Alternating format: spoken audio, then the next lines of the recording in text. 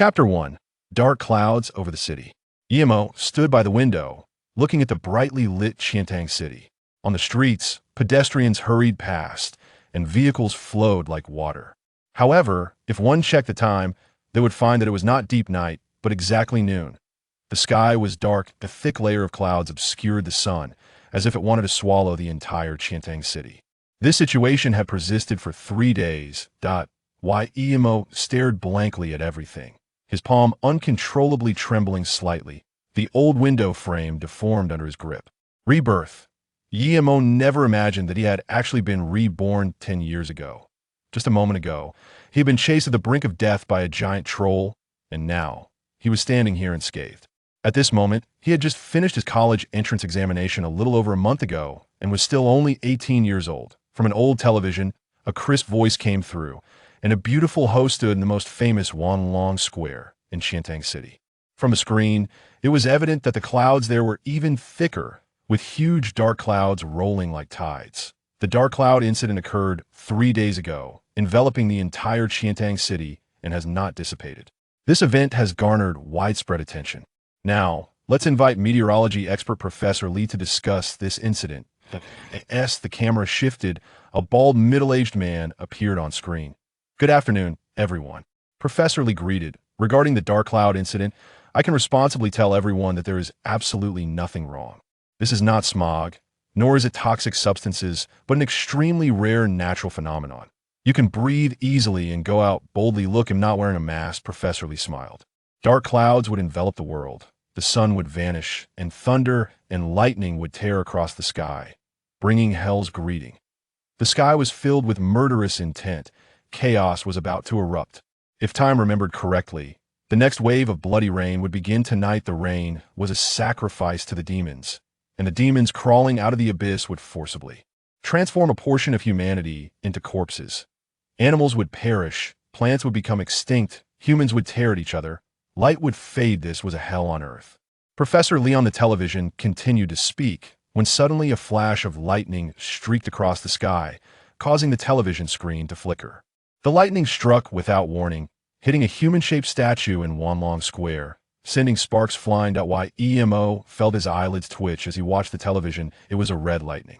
In Wanlong Square, pedestrians passing by were all startled, staring blankly at the pitch-black statue. The first bolt of lightning tearing through the sky signified the impending arrival of demons. Boom! Boom! Boom! It seemed to have begun in the sky. The clouds boiled like boiling water, with bolts of lightning slithering like dragons and snakes through the sea of clouds.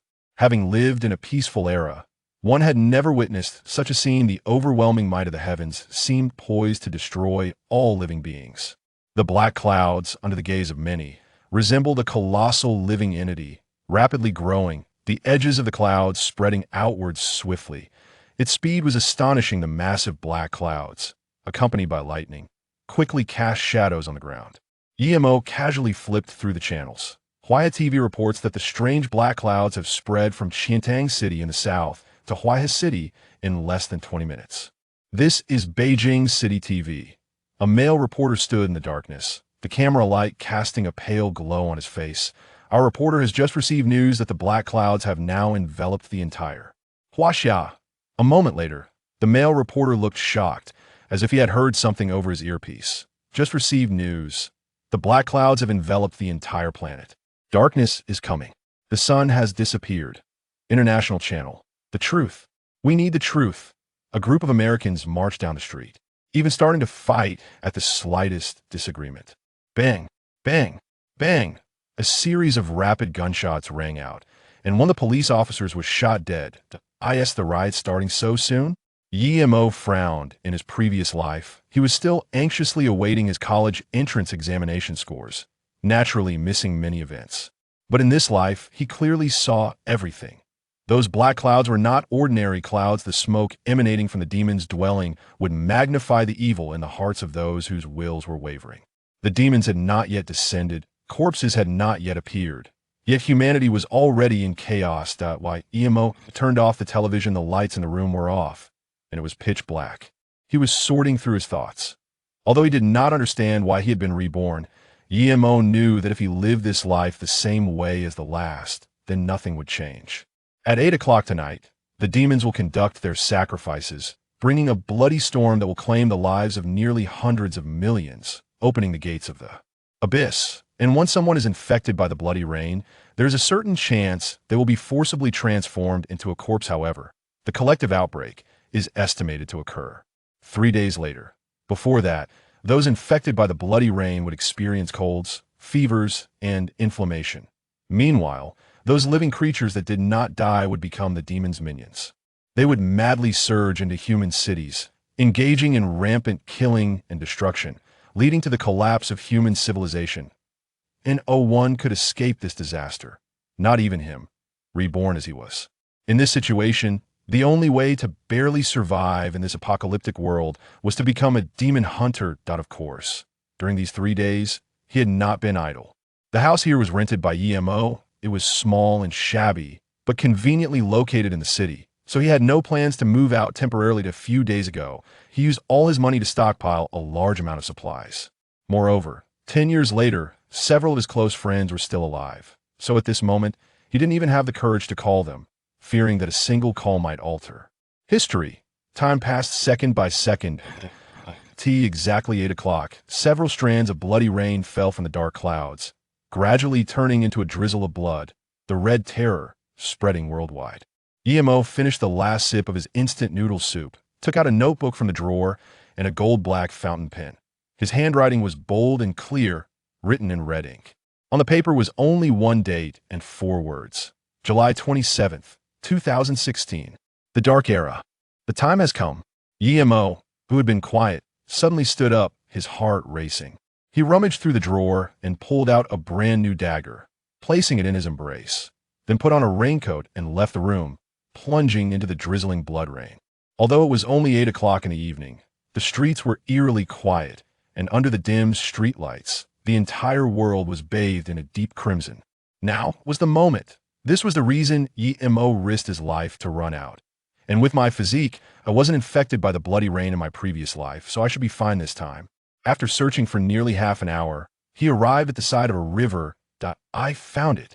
EMO stood still, his gaze fixed on the upper part of the river, where a black light cluster fell from the sky, nearly undetectable to the average person. It's mine.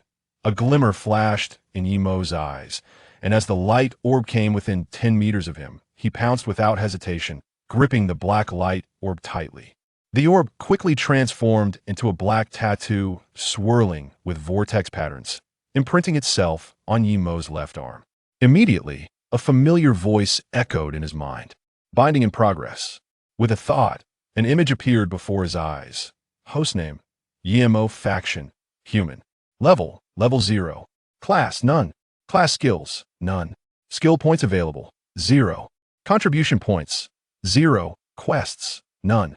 Chapter 2: Magic Pattern Metal. EMO's breath quickened, and his pupils involuntarily constricted. It worked. He actually succeeded. Only at this moment did he feel a slight sense of relief. But every man hopes to become stronger. This was what EMO valued the most. Whoosh! With a thought, EMO opened the quest tab. At this moment, he had no class because the class change quest had not been completed. The quest tab was flickering, indicating that a new quest had just appeared. Class change quest. Kill 3 corpse zombies to become a true hunter. EMO's expression tightened. The class change quest from my previous life seemed to only require killing 1 corpse zombie. The difference between 1 and 3 corpse zombies was too great. EMO looked up at the sky. There were still 20 minutes left until the blood rain ended. The north wind howled, and the grass was flattened. The blood rain fell upon the earth, affecting more than just animals. The grass beneath EMO's feet hissed and began to smoke under the blood rain. The thick smoke was somewhat dreamlike, but the green flowers and grass began to rot, turning to powder and ashes as the wind blew. Under the blood rain, some animals will turn into corpse zombies, insects will go extinct, and plants will die, replaced by abyssal plants that will take root and sprout on Earth. Abyssal plants were extremely dangerous. EMO would rather face a horde of low-intelligence green goblins than battle a single abyssal plant, because in the first layer of the abyss, there were no plants. The appearance of abyssal plants meant they came from the second layer, and with his current strength, he absolutely couldn't contend with the beings of the second layer. I must find and kill 3 corpse zombies tonight to become a true demon hunter. His goal was clear. Strength, fight, increase strength, live better. He didn't even want to think about the world situation 10 years from now. For in the future, everything was determined by strength. Becoming a demon hunter tonight seems a bit difficult. Emo frowned and looked around at Chintang City. The lights were bright, speckling the darkness, as the world was shrouded in pitch blackness, and not many noticed that this rain was crimson. Too few people are out, and the outbreak of corpse zombies will happen 3 days later. It might be hard to find even one corpse zombie now. The weather was slightly cool, and Emo tightened his raincoat, disappearing into the night. On the quiet road, there weren't many vehicles. Occasionally, a car would rush by. Emo was fortunate. Not far down the road, a Mercedes that was driving came to a stop. The driver's side door opened, and a man in his 30s stepped out. The man was dressed in a suit, clearly an elite, but at this moment he leaned uncomfortably against a nearby street lamp. Blood rain fell in torrents, dripping from the street lamp onto the man's white shirt, staining it crimson. Soon after, a beautiful woman and a 7 or 8-year-old girl got out of the car. Emo, dressed in a raincoat, stood motionless behind an advertisement board of a shop. He looked at the man with 10 years of survival experience in the apocalypse. He could tell at a glance that this man had already been drenched by the blood rain and was about to transform into a corpse zombie. Due to different physical constitutions, some people would first develop a fever after infection before slowly becoming corpse zombies, while others would rapidly turn into corpse zombies within minutes. The man before him obviously belonged to the latter, but why Emo drew a dagger from his waist. Though it was ordinary, it felt like it had a spirit in his hands. Ambush, hold one's breath, assassination, a single strike, kill, all of this was child's play for him. Of course, due to his current weak power, he still had to be cautious. Just as Emo was secretly observing, a furious roar came from the man. "Get away. You all leave, don't worry about me." The man violently pushed away his wife and daughter. "Hubby, Daddy." The mother and daughter were thrown to the ground, terror on their faces, but what frightened them was just beginning. The ruggedly handsome man suddenly stiffened, leaning against the street lamp, his face turning gray as if he had died. But the next second, his body began to tremble, his hands swaying strangely back and forth, his shoulders drooping and shaking. Whoosh! After 3 breaths, the man's knee crashed heavily to the ground. At the same time, viscous blood oozed from his eye sockets, ears, nose, and mouth, and his body visibly shrank. Blood seeped over his suit, mixing with the blood rain as it dripped to the ground, forming a strange pattern, with the man kneeling at the center of the pattern. This was a transformation ritual. Once the ritual was completed, this man would become a corpse zombie. The woman and child gasped for breath, already too scared to make a sound.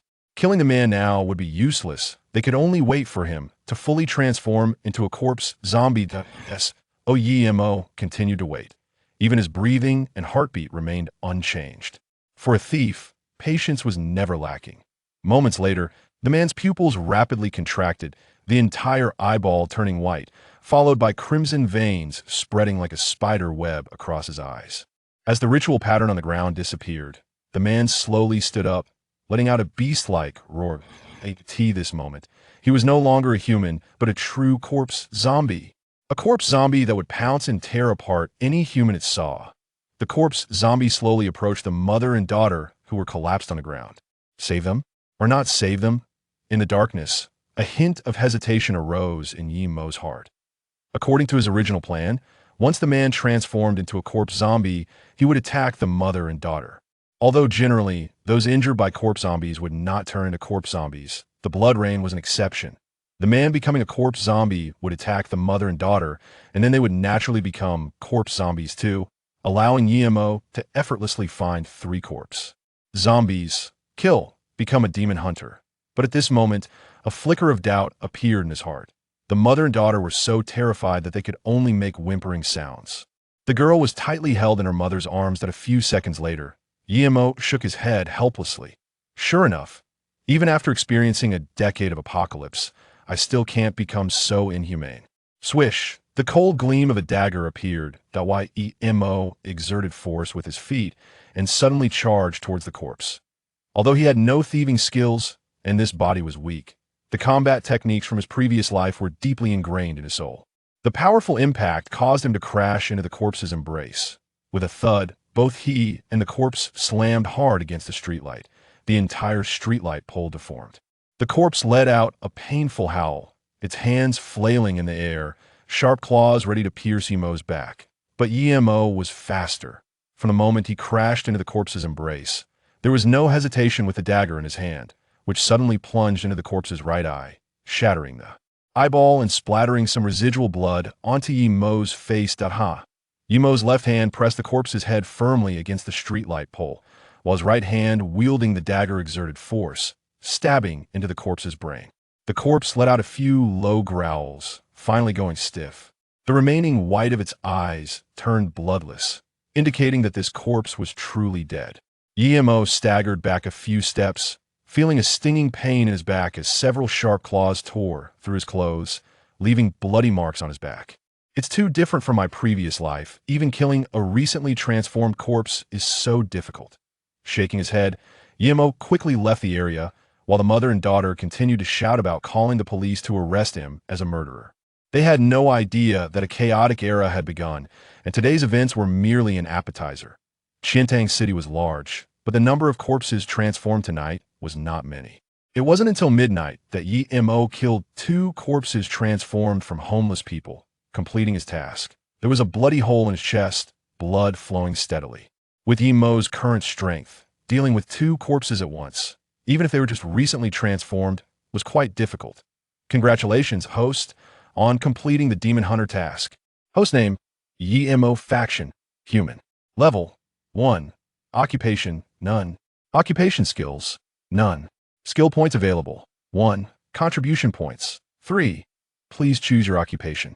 In the darkness, Emo endured the intense pain and looked at the many occupations listed before him. Chapter 3, Skill Acquisition and Career Choice. This is a crucial step. Demon Hunters are divided into 5 categories: Thief, Archer, Warrior, Mage, and Healer. Among them, Warriors can further specialize into Swordsman, Spearman, and Brawler after reaching level 5 and undergoing their first job change. Mages also follow the same pattern. After reaching level 5, they will specialize into the 5 elemental mages: Metal, Wood, Water, Fire, and Earth. Emo felt a sense of caution in his heart. In his previous life, he was a rather outstanding thief, and it only took him 5 years to complete his second job transfer, becoming an assassin hidden in the shadows. He had an inexplicable affection for the thief profession, which had accompanied him for 10 years, and he was very familiar with the various skills of a thief. What made Emo hesitate was not other professions, but the mage. In his past life, he had no qualifications to become a mage, but now, the mark that belonged to mages was actually glowing. What to do? Damn the mage. Yes, mages, in the apocalypse, were also called mage lords, mainly because this profession was too powerful compared to others, both in the early and late stages, while thieves were too weak in the early stages. A mage could easily take down a thief in the early stages, and even archers were no match for the mage lord at that time. They spent money quickly, but they made money even faster. Mage lords were the tall, rich, and handsome of the demon hunters. Moreover, those who could become mage lords tended to have high intelligence, making them very popular in this circle. As for thieves, cough cough, Emo felt embarrassed to mention this profession, because some wild thieves often stole from demon hunters in the apocalypse, and the reputation of thieves was almost comparable to that of current rats. Should he become a tall, rich, and handsome mage lord or a thief in the darkness? Emo felt a conflict in his heart, but resolutely chose to become a thief. After the second class change, certain advantages of the thief slowly became apparent, proving to be no weaker than other professions. At this moment, the blood rain had stopped, and in the alley, 2 terrifying corpses lay at Emo's feet, with blood pooled on the ground. The faint moonlight filtered through the clouds, illuminating a world drenched in blood. Not far away, the sound of rustling could be heard, clearly some police officers coming out to patrol after the blood rain had ceased. What terrified them was that this day, this land, and all things in this world felt like hell itself. Emo looked into the distance and did not immediately proceed with the job change. Instead, he dragged his battered body to the depths of the alley. He needed a little more time. Confirmed. The ritual of the demon hunter was all too clear to Emo.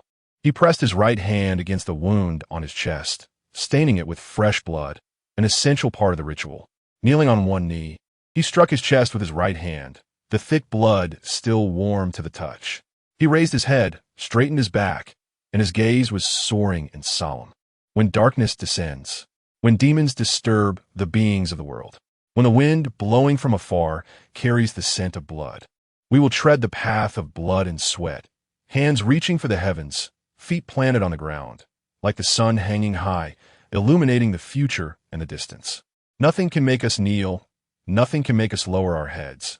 The God of order protects us, and all will eventually be peaceful. His expression was grave, his gaze firm, as the night breeze stirred his blood-stained hair, resembling a sea of thorns. 6 paths of gods and demons. Please grant me the strength to move forward. Hiss, hiss, hiss. Emo's whole body was burning with heat, and his skin was strangely rosy. Soon after, his wounds began to heal rapidly. Even the severe injury on his chest was emitting white smoke, scabbing over at a visibly fast pace. The discomfort quickly disappeared, replaced by a powerful sensation. With a thought, he could see his own information. Hostname, Emo Faction. 6 paths of gods and demons. Human. Level 1 occupation. Thief, in turn. Occupation skills. None skill points available. 1 contribution points. 3 The 6 paths of gods and demons believe in order, while the Lord of Stars believes in war. This is also the fundamental reason why humanity split into conservative and pro-war factions in the last life. Of course, during the 10-year apocalypse, Emo had never seen the 6 paths of gods and demons or the Lord of Stars. In fact, he thought that such deified things were nonsense. After successfully becoming a demon hunter, Emo's injuries healed, and at this moment, he was considered an in-turn thief. Only after reaching level 5 could he become a true thief, having an additional skill choice or an extra skill point. Swish! A flash of light passed by. On the attribute panel, a pattern suddenly appeared in the skills section. It was a black eye. Eye of reconnaissance. To become an excellent thief, one must first learn to observe enemies and gather more intelligence. As expected, it was the eye of reconnaissance. Emo smiled slightly. The eye of reconnaissance was an essential skill for thieves because at level 1, thieves only had this skill, so they had to learn it. The so-called eye of reconnaissance allows one to see enemy information in a short time, such as age, skills, physical condition, etc. Of course, this skill also has obvious drawbacks. The maximum level of eye of reconnaissance is level 5, which means that thieves can only gather information on enemies whose level does not exceed their own by 5 levels. Moreover, the higher the enemy's level, the easier it is to be detected. Swish! This is Supreme Perspective. When Emo saw this skill, he was first taken aback, then a look of ecstasy appeared on his face. Supreme Perspective seems to be a skill obtained after the 3rd advancement of a thief. Heaven. Supreme Perspective. Powerful vision that can penetrate enemy armor and see through their weaknesses. Of course, a just thief will not use it to peep at women's underwear. Although he had coveted this skill for a long time, the reason he desired it was indeed to satisfy some indescribable desires. No, I'm a just thief. Emo shook his head, saying something he didn't even believe himself, and then allocated that sole skill point to Supreme Perspective. Stretching his muscles, Emo smiled slightly. Today's harvest was definitely significant. Just the skill of Supreme Perspective was enough to put him far ahead of other demon hunters. The smell of blood in the alley was so strong that several police officers smelled it from dozens of meters away. Who? Stop! Susu shouted into the dark alley with her service pistol. Talp, talp, talp! The crisp sound of footsteps echoed in the alley, causing Susu's throat to tighten involuntarily. They tracked the suspect here and found that the smell of blood was even stronger. The murderer is here. However, when they saw the murderer carrying 2 corpses out, they felt chills all over, and one of the police officers even vomited on the spot. Put down the bodies and raise your hands. Susu had handled many cases, but never had a murderer made her feel so terrified. Her hands holding the service pistol trembled uncontrollably, not to mention the 3 male officers who had just arrived. Murderer. This is an extremely brutal killer. A raincoat covered the man's head, preventing Susu from seeing his appearance. But the intense smell of blood emanating from the murderer constantly stimulated her nerves. A woman? Yimo was somewhat surprised. She was a young and beautiful police officer, even braver than the male officers behind her. Despite her trembling hands, the gun still pointed at him. Instinctively, Yimo felt a movement in his heart. Swish! Yimo's eyes suddenly became sharp. Chapter 4: Global Panic. At this moment, Su did not hesitate to pull the trigger. Bang! The bullet hit the corpse. Su was stunned. She was horrified to find that the murderer had disappeared without a trace, leaving only two horrific bodies lying quietly on the ground. In the darkness, a figure staggered out of the alley. Cheating. This is simply cheating. How could there be such a woman in the world? Yimo angrily scolded, covering his nose with one hand. He almost got shot. The next morning, the sun was still not visible in the sky. Yimo stood on the balcony, munching on bread while gazing at the city. The sky was rolling with dark clouds, even showing signs of worsening. Yesterday, one could barely see a faint light through the clouds, but now not a single ray of sunlight was shining through. The entire city was engulfed in darkness, oppressive and heavy. Many people sensed something was amiss. The banks were crowded, shelves in various supermarkets and shops were emptied. Not even a bottle of mineral water was left. A large number of police appeared on the streets, barely maintaining order in this city on the brink of collapse. But if the dark clouds above did not disperse, those in charge knew that it would be a severe blow to the existing order. People were in a state of panic. The dark clouds, the vanished sun. The world was like night in the day, and the blood rain from last night. All these signs were like a seed of fear taking root in the hearts of humanity. They urgently needed a voice from the government, even if it was just for comfort. Dear viewers, this is Beijing satellite TV. On the television, which had been filled with static, suddenly a female anchor appeared. Last night, a phenomenon of blood rain occurred globally, and experts around the world have conducted research. The anchor glanced at the teleprompter. Although she appeared calm on the surface, Yimo still noticed her unease. The blood rain has no effect on humans and animals. It only has destructive effects on plants. So we need not worry. The global dark cloud incident has drawn attention from various countries. Last night, leaders from different nations held a video conference and passed several resolutions. The anchor said slowly, and one had to admit that her voice had a calming power. It is now 10 a.m. Our country, America, England, Russia, Japan, will deploy unmanned helicopters to penetrate the clouds. At that time, they will provide us with detailed information. The scene shifted, dividing the screen into 5 parts, showing 5 helicopters from 5 countries. Rumbling, the 5 helicopters almost simultaneously took off, swiftly heading toward the thick clouds. The black clouds were situated in the stratosphere, appearing like a black ocean. People around the world held their breath, waiting. Would the helicopters fly out of the black clouds, or would they see something strange? Yemontak Izo gazet intently. In his previous life, at this moment, he was still in a store competing with some uncles and aunts for food, naturally missing this scene. Whoosh! The plane from the island nation was the first to reach the clouds, suddenly plunging in. Crackle! An image appeared, transforming into snowflakes. Failed! The plane from the island nation lost contact. The next 3 drones experienced the same fate.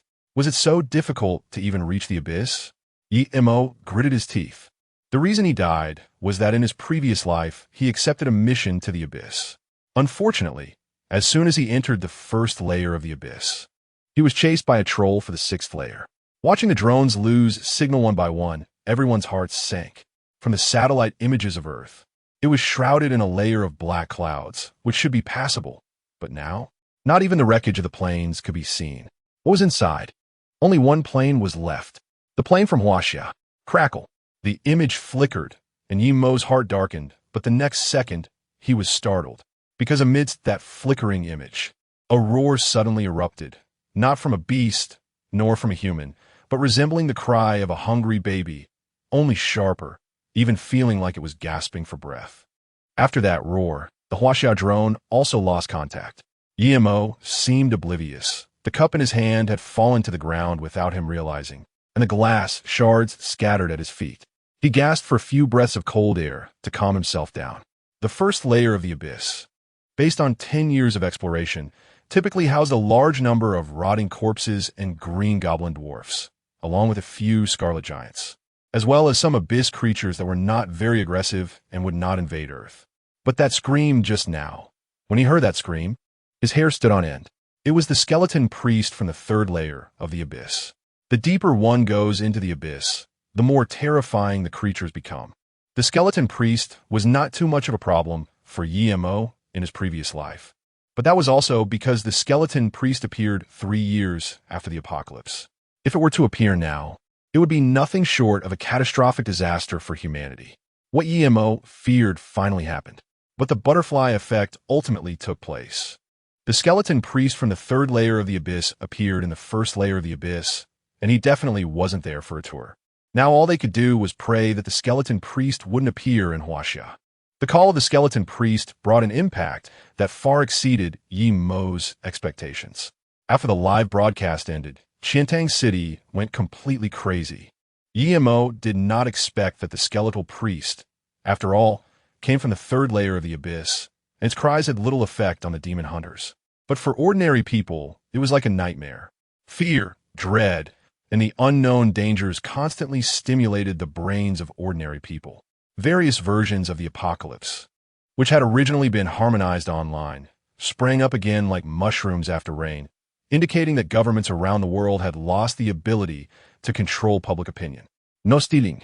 This is mine. Yemo stood on the balcony, witnessing a small shop near the community being looted by the crowd. What money? This is money. We paid for it. Aren't you supposed to sell things in your store? I don't want money. I'm not selling anymore. All of you get the hell out. The shop owner also lost his temper. Unfortunately, no one could hear his words. An inexplicable fear drove people into madness. Once everything was looted, all that remained on the ground were a pile of disordered banknotes and the shop owner lying in a pool of blood. His body was covered in footprints. His skull was caved in by more than half, and a kitchen knife was stabbed into his abdomen. His chest heaved violently as he looked at all of this in terror. Damn it. I'm late. I didn't get anything. A scruffy young man cursed. Huh, there's still a knife.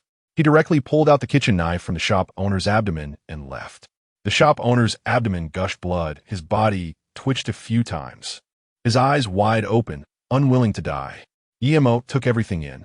Every time he saw such a situation, he would wonder which was the true devil. The abyss demon or humanity. Perhaps the arrival of demons merely awakened the devils within human hearts. By nightfall, the situation was nearly out of control, with looting, arson, and murder happening everywhere, forcing the Qiantang City authorities to deploy the military to suppress the chaos. In the community, the sound of ambulances echoed frequently, with more and more people developing high fevers, some even slipping into unconsciousness. The hospital corridors were packed with patients and their families, crying, mourning, sobbing, and silence. Anyone who discovered someone with a fever, inflammation, or unconsciousness must notify us immediately. On the streets, police cars continuously passed by. On this day, the whole world was in a state of panic, but Yemo knew this was just the beginning. On July 25th, dark clouds appeared over Qiantang City. On July 27th, dark clouds shrouded the globe, and that night, a bloody storm swept through, extinguishing nearly 70% of the Earth's plants. On July 28th, the stars, the sun, and the moon completely vanished from people's sight. At 11 o'clock that night, Qiantang City lost power, and the entire city was plunged into darkness, with even the moonlight no longer existing. Yemo did not light a candle. In the future world, darkness would be the norm, and, as a thief, one should embrace the darkness. The eyes of a demon hunter, at least with Yemo's vision, could see clearly within 10 meters without activating the supreme perspective ability. Beyond that, things became somewhat blurry. Thus, the magic pattern steel would appear. The magic pattern steel is similar to a shop where one can exchange contribution points for various weapons and potions. For novice demon hunters, the magic pattern steel would provide a basic weapon for free. After obtaining the weapon, the official hunting could begin. At midnight, Yemo unexpectedly received a call from the military. Chapter 5. Eternal Night. A deep, hoarse male voice came through the phone. Just by the sound, one could tell that the caller was a steady and resolute man. Run. It was just one word. Yemo didn't even have time to say anything before the caller hung up. However, with just that one word, Yemo recognized the caller. Big brother, You really are. He shook his head slightly in the darkness. The caller was none other than his older brother, Yang-O. The two had grown up together in an orphanage, feeling like brothers, but later Yang-O joined the military, and their contact diminished. Yet, Yang-O had never forgotten this brother, and, clearly, the other party hadn't forgotten him either, as evidenced by this phone call. His older brother was in the military in the capital city and held the rank of major. Many matters were not something he could just inform casually. It was likely that communication had already been cut off in the capital. Yet, his brother still took the risk to call him. Just one word, run, was enough to indicate that the situation had completely spiraled out of control. Where to escape? Naturally, to the capital. In the apocalypse, only the capital had the absolute strength, and indeed, the capital later became one of the largest protected zones in the world. In his previous life, Yang-O had spent nearly half a year in Qiantang City before escaping to the capital, which took him a year. However, in this life, he had other plans. Yang-O was quite reassured about his brother Yang-O. In his previous life, Yang-O had nearly reached the pinnacle of demon hunters, and his tough image was a model for all soldiers. If it weren't for his brother, many battles would have ended in disastrous defeats for the capital. Someone once commented on Yang-O. He is a fierce tiger, exuding the aura of a king, and is the idol of all demon hunters. Yang-O leaned against the sofa, the night wind carrying a slight sense of intoxication. He recalled his previous life, that absurd world, where only a few people could make him feel like he was still in the realm of humanity. Time passed swiftly, and by the time Yang-O woke up, it was already the evening of the next day. Qiantang City had resumed its power supply, and the glaring lights outside made him feel uncomfortable. Squinting his eyes, Yang-O quickly ate some food, grabbed a regular dagger, and packed some food into a climbing backpack.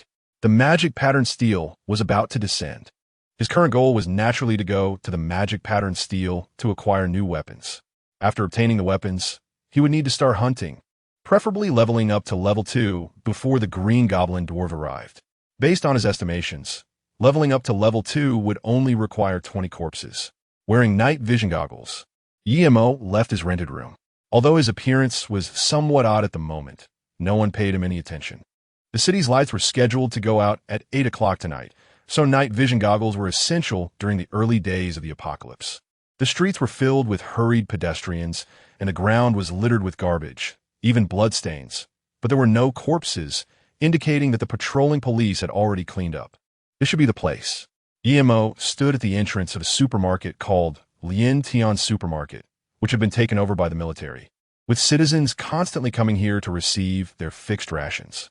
In the entire Qiantang City, all food had been taken over by the military, a special policy for extraordinary times. People whispered softly, making rustling sounds. It's here.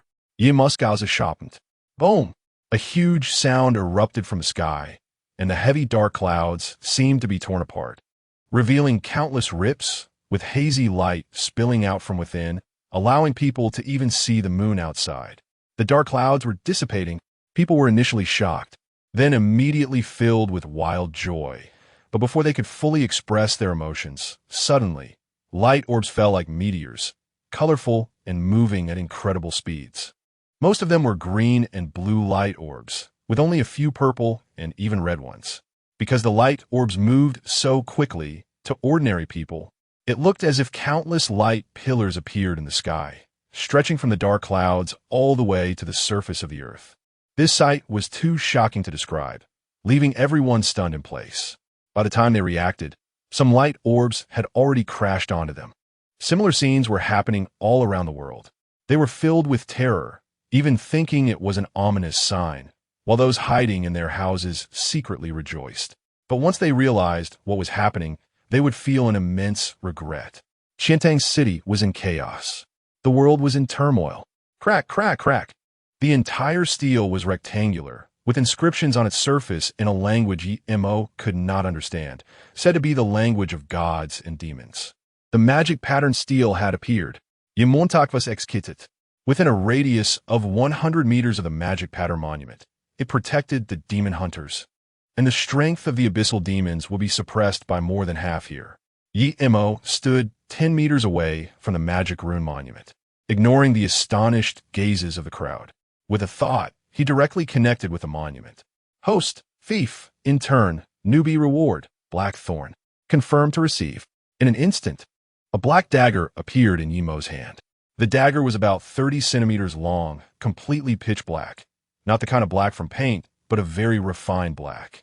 Its hardness even exceeded the best metals discovered on Earth today. Yet, its weight was almost imperceptible. Blackthorn, the best partner for a novice thief. Use it to begin your official journey as a thief. Yemo didn't even look at the other items in the Magic Room monument, knowing that he couldn't buy anything with the contribution points he had. The cheapest items in the monument started at several hundred contribution points. Only professions like the mage, who rely on monster farming, could frequently make purchases there. Sizzle. All the lights in Qiantang City flickered, and in the next moment, the lights went out across the entire city. Qiantang City was plunged into boundless darkness. What happened? Has darkness descended? Are humans doomed? The crowd screamed in terror. Qiantang City, and even the world, fell into chaos. The darkness truly descended, and the electrical system that humanity took pride in would completely cease to function under the dark clouds, unless they exchanged for new energy from the Magic Room monument. Qiantang City Police Station. Zheng Guochang stood with his hands clasped behind his back, his expression extremely grim. He looked outside. Dark clouds loomed, and after a rain of blood, the plants were reduced to ashes. He clenched his fists tightly. In just a few days, many people had died in the riots, not to mention those lying in the hospital. All the doctors concluded there was no hope. In just a few days, Zheng Guochang felt he had aged over 10 years. Director, something happened in the detention room. Su pushed the door open and said, "What happened? Did someone die?" The recent detainees were all rioters, but they had no criminal records. Their behavior was strange. They were just irritable and would fight at the slightest provocation. Su led Zheng Guochang to the outside of a detention room, where several police officers were gathered. The scene visible through the glass window horrified Zheng Guochang. The three people detained inside were dancing a bizarre dance, blood flowing from their facial orifices, pooling on the floor. Their bodies quickly dried up, their skin wrinkled and looking truly disgusting. Zheng Guochang gasped, and Su covered her mouth in shock. It's them. She remembered that night. The corpses that had been killed, and the mysterious man. Bang! Su was startled by a loud crashing sound, and she saw the three monsters begin to slam against the glass window. Such special glass should not be able to break, but cracks began to appear under the impact of the three creatures. Swish! Although Su was terrified, she resolutely drew her gun. The surrounding police officers also gathered around. That man must have known. He must know something. We need to find him quickly. Su thought to herself. Crack! The glass shattered, accompanied by a strong stench. The lights in the police station suddenly went out. Be careful. Before Su could finish her sentence, a scream rang out. Something splattered onto her face, and when she touched it, it was sticky and covered in blood. Spread out. Get outside. Zheng Guochang's voice came from the darkness. Su didn't know what was happening and could only feel her way to the door, but when she pushed it open, the outside was equally pitch black. Eternal night had fallen. Chapter 6. Slaughter in the darkness? How could this happen? Even the most resolute person would experience a moment of collapse in such a situation. Darkness, boundless darkness, where even one's own fingers could not be seen. Get down, Zhao Guochang shouted sternly.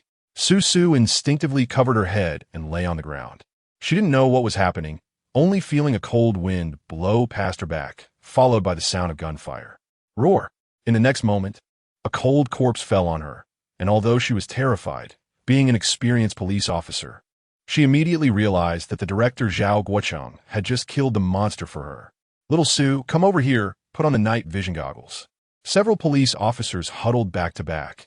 After the dark cloud incident, they had been equipped with night vision goggles. But the situation had been too sudden for them to put them on in time. With the night vision goggles on, Su's heart turned completely cold. Around her, she couldn't see colors, but the corpse lying on the ground, the blood pooling everywhere, those colleagues she had once fought alongside. Not far from her, a monster was still gnawing on a colleague's head, the sound chilling and piercing. There are two more. Remember, aim for the head. Zhao Guochang whispered. Director, were these things monsters? They were terrified. They were police officers, not superheroes, and naturally felt fear in such a situation. Roar! Just as they were speaking, a rotting corpse leaped forward, instantly landing in front of them, its sharp claws glinting coldly even in the night vision goggles. Behind it, another crazed creature charged forward. Spread out. Shoot. Swoosh. A series of sparks flew as the police officers fired wildly in the darkness, smoke billowing, making it impossible for them to aim. Are they dead? Through the night vision goggles, Su saw two monster corpses lying on the ground, their muscles twitching like worms. Everyone watched nervously until they confirmed the monsters were no longer moving, and they finally let out a slight sigh of relief. Roar! Roar! Roar! However, at that moment, roars suddenly erupted from the street corners. Dozens of similar monsters appeared in their line of sight. How is this possible? So many, including Su. The dozen or so police officers present all felt a surge of despair. Stimulated by the blood, the corpses let out ear-piercing roars.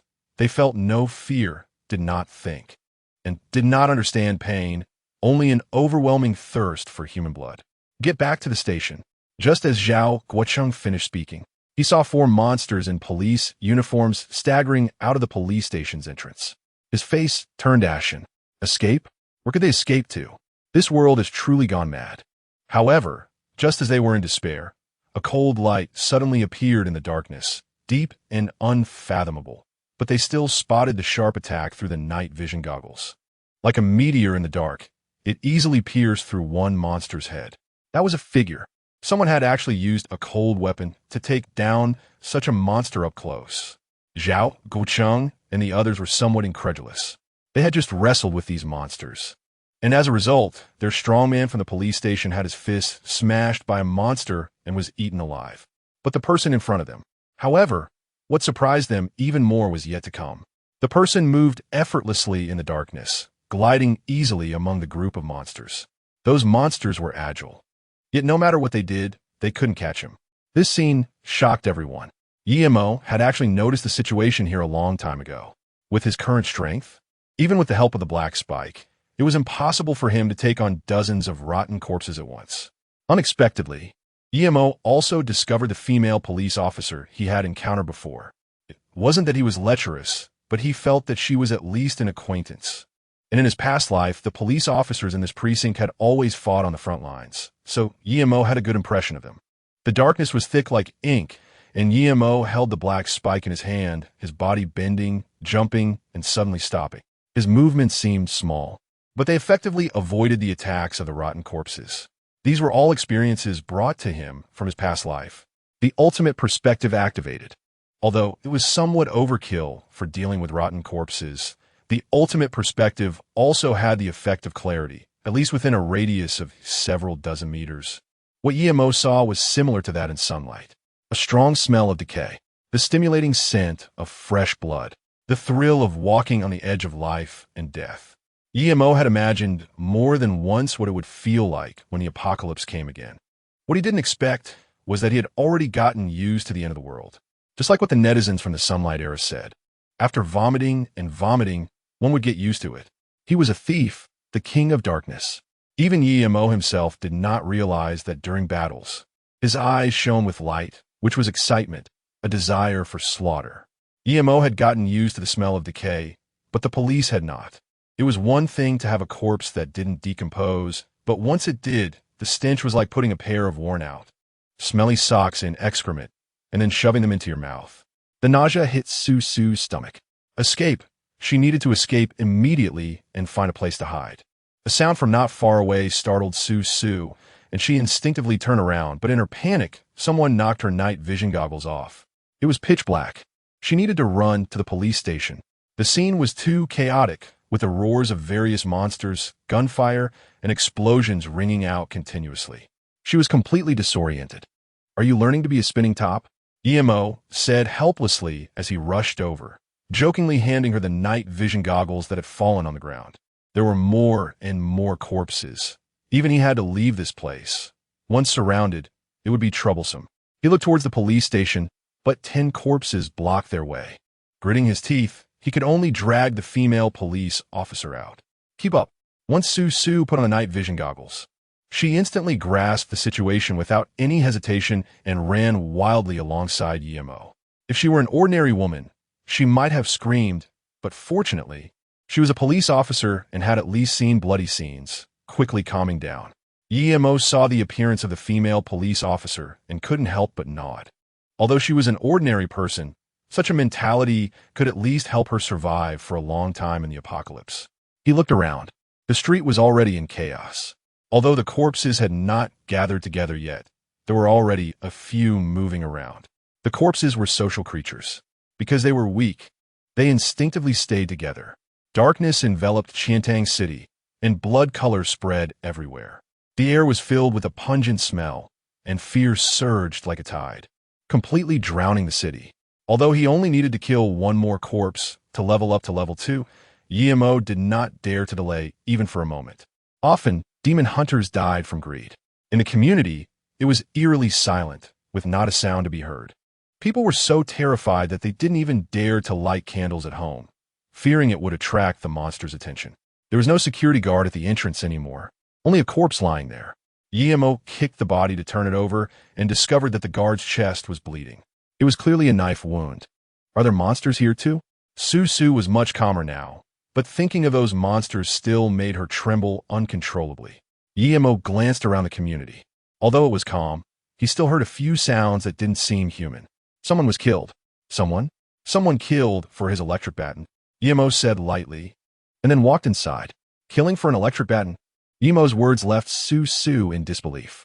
Living in the Sunshine era, she could hardly imagine how cruel the apocalypse could be. Not to mention electric batons. By the later stages, even a piece of moldy bread could provoke a fight. The two of them stopped in front of the hallway, not moving forward. At the entrance sat a middle-aged man, cradling a corpse in his arms, which emitted an extremely pungent smell of decay. It was clear that this was a dead, rotting body. Yemolfronit. It was me who killed you. It was me who killed you. The heartbroken man repeatedly uttered these words. He was a pitiful man. His wife had turned into a monster, and he had personally killed her. Su hesitated for a moment. Seeing that Yemo was silent, she stepped forward to comfort him. But the man before her was completely unresponsive, as if possessed, continuously repeating the words, his head bowed, holding the decaying corpse. His voice trembled with sobs, his whole body shaking, filled with deep regret. This kind of marital bond made Su, whose parents divorced when she was young, feel a pang of sadness. Taking a deep breath, she looked at the boy who had saved her. Under the night vision goggles, she couldn't make out the boy's features, but her intuition told her he was a young man. Can you help him? Perhaps because of the strong impression Yemo had left on her. Even the usually decisive Su unconsciously softened her tone. Okay, Yemo said cheerfully, stepping forward, and the dagger in his hand swiftly pierced the man's throat. You. The man looked at him in terror, struggled a few times, and his head fell into the embrace of the decaying corpse, lifeless. Su, who witnessed everything, gasped in shock. She had only asked him for help, and he had actually killed someone, and right in front of a police officer. Yemo ignored Su's emotions beside him. He used a dagger to pry open the man's right hand, which was covering his chest. Under the top-tier perspective, the blood there was black. As expected, what was supposed to appear had appeared. His voice was at that moment extremely cold. Beneath the black sky, the cold wind howled past. Chapter 7.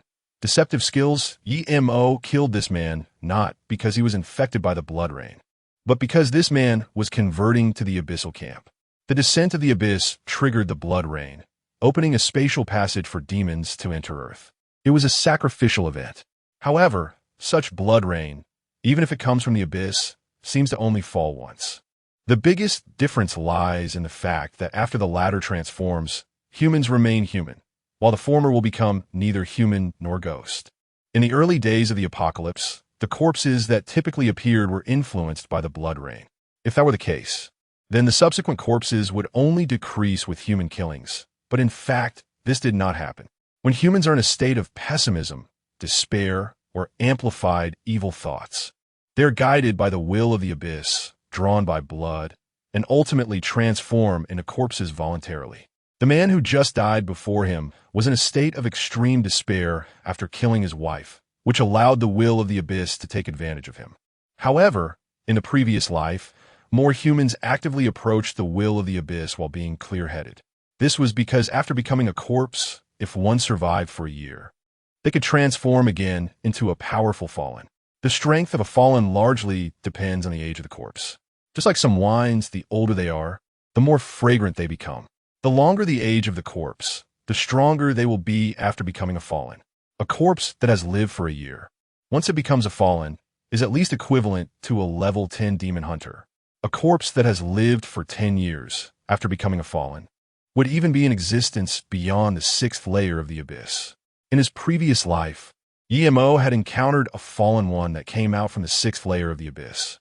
With all his strength, he barely managed to escape. Fallen ones are the main reason humans eventually become corpses. They are powerful and evil. The appearance of even a 5-year-old fallen one can bring disaster to humanity. This is why Emo wanted to kill this man. Once the transformation ritual begins, this man will no longer be human. Whether Emo kills him or not, he will become a corpse. Emo was walking up the stairs, while Susu silently followed behind, not saying a word. In the darkness, her breathing was somewhat hurried, and she wanted to question the person in front of her, but thinking of the man who had just died made her feel a bit frightened. Who is this person? Why is he so powerful? What does he know? Susu knew that this person was the murderer she had encountered a few days ago, because he was still wearing the same shoes from that day, and this realization made her even more reluctant to ask. Mysterious, powerful, and somewhat cruel. Susu's mind was in turmoil. Crack. Sometimes, the abyss in a person's heart is more terrifying than the abyss above their head. So in this apocalyptic world, as long as it wasn't a time for fighting, he maintained a carefree attitude. Otherwise, he would go crazy. Emo took off the night vision goggles and lit a candle. The light dispelled the darkness, even if it was only within this small rented room. It was enough to bring warmth.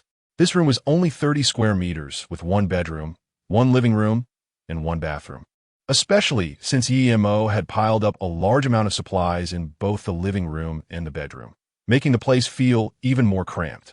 You already knew. Susu, who had been silent for a long time, spoke up. It was a statement, not a question. No one would be bored enough to accumulate so many things at home. Moreover, the boy in front of her was excessively young, at most 18 or 19 years old. He wasn't handsome, but he had a pleasing appearance, the kind that was easy on the eyes. His black pupils reflected the candlelight, as Emo carefully wiped the corpse fluid off his arms. After hearing Susu's words, he suddenly turned his head, and a smile appeared on his otherwise serious face. Still don't know your name? He avoided that question. Susu. Emo, nice to meet you. After the brief introductions, there was silence. After a moment, Emo tossed a bottle of mineral water and a piece of bread to Susu, saying, "Eat well, and then sleep. You sleep in the back room, and I'll sleep in the living room." Emo's words were concise, and Susu wanted to ask something more, but she found that he had already closed his eyes. It wasn't that Emo didn't want to talk, it was just that he was very tired now. The vital energy in his heart had been completely exhausted, and even the top-grade perspective he had just used was maintained only with great effort, which caused a tearing and burning pain in his eyes. Moreover, he had underestimated the strength of his current body. It was not as powerful as before. He hadn't noticed it during the continuous battle, but now that he had relaxed, his whole body felt as if it were paralyzed. However, he was pleased that after killing that man just now, he had successfully leveled up to level 2. Hostname, Emo Faction. 6 Paths of Gods and Demons, Human. Level 2 Occupation, Thief, in turn, Occupation Skill. Top grade perspective, Level 1, Skill point available. 2 contribution points. 23. It seemed that this time there were no random skills, but skill points instead. Emo looked at the attribute panel. He could choose skills again. With a thought, 2 brand new thief skills appear before him. At level 1, ordinary demon hunters had no choices and could only select the Eye of Reconnaissance. However, afterward, every time skills appeared, 2 would show up simultaneously, allowing him to choose one from the 2. Of course, before officially becoming a full-fledged thief, that is, before reaching level 5, skills were only available at levels 1 and 2. Armor break. When the enemy wears armor, The thief wielding a sharp blade will ignore a portion of the armor's defense. This is an attack skill, and the only skill that provides some attack bonuses for thieves before level 5. This is also the reason why thieves are so weak in the early stages, as in the early levels, especially in the first layer of the Abyss. There are almost no demons wearing armor, making this skill seem somewhat useless. Nonetheless, many thieves still choose this skill at level 2. If Armor Break is a somewhat useless skill, then the other skill available at level 2 is simply worthless. Emo's eyes look towards the second skill. Dexterous. It makes your dagger in hand as nimble as the sparks burning in a campfire. This skill will allow you to wield the dagger with greater agility. At this moment, if it weren't for the lack of strength in his body, Emo was almost certain he would have gone berserk.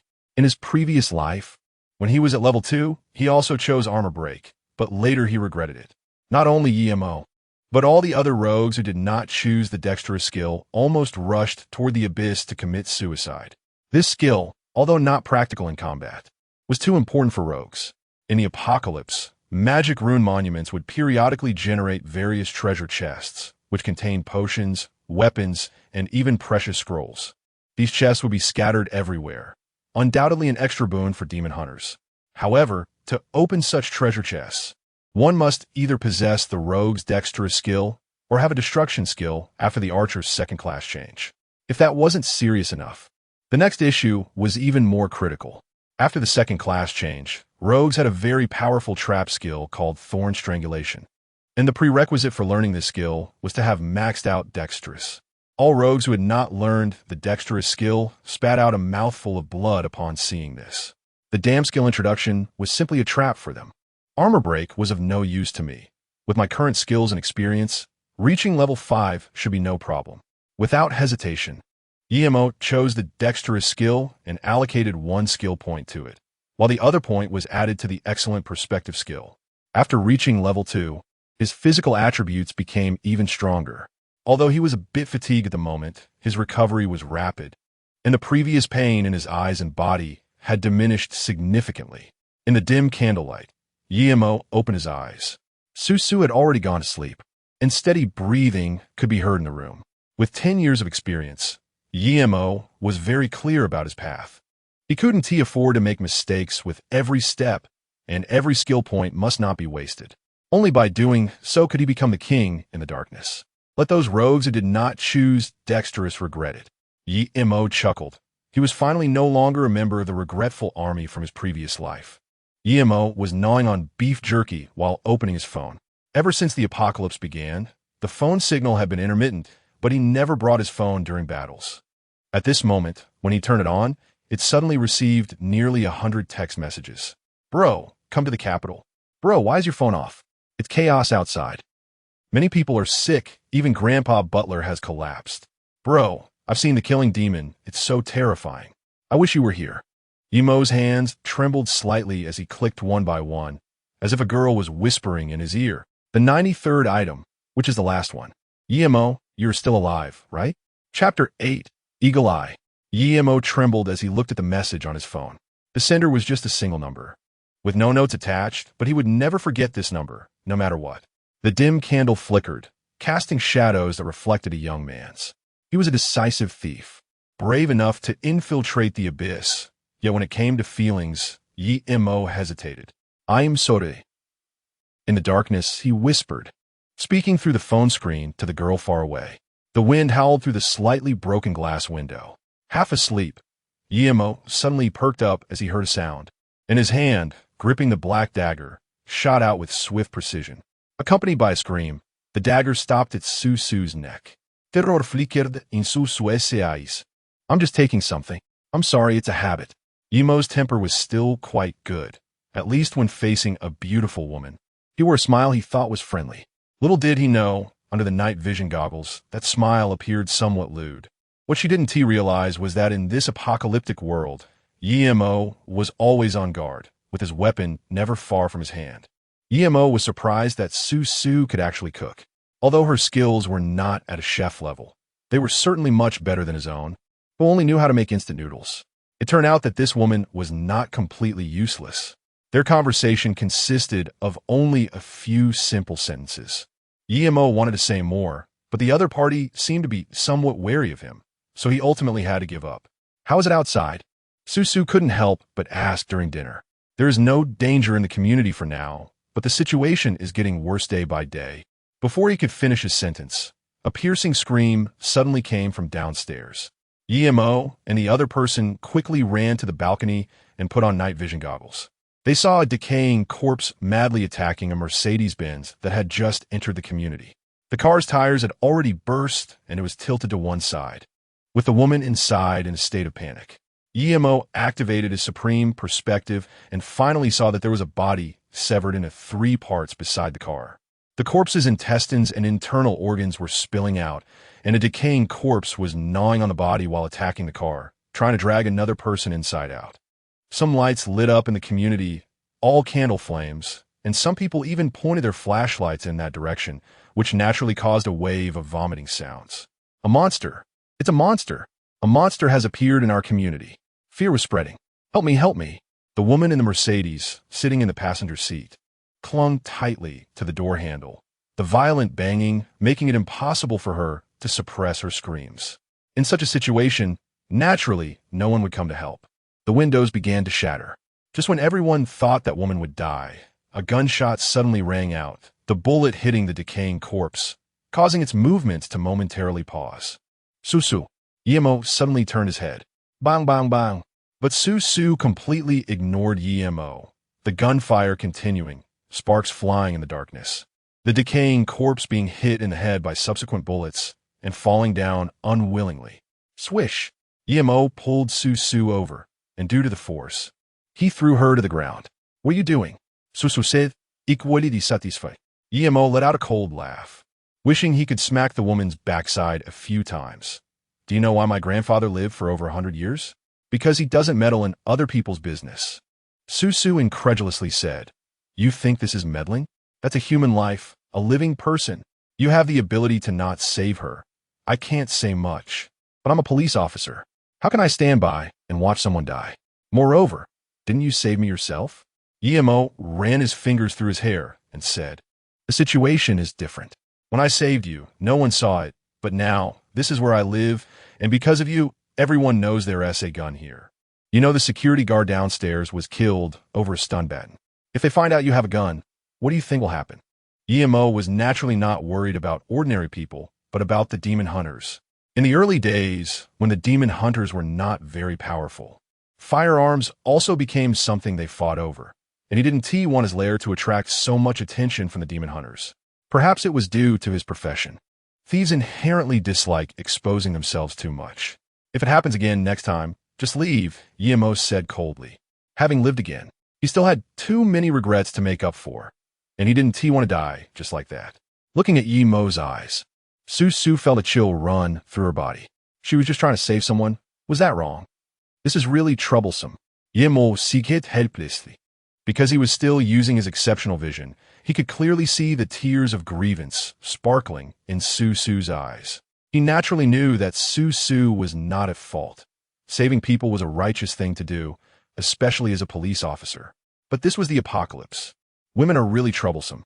He then thought of that girl Lin Chinya. If she found out how he treated a beautiful woman, she would probably scold him again. After thinking for a moment, he reached out his hand, intending to comfort her. Suddenly, Emo covered Susu's mouth, and she could only look at him in terror with wide eyes. Someone is spying on us, he whispered, and then he closed the curtains on the balcony, and that feeling of being watched finally disappeared. Emo frowned and stood up, looking outside through the gap in the curtains. The situation was worse than he had imagined. He didn't expect that Susu's few gunshots earlier had already attracted the attention of the demon hunters. The demon hunters didn't dare to target the military, but some isolated police officers were their favorite prey. The skill eye detection had a vision range of only 10 meters at level 1, and even at level 2, it was only 20 meters. Emo lived on a floor where the street of the community was directly opposite. 100 meters away, there was an office building, so the other party must be above that building. It seemed to be an archer. An archer's eagle eye allows them to see things within 150 meters when at level 1. The eagle eye's scrutiny hadn't ended. As Emo slightly pulled back the curtain, he felt that sensation again. It appeared that the other party was indeed targeting firearms. This was a bit troublesome. The eagle eye was a skill that only appeared at level 2, and clearly, the other party was very clever, having leveled up to 2 in such a short time. The level 1 skill of an archer is archery proficiency, which allows a demon hunter who has no knowledge of archery to instantly master archery skills. At level 2, there are 2 skills. One is Eagle Eye, and the other is Calm Heart Technique. The Calm Heart Technique allows the archer to maintain a stable mindset during combat. It was evident that the archer spying on Yemo and the others had chosen Eagle Eye at level 2. An archer with both archery proficiency and Eagle Eye. If this had been in his past life, Yemo would have found it very troublesome, but now it was completely different. With 10 years of experience, he would not think that a mere archer could kill him. You're not a sorcerer. Yemo arrogantly pulled the curtain closed, briefly explained the situation to Su, and began to think of countermeasures. Being targeted by an archer was quite annoying. If one day he went out and the other party suddenly shot an arrow at him, it would be troublesome. I'll go out to draw him out. You pinpoint his location, Su, realizing her earlier mistake, immediately suggested. Yemo forced a smile and said, "Please don't add to my troubles. Others won't go easy on you just because you're beautiful. There are many ways to deal with archers, but unfortunately, Yemo doesn't have any skills mastered at the moment. It would be great to have a demon hunter partner." The archer didn't make a move, and Yemo and the others didn't go out either. Going out now would be too uncertain. Yemo just wanted to wait until the green-skinned dwarf arrived before hunting. Around noon, a military unit entered the neighborhood, distributing food uniformly. Most of the supplies in Qiantang City have begun to be allocated. With the military's arrival, several gunshots rang out, quickly dealing with a few corpses in the neighborhood. Yemo arrived downstairs alone and silently collected food. There wasn't much food, and people complained in low voices, but there was nothing they could do. A big man shouted angrily, "How can this little food be enough? Did your army keep some for themselves?" The big man directly grabbed the person distributing the food. Whoosh! All the guns around were aimed at him. "Let go! Let go! Get lost! This food is all mine." The person across from him said, "I'll count to 3, and then we will open fire." It turned out that trouble had indeed come. I thought they would be quieter this time. Yemo turned to look, and when he saw the blue smoke rising from the big man's body, a smile appeared on his face. Chapter 9. Mandatory Task Warrior Skill, Body Enhancement. The Level 1 skill Body Enhancement for warriors is an active skill that consumes energy points until it reaches level 5. Once this skill is maxed out, Body Enhancement becomes permanent and does not require any energy points to maintain. A fierce armored vehicle's cannon was aimed directly at the big warrior. More than a dozen soldiers looked serious, and the commander's expression darkened. This situation had finally occurred. However, this person was too fast. Even they couldn't stop him in time, and a comrade fell into his hands. Of course, if they knew this big man was a demon hunter, they wouldn't think that way. "I'll say it again, let the hostage go, and I'll give you the food," the commander said helplessly. He had seen many corpses in this world, all killed by others. "No one can command me." With a whoosh, the big warrior lifted a stone chair from the community with one hand, the faint blue smoke barely visible in the night. Boom! The 1,000-pound stone chair smashed down on the armored vehicle with tremendous force. Everyone's expression changed drastically. In the next second, the big warrior grabbed the hostage and casually threw him. The hostage crashed against the community's gate, letting out a scream before falling unconscious. Attack! He no longer has the hostage. Kill without mercy. Haha, do you really think you can kill me with just you guys? Ignoranumans. Thinking the army can rule the world. I'm not that easy to bully.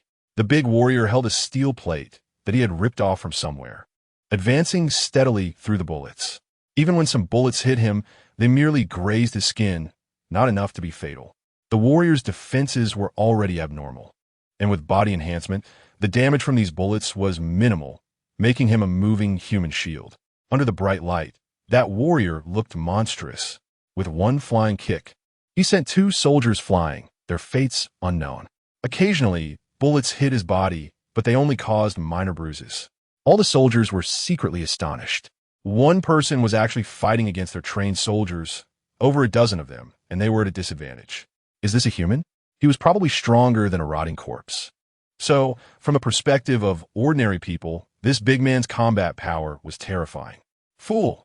Can't you suppress your inner madness so quickly? EMO stood at a distance, coldly observing everything. They couldn't suppress their wicked thoughts, thinking they were invincible, and came out to disrupt the normal order. But they didn't know that the army could still pose a danger to demon hunters in the early apocalypse. More importantly, the body enhancement skill at level 1 could only last 3 minutes. Once the skill cooled down, this warrior would undoubtedly die. Through his excellent vision, EMO clearly saw that 3 soldiers had already completely lost their lives. However, EMO did not intervene to save them. In his memory, it seemed these soldiers had also received orders to send any abnormal individuals to the army. The outcome was predictable, and they would naturally be taken for research. Kill, kill, kill. The battle was exceptionally fierce, but the blue smoke on the warrior's body gradually thinned. When the 3 minutes were up, a bullet pierced straight through the big man's forehead. How could this be? I am immortal. In a desperate roar, the monstrous big man fell straight to the ground. EMO's emotions showed no fluctuations. This result was already within his expectations. It was simply a death wish for a demon hunter to provoke others without properly improving their strength. EMO looked at the sky with strength, and faintly, there seemed to be flashes of lightning. He seemed to hear the not-so-intelligent green goblins shouting Eurixie as they charged. Susu did not leave with the army, and EMO did not let her go either. In EMO's view, it was beneficial for her to stay here. After all, she was a beautiful woman, and most importantly, he wouldn't have to eat dry bread every day. The mobile phone had completely lost signal, the power system was down, and the entire city was exceptionally quiet. However, EMO knew that everything was taking place under this shroud of darkness. Whether it was the army, the demons from the abyss, or even the demon hunters, all were trying to understand this new world. A defeat in a great battle often stemmed from information asymmetry. EMO held a wealth of information in his hands, so he didn't have to worry too much. However, things always turn out to be unexpected for him. He had originally predicted that the green goblins crawling out from the first layer of the abyss would arrive tomorrow, and he was also about to go hunting tomorrow. In fact, at midnight, a group bypassed the army surveillance and directly infiltrated the community. EMO was awakened by the smell of rotting corpses. When he activated his supreme vision and saw nearly hundreds of rotting corpses at the entrance of the community, his expression darkened immediately. At that moment, he wanted to question the army personnel. How could they not detect such a terrible odor? However, in the next second, something even more horrifying occurred. In the center of the mass of corpses was a one-eyed rotting wolf. Like the corpses, the rotting wolf was also a product of animal transformation. But what worried EMO was that this rotting wolf had not just recently transformed. It had been transformed for at least a year, which meant it did not come from Earth, but appeared from the first layer of the abyss. It could transform into a fallen at any moment, especially in dangerous situations. Once the transformation succeeded, its strength would be equivalent to a level 5 demon hunter. So many corpses. Susu gasped in shock. Through the night vision goggles, the entrance of the community looked like a black tide, with the beast-like growls rising and falling. Save them. This was her first reaction. If these corpses rushed in, the residents here would die. EMO tapped her on the head. What are you saving? With so many zombies, we are no match at all. We need to prepare to run. Hundreds of corpses were already very dangerous, and unless EMO leveled up to level 5 and became a formal thief, it was even more risky with a year-old rotten wolf still here. He took a deep breath. In the darkness, Susu couldn't see how grim his expression was. Coming at this time, mission: kill the rotten wolf. Mandatory mission. Mission reward: 200 contribution points. If the mission fails, you will be forcibly demoted by 1 level. If you refuse the mission, you will be eliminated. Susu picked up her gun. You leave, I'll retreat with them. Her eyes were bright and determined. I'll go with you, EMO said, forcing himself. Susu cast a doubtful glance at him. In her eyes, although EMO was strong, he also valued his life. Don't look at me like that. I'm a passionate young man too. Okay? EMO said, thick-skinned. Susu didn't believe his words at all. Although they had only known each other for a few days, she could tell that this boy, even if he occasionally joked, had a heart colder than anyone else's. EMO organized his equipment and opened the door. A wave of foul-smelling night wind rushed in. Boss, look quickly. The Mingwei community has been attacked by a horde of corpses. A thin man shouted from the office building across from the Mingwei community, and immediately, a somewhat disheveled young man stood up. He had a green longbow slung on his back, and there was a hint of hostility in his eyes as he activated his eagle eye to look into the distance. Hundreds of corpses. The Mingwei community is done for. The thin man said in frustration, "We were planning to lure the demon hunters out, get them to join us, and we even found a gun. But now it seems all is lost." Lost? Not necessarily. The young man licked his lips. You have to believe in human nature. At times like this, the demon hunters will definitely step over the bodies of ordinary people to escape. They're not stupid. Just wait. Maybe we'll gain a few more companions. And I can also lend them a hand at the right moment. The thin man scratched his head and then nodded respectfully. The foul smell carried by the night wind quickly woke the residents of the Mingwei community, accompanied by a chorus of screams. The main gate of the community collapsed with a crash. This dark night finally revealed its cruel fangs. Chapter 10. Blood-red corridor. The corridor was empty, devoid of any signs of life. Clearly, all the residents here had noticed something was wrong outside, but no one dared to come out. Everyone adhered to the principle that perhaps the corpses would get full, burying their heads in the sand like ostriches. Unfortunately, the corpses would never be satisfied. The beings from the Abyss worshipped the Abyss Ruler and the Flame King. The Abyss Ruler belongs to destruction and chaos, while the Flame King represents orderly destruction. The former is specialized in ruin, while the latter enforces rules and destruction. Generally, the beings from the Abyss that arrive on Earth in the early stages all belong to the Abyss Ruler faction. They are greedy and shameless, and when facing the beings of Earth, their attacks are relentless. So don't delude yourself into thinking that those invading beings from the Abyss can shake hands and talk with you. In their eyes, everything that is not from the Abyss needs to be destroyed. The sounds of the corpses spread from the main gate into the corridor. EMO and their situation is very dangerous because the building they are in is located near the entrance of the community. The corpses will definitely not spare the sweet living people here. It is located in the center of the corpse group, making it difficult to kill. It seems they must separate them. This is not difficult. The corpse group wants to eat humans, so they must enter the hallway, and given the width of the hallway, they can only face at most 3 corpses at a time. The two quickly moved to the first floor and looked out through the large door below. A sea of blackheads mixed with low growls sent chills down their spines. Su took a deep breath, her ample chest almost bursting the police uniform. She squinted, holding her gun with the night vision scope, looking into the distance. There are only 6 bullets left. EMO watched everything with keen eyes. He could see that the young female police officer was a bit nervous, her gun trembling slightly, but her expression was so resolute. Why become a police officer? EMO instinctively asked this question. Logically speaking, such a beauty could easily make a living with her looks. Yet they had all left, dying during an operation to apprehend criminals. A hint of surprise flashed in EMO's eyes, as this was somewhat illogical to him. He wanted to know why they chose to be police officers, even at the risk of injury, even with their lives on the line. He wanted to know, and now he knew. Susu's words were gentle yet powerful. This made EMO feel very familiar. It reminded him of Lin Qinya, a young girl in a chaotic world who bore the weight of the entire Beijing protection zone on her slender shoulders. He opened his mouth, wanting to tell Susu that she was naive, but for some reason, the words got stuck in his throat and couldn't come out. You can hold different beliefs from others, but you cannot mock her beliefs. At that moment, EMO felt that the Susu before him was so bright that it was almost blinding, making him feel inferior. A young girl could stick to her principles, but what about him? The answer was a roar from a corpse. With a loud bang, a rotting corpse slammed violently into the hallway door, which was made of steel plates, causing it to dent inwards.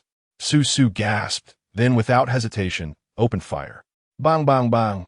Several gunshots rang out, and a few corpses fell to the ground, but it had no impact on the massive horde of corpses. EMO activated his ultimate perspective and directly saw the maximum level of the ultimate perspective is also level 5, and now EMO has already allocated his skill points to level 2. which means that his ultimate perspective can see through some objects that have vitality. Moreover, the range of the ultimate perspective has reached an astonishing 200 meters. This is the terrifying aspect of the third transformation skills.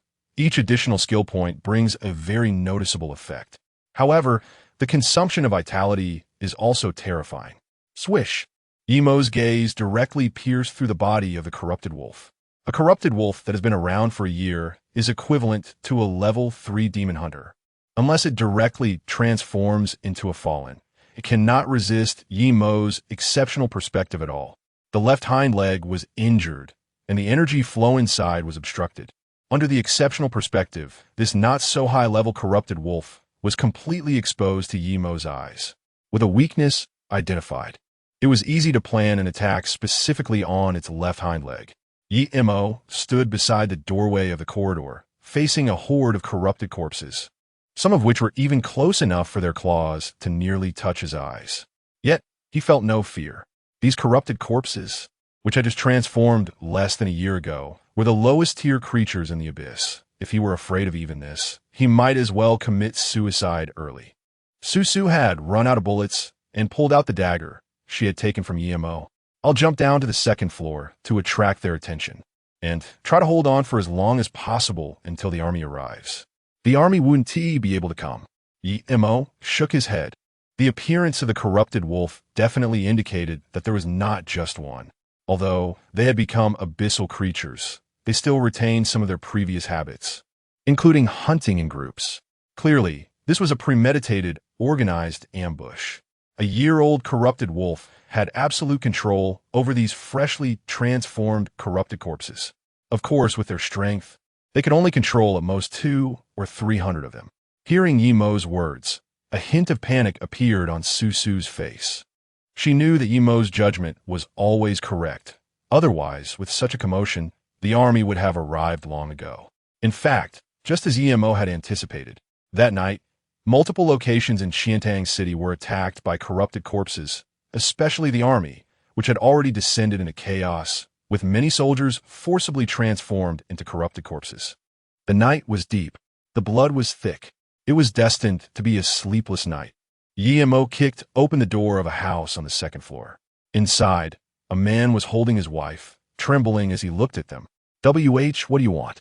The man said, raising a knife with a fierce tone. You have the courage to raise a knife at me, so let's fight then. Emo replied before turning to leave with Susu. There were too many corpses to clean up, and the two of them could not handle all. However, if they included the people in this building, their chances of survival would greatly increase. It is known that while the corpses are powerful, their attacks are clumsy, and an ordinary person can still kill a corpse if they are cautious. Emo kicked the door one by one, and Susu agreed with this approach. The corpses were not terrifying. It was just that people were too timid. Can you help us? A little girl holding a doll, her eyes red, looked at Emo and Susu. Because Susu was wearing a police uniform, the little girl began to plead. I'm sorry. The only one who can help you is yourself. Emo found a kitchen knife in the little girl's house and handed it to her. I will make sure that only one corpse can come through your door, and all you have to do is give it a stab in the head when it enters. A flash of reluctance crossed Susu's eyes. This was a cruel thing for a little girl, but Emo had no other choice. To survive, one must become strong. In the apocalypse, if possible, even infants must learn to kill. Relying on the demon hunters? I'm sorry, but just now Emo saw several demon hunters jump down from upstairs and flee. So, these ordinary people could only rely on themselves. With a loud crash, just as Emo reached the 5th floor, the big door downstairs completely shattered. Accompanied by roaring sounds, a large number of corpses squeezed up the stairs, and fear spread throughout the entire building. Emo's heart sank to the lowest point.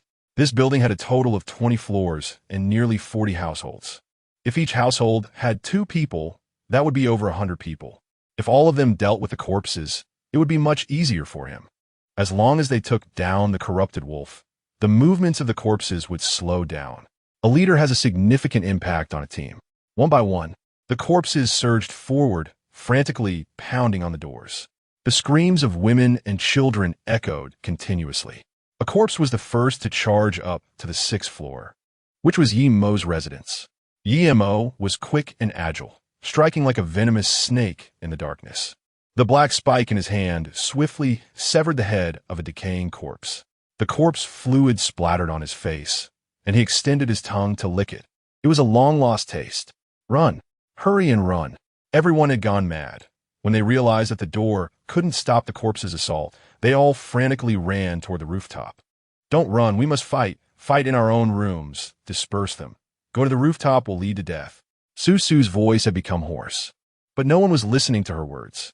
Yi Mo saw a middle-aged man about to be caught by a rotten corpse, and he actually pushed a little girl next to him right in front of the corpse. The rotten corpse bit off the little girl's neck, and the doll was drenched in blood in the darkness. Bastard! Yi Mo went down and kicked the middle-aged man who had climbed up into the pile of corpses.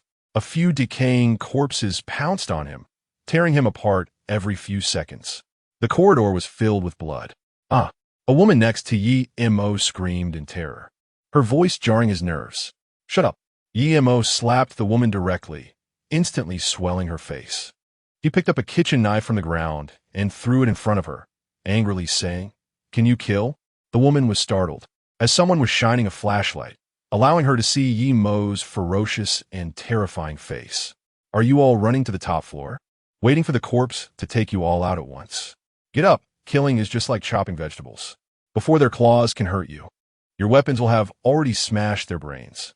The woman lowered her head, looked at the crying baby in her arms, then bit her lip and picked up the kitchen knife from the ground.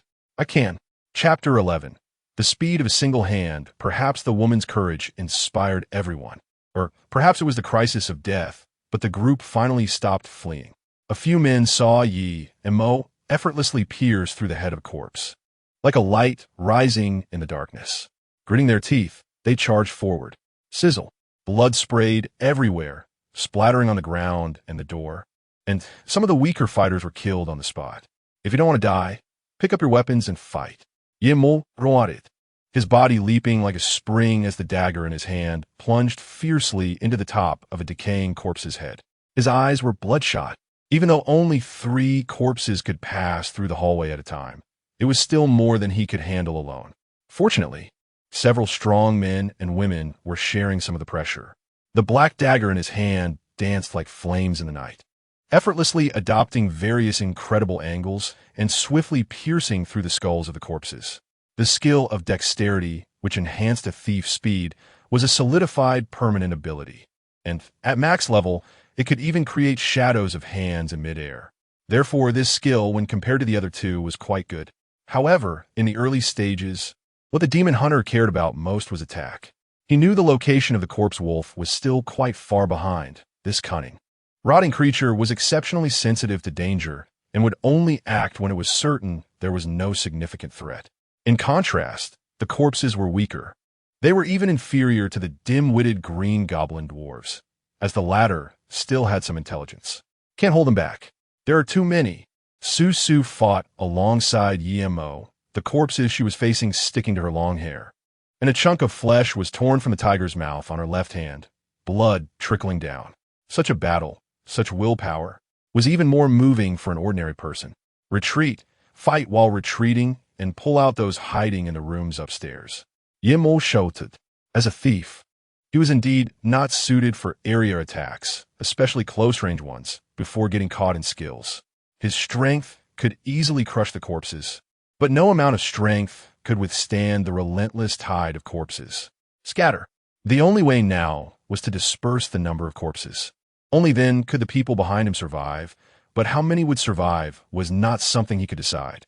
Unfortunately, Yi Mo was running out of strength. The doors of each house were not something an ordinary person could kick open. They had already retreated to the 10th floor. Roar. The low growls filled the entire hallway, and those who had been encouraged by Yi Mo now slumped down again, except for the woman still fighting and a few dead men. Everyone else was terrified to the point of paralysis. They ran crazily towards the rooftop, their terrified voices echoing in the darkness like mice. Damn it! Yi Mo jursid inyardli. Once everyone was surrounded on the rooftop, what awaited them would be a massacre. Back in the day, his first mandatory task was simply to slay 50 green-skinned goblins, which was nothing compared to this task. Fortunately, the situation wasn't as dire as he imagined. On the 10th floor, a household suddenly opened its door. A bespectacled, refined young man emerged, looking somewhat flustered, holding a brown stick. A mage? Damn! Looking at the stick, Guillermo instantly recognized the identity of the refined young man. Happiness came too suddenly. He kicked away a zombie that lunged at him and said, "You're a mage, right? You should be able to use arcane missiles. Hurry and attack." The refined young man stammered, holding the staff in one hand while placing his left hand on his chest, muttering incantations. A level 1 arcane missile has a casting time of 3 seconds, while a max-level arcane missile can be cast almost instantaneously without any chant. As the spell was spoken, the staff in the refined young man's hand emitted a faint blue light. Whoosh! His arm moved slightly, and, in the next second, a streak of light shot down the hallway toward the group of zombies ahead. The arcane missile struck a zombie almost instantly, causing its head to explode, and blue light filled the entire corridor for a brief moment. Zombies are not afraid of light, but they feel pain from energy-based light. In an instant, all the zombies came to a halt. Susu next to him was even more shocked, covering her mouth. For an ordinary person, Yimo's combat power was already terrifying, but it was still within the realm of understanding. However, this refined young man, with his missiles, magic? Susu's mind was completely in disarray.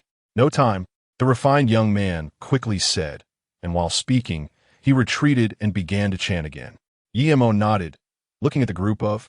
He knew that although a level 1 mage was powerful, they were also quite helpless in the face of a large number of. When the mage appeared, Guillermo did not place his hopes on him, but merely because this mage could attract the attention of the. "You hold him off? Give me a few minutes." Guillermo shouted. Although the casting time for arcane missiles was 3 seconds, the light could slightly delay the horde of. With the help of Su and the women, it would be no problem to hold them off for a minute or two before the mage exhausted his energy. "All right, leave it to me."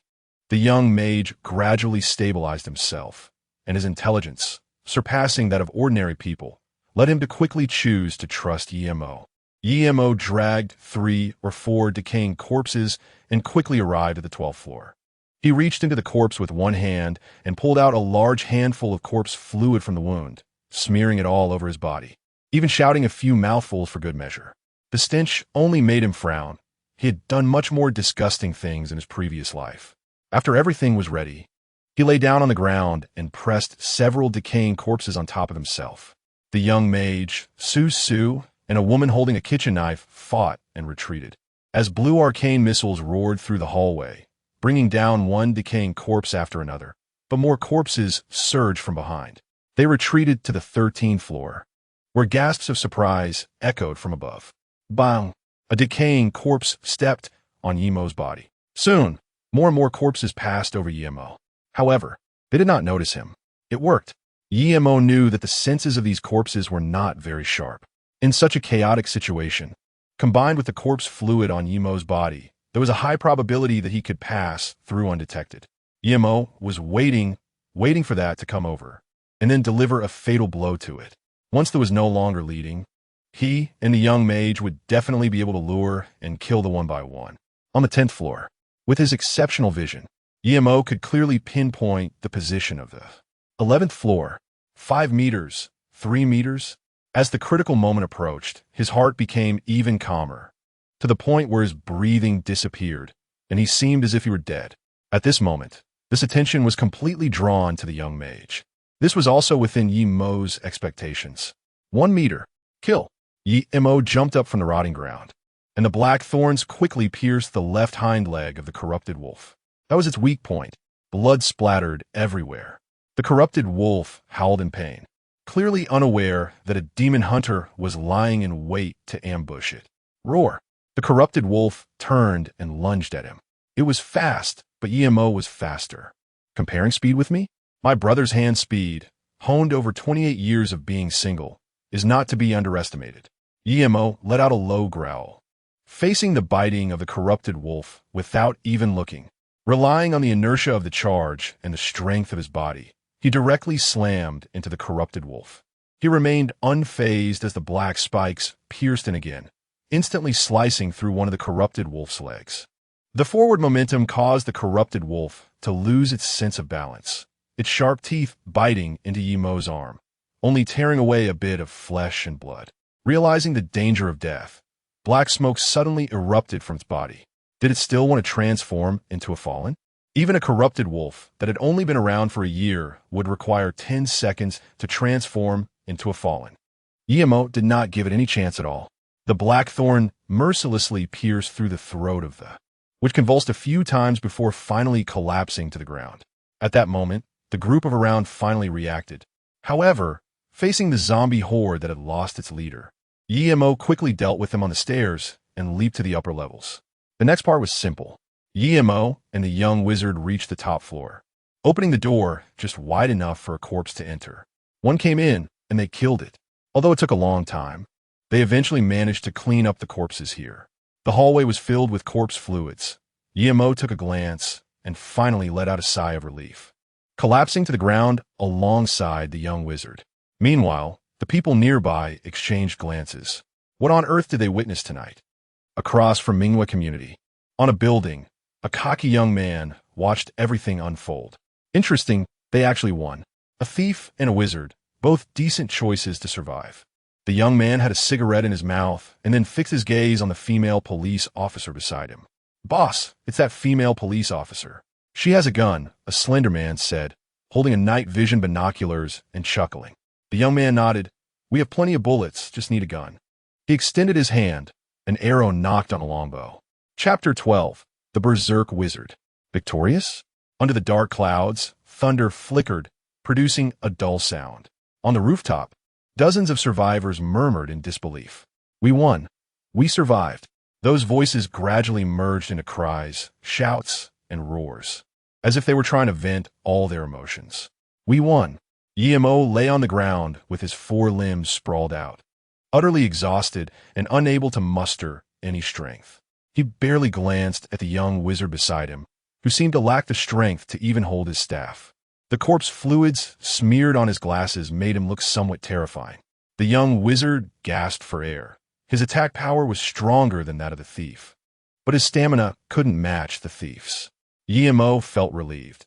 If it weren't for encountering this young mage, this battle would have been very difficult. After all, those corpses wouldn't give Yimo any time to prepare, and relying solely on Su and the others would definitely not be enough to stop the corpse's attacks. Yimo opened the attribute panel. Just after killing the corrupted wolf, he knew he had successfully leveled up to level 3. Without hesitation, he allocated the extra skill point to dexterity. According to his expectations, those precious magic rune treasure chests should be arriving soon, and if his dexterity level was high enough, he might have unexpected gains. Hostname: Yimo Faction. 6 Paths of Gods and Demons. Human. Level 3 Profession. Thief. In turn, professional skills. Excellent X-ray vision. Level 2.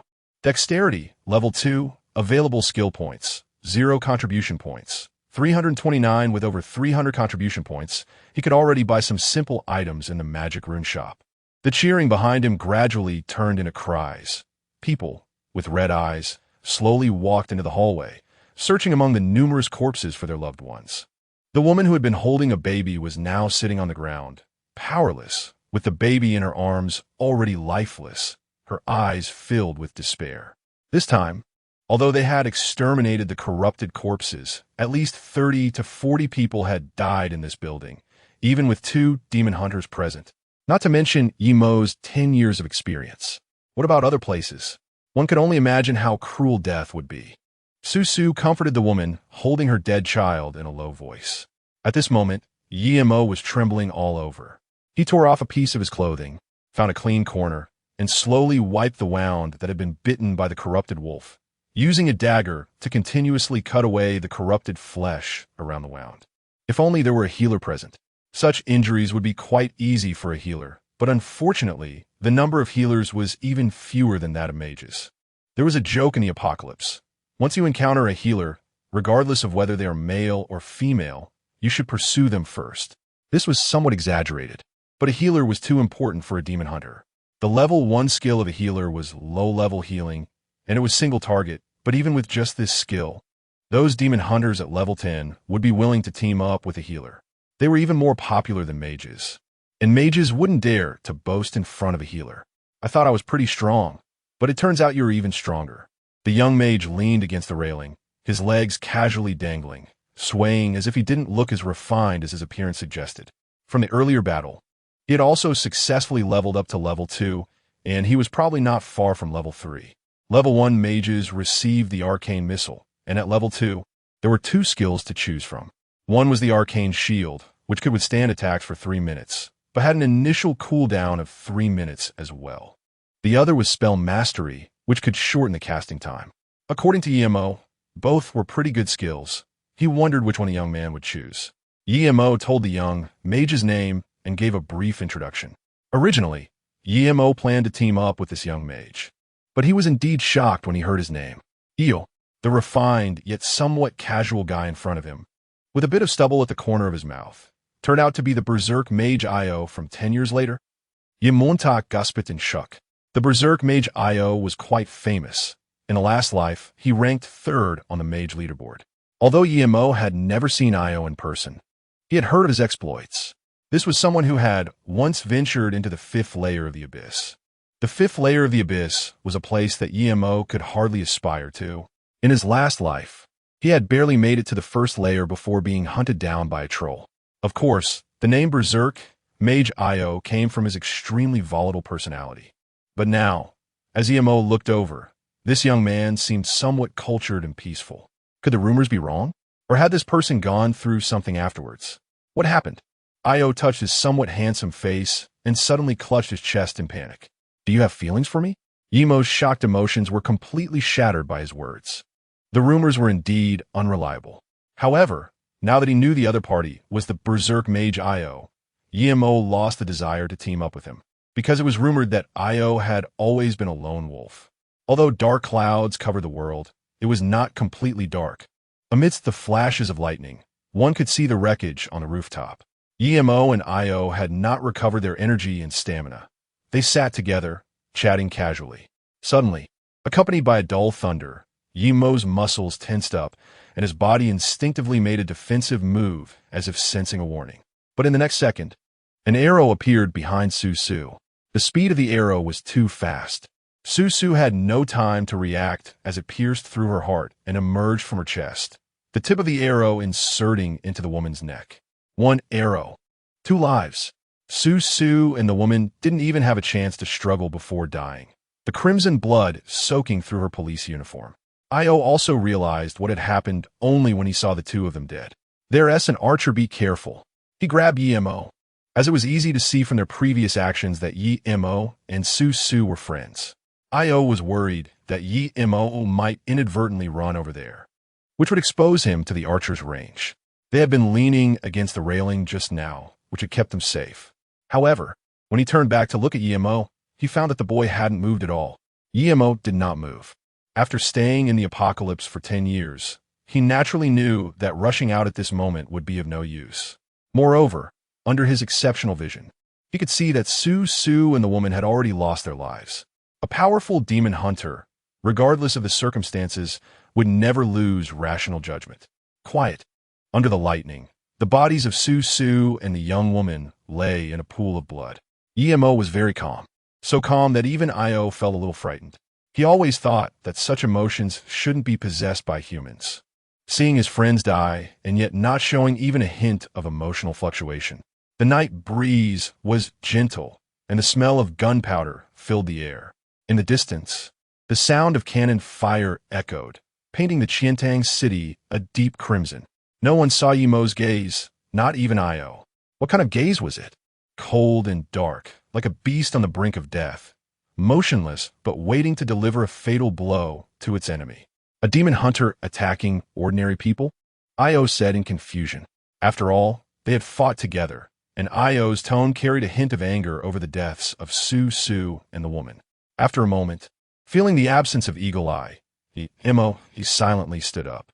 He hoisted the bodies of Su, the woman, and the infant onto his shoulder and quietly walked towards the hallway. You want firearms, you'll probably come looking for me, and you'll want to pull me into your ranks. Yemo is familiar with some of the practices of monster hunters. The death of an ordinary person has no impact on monster hunters at all. However, you are wrong. Is Susu a friend? Maybe just a relationship slightly better than that of strangers, but in any case, the other party should not kill her in front of me. Yemo is a principled thief. Moreover, to some extent, Yemo holds a certain respect for Susu. A gentleman takes revenge, even if it takes 10 years. But unfortunately, Yemo is not a gentleman. Truly impressive, as expected of the boss, he never misses a shot. The thin man had bulging eyes and sunken eye sockets, looking as if his body had been drained by indulgence in wine and women. Yet his praise for the young man was sincere. King Zhou was not surprised by this. Before the apocalypse, he was a bow, an arrow enthusiast, and after the apocalypse, he naturally chose to become an archer. His archery skills, even without the aid of Eagle Eye, were excellent. King Zhou's emotions showed no fluctuations at the thought of killing an ordinary person. In fact, during this chaotic era, he had already killed quite a few people for food. He did not clash with the army because he knew that weapons still had strong lethality against demon hunters. No demon hunter could guarantee that their vitality would always be abundant. King Zhou smiled with satisfaction. That arrow must have already intimidated those 2 demon hunters. He would go find them soon. His strategy was simple. If they disobey, just hit. If they still disobey, kill them. For him, this apocalypse was paradise. Boom! Dark clouds suddenly rolled. A thunderbolt split the sky, and amidst the thunder, a roaring voice went unnoticed by anyone. Chapter 13. Green Goblin dwarfed the light of the thunder fell, and it was now 3 in the morning. The building where Yemo lived had long become a sight of horror, with numerous corpses sprawled out in the hallways, making people wish they could step on them. But what good would that do? Those were also humans. The living were covered in dirt and ash, gathering their loved ones in one place, igniting a fire. And thick smoke billowed up as people occasionally collapsed in grief. Other buildings in Mingyue community faced the same situation, with hundreds of zombies still present, nearly 100 attacking them, not to mention those potential victims infected by the blood rain, all of whom had turned into corpses. Fortunately, the survivors seemed to have become a bit stronger, with some men even taking the initiative to patrol to guard against further zombie attacks. Susu's body was also in the midst of the raging fire. Yemo stood silently beside, rarely speaking except during battles, and especially not when facing acquaintances, where he was quite the chatterbox. Once he fell silent, those who knew him, like Yang O and a few others, would definitely understand that someone was about to face misfortune. This time, it was simply because the demon hunter had killed a prostitute, a woman with whom Yemo had once chatted for an entire night. The status of prostitutes was regrettable. They had no status at all. However, Yemo was different. So this time, someone was bound to have bad luck. The price of growth in the apocalypse was terrifying. Yemo, like the person in front of him, had sacrificed too much to become strong. Better to be a peaceful dog than to be a person in chaotic times. This phrase encapsulated the sorrow of countless people. Yemo sat on a stone bench in the community as the distant sounds of gunfire gradually faded. The army of Qiantang City had achieved its first victory, but they did not know that the terror had not yet begun. Even if he were to live again, Yemo could not guarantee that he would live another 10 years in this life. The abyss was too mysterious. Only those who had entered the abyss understood what kind of world it was. The first wave of attack was merely rotting corpses, while the second wave would likely involve various rotting corpses along with green-skinned dwarves. Adding to this was the impending food crisis. Once the private food reserves were depleted and the remaining food was completely seized by the army, conflicts would arise. Although a year later, scientists developed food suitable for cultivation under the cover of dark clouds, too many people had died during that year due to the crisis caused by food shortages. Yemo could leave here right now, taking advantage of the demons not yet being strong enough to head to the capital. There, he has the great mountain Lin Qinya, elder brother Yang O, and second brother Chen Zifeng. It can be said that as long as he doesn't foolishly jump into the abyss, as long as the protective zone of the capital stands, he wouldn't have to worry about food and clothing for his entire life. However, There is a reason why EMO does not leave Qiantang City. The arrival of the demon pattern steel is not as simple as just a shop. Its presence in this city means that it is under the protection of the 6 paths of gods and demons. Once enough contribution points are accumulated, the City Lord trial task can be initiated. If successful, EMO would become the City Lord of Qiantang City. In the previous life in Huaxia, the 6 paths of gods and demons only occupied 10 cities in total, so one city's significance can be imagined. Of course, if the demon pattern steel is breached by demons, then this city would be branded with a demonic label, and the strength of demon hunters here would be suppressed by half. The city lords from the previous life were all top-tier figures, while the capital, being the largest protective zone, had a city lord personally granted by the 6 paths of gods and demons, commanding all other cities. That is, the uncle of the national lord Lin Qinya, Lin Langtian. The gap is too great. EMO licked his dry lips, feeling a surge of emotion within him. And it is this emotion that made him choose to stay in Qiantang City for this lifetime and take it down. Perhaps all men desire to hold the most precious things to propose to the women they love. Maybe that is the pride of a man. The previous archer seemed quite experienced. The arrows were shot in sync with the thunderous sound. Otherwise, with my experience, I would definitely be able to hear it. EMO clenched his fists, realizing he had underestimated his opponents, thinking that 10 years of experience would make things easier. A dark glimmer flickered in his eyes as he looked at a bolt of lightning falling not far away, the corners of his mouth curling into a dangerous arc. Welcome to your arrival, demons. Let us begin. EMO held the black thorn in his hand, and with a powerful leap like a cheetah, he effortlessly jumped onto the roof of a nearby, low 3-story building. As a level 3 demon hunter, his physical condition had already been greatly enhanced. Depending on their profession, each level up for a demon hunter results in different enhancements to various aspects of their body, and for thieves, the main focus is on agility and physical attack. The sky was dim, and visibility was poor, but for a level 3 thief, this was not a big deal. EMO did not seek revenge on that archer right away. He deeply understood that the best way to take revenge on someone is not to kill them, but to make them fully aware that they're going to die, yet unable to stop the arrival of death. Fear, endless fear.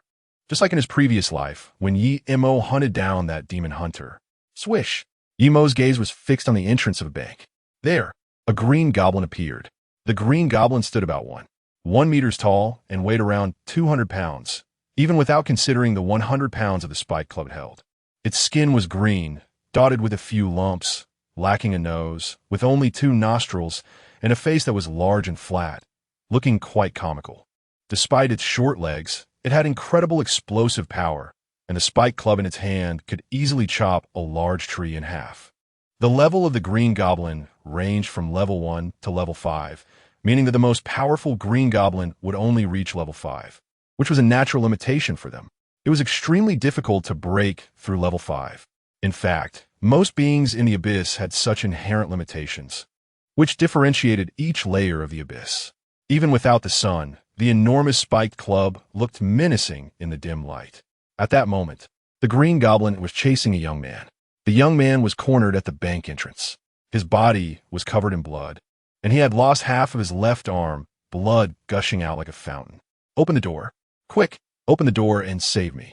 The bank door was locked, but the young man knew there had to be someone inside. This was his last hope. Get lost.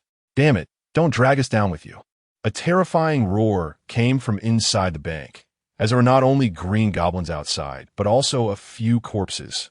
The young man was just an ordinary person. He could still fight against the corpses, but he was no match for the green goblin. He collapsed on the ground, a foul smell emanating from his lower body. Gasping for breath, utterly desperate.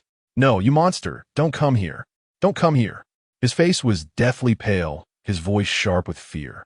Perhaps due to the life and death crisis, he suddenly leaped aside, narrowly avoiding the attack. The massive spike club struck the bank door, shattering the glass and breaking the door apart. Terrified screams erupted from inside. No! No! You monster! Someone save us! The panicked people inside looked at the green goblin in despair. It was so small, like a child, yet its ferocity left them with no strength to resist. Yurishi! The Green Goblin shouted, swinging its spiked club toward the man's head. But at that moment, a wisp of ghostly light tore through the darkness, striking like a venomous snake, piercing through the Green Goblin's head at a bizarre angle and with lightning speed. The Green Goblin, mid-attack, trembled, its spiked club halting in mid-air, its blood-red pupils dimming, and its strong body crashed to the ground. Thud! The nearly hopeless crowd was jolted. Emo shook his slightly numb thumb, knowing that the heads of the Green Goblins were the hardest, but once pierced, they were doomed to die. He didn't want to spend too much effort on the Green Goblins. After a lethal strike, his body spun slightly like a top, and the black spike in his hand left trails in the air. Ding, ding, ding. The black spike grazed a charging wolf fawn club, following the attack and slicing through, piercing harshly into the eye socket of a Green Goblin that suddenly jumped out. Roar! The Green Goblin cried out in pain, letting out an angry roar before finally collapsing in defeat. Can't you Green Goblins try a different tactic? Emo kicked its corpse. It was completely dead. Experience from his previous life told Emo that once he saw a Green Goblin, there would surely be a second one lying in ambush nearby. This was the only strategy devised by the Green Goblins with their limited intelligence. Of course, that was the only tactic they knew. The 50th one. In the underground parking lot, Emo stood next to a crying girl with the severed arm of a Green Goblin lying at her feet. Ding! He knew he had reached level 4. Hostname, Emo Faction. 6 Paths of Gods and Demons. Human. Level. For profession, Thief. In turn, profession skills. Exceptional Perspective. Level 2. Nimble Fingers. Level 3. Skill points available. 0 contribution points. 529. The speed of leveling up was quite good. Emo looked at his level and smiled in satisfaction. At this rate, he would soon become a formal thief. The appearance of the Green Goblins intensified people's fear, yet the death rate in this community was surprisingly low. With Emo's rampant killings, people gradually realized that a mysterious expert had emerged here. Chapter 14. Danger from outside the city. It would take about 100 more Green Goblins for him to officially transition into a thief. Emo sat on a rooftop, closing his eyes and taking a deep breath, a look of pleasure appearing on his face. It was excitement. Compared to his previous life, this life was much smoother. This made him fight faster than the average demon hunter by several times. Of course, there were already powerful humans who, after becoming demon hunters, were far ahead of others. For example, that archer hidden in the shadows, who probably reached level 3 by now. He was fast, but Emo was faster. With Emo's strength, he could reach level 5 in less than 3 days. After completing the first transition task, he would truly become a thief. The advantages brought by his rebirth meant that he wouldn't have to chase after those strong individuals. Instead, others would be chasing after him. I want to become stronger, to become the lord of Qiantang City, and then openly marry you. A man should be bold, drinking blood on the battlefield. A man should be tender, drunkenly resting in her homeland. In his previous life, Emo would never have been able to say such words. Even though he had different feelings for Lin Qinya in his heart, he knew he was unworthy of her, and although Lin Qinya didn't care at all, he himself did. He wanted to give her the best life. Emo looked at the office building not far away, where there was a glimmer of light. He didn't know what the archer was feeling, but it couldn't be easy for them. It was still early. Did you think it was over? With a swish, his figure vanished into the darkness. The hour hand pointed to 2 o'clock at midnight, and the city under the black clouds gradually fell completely dark. Although the sun and moon were not visible, there was still a glimmer of light during the day on Earth. But at night, it was truly pitch black. During the day, ordinary people could still barely see a dozen meters ahead, but at night, they didn't dare to go out at all. The sky was like ink, with huge black clouds rolling, occasionally revealing strange and hideous faces. Green Goblin dwarves were daytime creatures, while the corpses were nocturnal. Thus, the city of Qiantang at night was eerily quiet, except for the howls of the corpses. The cold wind was like a demon. Once a brilliantly lit and bustling city, it was now filled with the stench of decay, the smell of hell, sending chills down the spine. Beneath this seemingly calm exterior lay numerous hidden bombs. For example, demons, demon hunters, and soon-to-come food crises. Within the military district of Qiantang City, security was tight and armored vehicles rumbled by even in the dark. Zheng Guocheng, with a square face and sword-like eyebrows, looked gravely at the documents in his hands. Facing him was Major General Zhang Yu. Although they were the same age, Zhang Yu appeared younger due to his military background. Both were focused on the latest intelligence reports. Old Zheng, take a look. This is our current situation. Zhang Yu picked up a cup of tea, the rich aroma slightly improving his spirits.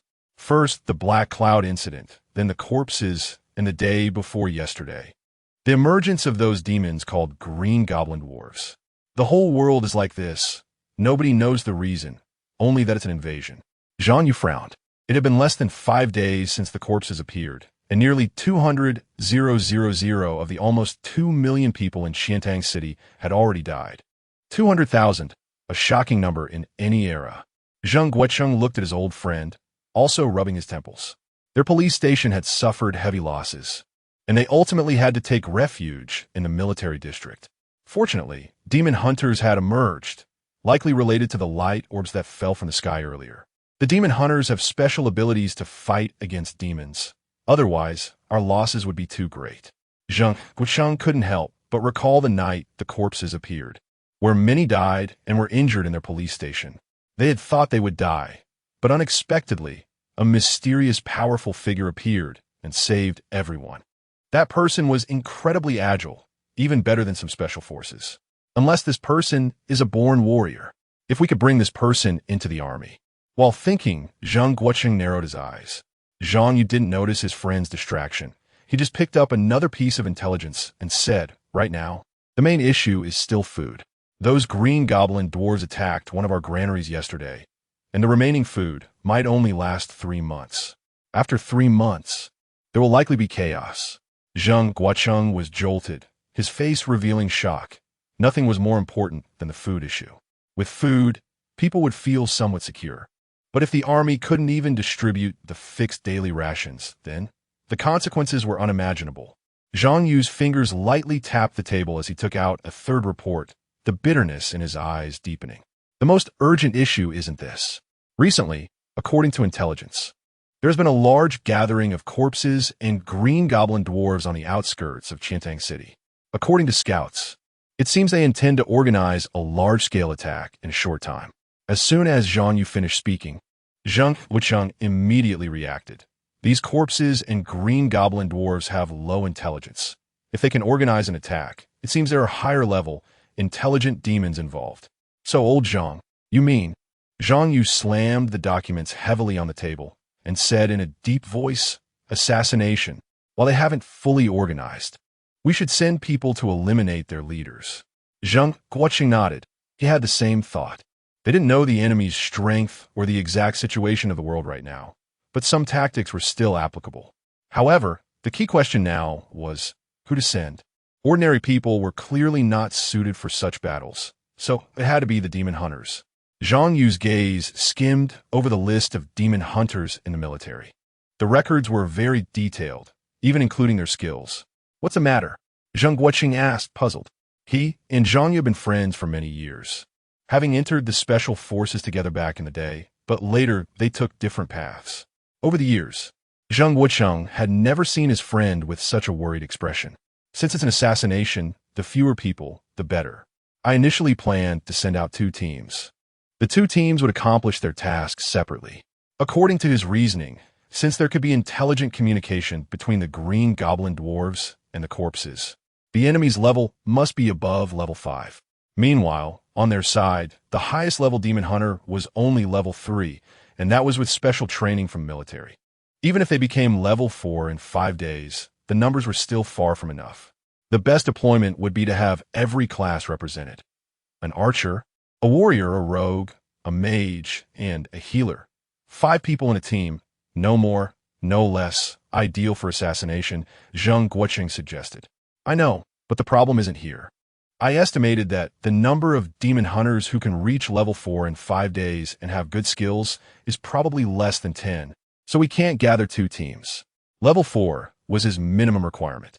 The healer is manageable. The military district has a total of 1,000 demon hunters, and there are still 3 healers among them. Their levels don't need to be too high. The main issue is that the other demon hunters absolutely cannot be below level 4. Zheng Guocheng thought for a moment and said, Level 4?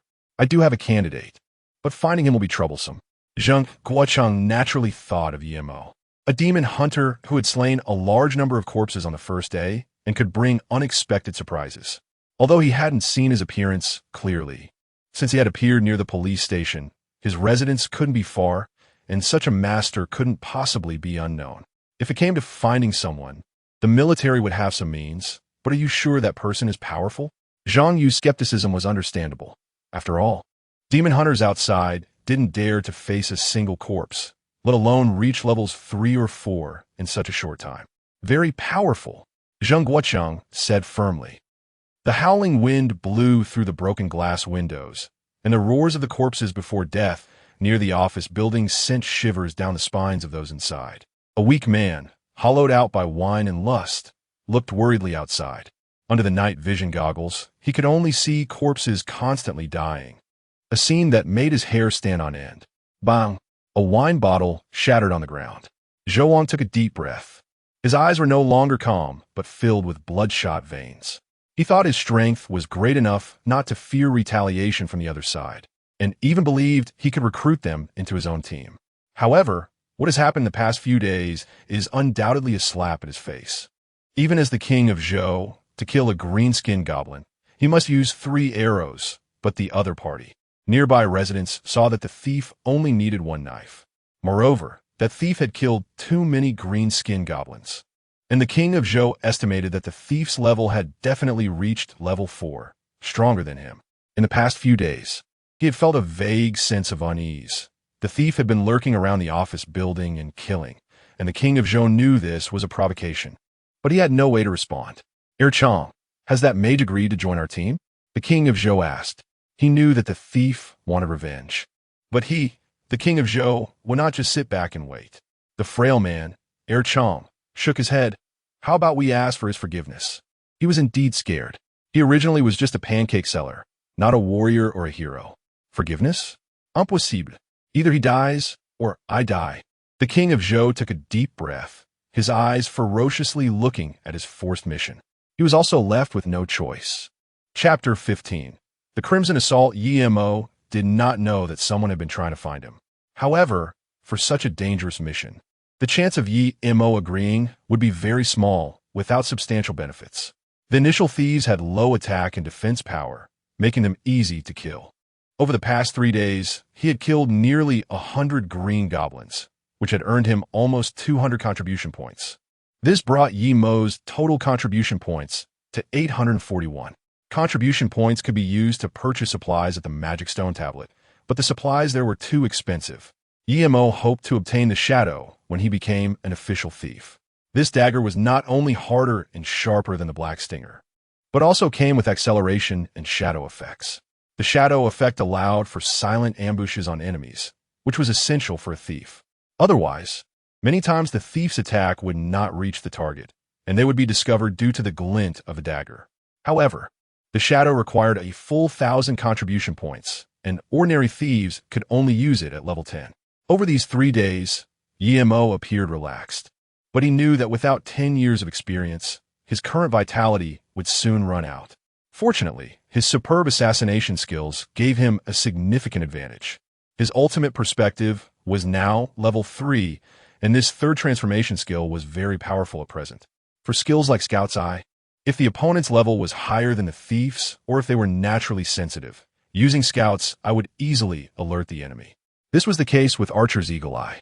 Stealth, however, was the most important thing for a thief.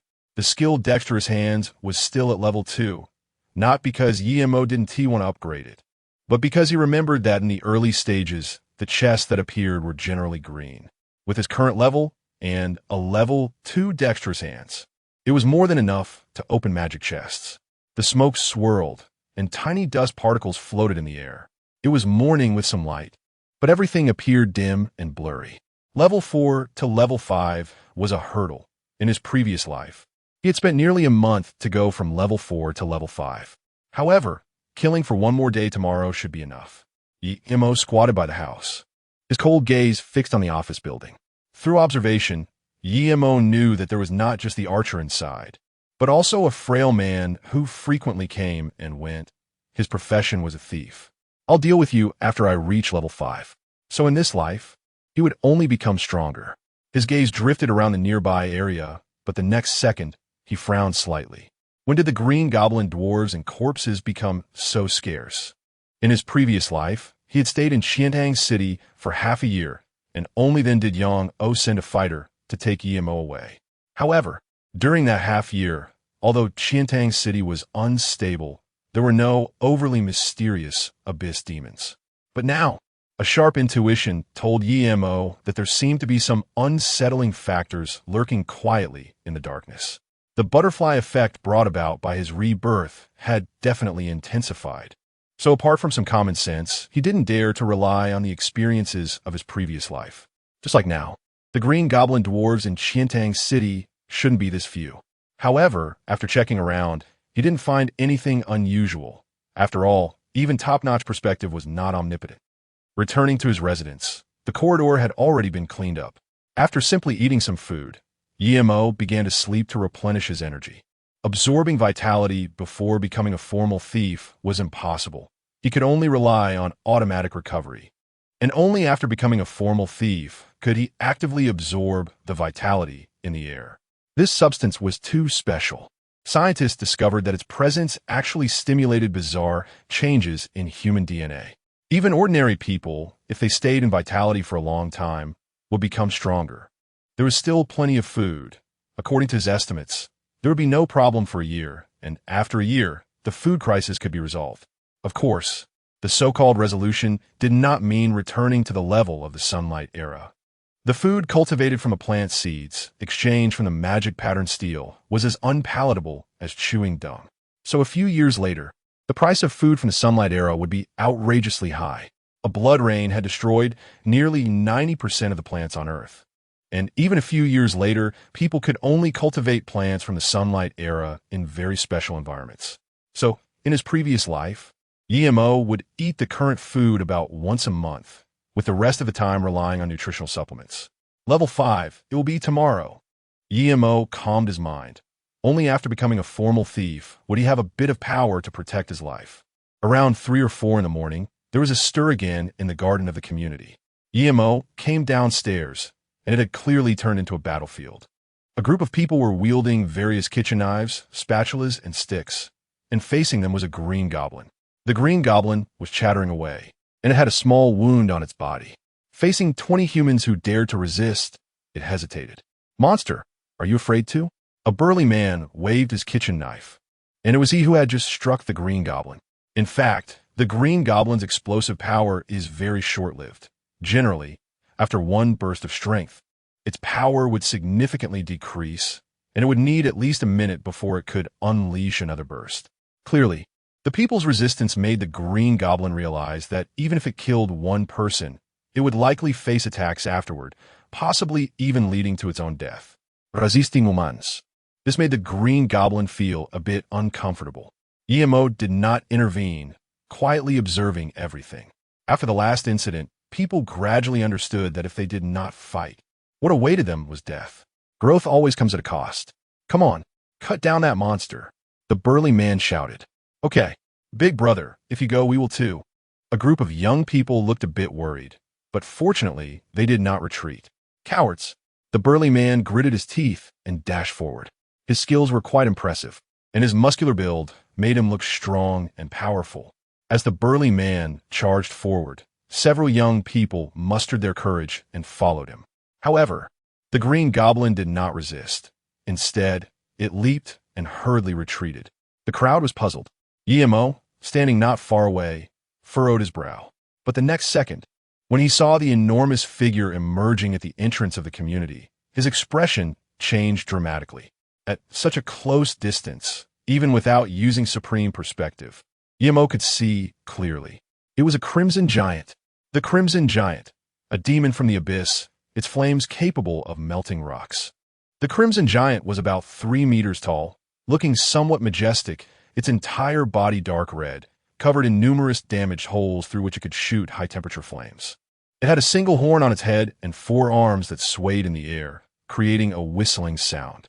The natural level of the Crimson Giant ranges from level 3 to level 10, which means they are level 3 beings for birth.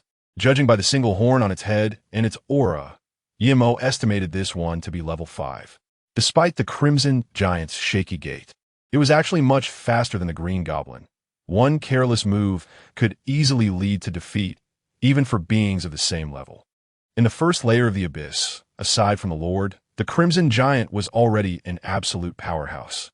Fortunately, EMO was not facing a Crimson Giant above level 6. Otherwise, he would have to choose to flee immediately. However, even a level 5 Crimson Giant required EMO to be cautious, as there was a real danger of death. The burly man and a dozen young people were momentarily stunned when they saw the Crimson Giant appear, but lacking EMO's keen eyes. They did not realize that this bizarre creature was many times more terrifying than the Green Goblin. "Don't go up. I have a bad feeling about this." The burly man stopped an impetuous young man, and the people around them slowly began to retreat. Just the height of the Crimson Giant created a tremendous sense of pressure. "I'm not afraid. It's just a bit bigger, and I have a gun." A young man holding an iron rod suddenly pulled out a handgun he had found, with 3 bullets inside. Bang! Bang! Bang! The bullets flew out. No matter how strong you are, you can't withstand a gun. A level 5 Crimson Giant indeed could not withstand bullets, but its flames could. The skin of the Crimson Giant seemed to writhe for a moment, and then suddenly, flames shot out from the holes in its body. In an instant, the 3 bullets disappeared, and those flames surged forward, directly hitting the young man. Almost in an instant, the young man let out a scream, thrown violently by the impact of the flames, crashing into the ground and creating a pit. The flames crackled and burned, reflecting the terrified expressions of the crowd. The young man's body quickly turned to charcoal, with a disfigured head rolling out, leaving a charred mess behind. Panic! People could hardly believe how powerful this monster was. Thud! Thud! Thud! The Crimson Giant approached the crowd with heavy steps and an expressionless face, while the 2 Green Goblins grinned maliciously, blocking their escape route. EMO stood among the crowd, but his gaze was not on the Crimson Giant. In the hands of the Crimson Giant was a thick chain, the other end of which seemed to be dragging a metallic object, sparking as it scraped against the ground. Chapter 16. Io's shock the Crimson Giant. Haha, it really is the Crimson Giant. The commotion in the Mingwe community naturally did not escape the notice of King Zhou. In fact, he had been paying attention to the Mingwe community all along. The appearance of EMO brought him immense pressure. He never expected EMO to be this powerful, and the most deadly blow was the mandatory mission to kill EMO. What a joke! When he saw this mission, Zhou Wang was nearly driven crazy. That monster could easily deal with the green-skinned goblins, and even the number of goblins he killed in a day surpassed what Zhou Wang could do in 3 days. Knowing about such a terrifying existence, Zhou Wang wished he could hide. But this mandatory mission, if EMO found out about Zhou Wang's task, he would immediately realize that Zhou Wang was not on his side. This meant that Zhou Wang belonged to the faction of the Star Master. Although the 2 factions were not hostile, there was still competition within, and tasks to assassinate genius-level demon hunters from the opposing faction were common. Upon seeing this mission, Zhou Wang was stunned. With this, he couldn't escape and didn't dare to show himself in front of EMO. Fortunately, the Crimson Giant had appeared. This powerful abyssal demon could definitely easily slay that damn thief. Once he were dead, the mandatory mission would become invalid. Zhou Wang smirked. The gloom in his heart vanished at that moment. The one who survives to the end is the winner. The appearance of the Crimson Giant brought immense terror to everyone. The big man was closest to the Crimson Giant, and the frenzied flames tore through the dim sky, directly attacking his direction. In fact, although the flames of the Crimson Giant were fierce, their speed was not very fast. If it weren't for the shock the young man had just experienced, as long as he wasn't too close, he could have dodged it. The big man quickly reacted, rolling to the side, only to feel a wave of heat rolling over his back, the stinging pain making him furrow his brows. With a loud bang, a massive sound erupted beside the big man as the stone chair hit by the high-temperature flame shattered. The hot fragments scattered, landing on people, igniting instantly. Help! Who will save us? I don't want to die yet. Everyone froze in place, unable to move, staring wide-eyed as the 3 people on the ground turned into charred corpses. The horrifying scene stimulated everyone's nerves. The flames of the Crimson Giant were a very special substance. They could only be extinguished with vital energy or water, otherwise, they couldn't be put out at all. EMO didn't take action, not because he was indifferent, but because he needed to conserve his energy to deal with the Crimson Giant. Otherwise, more people would die. His gaze fell on the metallic object behind the Crimson Giant. It was a green magic pattern treasure chest. EMO couldn't believe he actually saw him here. But after a moment's thought, he understood. The magic rune treasure chests could only be opened by thieves and archers. No other demon hunters could unlock them, no matter how powerful their attacks were. However, the abyssal demons could. The aura of the abyss could slowly corrupt the treasure chests, but what they needed was not the items inside, but the chests themselves. This special metal could promote their evolution, but the corrosion process was very slow. Therefore, in the previous life, wherever there were treasure chests, the presence of abyssal demons was often seen. Although it was a green magic rune treasure chest, it was still enough. Such treasure chests were rare and valuable, and the treasures obtained from them were also a significant fortune for me. EMO looked at the slowly approaching Crimson Giant and felt a wave of heat even before it got close. A level 5 Crimson Giant posed a significant pressure on EMO. It was similar to the Hunter. The difference in perception between level 4 and level 5 was immense. Headache. If only these ordinary people weren't here. However, just as this thought crossed his mind, he saw 2 streaks of light cut through the air and hit the heads of 2 blocking green goblin dwarves. Light blue sparks flew, dazzling like fireworks. Alchemy. Seeing the 2 green goblin dwarves fall, the group of ordinary people trapped here quickly chose their escape route. It wasn't too late, right? I was just using the restroom. Nature calls. Not far away, Io's nonchalant voice could be heard. Gradually, Io appeared beside me. You haven't left yet? EMO thought Io had recently departed since he hadn't seen him around, unaware that this guy had been hanging around the neighborhood. What surprised EMO even more was that the other party had instantly cast 2 arcane missiles. The maximum level for arcane missiles is level 5, and after reaching level 3, one can launch 2 at the same time. However, for instant casting, one must have proficiency in spellcasting. Most importantly, the casting speed of mages often relies on their innate talent. Considering Io's level, he had indeed invested a bit in spellcasting proficiency, but it wasn't enough to reach the point of instant casting arcane missiles. This demonstrated that his innate talent had significantly shortened the casting time.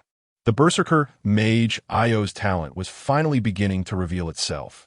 His name in the previous life came from his extremely short casting time, enabling him to almost instantaneously cast low-level spells, and eventually, he could even engage in close combat with warriors.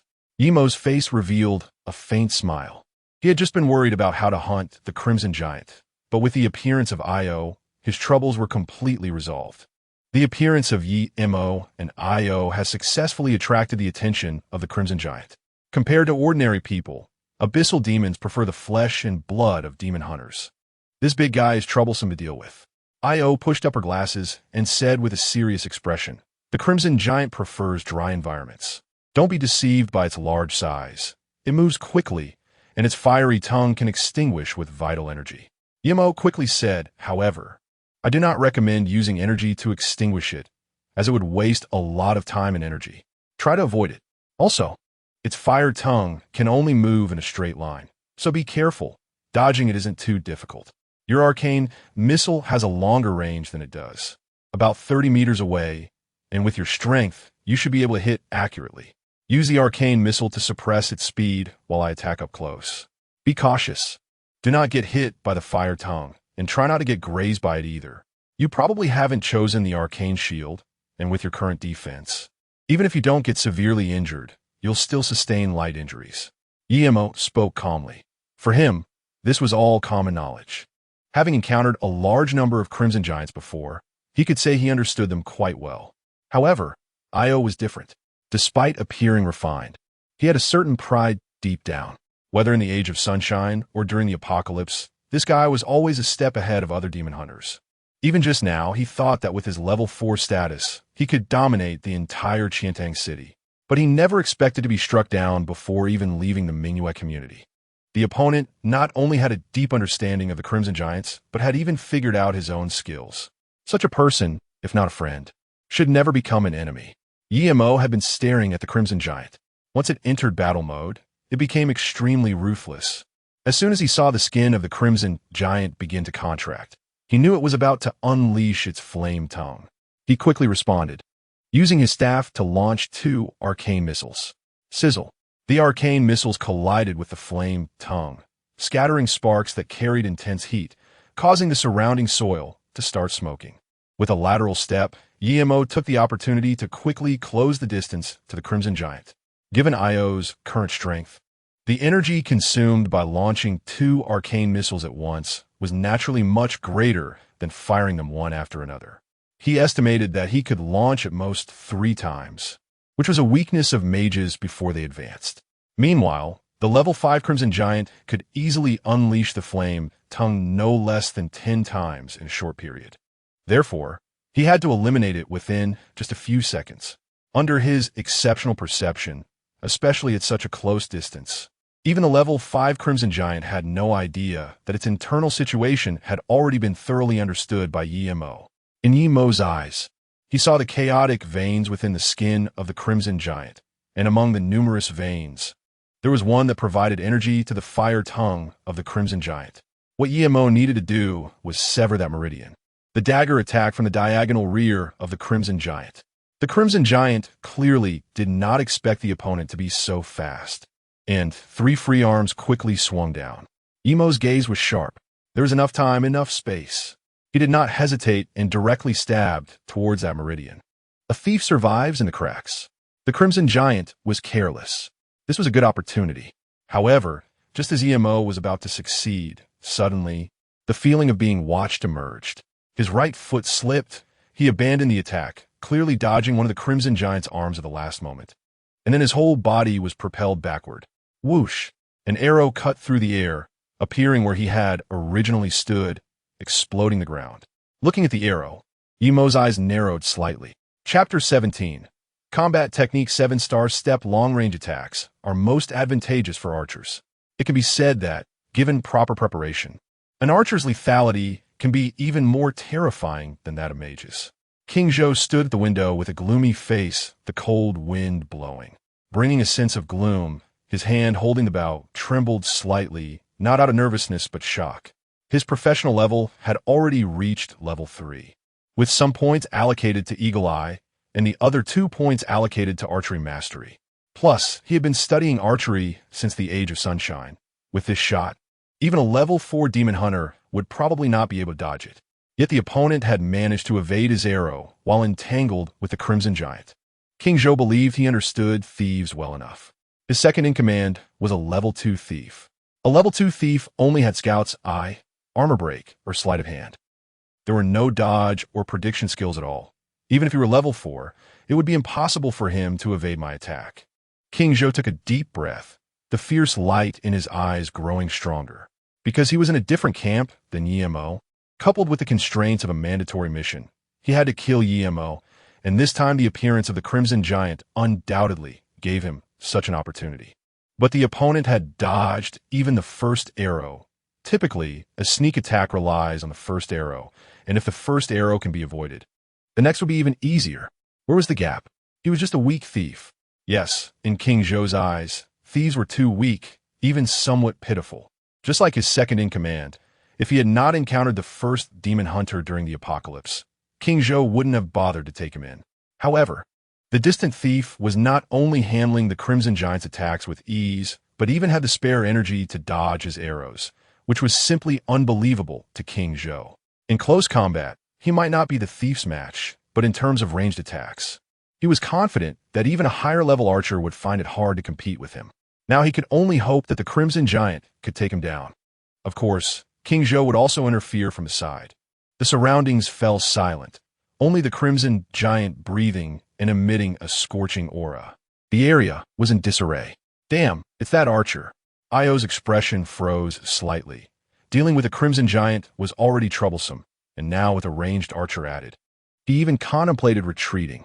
Among demon hunters, if anyone had the longest attack range, it was not the mages, but the archers. He saw Emo signaling him not to stop attacking. After pondering for a moment, Io gritted his teeth and unleashed arcane missiles again. 2 arcane missiles struck the unprepared Crimson Giant directly and then exploded violently. The Crimson Giant was in pain, red liquid flowing from its body, clearly injured. However, such an injury was not serious for it. Emo quickly calmed down. The Crimson Giant had strong defense, powerful attacks, and great speed, but its reaction time was somewhat slow, which was why it was caught off guard. A bowman, a thief, and a Crimson Giant. Emo's expression turned cold, but then the corners of his mouth lifted slightly. For him, this situation was nothing. Compared to his past life, it was a piece of cake. He had faced far more dangerous situations. With a dagger in hand, Emo slightly bent his knees, and a sense of confidence belonging to a thief surged within him. Whoosh! The Crimson Giant went berserk. Its massive body shook and charged towards Emo, its weak intellect telling it that this thief was more disgusting than that mage. The enormous form moved quickly, the wind howling around it. However, Emo did not retreat. Instead, he swayed and charged forward in an unusual manner. His steps were chaotic. His limbs moved like a puppet, swaying as if he were a drunkard. The 7-star step. This was not a skill of the demon hunters, but rather a combat technique developed by scientists after 5 years of the apocalypse, based on the structure of the human body. In the following years, when humans faced abyssal demons, ordinary people had no means to fight back. It was during this time that combat techniques emerged. This was a technique that only consumed physical stamina, although its power was much weaker than that of the demon hunter's skills. It at least ensured that ordinary people had the ability to protect themselves against abyssal demons. The 7-star step was one of them. The assessment level of this combat technique was level 10, meaning that an ordinary person could use it to deal with level 10 abyssal demons. Of course, practicing this technique was extremely difficult. Generally, only soldiers could successfully train in it. Even demon hunters found it hard to endure such pain. The 7-star step, to be precise, was a group combat technique, with its power maximized only when 7 people used it simultaneously. However, given that the assessment level was 10, it was more than sufficient to deal with a level 5 Crimson Giant. The Crimson Giant was fast, but its speed was limited to a straight line. In terms of agility, it was no match for Emo at that moment. Whoosh! Emo's body swayed slightly, easily dodging a tongue of fire.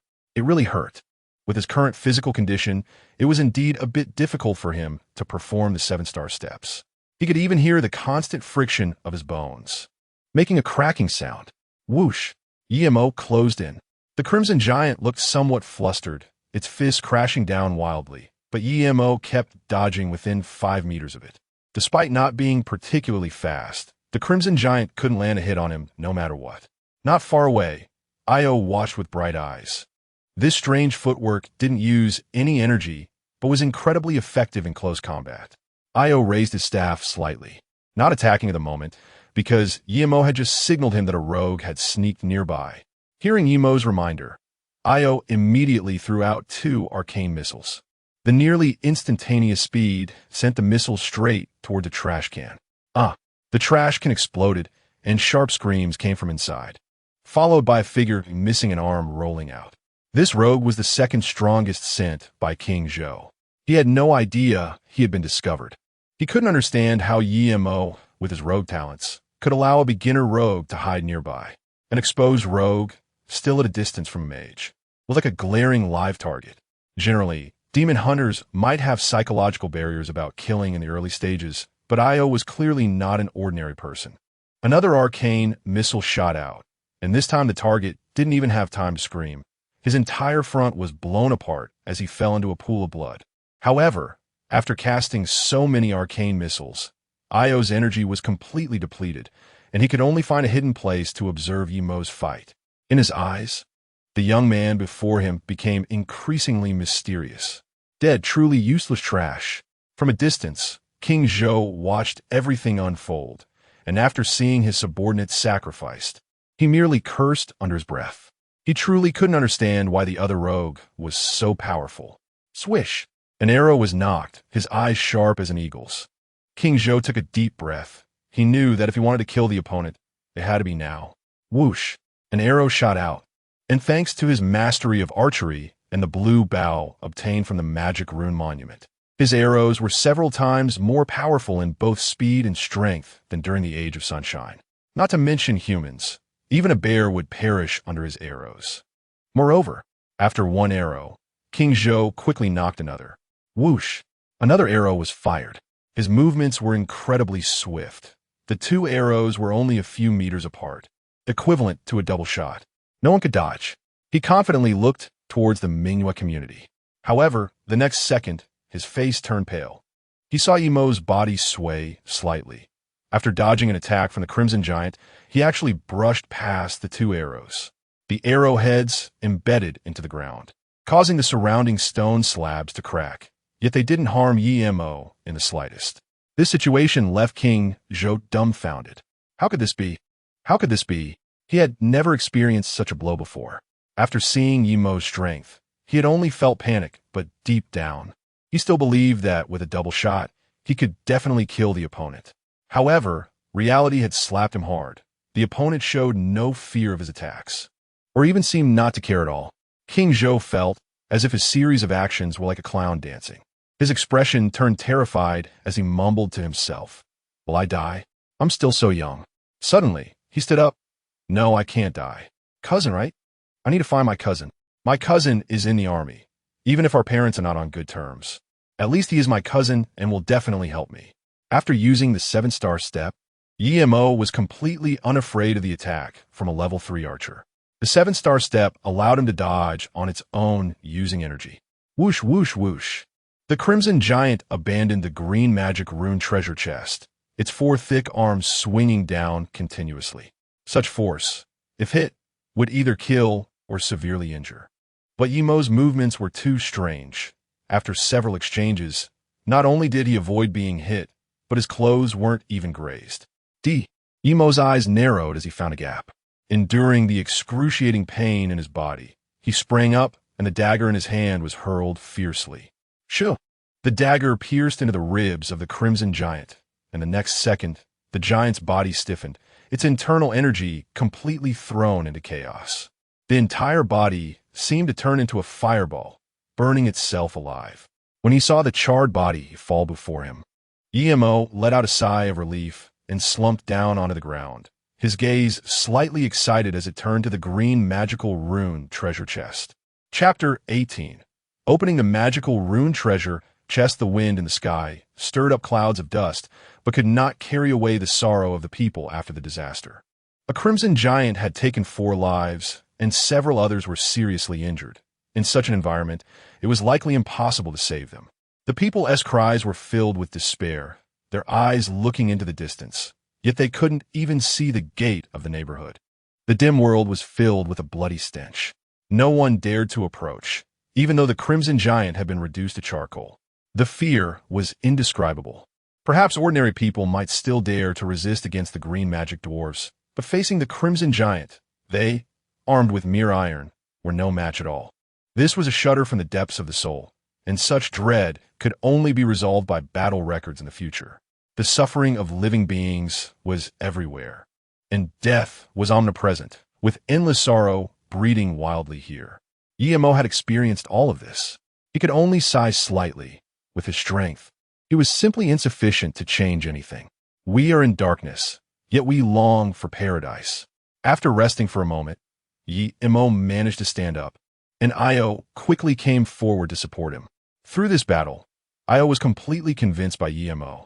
A calm mind, miraculous steps, sharp insight. Was this really a weak thief?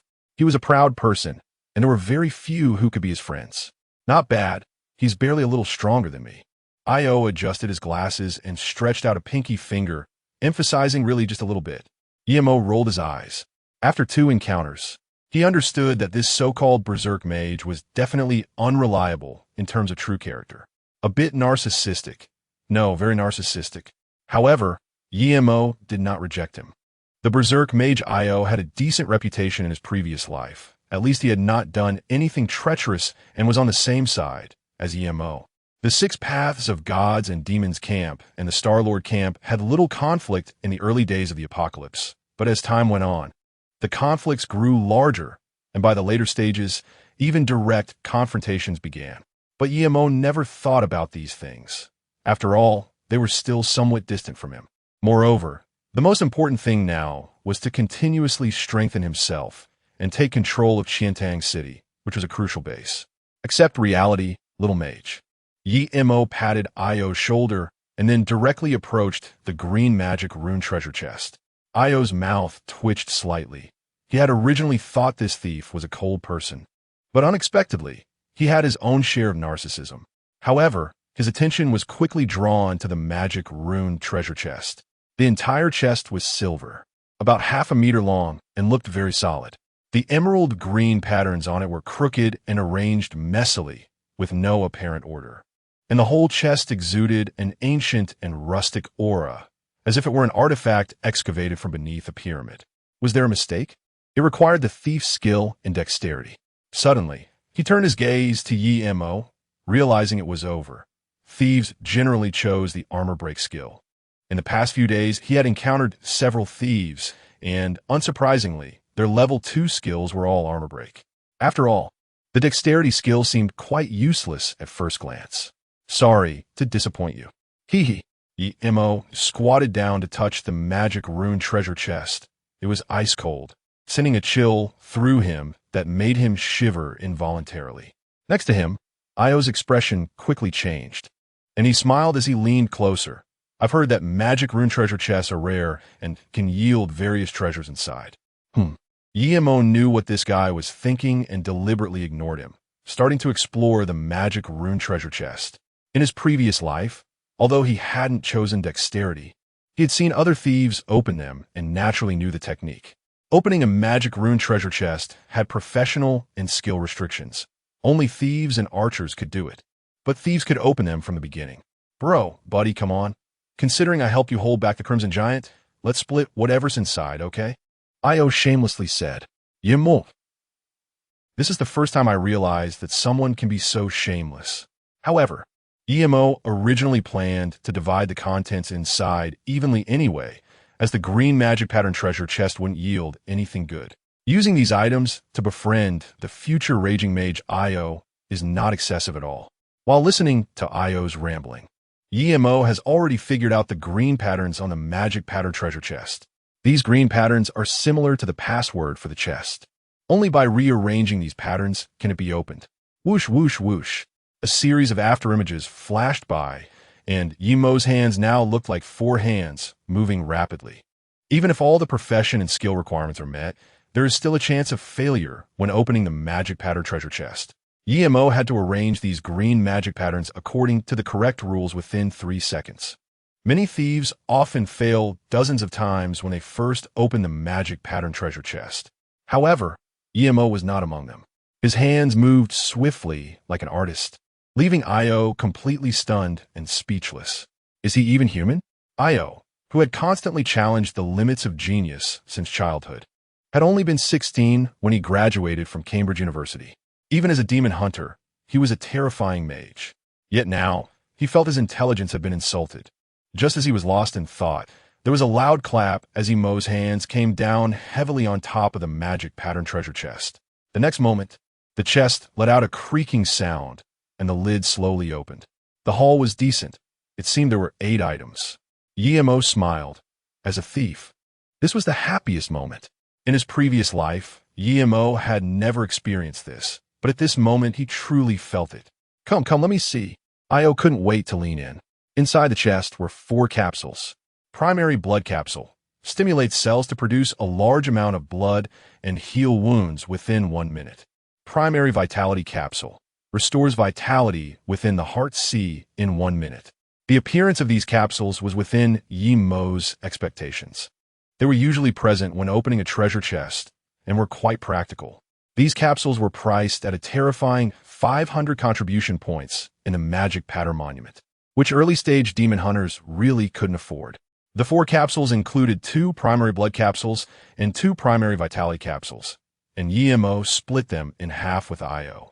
This guy, greedy for wealth, smiled as he accepted them. There's also a staff. Io's eyes immediately lit up. It was a red and white staff, with a blue L gemstone embedded at its top. Emo defaults to this staff. This is an L staff, which can only be used by mages of level 5 to cast skills, and the L gemstone on it can cast a diamond shield once within 24 hours. This is a group protection, which is quite important for the team. Among weapons of the same rank, there are distinctions in quality. From low to high, they are classified as inferior, medium, superior, excellent, and legendary. This L staff is already considered a superior weapon among its peers. The shadow that Emo is interested in is merely a medium-grade weapon. IAO gazes at the L staff with affection that is hard to contain. This staff is of no use to you anyway, so just give it to me, and I'll give you the other 3 items, said generously. Emo curled his lips. In fact, even useless items could be exchanged for contribution points at the Rune Monument. However, he didn't take the Alpha staff seriously. The remaining 3 items were all scrolls, which was what truly excited Emo. Emo opened a scroll, which felt as comfortable as parchment. Fire resistance. Within 3 minutes of use, immunity to flames will be increased. There are no usage restrictions, meaning that hunters of all professions and levels can use it. The second scroll, Petrification, is a good item. He didn't expect to open this scroll from the green magic pattern treasure chest. The skills within the scroll are varied, but most are not possessed by hunters. In his previous life, Emo had seen a warrior and a mage duel, and the warrior tore a scroll to unleash a thunderous strike that killed the powerful mage. This is the terrifying aspect of scrolls. They can compensate for certain profession limitations. The last one, Emo smiled as he opened the final scroll, and the treasure chest gradually faded into nothingness along with all the items. Something Emo was already accustomed to. Whoosh! The scroll opened. However, upon seeing the content of the scroll, Emo was stunned. He even pinched his thigh hard. Could he be so lucky as to open a profession solidification skill? And it was for thieves? Double strike. Within a very short time, make 2 consecutive attacks. Be careful not to stab your precious dagger into the enemy's rear. It's no wonder Emo was so shocked. This is one of the 2 skills of a level 5 true thief. Previously, Emo was hesitating on how to choose between the 2 skills, but now, one was directly given to him, and it wasn't a one-time use. This means that once Emo uses this skill, Double Strike will become a permanent skill, just like other thief skills. Heaven, what luck! Even opening the lowest level treasure chest could yield a profession solidification skill. No wonder he couldn't catch up to the top experts in his last life. Just as Emo was secretly rejoicing, suddenly, accompanied by thunder, a faint howl echoed. With a swish, Emo stood up. The earlier joy vanished abruptly, and his eyes were filled with seriousness. The distant place, now devoid of brilliance and glamour, was shrouded in a suffocating atmosphere, quietly spreading. Chapter 19. Tangch in the sky was a dark black, with no sun or moon, devoid of any brightness, and the starlight was absent, as the world sank into oblivion. Emo finally realized that something was wrong. The call coming from afar gave him goosebumps and a sense of unease, not out of fear, but an indescribable impatience. This was a long-standing intuition. Every time this emotion surfaced, it meant trouble was brewing. Clearly, that shout indicated that some demons were emerging from the abyss again, and even though Emo could handle them, it would still be a headache. Now, he could only pray that the beings descending from the abyss were not the skeletal priests from before otherwise. The army of Qiantang City wouldn't be able to defend against them. Moreover, the lives of these ordinary people would only become increasingly difficult. According to his estimates, at least half of the ordinary people in this community would die, and as for how many demon hunters were hidden inside, that was beyond Emo's knowledge. Many demon hunters were too afraid to hunt in the early stages. After all, no one had the robust experience that Emo possessed. Learn skills. With a jolt of energy, the scroll in his hand was torn apart. In the next moment, a stream of light entered Emo's mind. Learning successful. Skill points, 0. Temporarily unable to use. Hostname, Emo Faction. 6 Paths of Gods and Demons, Human. Level, 4. Profession, Thief, Intern. Professional skills, Premium Perspective, Level 2. Nimble Hands, Level 3. Double Strike, Level 0. Skill points available for allocation, 0. Contribution points, 876. He needed to level up to 5 as soon as possible, so he could add points to the double strike skill. Yemo had a clear understanding of his professional skill arrangement. He would never waste a skill point for no reason. After officially transitioning to a thief, he would have 2 skills to choose from. One was double strike, and the other was the thieving skill that countless people detested. However, while others disliked it, Yemo found it quite appealing. He had previously hesitated between double strike and the thieving skill, but now there was no problem at all. After a night passed, at 5:30 in the morning, a faint light rose, and the entire Chiantang city was dim and hazy. Inside the rental room, Yemo opened his eyes while lying on the sofa, full of spirit and showing no signs of fatigue. After a night of rest, his energy and physical strength had fully recovered, with only a slight pain in his ankle from the 7-star steps, but it was not a big deal. The crowd below the community was bustling, orderly lining up to receive the army's daily supplies. However, this time Yemo did not go down to collect anything. He had enough food anyway, and a year later, new food would appear on Earth. As for that archer, Yemo had checked and found no trace of him in the office building. However, he guessed that he couldn't escape Chiantang City, as it was even more dangerous outside the city. To instill fear in a person, it was not about directly killing them, but rather keeping them on the brink of death every day. If he went out hunting today, he would probably become a level 5 demon hunter and then take on the job transition task. After being reborn, every step Yemo took was well planned. His goal was to level up steadily without putting himself in danger. He was very clear that with the abyss descending, the nightmare was just beginning. The corpses and green goblin dwarves emerging now were manageable for ordinary people, but before combat skills were developed.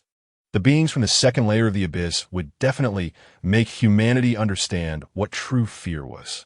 As for the number of demon hunters, someone had once calculated that on the day the light descended, there were about 70 million of them, which meant that on average, one demon hunter would emerge for every 100 people.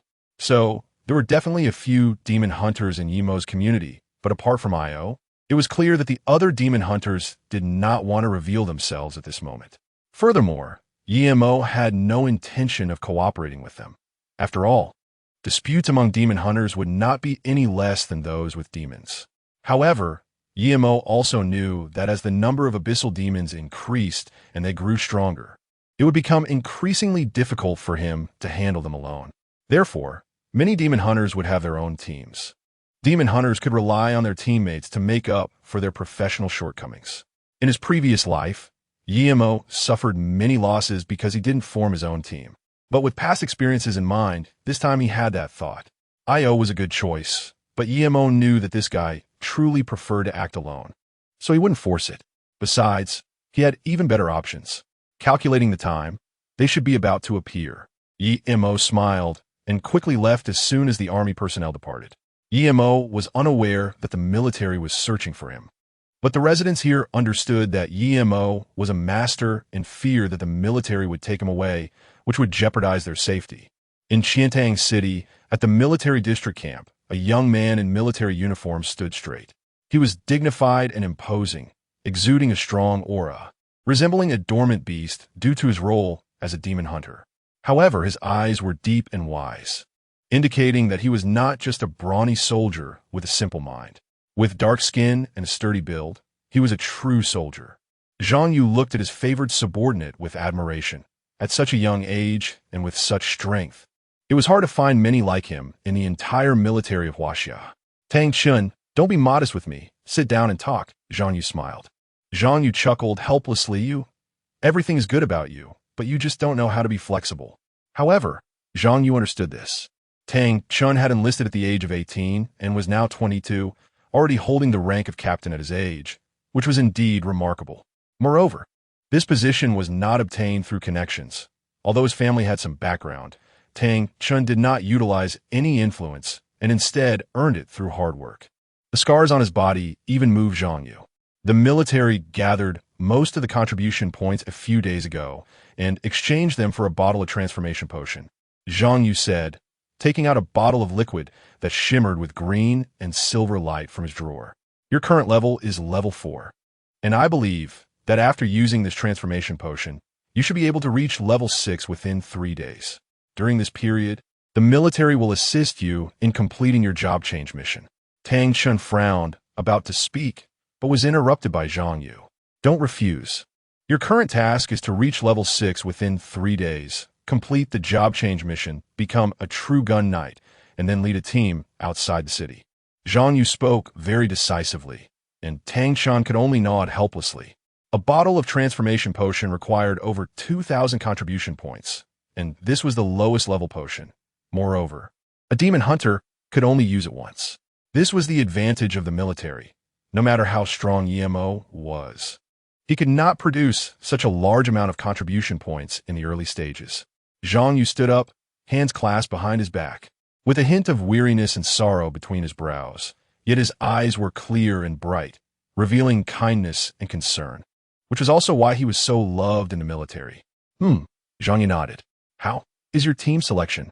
For team members, aside from one medic who is a student and just recruited, the others are soldiers from our military, all at level 4. In 3 days, I will have them reach level 5, Tang Chun said, his expression unchanged. All right, this is your team. I will also send out another team, but the leader has not been found yet. Zhang Yu was somewhat annoyed. He couldn't believe that his military could not find anyone in a small area, especially when he had hoped to boast to his old friend. General, I speak bluntly, this mission can be accomplished with just my team, Tang Chun assured. It's not that I don't trust your ability. This matter is of great importance, Zhang Yu replied with a smile. If that kid Yang were here, it would be great. That guy is born to be a soldier. With him working with you, I wouldn't have to worry. Moreover, I heard that Yang achieved a victory in a war over in the capital. Yang him again. Upon hearing the name of this rival, Tang Chun's expression finally changed. The fact that the other side could achieve a victory in a war was even more surprising. Keep looking. If you really can't find someone, let Xiaoguo take over, Zhang Yu said. Tang Chun nodded and left Zhang Yu's office, only to see one of his subordinates waiting outside. Captain, someone from the military district is looking for you. Who? He says he is your cousin, named Zhou Wang. Cousin? Zhou Wang. Danjian Thou Wen. Chapter 20. The Divine Descender. No one can turn a blind eye to death, even if one is not afraid of death. They must respect it and honor those who sacrificed.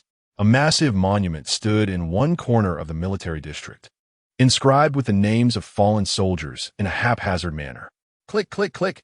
Tang Chun tightly gripped a sharp stone, carefully carving a name into the monument. Raindrops began to fall from the sky, but he remained oblivious. The military district still had electricity produced from kerosene, but it was limited to the military district. Supplying the entire Qiantang city was impossible under current conditions. Strong lights shone down on him, the dark green military uniform clearly defined, with bulging veins on his muscular arms. Another name was added to the monument. Peach Blossom Red Rain, the blood of heroes, the azure sea and crimson glow, the hearts of the righteous. Today, the divine land rises. The cemetery eternally honors the loyal souls. As the rain fell, Tang Chun's expression grew serious. He came here every day because soldiers were sacrificed daily. This was a strange war. Humanity's enemy pointed to the endless and bizarre demons. And even he had to admit that he felt a twinge of fear when he first faced the demons. He sat cross-legged, with a long gun named Military Soul resting on his knees, heavy and unadorned. After sitting quietly for over 10 minutes, he suddenly stood up, turned around, and looked at Zhou Wang, who stood in the rain with an impatient expression. This was his cousin, whom he hadn't seen in a long time. Speak. What is the matter? Tang Chun said expressionlessly. He did not have a good impression of his cousin's family. Zhou Wang looked at this so-called older cousin with a complex expression. Although their families were related, he had known since he was conscious that the two families had always been at odds. Zhou Wang had hardly spoken to this cousin growing up, except for a few words during year-end gatherings. Moreover, he had always been afraid of Tang Chun, who possessed an unbearable aura and pressure for a young man. Zhou Wang thought that after becoming a demon hunter, he would have some confidence facing Tang Chun. But he did not expect that Tang Chun was even more terrifying than he imagined. It was like that thief. Thinking of that damned thief, Zhou Wang's expression changed dramatically. To survive, he had to come to the military for help. Who was Zhou Wang? How could he fall to the point of begging for help? Zhou Wang detailed the events that had happened to him, which made Tang Chen frown. Humph, if you can't match others, you come to me. Are you still a man? Tang Chen's expression did not change, but he snorted heavily, clearly dissatisfied with this so-called cousin. However, he became somewhat interested in the thief. He knew that the thief profession had weak attack power and low defense, and could only engage in close combat, and it had to be a one-hit kill. Otherwise, it would be very troublesome. For a thief, it was merely a reconnaissance scout. But the thief Zhou Wang mentioned could actually cooperate with a mage to kill that Crimson Giant. This surprised him a bit. He had encountered the Crimson Giant before, but even he had to expend some effort to kill it, and had even sustained minor injuries. The interesting thief. His gaze shifted slightly, looking at King Zhou with evident displeasure. Normally, he would refuse all requests for help from these relatives, but now, if he could recruit that thief under his command, it wouldn't be too bad. A thief who could fight against the Crimson Giant likely had skills at least on the level of a Special Forces soldier. I will send 2 soldiers with you. You can confront him directly. Even if you fail, your mission will only be considered incomplete, and I can only guarantee that you won't die. Tang Chen said coldly before turning to leave. King Zhou stood still for a moment, then his face flushed, and a surge of anger rose from the depths of his eyes. Tang Chen, who do you think you are? Frustration, anger. He had initially hoped that Tang Chen would step in and kill that thief, but it was evident that Tang Chen did not want to get involved. The disdainful look conveyed by Tang Chen was something King Zhou felt acutely. This made his once proud heart plummet into despair. A thief, a Tang Chen. Just wait. I will make you all regret this in the future. Soon, 2 demon-hunting soldiers came to join him, and the 3 quickly disappeared into the military camp. Emo walked through the streets. The once bustling street was now filled with decay and the smell of burning. Yesterday, a scarlet giant appeared here, its flames igniting the neighborhood, roaring and consuming the entire street. Shops and homes were burned to ashes, the ground littered with charred and mangled bodies, both human and the corpses of decayed bodies and green-skinned dwarfs. Survivors used their phone lights or flashlights to search for their loved ones, or rather, the bodies of their loved ones in the drizzling rain. Emo saw a little girl sitting dazedly on a tile, the rainwater tangled in her long hair. In front of her was a middle-aged man, half of his body missing. That was her father. The middle-aged man still had a breath left, his chest heaving violently, blood gradually spreading out, blending with the rainwater, a tragic sight. The little girl did not cry or shout. She stared for a moment, trembling hands lifting a large stone from the ground. Then, with a cry, she smashed the stone onto the middle-aged man's head. His head burst open, and the middle-aged man struggled slightly before dying immediately. The little girl tightly pressed her lips together, her jaw quivering, her long hair covering her pale face, tears silently falling with the rain. Emo knew that in the state the middle-aged man was in, every second of living was painful, far more uncomfortable than dying. So his daughter ended his life with her own hands. Ah! The little girl let out a mournful wail, a sound so unlike that of a girl, more like a wounded beast, desperate and desolate. Ruins, girl, blood, father, corpse. It was like a cruel movie, depicting the various states of the world. This city was filled with such scenes everywhere. No matter how powerful the army was in front of the demons, they were as fragile as children. Swipe. Emo's figure leaped continuously until he arrived at the entrance of an elementary school.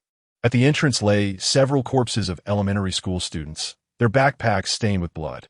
On the wide iron gate, there were also several mangled bodies of teachers. A few eyeballs lay quietly in the rain, and in the dim light, Emo could almost see the lingering fear.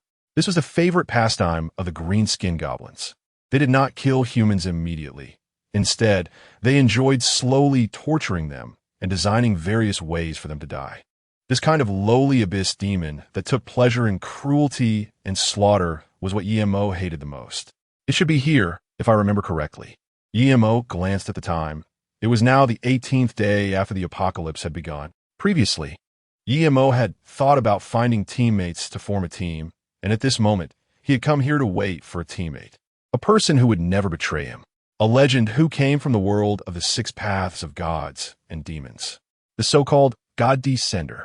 The so-called God Descenders are not earthlings, but they look no different from earthlings. Once a God Descender becomes a follower, they will absolutely not betray. Emo knew that in his previous life, a divine descender would appear here, but later disappeared. It was quite simple to subdue a divine descender. One just needed to defeat him in a one-on-one situation. The number of divine descenders was very small, and there probably wouldn't be even 100 on the entire planet. However, in this life, I cannot miss this opportunity. Emo did not know what the abyss and the six paths of gods and demons were all about, nor did he want to know. His only goal was to become strong enough to live easily. Undoubtedly, the godsend was a powerful guarantee for him, who was still weak. Thump, thump. Around the corner of the street, not far away, two green goblin dwarves appeared. They were each holding a human head in their hands, walking around nonchalantly. When they saw Emo, they suddenly stopped, and their eyes lit up with excitement. Yurishi! Yurishi! The two green goblin dwarves shouted joyfully. Yurishi was their battle cry. Emo raised his eyebrows. Two level 4 green goblin dwarves. Looks like luck is on my side. I was originally worried about missing the divine descender, so I rushed over, but now you are simply here to deliver experience points to me. The anger that had been pinned up in my heart suddenly had an outlet. The two green goblin dwarves hadn't even had a chance to fight back before Emo used their own mace against them, smashing them into minced meat. Blood and corpses are the eternal themes of this era. Congratulations to the host for leveling up to level 5. Host name, Emo Faction. 6 paths of gods and demons. Human, level 5 class. Thief, in turn, class skills. Exceptional perspective, level 2. Handy, level 3. Double hit, level 0. Skill points available for allocation. 2 contribution points. 882 skill points available for allocation. Emo was taken aback, which meant that after officially changing to a thief, he would no longer have any extra random skills. But that was fine. He was quite satisfied to allocate both skill points to Double Strike, finally giving him his first attack skill. At that moment, the prompt bar for the job change task began to flash. Chapter 21. I'm very strong. Emo opened the taskbar, but the moment he saw the task, he instantly wished he hadn't. Crack! The head of the green goblin beneath his feet was crushed by someone's force. What the hell? What kind of tasks are these? Back when he first became a demon hunter, encountering a corrupted wolf was one thing, but this time the transfer task was absurd. It was like the mandatory tasks of a Zhou King. For an archer to hunt down a thief seemed quite simple to everyone. Moreover, the mandatory task wasn't urgent. As long as Emo was eliminated before the first transfer, it would suffice. Or they could find someone to help. As long as that person killed Emo, the mandatory task would be resolved. There were many ways to handle it. Unlike Emo's previous mandatory task, which came so suddenly and was impossible to evade. To gain greater strength, one must make more sacrifices. At that moment, Emo truly understood this. In his previous life, Emo's first transfer task was to go outside the city and kill 2 level 5 Crimson Giants. But this time, task, eliminate the crisis outside Qiantang City. If someone else resolves it, the task fails, and it will be reissued with increased difficulty. The sky is round, the earth is flat, and at this moment, Emo felt square. A crisis outside Qiantang City? They didn't even specify what the crisis was, leaving him completely in the dark. Moreover, Emo suspected that this crisis was definitely related to the call he had sensed earlier, as it was accompanied by thunder, making it hard for him to discern what kind of abyssal creature it was.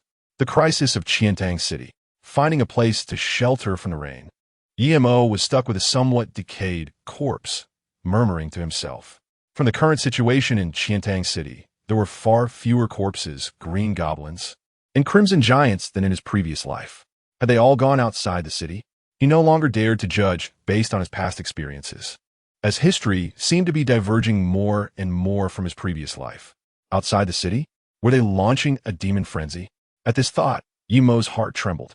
Every time a demon frenzy was initiated, it was akin to a war, resulting in massive casualties. If this time a demon frenzy was to be unleashed, it would mean that there were highly intelligent demons involved. Which demon could it be? Although the intelligence of a crimson giant was higher than that of a green goblin, it was still limited. Even a level 10 crimson giant wouldn't have the ability to command a large number of green goblins and corpses. Could it be the frenzied demon lord? Each layer of the abyss had a lord, but these lords rarely made an appearance. Even in his previous life, it took humanity 10 years to learn the name of the lord of the first layer of the abyss, the frenzied demon lord. This was a terrifying being with a strength of level 50. Due to its immense power, it could not descend to Earth. Don't be fooled by the black clouds hovering above Earth. The distance between Earth and the abyss spans countless light years. Demons arrived on Earth through spatial technology. Because the space was so weak, some powerful demons could not invade Earth from the start, giving humanity a brief chance to breathe. At this point, EMO immediately dismissed this idea. If the frenzy demon lord were to descend, then initiating a demon frenzy would be meaningless. Its mere existence was invincible. As for the skeleton priests, that was impossible, as every skeleton priest was incredibly proud and would not command low-level abyssal demons like the green goblins. EMO eliminated them one by one. It should be the creatures of the second layer of the abyss. If the creatures of the first layer of the abyss are weak and few in variety, then the second layer of the abyss is completely different.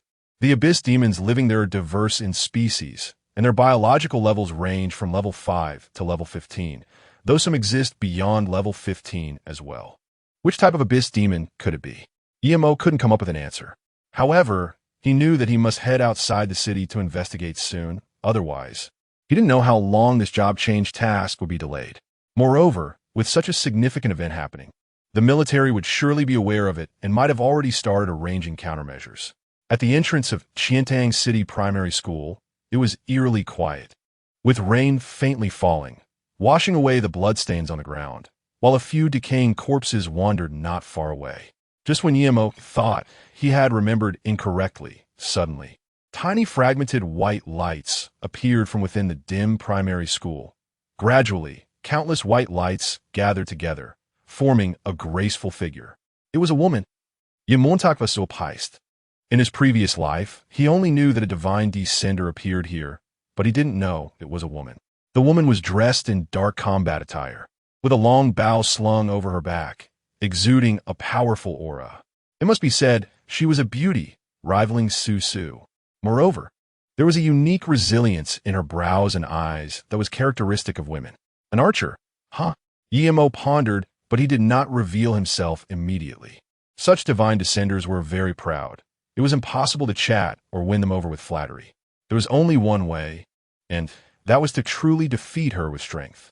EMO is a thief and naturally takes the opportunity to hide in the shadows and launch a surprise attack. Swipe. The deity descends. Deity name, Xiyin Camp. 6 paths of gods and demons. Deity. Level 5 profession. Archer EMO hid behind a wall, remaining still as he contemplated his strategy. As he had predicted, the divine descending being that appeared now was not of a high level. After all, it was just as difficult for the 6 paths of gods and demons and the Lord of Stars to send down a high-level divine being as it was for the Abyss to send down high-ranking demons. The level was not the issue.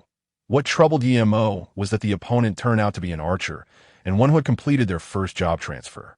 An archer after their first job transfer has 2 skills to choose from.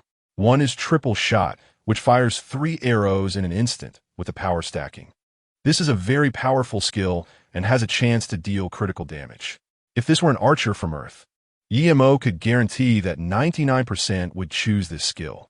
However, the opponent was a divine descending being with exceptional archery skills. They might be able to perform a triple shot without needing the skill, just without the critical damage effect. The other skill available to an archer after their first job transfer is bow break. This is a close combat skill. Once the archer is engaged in close quarters by an enemy, and the bow cannot take advantage of its range, it allows the archer to counter with the bow. The bow break skill is particularly restrictive for thieves. EMO had previously delved deeply into this. This skill could instantly double the melee combat power of an archer, and it could even cause enemies to be knocked back or stunned, along with breaking defenses. In short, it was a very troublesome skill. Compared to the triple shot, EMO was more afraid of this skill. However, considering that the opponent was only level 5, even if they learned the skill bow break. They would only have added 1 skill point at most. This meant that if she engaged in melee combat with her bow, her power would only increase by double. There should still be a chance of winning, Yi Mo calculated. The enemy was unaware of his presence, which was the most favorable factor. And Yi Mo had already obtained the double strike skill before changing jobs, something the opponent would definitely not predict. Of course, the most important thing was Yi Mo's exceptional perception, which was a rather insidious, yet powerful skill. Whoosh! Xian moved. Come out. I know you're nearby. If you want to subdue me, come out openly. The crisp voice suddenly rang out, carrying a hint of coldness, which made Yi Mo's heart tighten slightly. How did she discover him? But when he saw the body of the green-skinned dwarf not far away, Yi Mo understood. The body's temperature had not dissipated, and even the blood had not yet coagulated. Truly impressive. What surprised Yi Mo even more was yet to come. Whoosh! An arrow struck the wall he was near, and the wall exploded, with debris flying in all directions. If it weren't for Yi Mo's rich experience, who had moved away the moment he heard the bowstring, he would have been done for by now. Yi Mo was exposed to the archer's line of sight, looking angrily at the opponent. Even now, he felt a chill in his groin. How ruthless! The first arrow was aimed right at his lower body. However, the opponent's observation skills were incredibly strong, managing to find his hiding place in such a short amount of time. Are you the human who's going to capture me? With delicate hands gripping the longbow, 3 brown arrows knocked. A confidence that was unspeakable was evident on her face. Draw the bow. Shoot the arrow. Yi Mo gave a bitter smile, and before he could speak, the opponent's arrows flew towards him. Whoosh! However, before the opponent shot the arrows, Yi Mo reacted faster and dodged to the side. If one knows when an archer is about to shoot, it's not about watching the bow, the string, or the finger movements, but rather about watching the eyes. Many people think that it's difficult to hit a moving target, but the hardest time to hit is actually during the split second after the archer has locked on and before the arrow is released. This brief moment of time is the easiest to dodge, but requires a lot of experience. Fortunately, Yi Mo had that kind of experience. 3 arrows struck the iron gate of the elementary school, and the gate shattered into pieces in the next moment. A triple shot? Yi Mo was taken aback. No. This female archer must be trying to make me think she activated a triple shot skill to make me make a mistake in close combat. Yi Mo would not easily believe what his eyes saw. He was certain that the other party had learned the skill of bow break. Want to close in? Unless it's a sneak attack, don't even dream about it. Besides, Yi Mo has other ways to attack besides close combat. Chapter 22, The First Follower in the Abandoned Teaching Building. Yi Mo quietly lurked, while the other party stood proudly on the playground, seemingly not taking Yi Mo seriously at all. Generally speaking, an archer dealing with a rogue, under normal circumstances, would be an absolute massacre. It's not that Xian didn't take it seriously, but because, well, she really didn't care much. However, this human demon hunter still surprised her. The other party actually dodged her triple shot. Was it skill or luck? She furrowed her brows. In the state of eagle eye, everything around her was in her sight. The other party's hiding was very concealed. Not even a trace of breath was out of order, which didn't seem like the behavior of a novice. To know that her ears were exceptionally sensitive, within a range of dozens of meters, she could detect even the slightest increase in an enemy's heartbeat. This was also why she found Yi Mo's position earlier. It was because his heartbeat quickened significantly the moment she made sound. But now, every movement of the other party had vanished from her sight. However, despite this, Xian still had enough confidence. A little thief, afraid he couldn't be caught? Yet she did not relax in the slightest. As long as the other party showed even a hint of a flaw, her arrow would pierce through the rogue's head. Yi Mo was crouching in a corner of the corridor, trying to control his heartbeat and breathing. He had encountered a master, and not just any master, but an absolute expert among archers. Such people are born with exceptionally sensitive ears, to the point where even some melee demon hunters cannot approach her. His breathing slowed, becoming incredibly long and steady, and even his heart rate dropped to 40 beats per minute. The divine descendants are inherently demon hunters. They understand their profession and all other demon hunter professions very well. They are extraordinarily powerful, the best weapon for humanity in the early stages to counter demons. This archer, for instance, could easily take down a level 6 or 7 demon. If conditions allowed, even a level 10 demon would not be her match. The best way to deal with an archer is with a mage. As long as the mage's magic shield can withstand the archer's first arrow, the archer will then face a barrage of furious magical attacks, leaving no chance to dodge, because by the later stages, many mage's spells are indiscriminate area attacks. Unfortunately, EMO was not a mage. It can be said that in close combat, thieves are still far behind warriors. EMO's greatest advantage is his exceptional perspective. He gently squeezed a stone in his hand. Whoosh! He quickly made his move, coinciding perfectly with the sound of a strong gust of wind. In fact, this was also a technique that EMO found useful. The loud sound of the wind masked the sound of EMO's action. When the stone landed at the other end of the corridor, it made a crisp sound. Thud! Whoosh! In less than a second, a sharp arrow pierced through the railing. And what shocked EMO even more was that the arrow accurately struck the stone. EMO suddenly felt that he had underestimated the situation. He knew that the stone was smaller than an egg, yet the opponent, from behind a barrier and in a situation where visibility was obstructed, had hit the stone with incredible precision. Such hearing, even among archers, would likely be considered exceptional. EMO was surprised, but his movements were not slow at all. He aimed to create a time gap. No matter how skilled the female archer was, she was only level 5, and there would inevitably be a delay between one shot and the next. Even advanced archers could only shorten this interval. But a level 5 archer would find it hard to achieve that no matter how hard they tried. Retrieving an arrow, knocking it, judging the target locking on, drawing the bow, and shooting. This series of actions would take at least 2 seconds. And those 2 seconds were enough for EMO to close in on her. Xian was taken aback, but she quickly reacted, realizing that this thief was more cunning than she had imagined. Whoosh! By the time she shot her next arrow, the thief was only 20 meters away from her. Moreover, EMO used the combat skill 7-star step, and in her hasty shooting, Xian's arrow actually missed. 10 meters. 5 meters. Good, very good. Xian coldly smiled, watching as EMO was about to close the distance. Whoosh! With a twist of her wrist, the dark golden bow swung fiercely towards EMO. The skill bow break was activated. Attack power doubled. Swish, swish, swish. The bow sliced through the air, and the bowstring emitted a piercing sound. Just waiting for you to get close. A victorious smile appeared on Xian's face. A mere human, a thief, thought he could subdue her. What a huge joke. Sure enough, it was the skill bow break. EMO displayed an expression as if he had everything under control. He was only 5 meters away from the archer. However, at that moment, he stomped his feet hard on the ground. Whoosh! He shot back like an arrow released from a bow. This time, it was not a real attack, but a feint. Xian showed a surprised expression. Little girl, the skill bow break has a 3-second cooldown. Boom! EMO's feet were planted on a tree that had shed all its leaves, his whole body resembling a compressed spring. Suddenly, he curled up and then pushed off with his feet, shooting toward Xian for the second time. This time, his speed was even faster. First, he hadn't used all his strength before, and second, he was leveraging the rebound force. Interesting, but do you really think this can defeat me? A cold voice rang out. Xian made a quick decision. She didn't attack, but instead retreated sharply. As long as she created distance, her opponent would have no advantage. How could I let you escape with the meat almost in my mouth? Yemo gurinid vikidli. Little girl, just obediently submit. Swish!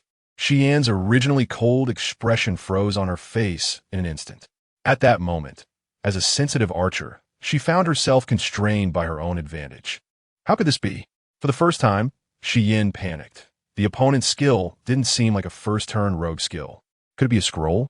However, that gaze looked so lewd. Even EMO was momentarily stunned. He knew the archer in front of him was sharp, but he didn't expect her to be this perceptive. Because, generally speaking, a level 5 demon hunter wouldn't notice at all. Good opportunity. Swish! His speed surged again, and he shot toward Xian's side. Roll! Xian yelled in anger, enduring the discomfort in her body, and swung her bow fiercely. Unfortunately, this strike didn't break the bow. Her skill was still on cooldown. Double strike, activate. Bang bang. You lost, EMO said, trying hard to appear dignified, but his eyes made it impossible for anyone to associate him with the word dignity. I lost. Xian lowered her brows. Once a divine descender admitted defeat, it meant submission, and she would become the opponent's follower. Such following was bound by divine constraints, making betrayal impossible. Congratulations, host, for capturing the divine descender. Divine descender's name, Xian. Faction, 6 Paths of Gods and Demons, divine descender. Level 5. Profession, archer. Professional skills, archery mastery, level 1. Eagle eye, level 3. Bow break, level 1. Assignable skill points, 0. Contribution points, 0. Finally done. With a divine descender like this, there was no need to worry about betrayal, which was rare in the apocalypse. Putting away the dagger, Yimo raised what he thought was a very gentlemanly and handsome smile. Xian looked at Yimo. Was this the person she would follow for a lifetime? With good-looking features, he must also look good when beaten, right? Bang. Why did you hit me? Yimo was hit on the nose, blood gushing out as he looked at his first follower with tears in his eyes. My lord, if a man peeks at a woman, getting punched should be expected, right? Xian said innocently, her golden hair dripping with water beads. Yimontak was speechless. However, he couldn't back down. He immediately retorted, this is slander. I was using a skill, just now. How could a fine young man like me do such a lewd thing? My lord, is my body good-looking? Good-looking. Bang. Yimo was knocked away. He cried without tears as he got up from the ground, covered in mud, and grabbed the corpse of a green goblin to shield himself. Why you don't come over? Was it because he activated it incorrectly? Didn't they say that divine descendants would be loyal to their hosts? As he saw Xian approaching, Yimo nervously kept backing away. In a direct confrontation, he really wasn't a match for this violent woman. Sir, stop daydreaming. Hurry and buy equipment at the Magic Rune Monument. I want a 5-star accommodation. Yimo. At this moment, Yimo missed Lin Chinya immensely. At least that girl was quite gentle with him. In short, after a crazy beating, the two of them quickly got to know each other. Yimo's evaluation of Xian is that she is beautiful like a flower, powerful, and has a tendency toward violence. Meanwhile, Xian's evaluation of Yimo is pervert. Pervert. On the way back, it was unusually quiet, and the two of them hardly encountered any corpses. Chapter 23. 3 Since night quietly descended. In fact, people had not seen the sun for several days, and there was no longer a clear distinction between night and day. They only knew that if their vision could see 10 meters away, it was daytime, and if they couldn't see their own hands, it was nighttime. The community was shrouded in darkness, with only a few households still lighting weak flames.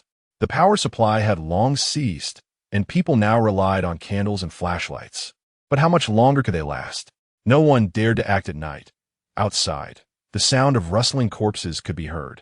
Most of the corpses had gone outside the city, but some remained in Qiantang City. Occasionally, armored vehicles would rumble by, and gunfire could be heard, eliminating these corpses. Corpses below level 5 were no match for the military. Even a seasoned demon hunter would not dare to confront an army head-on. In the empty corridor, the smell of corpses lingered, and the bloodstains left from the last battle seemed to be imprinted on the stairs, shocking to behold. Across from Yimo lived an atheistic old professor, who, with his keen hearing, could naturally tell that the old professor was reciting scriptures again. Since the beginning of the apocalypse, the old professor had completely changed his worldview. The presence of others in the house made Yimo furrow his brow slightly. Xian's hand grasped the longbow. For an archer who had mastered bow-breaking techniques, close combat was no longer her weakness, at least not an absolute weakness. Yimo observed that her pupils were beautiful, not purely black, but with a hint of emerald green, like a tender leaf dewy in a morning light. Although he had been beaten up earlier, Yimo knew that in a crisis, Xian was still very reliable. Through the door, Yimo directly used his top-tier perspective ability. The next moment, the scene in the room was all reflected in his eyes. There were 3 people. 2 were standing near the balcony, while the other was holding a bow and arrow, aimed directly at the door. It was evident that as soon as Yimo opened the door, the opponent's arrows would shoot out without hesitation. This was an archer, and he had a grudge against him. Yimontak smilet in realisation, knowing exactly who the other person was. However, He didn't expect that this archer not only did not evade, but instead came straight to his home. His gaze fixed on the two men standing at the balcony, dressed in military uniforms, which suggested they were from the army. This kid actually had connections with the military. It seems his background is quite significant. The Supreme Perspective is a third-tier skill, and even though it wasn't maxed out yet, the flow of energy within the other person's body couldn't be hidden from Yemo. 3 people, 1 level 3 archer and 2 unknowns. Yemo gestured to Shiyin, who understood and knocked an arrow on her bow. The 2 archers were separated by a door, and both sides had noticed each other. Of course, the situation favored the other side, as the King of Zhou had no idea he was about to face an almost invincible archer of the same level, especially considering he was only level 3. In terms of experience and skills, he could not compare to Shiyin. Fighting against a level 3 novice archer as a divine descender like Shiyin was indeed somewhat unfair. The 2 soldiers accompanying the King of Zhou also looked serious, not because of the opponent's strength, but because of the area they were in. They knew that the army had been searching for a powerful demon hunter who had displayed unmatched strength at the beginning of the apocalypse, and the general had been looking for him. Reliable information suggested that this demon hunter was exactly in this area, and they hadn't expected that the King of Zhou would bring them here. According to the king's description, the opponent was a thief strong enough to not seem like a thief at all, which raised doubts in the minds of the 2 soldiers. Could this thief be the one the general was looking for? Thinking of this, the 2 exchanged glances.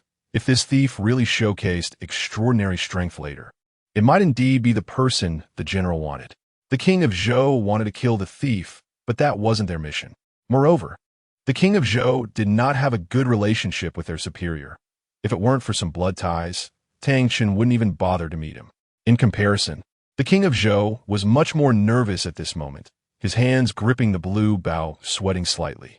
If it weren't for Yi Mo's obstruction these past few days, the king could have gone hunting and would at least be a level 4 archer by now. But now he was still only level 3. The king understood that with the opponent's monstrous speed in killing monsters, he had probably already become a level 5 existence. Then, under the cover of the 2 soldiers, he could escape. Thus, the forced mission would disappear, and he could use Tang Chen's reputation to survive in the army. Creak! The door opened. The King of Zhou's heart tightened, and he unhesitatingly shot an arrow. Whoosh!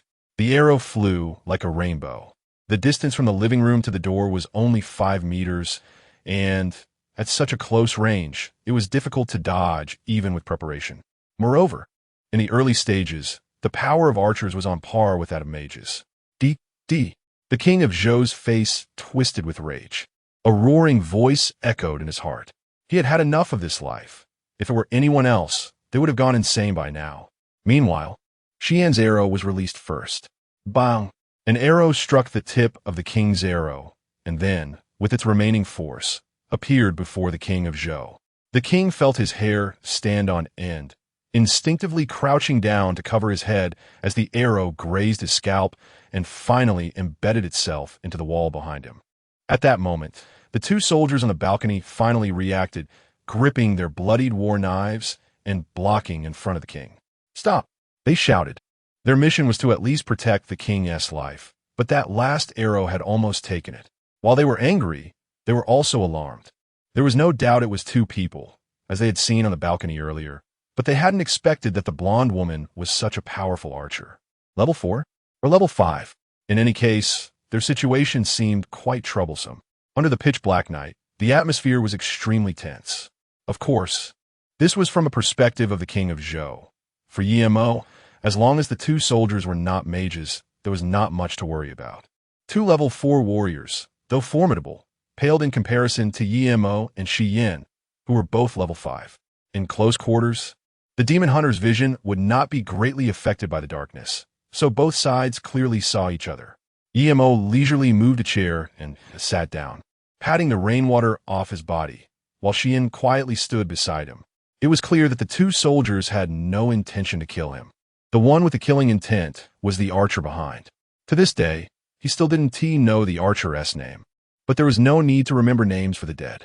I thought you would hide far away. I didn't expect you to appear right in front of me. Should I praise you for being foolish or just plain foolish? Zhou Wang took a deep breath, looking at the other person with a complex expression. After that arrow was shot, there was already an option to give up the mission, so he chose to give up without hesitation. Of course, didn't he know there would be a price for that? Every time a force mission failed or was automatically given up halfway. Although it seemed to have no visible effect, Yi Imo knew it would affect the luck of the demon hunters.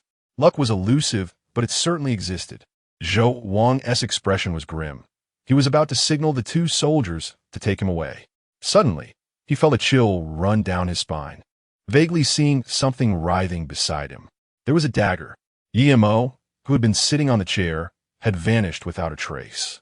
His speed was fast, or rather, eerie. His footsteps were silent, like a cat's. The two soldiers were horrified. They had no idea when the other party had disappeared, if it weren't for the close distance. They would have even had time to react. Swish! Two cold blades fell from the air. But no matter how fast the knives were, they couldn't match the speed of the arrows. Two arrows flew at high speed from close range, forcing them to draw their knives in response. Meanwhile, by the sofa, a shimmering dagger had already pierced through Zhou Wang's palm, which was gripping the bow. Ah! Zhou Wang let out a scream. The pain that penetrated to the bone was enough to drive anyone mad. Crack! The dagger pierced through Zhou Wang's palm and, with Imo's force, was driven into the floor, causing Zhou Wang to fall to the ground completely. Please don't kill me. I was wrong. Zhou Wang cried out hoarsely, his face twisted in agony. Yi Imo looked at King Zhou, his gaze sharp as a sword in the darkness. Now you realize your mistakes? Unfortunately, some things have no remedy. Do you know you have 3 sins? The first sin, after the apocalypse, you killed indiscriminately. I have investigated, and for food, you even killed your own friends. Oomph. Yi Imo took out the ordinary dagger resting on his arm and plunged it into the palm of the other hand of King Zhou. The roar was deafening. The second deadly sin, lust for beauty. Do you still remember the mother and daughter who died tragically in Cross Alley before the apocalypse? Another dagger struck, this time into King Zhou's abdomen, but it narrowly avoided all his vital organs. Poof! King Zhou sprayed a mouthful of blood, his eyes filled with bloodshot veins. Yi Imo did not care about the blood splattering on his face and said forcefully, the third sin, for a gun. You killed my friend and caused the death of a woman, a single arrow taking 2 lives. And you not only lack any remorse, but you are even more reckless. This punch is for them. Bang! A heavy punch struck directly at the bridge of Zhou Wang's nose, causing it to collapse instantly, blood gushing out. The two soldiers gasped in shock at the scene. Chapter 24. The weak are slaves as soldiers. They had fired guns and killed people, even having dug out the brains of those grotesque corpses in the past few days. However, for some reason, both of them shivered upon seeing Yi Imo. It wasn't because of his brutal methods. They had seen more brutal methods before, but it was the person himself. He had a blank expression, his face showing no signs of emotion. Even with blood splattering on him, he didn't even blink. Was this still a teenager? He looked to be only 18 or 19. Such resilient psychological quality could either be innate or that of a criminal who had killed many and had long lost any psychological barriers to killing. However, upon hearing Zhou Wang's 3 sins, their gazes gradually turned cold. They never expected this person to be so malicious. If it could be barely understood after the apocalypse, what about before it? The death of that mother and daughter had also caused a huge stir in Qiantang City, but in the end, it was left unresolved. If it was Zhou Wang's doing, he indeed had the power to cover it up. But now, no amount of wealth could save his life. The two no longer attacked, watching coldly. As soldiers, they despised this kind of rich second generation who acted recklessly because of their wealth and power. A chill emanated from their cold eyes, like the cool wind of midnight, blowing fiercely. You! Zhou Wang struggled to get up, but both of his hands were nailed to the floor. The slightest movement caused his whole body to convulse in pain. Shame, anger, all negative emotions surged at that moment. He had thought about the worst-case scenario, but there were 2 level 4 warriors here. He never expected to fall to such a state. At this moment, he felt both fear and rage towards Yi Imo, his rationality on the verge of collapse. Kill me. If you have the ability, then kill me. Otherwise, I will definitely take revenge on you. Imo's attacks were ruthless. landing punch after punch directly on the wounds of the king of Zhou, and in the end, he even stomped down on the king's lower body. A heart-wrenching scream, like that of a slaughtered pig, suddenly echoed. It was unbearably desolate, filled with deep despair. Ruined. The king of Zhou's life was completely destroyed. Kill me. Kill me. He roared continuously, but it was of no use. Yimo's heart was incredibly strong. He had experienced even more brutal things, let alone just tormenting one person. Kill you? I won't kill you. Sometimes living is more painful than dying, Yimo said coldly. I am not reconciled. I am not reconciled. So cruel. Standing at the door, Xian's lips curled. She did not expect this guy, whom she had labeled a pervert, to strike so viciously. That last kick had utterly ruined a man's life. Looking at the bloodied lower body, Xian guessed that even a third-tier physician would not be able to heal it, unless they exchanged for a special holy-level medicine at the Demon Rune Steel. The two soldiers exchanged glances and unconsciously swallowed hard. This person is too ruthless. However, according to what he said, the king of Zhou was so vicious that it was only natural for him to be crippled. What are you still doing here? Why aren't you saving me? The king of Zhou gasped for breath, his voice sharp and piercing. A younger soldier laughed and said, Young Master Zhou, the captain only instructed us not to let you lose your life. As for losing limbs or anything like that, it's outside our responsibilities. You all. The king of Zhou was so enraged that he fainted, and only at that moment did the room finally quiet down. Yimo glanced at the two soldiers, knowing that they were just following orders and therefore did not feel any difficulty. The two soldiers nodded. After all, their superior had a bad impression of the Zhouwang, and they bore no responsibility. Instead, the thief in front of them and the blonde archer beside him. One of the soldiers informed Yimo of the situation, stating that their general was looking for him. Yimo suddenly realized that the task outside the city had found a resolution. The army was in such a hurry to find him, indicating that the situation outside was quite urgent. The general wants to see you, but of course, we won't force you. If you want to join this mission, please come to the military camp tomorrow at noon. The two men knew Yimo's strength, and with the addition of an archer, even a few armored vehicles would be of no use against them. After the two soldiers took King Zhou away, Yimo fell into deep thought. He didn't care much about King Zhou.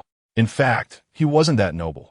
If King Zhou hadn't killed Su Su, he wouldn't have acted against him, no matter how evil King Zhou had been in the past. Unfortunately, King Zhou ran into the muzzle of a gun, which was unfortunate for him.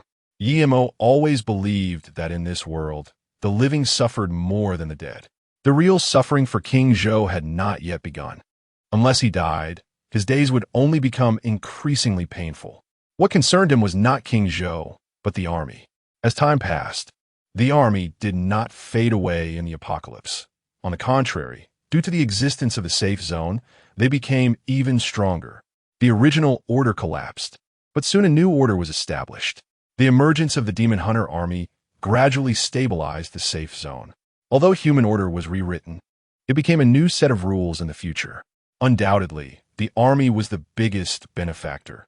They held the strongest armed forces in their hands, capable of not only fighting against abyss demons, but also balancing the demon hunters. Yimo has always wanted to lead an army, which was somewhat difficult in his previous life, but now it seems he has found an opportunity. Moreover, he is determined to take Qiantang City. If he can establish his authority in the military first, many future matters will become much simpler. Besides, his job transfer task is also related to the crisis outside the city, so it would be best if he could leverage the army. This is an era where only the fittest survive. Unless one's personal strength is powerful enough to defy the heavens, one must go with the tide of the times. Are you going outside the city? Qian asked. There's no choice. My job transfer task is there. Yimo shrugged. My intuition tells me it's very dangerous. But before you go to seek death, can you dissolve our contract? Yimo waved his hand. Don't think about it. How did it end up like this? Under the dim light, some unknown insects were flying around. Tang Chun saw the expression of King Zhou and didn't even blink, continuing to wipe his long spear, the military soul. This spear could only be wielded by warriors of level 5 and was purchased by the army for 1,000 contribution points from the Magic Room Monument, making it a medium-grade weapon. As for a high-grade weapon of the same tier, the price jumped to 5,000 points, which even the army couldn't easily afford. As many contribution points were personal. Not to mention a captain, even a major couldn't buy him a high-grade weapon. Two soldiers exchanged a few words. One was a thief, and the other a blonde archer. Tang Chun pondered and quickly realized that these were the people the general was looking for. He initially thought about incorporating them into his team, but unexpectedly, they turned out to be his competitors. Moreover, it was said that their strength was quite good. With this in mind, he felt a bit curious. A monster hunter emerging from the civilian ranks, able to grow to this level without the army's help. I need to report this situation to the general, Tang Chun said lightly. Although he was curious, it was merely curiosity. For him, Tang Chun, there was only one lifelong rival, Young Oh. They enlisted at the same time, entered the military academy together, joined the special forces at the same time, and graduated simultaneously. Tang Chun's performance was already excellent, but wherever Yang Oh was, he had always been the supporting character. Always the second. Yang Oh, even though the times have changed, we can still compete. An overwhelming aura emerged from Tang Chun, belonging to the level 2 skill of a warrior, basic dominance. So pathetic. Completely ruined. Yeah, probably won't recover in this lifetime. Let's go. Let the patient rest well. The two nurses left the medical room, completely unaware that their words were heard clearly by King Zhou. Damn it. King Zhou was completely wrapped like a mummy. The injuries on his body were not fatal for Monster Hunter, but what drove him crazy was that, as a man, he had lost even the most basic things. Emo, is it? You'll die. I, Zhou Wang, swear that I will never kill you in this lifetime. I swear I won't be human. And you, Tang Chun, treated me like a dog. You almost die? Despair spread over him like a tide. Hatred, indignation, shame. His whole body was tense. His eyes bloodshot. Suddenly, an extremely cold aura enveloped him completely. The surroundings fell into darkness, and even the monster hunter's eyes could see nothing. Human, I feel your despair. You have hatred in your heart, but you also hate your own weakness. Do you want revenge? Accept me. What kind of darkness is this, filled with power? Filled with destruction? King Zhou felt that if he just took a step forward, he could gain immense strength. But the remaining principles made him hesitate. He was hesitating, wavering. What are you still hesitating for? With your strength, you will never catch up to your enemies in this lifetime. Are you still a man? The weak are slaves. The weak are slaves? King Zhou murmured, his pupils gradually spreading out, black filling the whites of his eyes. The strong are respected, the weak are slaves. He spoke in a daze as he climbed out of bed, the blood from his torn wounds staining the white sheets, but he seemed oblivious, as if something outside was attracting him. He leaped out of the window and disappeared into the vast night. Chapter 25, Shadow Stealth. In the midday of Qiantang City, it was hazy and pedestrians hurried by. They came out to seek food, their eyes filled with sorrow. The army's food was insufficient to satisfy their hunger, which was an unavoidable situation. Emo predicted that the food supply in Qiantang City would face its first crisis in the 3rd month after the apocalypse. As long as they survive this crisis, the plant from the second layer of the abyss will descend. Although these plants are quite ferocious, they could be consumed once killed. Unlike the corpses and green-skinned dwarves, which would poison and kill anyone who eats them. However, as time goes on, more and more demon hunters and even ordinary people have begun to hunt. As a single corpse or the head of an abyss demon can be exchanged for food with the military, which has provided a brief moment of stability in Qiantang City. But these people are likely unaware that tens of thousands of demons and corpses are gathering on the outskirts of Qiantang City. The demon tide. This was the most troubling issue for humanity in the previous life. Every time the demon tide arrived, countless lives were lost. And even Emo was very wary of it. The demon tide is divided into 5 levels, but the one outside Qiantang City is merely the lowest level, the 5th level. However, Emo knew that with the current strength of Qiantang City, not to mention a 5th level demon tide, even a few thousand organized demons could destroy a large part of the city. This is war, not just a battle. A battle may result in just a few casualties, but a war can affect tens of thousands. The power of individuals is too insignificant in wars involving hundreds of thousands or even millions. A 5th level demon tide is nothing to worry about. Those above 3rd level have leaders who are tactical geniuses, possessing high intelligence and thinking like humans. Emo remembered that the most massive 2nd level demon tide in his past life occurred 7 years after the abyss descended. During that time, even when Yang, O, and Chun Zifeng joined forces, the capital's protection zone nearly fell. It's worth noting that these two were among the best demon hunters back then and were tactical geniuses, yet they still almost failed. Emo never took the demon tide lightly, especially since it was related to his job transformation. Assassinating the opposing leader was often the most effective method. The fact that the military found him this time meant that the situation had become extremely serious. However, the greatest danger in assassinating the opposing leader did not come from the peripheral demons, but from the leader themselves. As the leader of a demon tide, they not only had to possess high intelligence, but also extraordinary strength. Acting recklessly to assassinate without knowing what kind of abyss demon the opponent was would be very dangerous. While pondering these issues, Emo quickly arrived at the military camp, where an officer took him to an office. The office was spacious and simple, with a large conference table in the middle. Since it was in a military camp, there was sufficient power supply. Someone brought tea, and the general was in a meeting, so Emo was asked to wait for a while. Emo took a sip of tea and stood by the window, looking towards a military camp. Not far away, some soldiers were training intensely with their upper bodies bare, a level of training that had long surpassed human limits. Emo sensed and discovered that the entire group was made up of demon hunters. No wonder it was an army. There were so many demon hunters. Armored vehicles and tanks passed by, and the entire military camp was bustling with activity. In the apocalypse, only the army could contain large-scale demons. Emo knew that the general here was Zhang Yu. In fact, he was extremely familiar with this person, and it could even be said that he was an old acquaintance from his previous life. The door opened. Zhang Yu walked in. Emo's gaze also turned in the same direction. Zhang Yushi was indeed handsome. His appearance had the toughness of a soldier, yet also the kindness of an elder. With a few wrinkles at the corners of his eyes and bright, clear eyes, he was unlike other generals. He always wore a hint of a smile, which made his subordinates feel even closer to him. Emo really understands him too well. According to Chun Zifeng, Zhang Yu is so cunning that you can't even trust him with a pack of tissues. Everything is a disguise.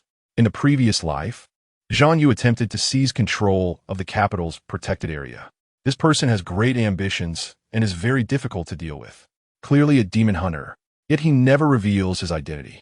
Emo was sizing up Zhang Yu while Zhang Yu was also assessing him. In fact, he had not been in a meeting earlier. He had been reviewing the intelligence sent by his subordinates about this person. The information surprised him slightly. He had not expected that Emo knew Yang, O, and Chun Zifeng, and that they had grown up in the same orphanage. A smile appeared on Zhang Yu's face as he walked straight to Emo's side. Then he heavily patted Emo on the shoulder and laughed heartily. "I finally found you. It turns out you're such a young expert. I'm the general here, and people in Shintang City should know my name, so I won't introduce myself. Come, sit down." Saying this, he pulled Emo to sit beside him. His enthusiasm was like that of an elder, and if someone were unaware of the situation, they would probably have a good impression of him right away. Emo repeatedly said, "I dare not. I dare not." He then stood up, displaying the demeanor that an ordinary person should have when meeting a high-ranking military officer. Emo wore a smile, but was contemplating whether to kill him right now. Wherever there are people, there is a world of struggles. Even with the apocalypse looming, conflicts among people have never ceased, especially with the emergence of safe zones. As people's lives became somewhat more stable, some ambitious individuals began to stir. Moreover, someone like Zhang Yu, who held military power and was deeply loved by his soldiers, posed a significant threat to Lin Xianye in the future. However, if he were to eliminate him at this moment, he feared he wouldn't be able to leave the military camp himself. Furthermore, even Emo had to admit that although Zhang Yu harbored ulterior motives, he was indeed a capable leader. If Shintang City were to lose him, it would likely fall swiftly. Emo immediately dismissed this thought. According to his plan, he intended to quietly hide in Shintang City for a year, aiming to reach level 10 within that time, and then start the Lord's trial mission. During this year, He would also gradually infiltrate the military, at least making a name for himself within the army, which would benefit him in controlling the military in the future. He was doing his part to help Lin Qinya lead the capital's protection zone in the future. The situation in Qiantang City was more comfortable than people expected or than the apocalyptic scenarios in science fiction. Only Yi Mo knew that the appearance of demons from the second layer of the abyss would truly bring devastation to living beings. To cut a long story short, you should know about this mission, right? Zhang Yu switched to a serious mode. I don't know the specifics yet. Is there detailed intelligence?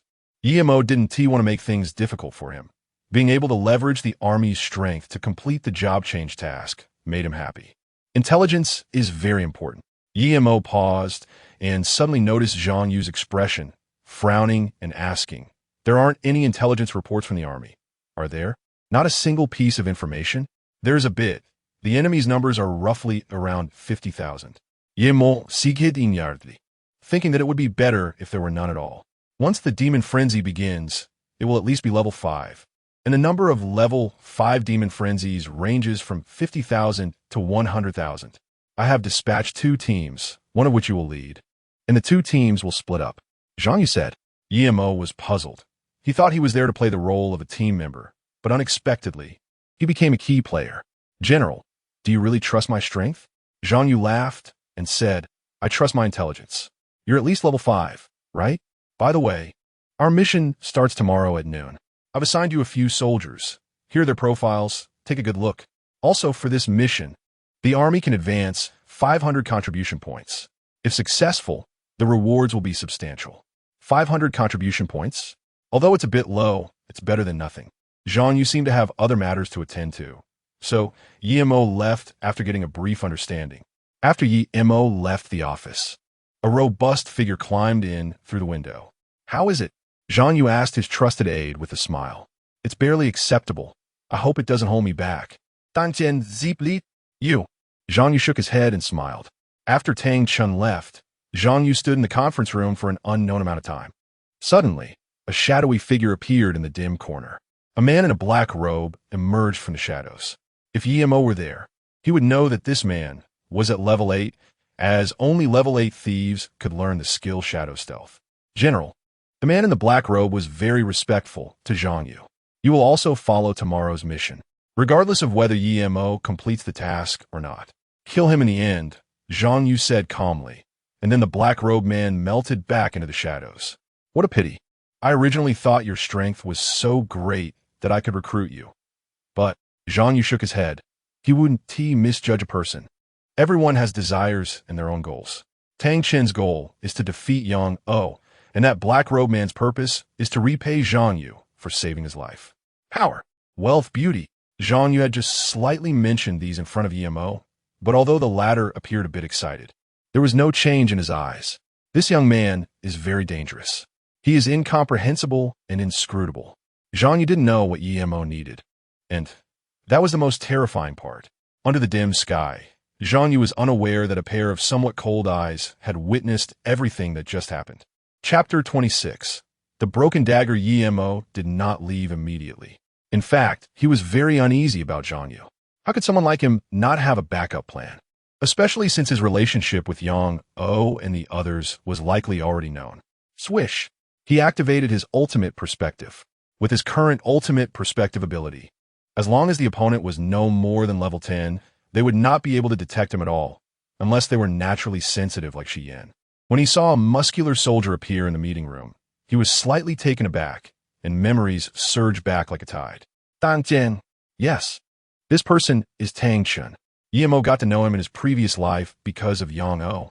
To be precise, aside from being somewhat narrow-minded and unable to stand others being slightly more capable than him, Tang Chun had a pretty good character.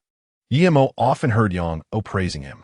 He was a person of both courage and strategy, but unfortunately, he died in a war before becoming a renowned general. Yang O even sent someone to investigate, but the battlefield was chaotic and even Tang Chen's body was nowhere to be found. The post-apocalyptic Earth was a huge vortex where a series of struggles unfolded, but Yi Mo was not very fond of it. So he did not participate and instead became a lone wanderer, drifting in every corner of the Earth.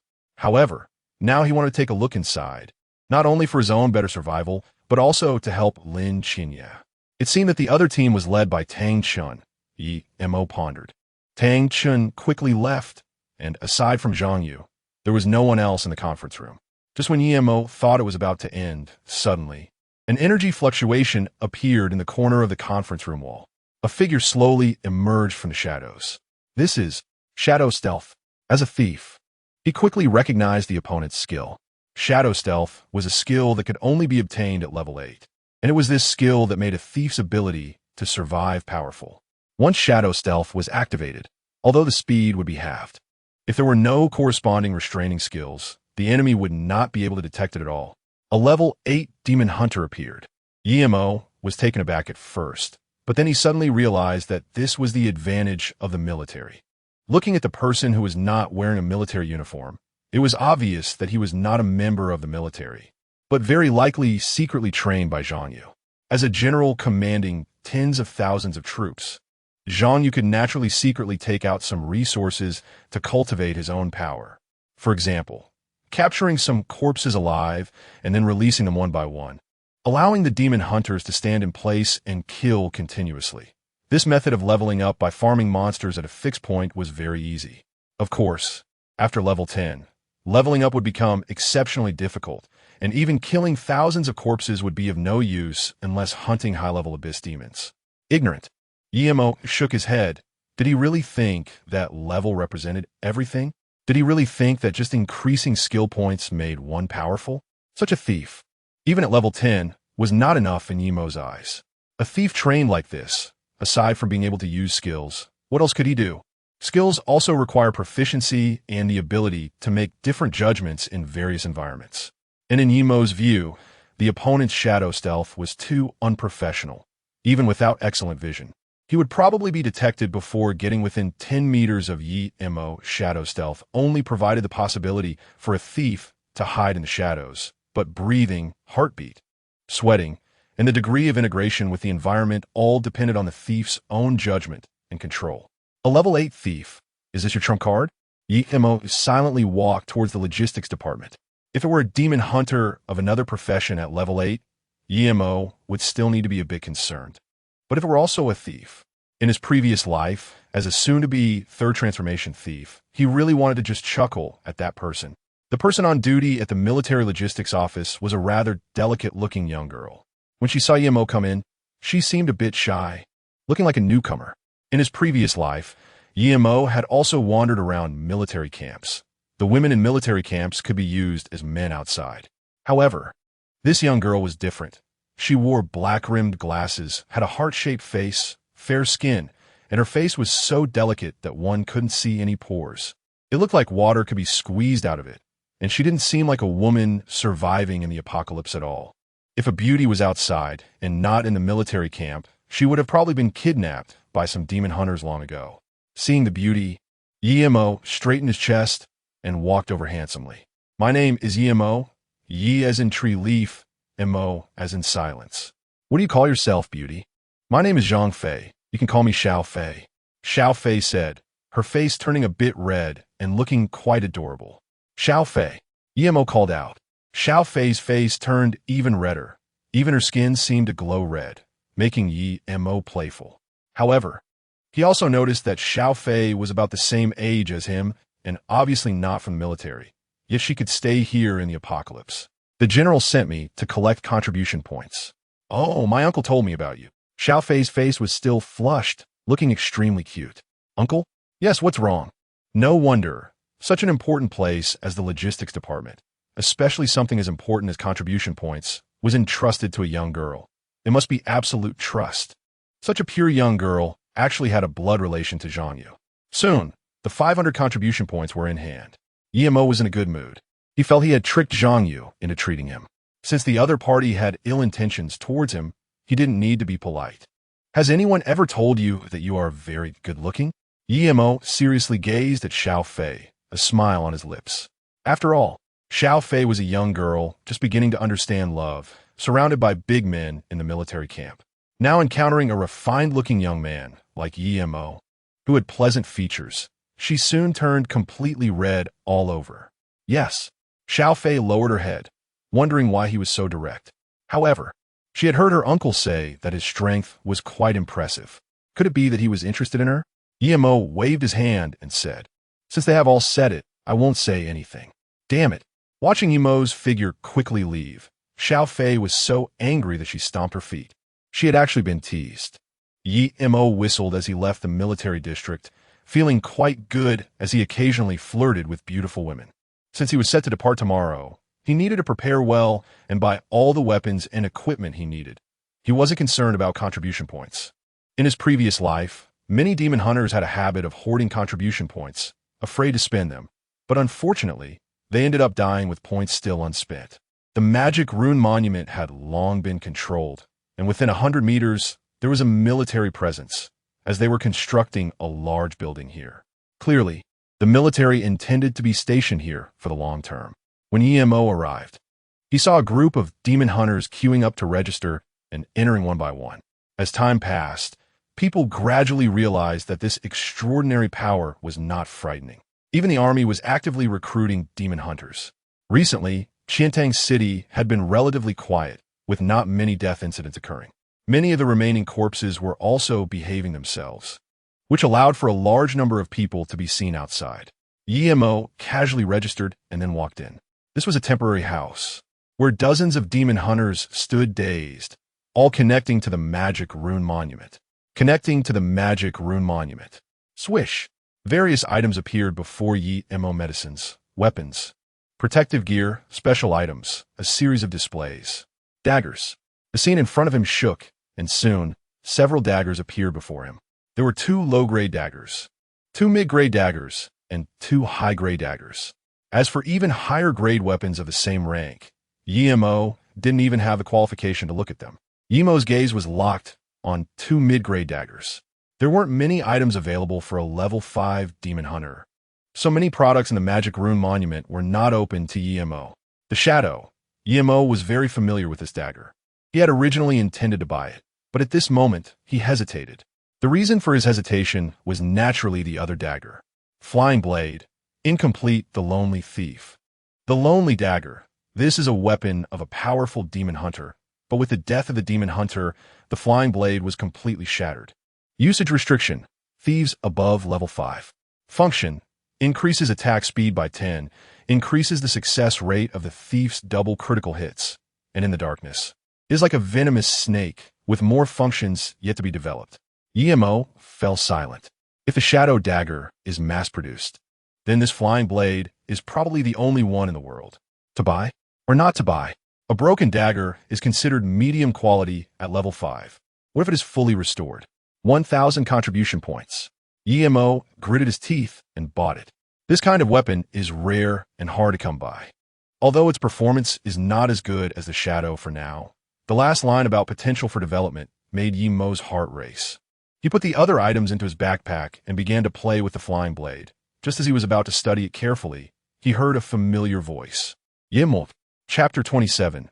Old classmate. As he stepped out from the magic rune monument, the sky started to drizzle lightly. People now have an instinctive fear of rain. After all, the whole world changed after that blood rain.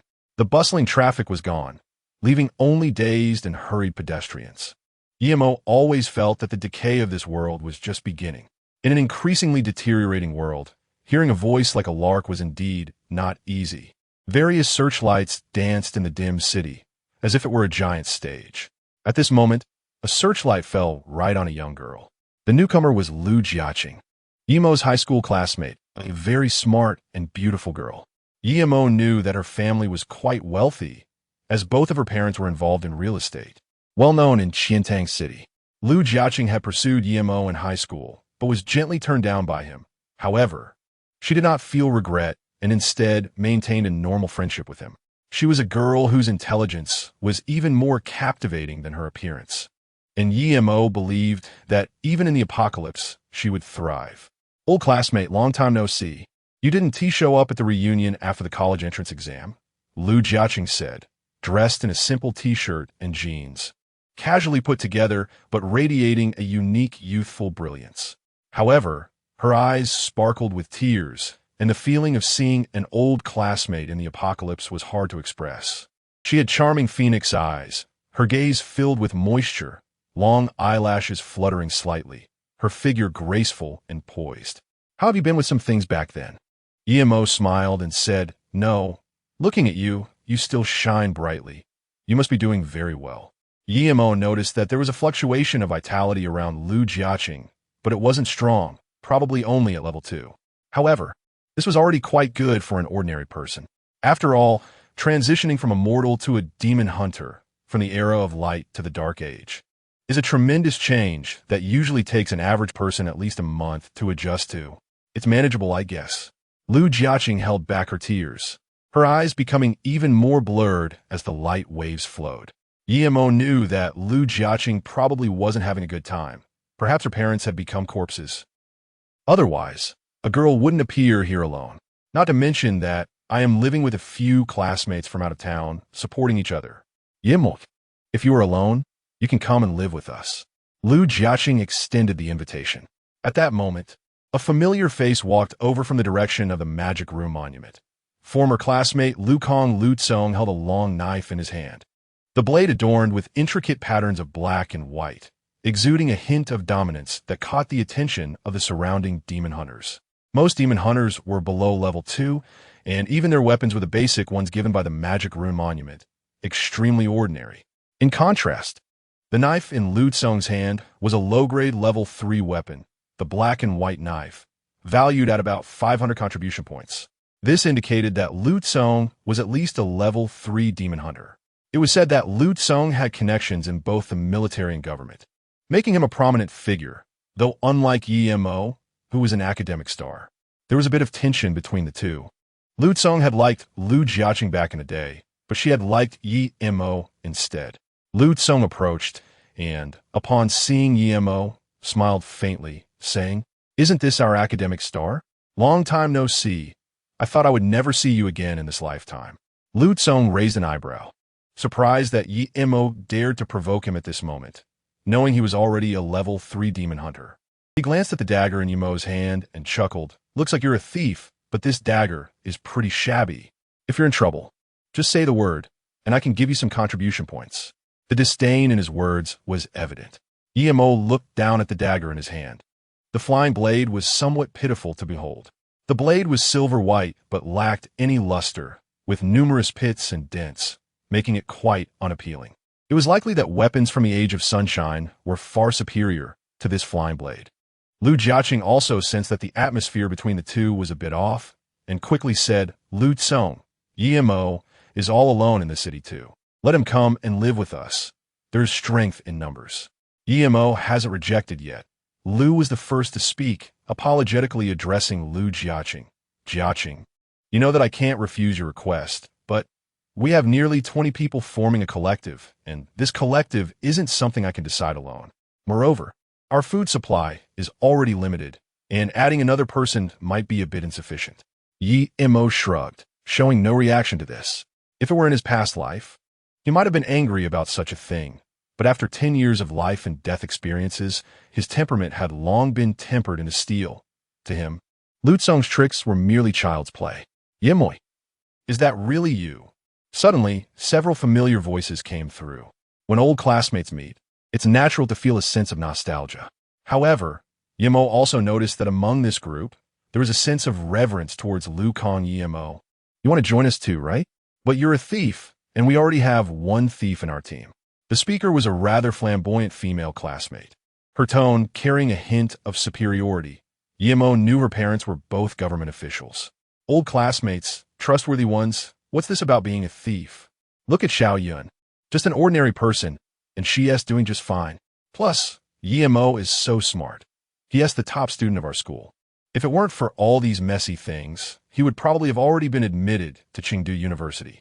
Some classmates who were closer to Yemo stood up for him. "In my opinion, what use is being a top student? Can it be eaten during the apocalypse? Yemo, I'm not saying this to you, but you should quickly improve your strength in these times. Look at Lutsong. He is a powerful warrior, and he has connections in the army." Once the military was mentioned, everyone's conversation naturally turned towards Lukong. The military was the only place in this world that still offered a sense of security. Although they were recruiting demon hunters, almost all were external recruits. To enter a real military district, one had to go through numerous tests. Moreover, even external personnel were not so easy to get in. Lu Tsong, however, had an older cousin who was a sergeant in the military, and with Lu Tsong's qualifications, he was exempted from the assessments. So this group of people was now entirely reliant on Lu Kong flattery, sycophancy, and ingratiation were everywhere. Facing such a scene, Yimo felt deeply moved. The once naive boys and girls were long gone, and the friendships that once existed had vanished in the apocalypse. They were still the same group of people, still the same age. It had only been a month or two since they last met, but their mindsets were completely different. Indeed, in the face of survival and death, what else mattered? Yimo, you see, our lives aren't easy now. There probably isn't a place for you. Lu Tsong naturally wrapped an arm around Lu Jiaqing's waist, while a flash of disgust and grievance crossed her eyes. Although she resisted, she ultimately complied. Yimo watched everything and decided to help Lu Jiaqing. Let go, Lu Tsong. Lu Jiaqing doesn't like you at all. Yimo's words startled everyone, even at this moment. He still had the mood to meddle in others' affairs. Some showed a playful smile and strange expressions. Old classmates, Lu Jiaqing exclaimed. Although she disliked Lu Tsong, she had no choice for the sake of survival and to join the military's auxiliary personnel. Her chest rose and fell unevenly, and she wanted Yimo to leave quickly. But it was too late. At Lu Tsong's gesture, Shun Yunfei walked towards Yimo, patted him on the shoulder, and said heavily, Yimo, have you gone stupid from studying? Let me wake you up. With that, he swung a heavy punch. Be careful. Several female classmates clearly did not expect Shun Yunfei to strike so suddenly. A level 2 archer wants to play close combat with me? Yimo found it amusing. In fact, his relationship with these classmates was average, as he hadn't seen them for more than 10 years, and he couldn't remember many of their names. He lightly flicked his palm against Shun Yunfei's tiger mouth, causing Shun Yunfei to howl and stagger back 2 steps, kneeling on the ground and gripping his hand tightly. Although that strike had only hit his hand, the shock made his entire body feel pain. Lu Tsong's expression darkened. He felt a burning sensation on his face. Just a moment ago, he had declared his opponent trash, but now, his capable fighter couldn't even take one hit from the other side. Lu Jiaqing, come with me. This place isn't suitable for you. Yimo stepped closer and extended his hand directly towards Lu Kong. Yimo, you're asking for death. Lu Tsong cursed angrily. Body enhancement. Primary domineering. With a whoosh, Lu Tsong's strength suddenly surged. He swung his knife, seeking death. When he saw Yimo still grabbing with bare hands, Lu Tsong sneered. But in the next second, everyone, including Lu Tsong, witnessed an unbelievable scene. Chapter 28. Second Lieutenant Yimo's hand didn't have much strength, mainly because Lu Tsong had too many flaws. Although the warrior's body enhancement skills are formidable, they can't withstand the vast difference in levels between the two. As for the basic Baki, it's one of the level 2 skills of a warrior, the other being the heart of the hero. After using basic Baki, the warrior's attack power will increase for a certain period, but there will be a period of weakness afterward, which is similar to the body enhancement skill. However, one focuses on defense, while the other focuses on attack power. Basic Baki is a very powerful skill because reaching maximum level in basic Baki is a prerequisite for learning Golden Baki, and above that is the Holy Light. At that level, it is already very powerful. Yimo had seen Yang O use it. However, the opponent's Baki had too many flaws. It's like everyone can use a knife to cut vegetables, but a chef's skill in cutting vegetables is far beyond that of an ordinary person. Under the perfect perspective, Lu Tsong's Baki energy distribution is extremely uneven. Although it can intimidate some corrupted corpses, it is simply not enough for Yimo. Moreover, the opponent has almost no practical combat ability. After 10 years of apocalypse, Yimo has killed too many demons and too many people. Whoosh! Compared to Lu Tsong's black and white knives of Baki, Yimo's hand seemed too weak, even somewhat delicate. However, what left everyone stunned was that Yimo's hand, like picking flowers and leaves, brushed past Lu Tsong's black and white knives at a very precise angle. Hiss! Yimo directly pierced through the other party's dominance and defense, gripping Lu Tsong's throat with one hand. Silence. About 20 classmates were all dumbfounded, staring in shock. What were they witnessing? A thief had surprisingly subdued a level 3 warrior with suspicion. What level is Yimo, after all? Or is he hiding his strength? Lu Jiaqing, who was closest to the two, could see everything clearly, and her surprise was impossible to conceal. Her cherry lips slightly parted as she murmured, "Old classmate, you." She never expected that just moments after worrying about Yimo, Lu Tsong's life and death would be in the hands of this old classmate she once liked. Due to her family's business background, Lu Jiaqing was more mature than her peers, but even with her emotional intelligence, she couldn't help but feel a bit moved at this moment. Is he helping me? Has he developed feelings for me? In fact, her confession back then was merely a recognition of Yimo's uniqueness. As an orphan, Yimo had a loneliness and strength in his eyes that no other peer possessed, which was what attracted Lu Jiaqing the most. However, after her confession failed, she was angry for a while but quickly adjusted. The faint feelings that had sunk to the bottom of the sea now slowly resurfaced. Zhang Yu had given Yimo the rank of second lieutenant, although not officially appointed. As long as Yimo successfully completed the mission, this identity would be confirmed. It must be said that Zhang Yu was quite generous, granting the rank of second lieutenant right away. With Yimo's current status, arranging a non-staff member in the army would not pose any difficulties for him. You, don't act recklessly. Lu Tsong, who had been calm until now, was starting to panic. As long as Yimo's finger pressed lightly, his Adam's apple could be easily crushed. No one had expected that a former classmate would draw a blade at this moment. A disagreement had led to a life-and-death crisis. Has the abyss changed humanity? Or has humanity, unbound by law, stripped away the veil of disguise? You can't touch Lu Tsong. He is with the army. Shen Yunfei stood up in pain. In his view, although Yimo was powerful, he could never surpass the army. Yes, Yimo, you can't touch me. I'm with the army. Lu Tsong seemed to grasp a lifeline, saying anxiously, "My cousin is a sergeant. If you touch me, you won't be able to stay in Qiantang City at all." Lu Tsong assessed Yimo's expression, speaking nervously. He didn't dare to lose his temper here, as his life was still in Yimo's hands. Yimo pondered slightly. A sergeant seemed to have a lower rank than him. However, he had no intention of killing Lu Tsong, just teaching him a lesson. Now that the other party had brought out military power, Yimo decided to go along with it. Lu Jiaqing, let's go. You should take care of yourselves, Yimo said. Lu Jiaqing nodded heavily. Perhaps it would be safer to follow Lu Tsong, but for some reason, the moment she saw Yimo, she felt a sense of security. Cough, cough, cough. Lu Tsong covered his throat, coughing continuously. For a moment, he thought he was going to die. A group of classmates stared in disbelief at everything happening, even looking at Yimo with a mix of scrutiny and curiosity. Was this still the academic top student from school? The rain continued to fall. In this era of hunger, no one cared about getting wet. Stop! Suddenly, a voice came, followed by a dozen soldiers approaching from a distance. Oh no, old classmate, we should hurry. The leader is Lu Tsong's cousin, Yi Xiao. Lu Jiaqing pulled on Yimo's arm, her eyes filled with panic. Yimo seemed oblivious. He watched as the military personnel approached. The leader stood about 175 meters tall, not particularly muscular, but not weak either, wielding a long knife in one hand and staff at his waist. His hair was slicked back, and his eyes carried a hint of cynicism typical of soldiers. The sound of his combat boots echoed on the ground. Lu Tsong was still contemplating how to retaliate against Yimo when, unexpectedly, his cousin Yi Xiao appeared. A small man seeks revenge from morning to night. The faces of his classmates had turned serious since the soldiers arrived, and several demon hunters nearby began to leave. In chaotic times, many troublemaking demon hunters in Qiantang City had met their end at the hands of the military.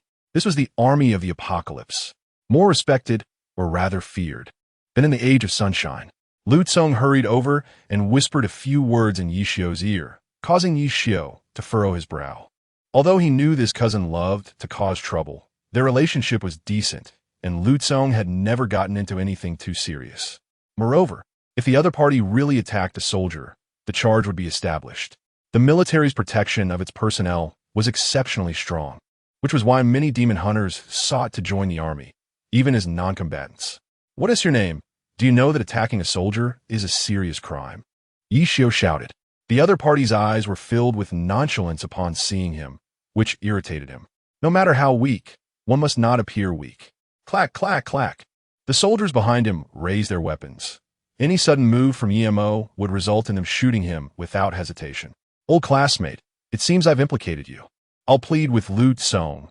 Lu Jiaqing sighed, lowering her eyes, unable to escape her fate. Don't worry, it's just a few soldiers. Yi Mo patted her head, his determined gaze suddenly instilling confidence in Lu Jiaqing. Then, Yi Mo looked at Yi Xiao with a strange expression. The other party was a mage, and a level 5 mage at that. Such strength was top tier, even within the military. Yi Xiao, male, 22 years old. A resident of Qiantang City, with parents who served in the military and died in a war. He enlisted at 16, became a corporal at 20, and a sergeant at 22. He was lively and fond of beautiful women. In Emo's mind, the information about the other person flashed by. He didn't expect to run into a teammate who would be executing a mission with him tomorrow here. Moreover, he was Lu Tsung's cousin. What a coincidence. Yimot. Don't be stubborn. The other side is from the army. You should apologize to Lu Tsung properly, a classmate whispered. Apologize? Why didn't he apologize just now? That self-righteous guy. I think he should be shot, so he doesn't drag us down. Yes, Lu Tsung is indeed impressive.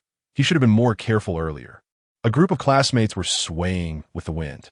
In their eyes, although Yi Mo was powerful, how powerful could he be?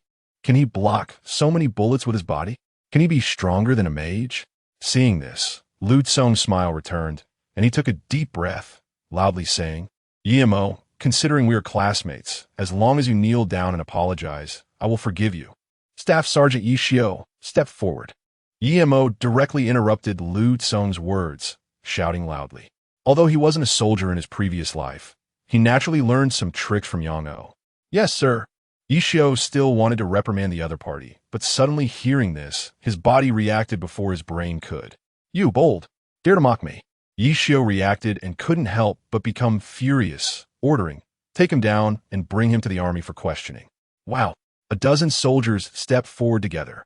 Raising his head, he smiled and said, Sorry, I'm a second lieutenant, and it seems my rank is a bit higher than yours. Do you dare take me down? Yi Mo silently gave himself a thumbs up in his heart. This act was done beautifully. The soldiers around him all froze, their dazed expressions turned towards Yi Xiao, only to see their commander's face looking even worse. Yi Xiao felt as if someone was squeezing his throat, letting out a sound similar to a duck's quack. Second lieutenant. The other party was so young, yet was a second lieutenant. Damn, if he had taken out earlier, there wouldn't have been so many problems.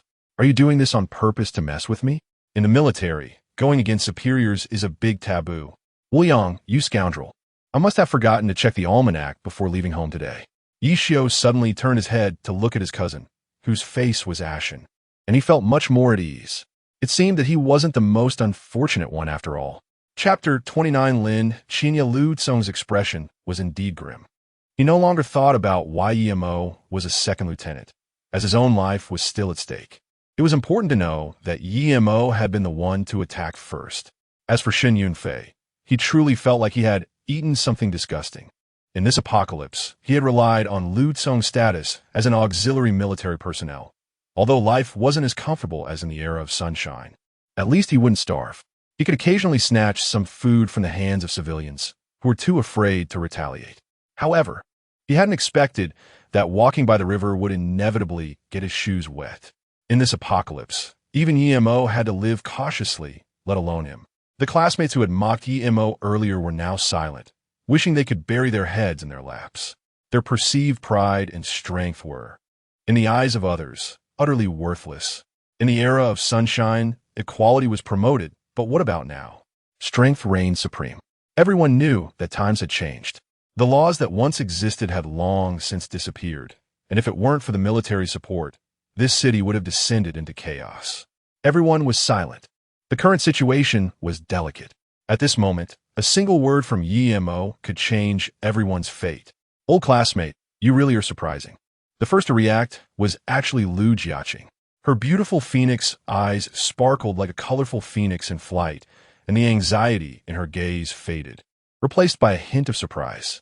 Her voice was pleasant to hear, and Emo felt that having a friend like her was indeed nice, as she had not let the negativity brought by the apocalypse alter her character.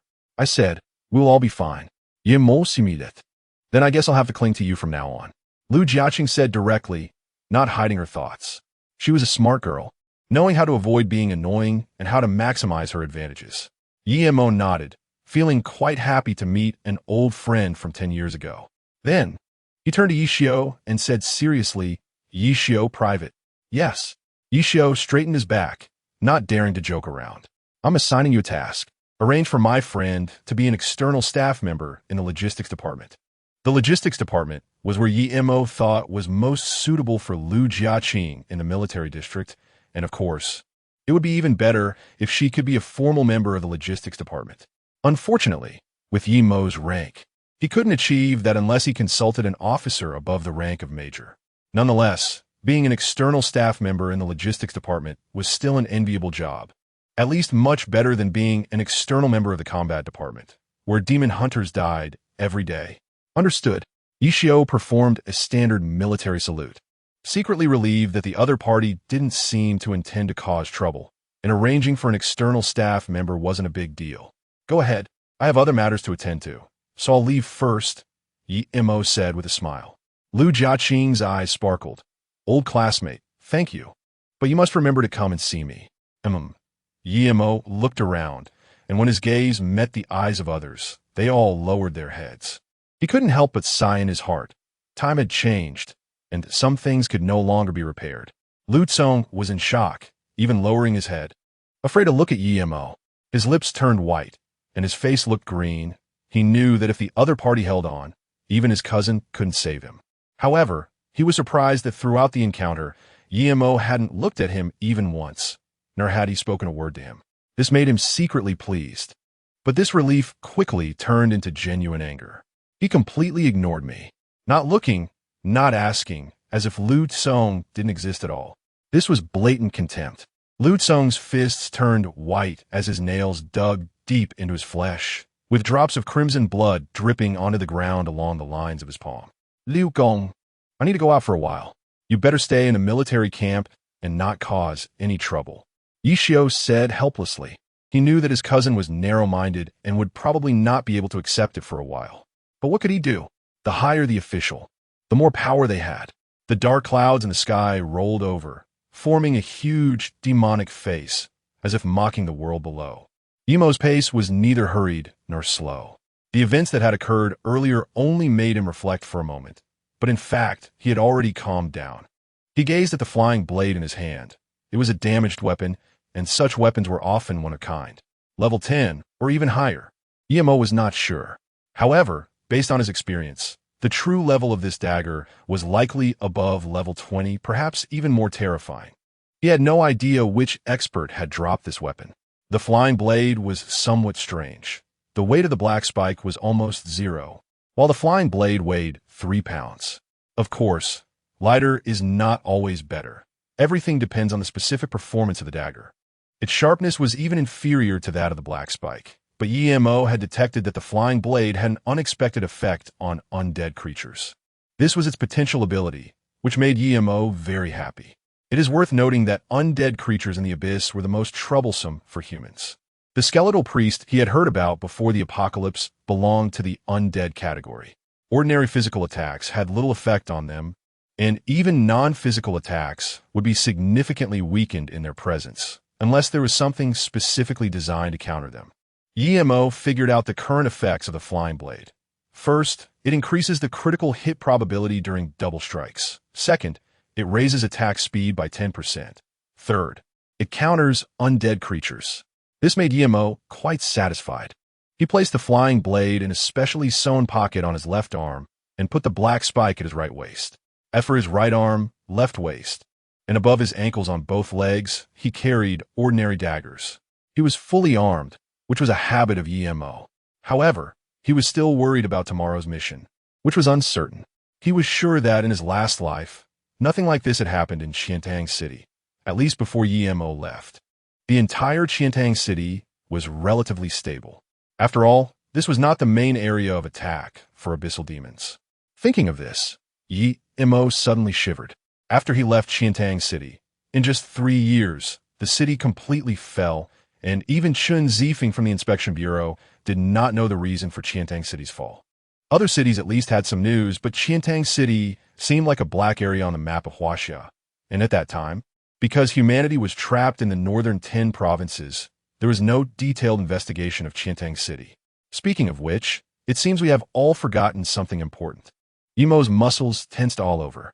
The beginning of the Black Cloud incident was in Qiantang City. Why did he subconsciously forget? Why is he recalling it now? Is it because of his rebirth? Emo opened his mouth, feeling that things are getting increasingly strange. Have you heard?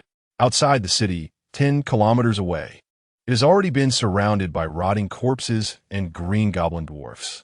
Their expressions are terrified, a mix of emotions. Are we doomed? Sigh. I don't even know how long we can live. In the darkness, people move slowly, and sighs could be heard from time to time. Occasionally, sounds of fighting would come from a corner, only to be quickly suppressed by passing patrol officers. As more people ventured out of the city to investigate, the atmosphere in the entire Qiantang City grew heavier. In the distant capital, looking around, aside from the central area, it was a scene of devastation. This place had just experienced a great war, where a battle demon from the second layer of the abyss, with a biological level of 10, launched a 5th-level demon frenzy. In the central area, in a standalone villa, in a pink boudoir, the fragrance of flowers filled the air. In front of a table, a girl rested her chin on her hands, pouting and staring vacantly at the sky outside the window, although she could see nothing. In front of her lay a mobile phone, and when she opened it, it was filled with a dense array of messages, all addressed to Emo. Lin Xinya's beauty was extraordinary. With flowing long hair and a graceful figure, she exuded a refreshing aura. Her simple attire made it impossible to look away. Her skin was snow-white and delicate, her features typical of an Eastern beauty, with a pair of large eyes full of spirit. Knock, knock, knock. Someone was at the door. Xiaoming, didn't I say to tell those who came to propose to go to the abyss? Lin Xinya bared her teeth. This action was still Yemo's signature move from when they were in the orphanage together. Ever since her uncle was chosen by the 6 paths of gods and demons to become the first protector of the capital, representing the 6 paths in Huaxia, the number of suitors had increased significantly. It's me, you girl. The door was pushed open, and a tall and strong figure appeared in front of Lin Xinya. Very few people could appear in this area, and even fewer men had the qualifications to enter Lin Xinya's room. Lin Xinya's previously listless eyes suddenly sparkled, and she hurriedly asked, "Brother Yang, do you have news of him?" Chapter 30. The girl's heart is always poetic, yes. There is indeed news of Amo, and it came from the Inspection Bureau. The visitor was Yang O, tall and strong, with powerful arms, dressed in military uniform, thick eyebrows and big eyes, his face bearing the unique toughness and decisiveness of a soldier. He usually did not smile in front of others, only revealing his true nature in front of few close friends. At 22 years old, Yang O was still very young, radiating vigorous energy, full of passion. At this moment, he was in the rising phase of his life. If it weren't for the arrival of the abyss, he wouldn't have been promoted to the rank of major so quickly. This is a chaotic world, an era that produces heroes. Lin Xinya stuck out her tongue. She was the same age as Emo, playfully shaking Yang O's arm. "Brother Yang, don't keep me in suspense. I've been nearly driven mad by the people outside. Finally, there's news of Amo. Hurry up and tell me." Yang O affectionately patted Lin Xinya's head. Despite Lin Xinya's now noble status, in his eyes, she was still that little sister from years ago. Amo is fine, with his intelligence. He is much smarter than I am and has already made it into the army of Qiantang City as a 2nd lieutenant. This guy, wasn't he adamant about not joining the military before? Yang O recalled his younger brother, who had grown up alongside him, now embarking on their respective journeys in such an environment. Lin Xinya breathed a sigh of relief, as long as he was okay, but a 2nd lieutenant. Her Amo brother really is impressive. Yang O looked at Lin Xinya's happy expression, his face unchanged, but waves stirred in his heart. The girl's heart is always poetic. Chun Zifeng was at the Inspection Bureau, so the news Yang O received was even more detailed. How could an ordinary person become a 2nd lieutenant in such a short time. This guy must have completed a very dangerous mission, which worried Yang-O greatly. However, Qiantang City was too far from the capital, and now national communications were cut off. Sending messages relied on magic inscription stones. Yet, each message transmission cost nearly 5,000 contribution points, so each city would typically gather a week's worth of news and send it all at once. This time, coming to Lin Xinya's place was merely a detour in his busy schedule. He would soon have to head outside the city, where a group of crimson giants was reportedly sweeping through a small village. Yang-O paused, then said heavily, "It will." Lin Xinya broke into a smile. With that smile, the air in the entire room seemed to brighten. She took out a gift box from the drawer and handed it to Yang. "Oh, Brother Yang, although your wedding date has been postponed, I still have to give you this gift in advance." Yang-O smiled and accepted it. His fiancée, he was also a soldier, introduced by Lin Langtian. However, romance could never compare to the chaos of war. Their wedding could only be indefinitely postponed. "Xinya, be careful recently, and try not to leave the villa area," Yang-O suddenly said seriously. In fact, Lin Xinya couldn't leave even if she wanted to. The area around her villa was already surrounded by the military. Lin Xinya sighed, putting on a helpless expression, and said, "Is it another incident of missing doctors?" Yang-O's face grew much graver. "Yes, since the demon frenzy ended last week, 3 doctors have gone missing. We have sent out many people but found no clues." After Yang-O left, the room fell silent again. The girl's youthful smile slowly faded, leaving only a hint of seriousness. She clenched her hands tightly, looking at the vast sky, murmuring, "Oh heavens, I am willing to trade my life for his safe return." She had been wise since childhood, only acting cute in front of friends, but at her level, how could she not know the price one must pay to go from an ordinary person to a second lieutenant? The dark wind blew away the smoke from afar, but it could not disperse the feelings in the girl's heart. The community was pitch black, devoid of barking dogs. Many animals had died. Their bodies had long been processed by the military, while those that hadn't died had mostly become rotting corpses. The stairwell was dark, filled with a cold and eerie chill. From house to house, sighs and weak cries could be heard, with some women nearly breaking down, their suppressed sharp voices intermittent, as if their tracheas had been cut off. An elderly professor sat quietly at the door, smiling, holding a bouquet of wilting flowers, passing away peacefully. He was neither bitten by a rotting corpse nor killed by a demon, but died a natural death. Perhaps this was the greatest luxury in the apocalypse. Xiang was on the balcony, cracking sunflower seeds, but Yemo knew she must have gone out for a while. Otherwise, her contribution points wouldn't have suddenly increased by over 100. Although her personality was a bit quirky, she still maintained the utmost respect for Yemo during ordinary times. Yemo didn't know what the followers really were. It seemed they had forgotten the world they came from and had no recollection of the past, as if they were programmed. However, Yemo couldn't worry too much about that right now. Having an extra helper was always a good thing. "I have to go outside the city tomorrow noon, so you can follow me from a distance. If necessary, I will let you take action. But your task is to help me keep an eye on an 8th level thief." An 8th level thief? Can a shadow sneak? Xiang didn't think much of it. For archers, they have too many skills to counter thieves. So thieves are quite afraid to encounter archers, especially someone like Xiang, a natural archer. Of course, this person in front of her was an exception. Who knows how he could see through everything? Yemo nodded and made a throat-cutting gesture. This person must be eliminated. Since he is a henchman of Zhang Yu, they would have to be taken out one by one. "My lord, I'm still very worried about tomorrow's mission outside the city. I tried to scout outside the city a bit today. Although there are a lot of rotten corpses, green goblins, and some crimson giants blocking the way, I still found this," Xian said, taking out a handful of soil. The strange thing was not the soil, but the smell of the soil.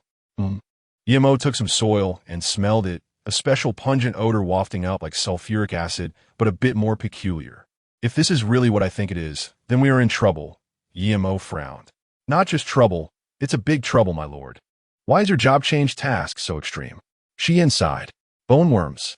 This is the smell of bone worms. They're a weak insect species that live in the southern part of the second layer of the abyss. Adult bone worms are about 10 centimeters long, and the two antennae on their heads have a very strong burrowing ability. In terms of attack, they are not weaker than green goblins at all. Although they are classified as insects, they have 6 soft legs, which allow them to excrete a highly corrosive slime. A swarm of bone worms is also an extremely troublesome issue for demon hunters. Of course, Yemo and the others never intended to confront them head-on, but rather to kill their leader. Yemo lay on the sofa, a spicy strip in his mouth. It seems that there are 3 types of demons that like to control corpse-eating insects, and each one is difficult to deal with. The Walking Dead, Blood Guardians, and Demon-Banishing Bats. Which one could it be? Yemo was very familiar with the first 5 layers of the Abyss because by that time, humanity had already explored up to the 5th layer. The Abyss wanted to attack Earth, but humanity was not easy to bully. With the help of the Heavenly Realm, they began counterattacks, and some powerful demon hunters could roam in the Abyss. It was a more magnificent world, full of evil, but also filled with infinite possibilities. I didn't expect you to know about it, but none of these 3 types are easy to handle, especially since their biological levels should be above level 8. Now we can only hope they don't exceed level 10. Xian also felt helpless. After all, she was only level 5. Once the opponent's biological level reached 10, the hope for victory would be slim. Xian, do you think it's possible that their intelligence isn't very high? My lord, although the leader of the level 5 Demon Frenzy isn't very smart, I believe they will be smarter than you. Then I can only pray that they are on their period. Xian, my lord. Xian's fists bulged with veins. Don't disturb my sleep. Yemo lay on the sofa, wrapped in a blanket. Don't think that just because I'm under a blanket, I can't feel you using your top-notch perspective. After a while, Yemo, with a head full of bumps, looked at the tightly closed door and shook his head helplessly. He then took out a yellowed photo from his pocket. In the photo were 4 teenagers. Wish me luck. Yemo didn't mention to Xian that, based on the smell and the soil, an 8th level corpse bug had definitely appeared, and anyone who could control an 8th level corpse bug must be a leader at least at the 10th level or even stronger. Chapter 31. The unreliable Captain. The black clouds representing death rolled in the sky, and thunder crashed like galloping horses. In the military camp of Qiantang City, for soldiers dressed in camouflage looked like rogues, either standing casually, squatting, or even lying on the ground, generally not maintaining any proper posture. Xiuzi, I heard you ran into a steel plate yesterday. How was it? Was the other side tough? Did it satisfy you? On a patch of open ground illuminated by a searchlight, Wang Xiaochun sat on the ground, shaking his knee, playing with a coin, specifically a gold coin. In front of him lay a long sword, its blade hard and exuding a cold chill. On his rather honest face, a sly smile flashed when he looked at Yixiao. Just thinking about what happened yesterday made Yixiao's face burn with shame. He originally brought a large group to show off, but ended up with a dogshit expression in front of so many young and beautiful girls. Thinking of this, he immediately sneered, "Tough? Of course it's tough, but it's just a 2nd lieutenant. After this mission succeeds, I'll be promoted to 2nd lieutenant in no time. And then I'll definitely find that guy and give him a good beating. Just a 2nd lieutenant. Hum. What he didn't know was that Yemo was the captain of this mission, and even without considering ranks, Yemo's strength could easily crush him. This is a very special time. I suggest you all avoid causing trouble. I don't want to find your bodies in a stinking ditch one day." Yuan Yu said with a smile, holding a white staff. He was a physician, and a level 5 physician at that. Zhang Yu originally expected them to reach level 4 within 5 days, but unexpectedly, his subordinates were quite capable and managed to reach level 5. Yixiao squeezed Yuan Yu's face hard. The smooth skin was better than a girl's. "My dear, you don't need to worry about your husband. I roam the world, and no one is my match." Yuan Yu pretended to be shy and smiled. "All right, then when you get hurt on this mission, just fend for yourself." Yixiao shivered it. Don't be fooled by this kid's delicate skin. He has been in the army much longer than Yixiao, and he is a special forces soldier to boot. With a smile that hides a dagger, anyone who truly provokes him might find themselves tormented to the brink of death during missions. Yixiao glanced at his companions. They had been together for 2 or 3 years, and their bond was naturally deep. In the past, Yixiao had always led the missions, but this time they had unexpectedly been joined by an outsider, a demon hunter. So, despite their outward laughter, there was still some dissatisfaction in their hearts. An outsider demon hunter? Does he really think he can rise to fame overnight? Wang Xiaochun, what time is it now? Yi Xiao asked. It's 2 in the afternoon. Our dear commander told us to gather here at noon, and it's already been 2 hours, Wang Xiaochun replied, tugging at his collar. The weather was stifling, and even a little movement made one sweat. This cursed weather was uncomfortable even without the sun. Yuan Yu was drawing circles on the ground with his staff, speaking slowly. Stay calm. A new official always has to show off a bit. They have to burn us a little. Yi Xiao thought, very good. The anger of these two people has been stirred up, and the new official will have a hard time in the future. With this in mind, he turned to look at Ma Chaowei, who stood like a towering pine. Sweat seeped from his dark skin, and even when it flowed into his eyes, he remained unfazed. This person is like wood, like a stone. Yi Xiao was helpless. His teammates were all such oddballs. Unlike Yi Xiao and a few others who were casual, Ma Chaowei stood at attention with utmost seriousness. When Yi Mo arrived at the military camp, it was already close to 3 in the afternoon. It wasn't that he wanted to show those people who was boss, but rather because he had overslept for rare occasions. Perhaps it was because of Xiang's presence that Yi Mo felt so secure yesterday, leading him to unexpectedly sleep until the next afternoon. Yi Mo similet feelingly. But in Yi Xiao's eyes, it was nothing short of blatant mockery. This idiot is our team leader for this mission? Wang Xiaochun made faces at Yi Xiao. You heartless one, this is the second lieutenant I ran into yesterday. Yuan Yu, good luck to you. In fact, when they saw Yi Mo, they secretly breathed a sigh of relief. He was very young, which also meant a lack of experience and temperament. At least in the upcoming mission, they would be able to take the lead. However, Yi Mo's first impression on them was relatively good. He didn't start lecturing as soon as he arrived. Yi Mo noticed all their little movements, but he didn't mind. Although he was younger than these few, considering his previous life, he could be considered the oldest. One was lecherous, one was greedy for money, one was scheming, and one was silent. Perhaps they would become his first batch of subordinates. Yi Mo is not worried about his subordinates having personalities. Having personality is a good thing, as long as they are capable and their character is not too bad. Everything else is not a problem. Moreover, he hasn't caused any trouble for Yi Xiao. After all, he is not a narrow-minded person. My name is Yi Mo, and I share the same surname as Sergeant Yi Xiao.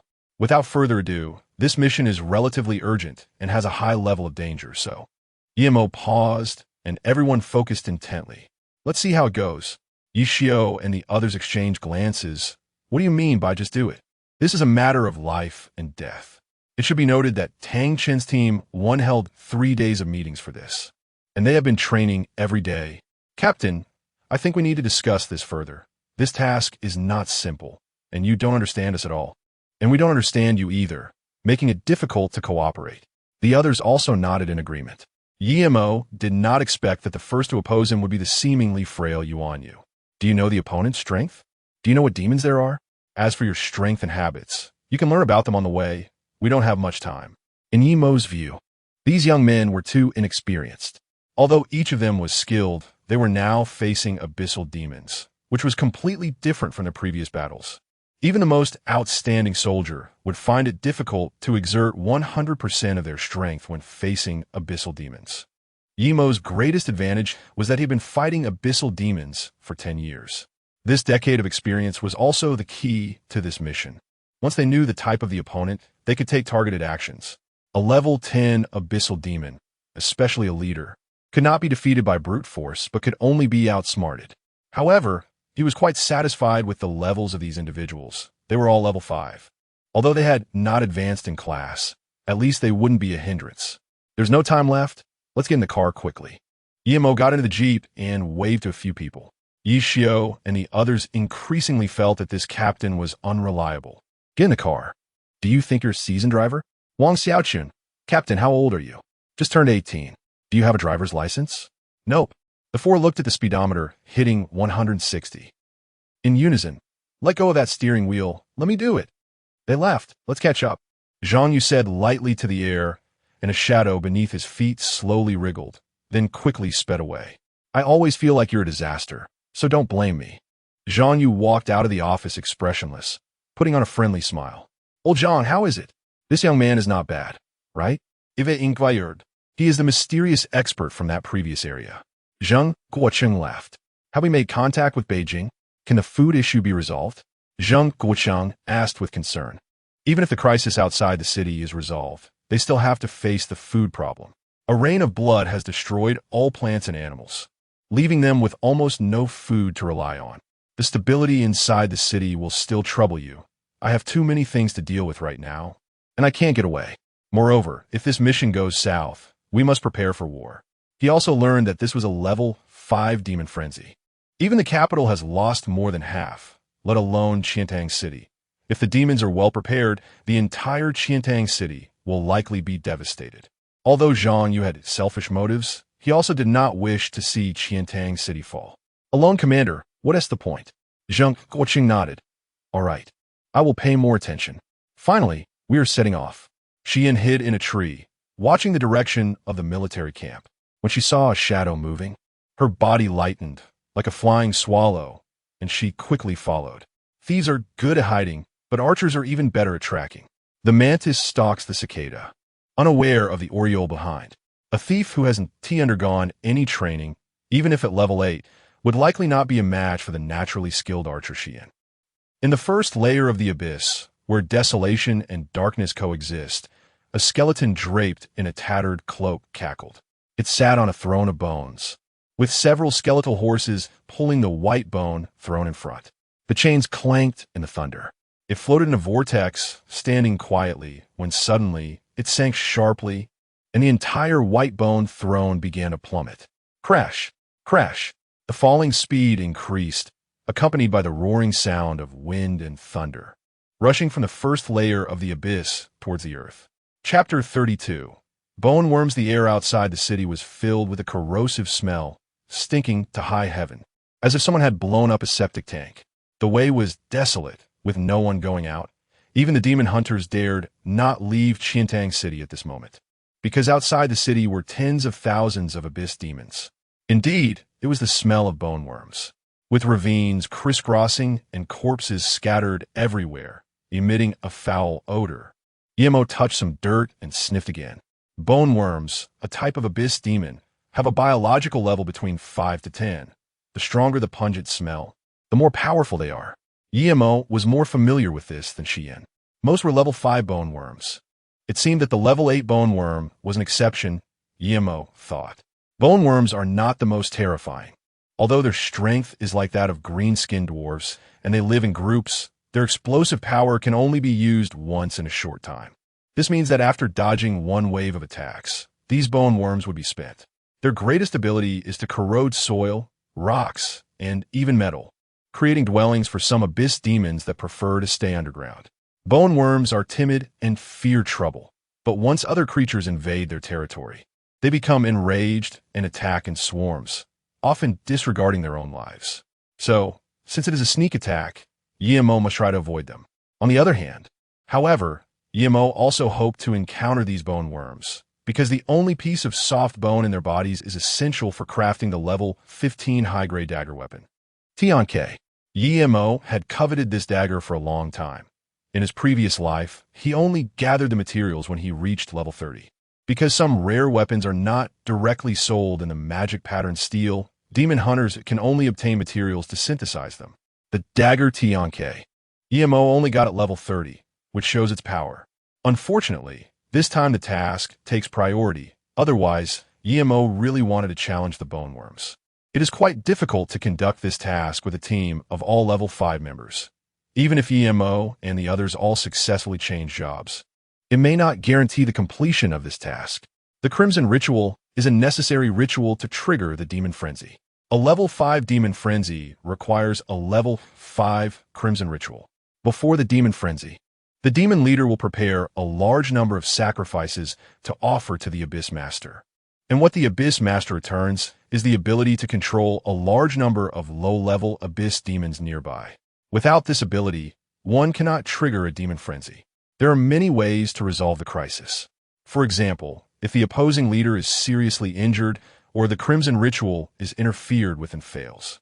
Killing a leader is very difficult, but if it's just to resolve the crisis or injure it, the difficulty is greatly reduced. In the deserted village, corpses lay everywhere, and under the dim sky, It was as quiet as a grave. Various dried intestines, hearts, and stomachs were everywhere. Several adult men were hung on the flagpole at the village entrance, their abdomens hollowed out and body fluids dripped down. Look, what is that idiot captain doing? Eating shit? Yeshiu poket vank shaochun. Oh God, he put the shit under his nose. Yuan pinched his nose. His hobby is really special. Idiot, don't say it so loudly. He.s. looking over here. Let us look elsewhere. Yemo looked at his subordinates with some speechlessness. Could they keep their voices down a bit? Ahem. From now on, we must give up the jeep and switch to walking. Yemo took out the map and laid it on a stone mill. Here, it is the territory of the corpses and the green goblins. Here, it is the territory of the crimson giants, and underground there are many bone worms you have never seen before. Yemo pointed to the route. We'll take this small path and go around to the back of the place. Their leader should be in Zhangjia village. Yuan Yu looked at the small path and asked doubtfully, Captain, isn't this road a bit too long? It might take us 2 or 3 days to get there. I know another route, to the southwest, that leads to Zhangjia village. It's shorter, easier to navigate, and it's the one that Major Tang and the others are taking. I know, Yemo nodded. He had thoroughly studied the surrounding situation, which was knowledge left from his previous life. Although that road had been traversed by a scout, the ground there was too muddy, and there were likely a lot of corpse worms. The path we are taking, on the other hand, has relatively more rocks. So even if we encounter corpse worms, there probably won't be too many. Corpse worms? Do such abyssal demons really exist? Why does the army have no intelligence on this? Yi Xiao and the others showed expressions of doubt. Yemo didn't want to explain. In any case, his experience in wilderness survival and fighting demons was incredibly rich. Along the way, they would definitely encounter bone worms, but as long as there were fewer than 50, it would be completely fine. On the contrary, Tang Chen's side was likely to have casualties at the first checkpoint. Ma Kaohui. Here, Ma Chaohui's expression remained unchanged. He was taciturn and rarely showed any emotion. Activate your eagle eye skill, focusing primarily on the ground. Report immediately if there is any situation. Yes, although the eagle eye skill doesn't have the effect of X-ray vision, it is very perceptive. As long as there is the slightest disturbance in the soil, it will definitely be detected. In fact, Yemo's supreme X-ray vision would be more convenient for underground reconnaissance, but unfortunately, the third turn skill consumes too much vitality. So Yemo couldn't keep it activated all the time and could only use it at critical moments. Yemo stared at Ma Chaohui, who reminded him of Yang O, a typical soldier, while the other few were just military rascals. Captain, do you have any orders? Ma Chaohui asked emphatically. Yemo dug at his ears and said, Sergeant Ma Chaohui, we are going for a surprise attack. With that voice of yours, the enemy will probably notice us from miles away. Keep it down, keep it down. Yes. Yemo, along with a few others, arrived at the back mountain of the village. There was a path for villagers to go up the mountain, which had not been maintained, and the trail was entirely formed by the villagers' years of walking. After walking for half an hour, everyone was covered in sweat. In this sultry weather, with thunder rumbling but no rain, even Yemo found it somewhat unbearable. Suddenly, a strange disturbance emerged from the ground covered with withered branches and leaves. The fluctuation was very subtle, almost silent, and even Ma Chaohui, with his keen eyesight, did not notice it. However, as soon as it appeared, Yemo instinctively sensed the danger. He had no hope in Ma Chaohui, as the latter was completely unfamiliar with the corpse-eating insects and had never even seen them. What he had said earlier was merely a test. The soil at Yemo's feet bulged, and then a completely gray-white worm emerged from the ground. Its 2 antennae on its head waved as it charged towards Yemo. A corpse bug. Yemo did not hesitate, lightly clapping his right hand, and the black thorn fell into his palm, then quickly swiped. Strike the snake at the 7 inches. Strike the corpse bug in the middle, folding the body of the corpse bug. That point is its vital spot. Yemo's skill was quick, and since this was a level 5 bone worm, he took it down in an instant. With a slash, the corpse was cut in half. Scattered on the ground, dark green blood oozing out. There were enemies. Before Ma Chaohui could finish his sentence, he saw that the enemy was already dead. What a fast reaction speed. What quick skills. Most importantly, Yemo's observational skills. It's worth noting that even Ma Chaohui had just barely reacted. After a moment of silence, there was a wave of fear. Is this the bone worm? Its attack method is too concealed. It was right at their feet, yet they didn't notice it at all. If it weren't for EMO this time, there would likely have been casualties. Don't be discouraged. This is different from dealing with humans. Abyss demons are beyond imagination and overturn your previous concepts. EMO explained while grabbing a half-corpse bug's body, using the tip of his dagger to pick out a piece of white cartilage from 3 centimeters below the head. The corpse bugs were also very powerful. They knew how to hide themselves and could strike with lethal precision during an attack. This was somewhat similar to thieves. If you could notice them in advance or dodge the first strike, you would be fine. Suddenly, EMO's body spun sharply. I'll borrow your sword. Swish. EMO pulled out Wang Xiaochun's long sword and stabbed it into the soil a little further away. Thud thud. The soil wriggled, making metallic clashing sounds, followed by the shrill screams of bone worms. After the dark green blood surged up, the soil finally returned to calm. After the recent ambush, Ma Chaohui had been very attentive to the surrounding soil, but he was still a step too late. This left him quite frustrated. Ye Montak patet Wang Xiaochun Shuda returned the long sword to him and smiled. No need to be nervous. Even I find these corpse bugs quite difficult to deal with. Wang Xiaochun opened his mouth wide. Speechless. Is this called difficult?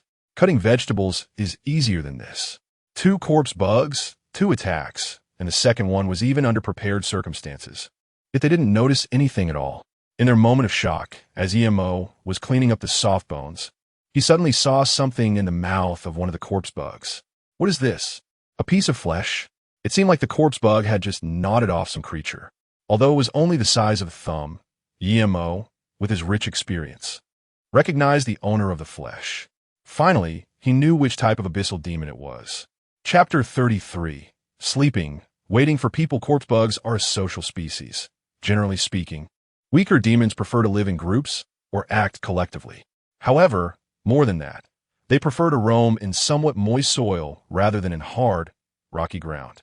It is not surprising to find a few corpse bugs here, as many even weaker corpse bugs cannot seize large territories and thus have to come to these hard places. Once an outsider invades their territory, they will attack fiercely, just like a mother hen protecting its chicks, even if the intruder is also an abyssal demon. From the blood and flesh in the mouth of this corpse bug, it can be inferred that the double-bladed lizard used to frequent this area, and because it accidentally entered the territory of the corpse bugs, it was attacked, and even lost a bit of blood and flesh to a sneak attack from the corpse bugs. This is a common phenomenon. The relationships among abyssal demons are not friendly. Especially before the demon frenzy begins and the crimson ritual is ready, these gathered demons do not completely obey commands, and fighting often occurs. The biological level of the double-bladed lizard ranges from level 5 to 15, but EMO estimates that since the abyss has just ascended, it is impossible for large-scale abyssal demons above level 10 to appear. Otherwise, humanity would simply surrender collectively. However, even a level 5 double-bladed lizard is not easy to deal with. They are notorious in the second layer of the abyss, and, generally, level 5 demon hunters are not its match, let alone Wang Xiaochun and the others who are not professional demon hunters. The double-bladed lizard excels in physical attacks, with no special features, just fast, accurate, and fierce. Even EMO finds it quite troublesome to encounter one, but fortunately, he now possesses a double strike ability, so he wouldn't be too afraid if he met one.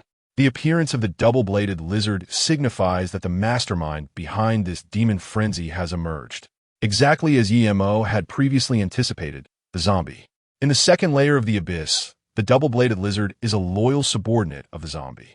Zombie, abyssal demon of the second layer, undead type. Zombies are a type of living dead, a creature transformed from a fallen one. When some fallen beings realize their lifespan is nearing its end or are about to die, they can, through some evil ritual, seal themselves in a coffin. After being unearthed decades later, if lucky, they become another type of abyssal demon zombie. If unlucky, they simply decay inside the coffin. What frustrates EMO is that these undead creatures are really hard to kill. Some attacks don't even qualify to hit them. Fortunately, EMO obtained the flying blade first, which might have some effect. Let's go. EMO waved at them, signaling to leave this place. At this moment, No one had any objections. But they looked at Emo with strange expressions, as if they were looking at a monster. The idiot captain is really impressive. His skills are fast, without much technique, but all are methods of life and death combat. I'm even more curious about how an 18-year-old kid learned this. Yishio chuckled and said, that being said, we might progress faster than Team 1. Those guys, including Leo, came to mock us a few days ago, saying we weren't their match. But now, all I can do is wish them good luck. In fact, everyone knew that for this mission, Team 1 led by Tang Chun was the main force, while their Team 2 was merely there to highlight the achievements of the main team. Yishio and the others were initially downcast, but after this battle, they suddenly realized Tang Chen's team was indeed in danger. This small path was the only route taken by the surviving scout, and they had gathered enough information about the situation inside. However, they never expected that at that time, the bone worms had not yet arrived. So the scout was only being chased by a few Crimson Giants. At first, Tang Chun and the others were relatively smooth, but once they reached the muddy, highly acidic soil, the bone worms launched their attack.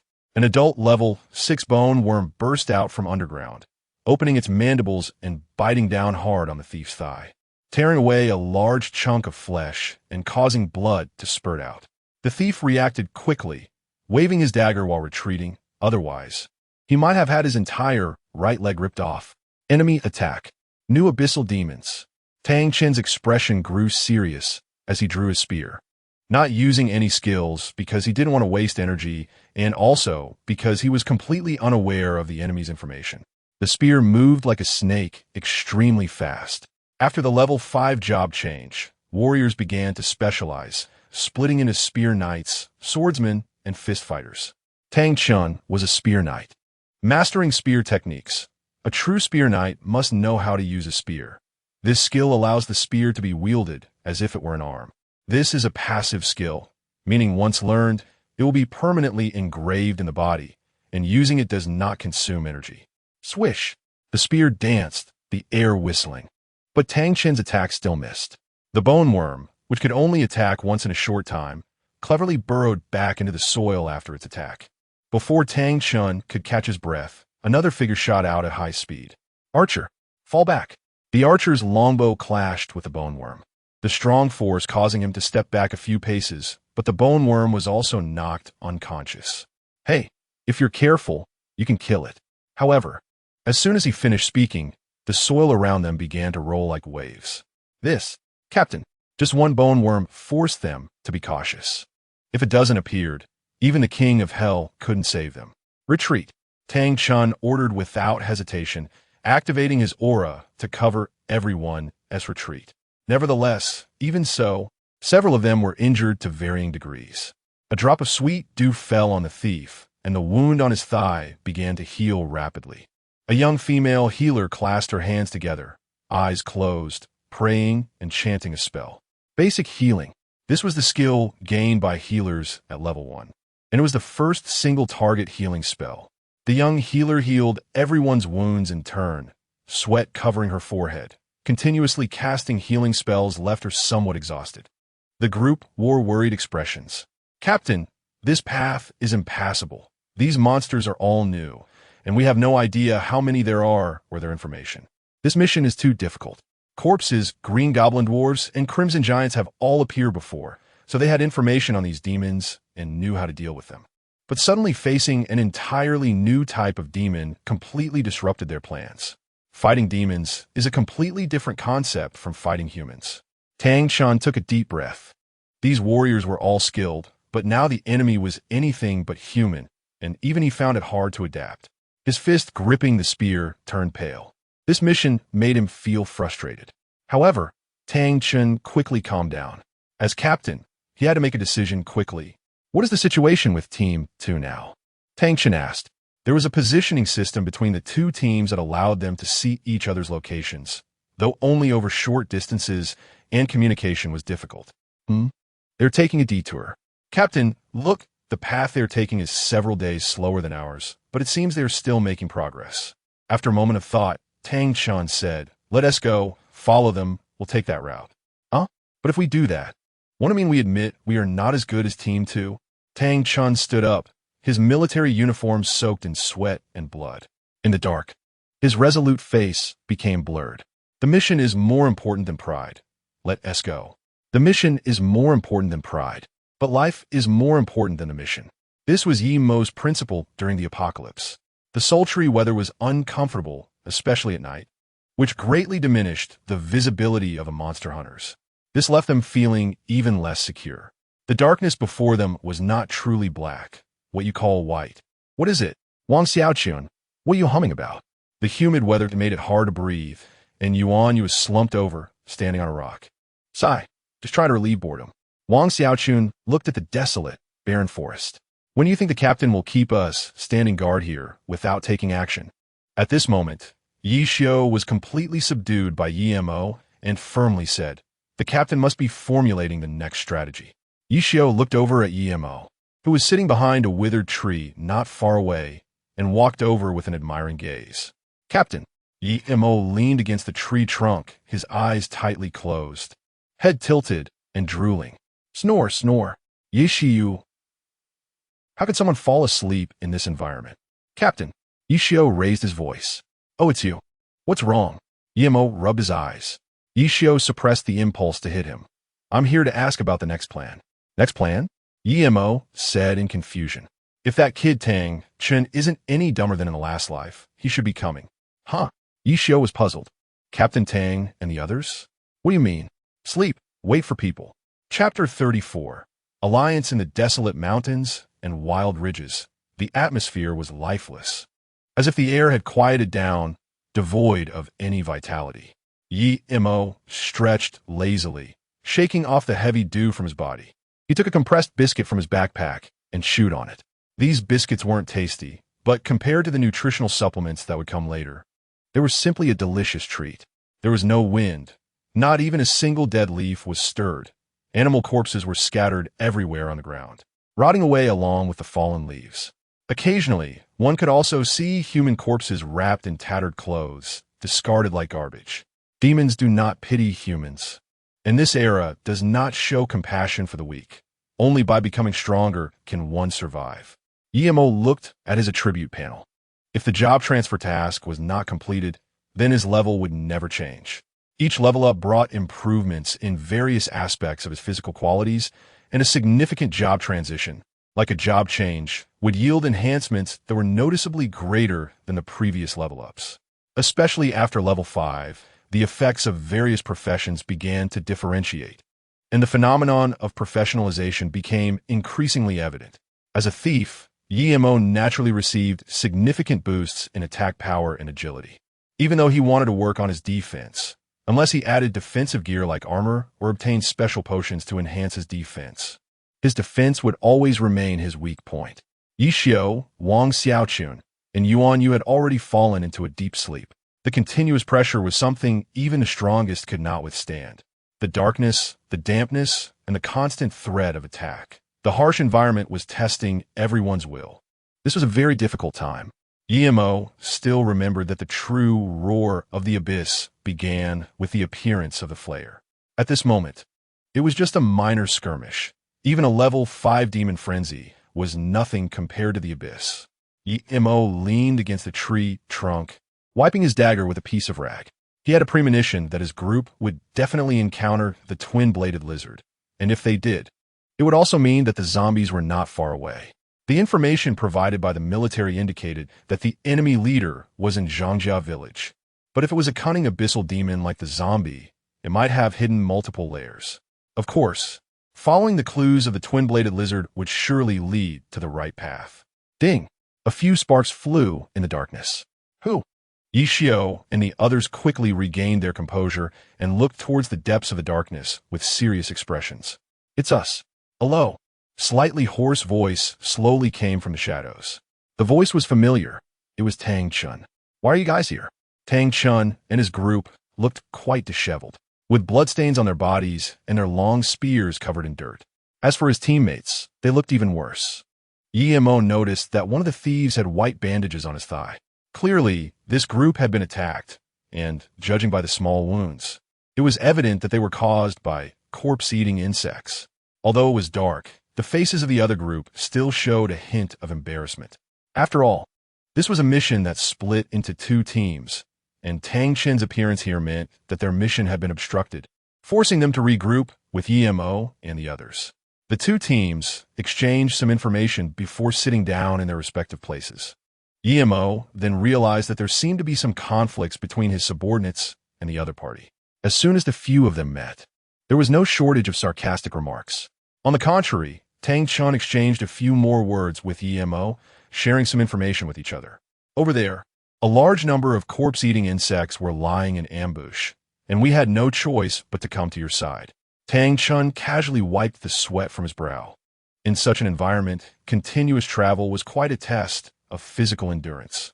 EMO did not have a deep understanding of Tang Chen's personality, but through their interactions, he found him to be quite decent, at least not as arrogant as he had imagined.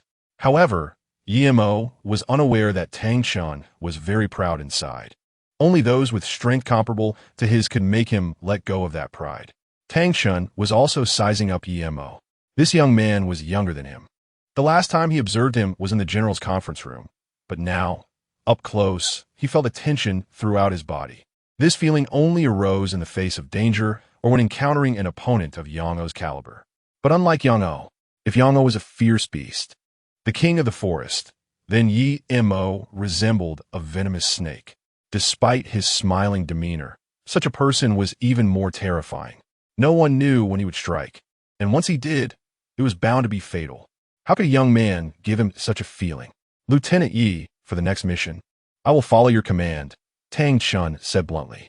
He had also noticed that the other party had suffered no injuries at all, while he and his group had endured continuous attacks. His judgment was no longer sufficient to complete this mission. Montag war surprised, not expecting Tang Chen to be so straightforward. However, this also saved a lot of trouble, and he especially needed the combat power of Tang Chen and his team at this moment. Yang O had said that although Tang Chen was narrow-minded, as long as it was related to the task, he could set aside other personal matters. Such a person was most suitable for completing difficult tasks. Ye Mol Fronit, sitting on a stone all night, constantly simulating the plan in his mind, not daring to be the slightest bit careless. Everyone's lives were in his hands. One misstep could cost 10 lives. This was also a test for him.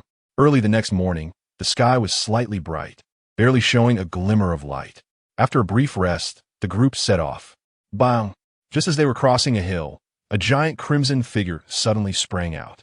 A crimson giant appearing here would definitely not be an ordinary foe. EMO quickly assessed the biological level of the opponent based on its physical characteristics. Level 7. This is a level 7 crimson giant. It stands over 4 meters tall with 4 powerful arms. In fact, EMO had already discovered this crimson giant hidden behind the pile of rocks with his exceptional perspective. But he chose not to mention it because he wanted to see how much synergy this temporarily formed team had. If EMO had encountered this level 7 crimson giant alone, he would have run as far away as possible, but there were two teams here. The powerful crimson giant possessed terrifying arm strength, easily crushing the surrounding rocks. EMO's pupils shrank, quickly hiding behind a nearby big tree. Rustle, rustle, rustle. The people in the field reacted as well.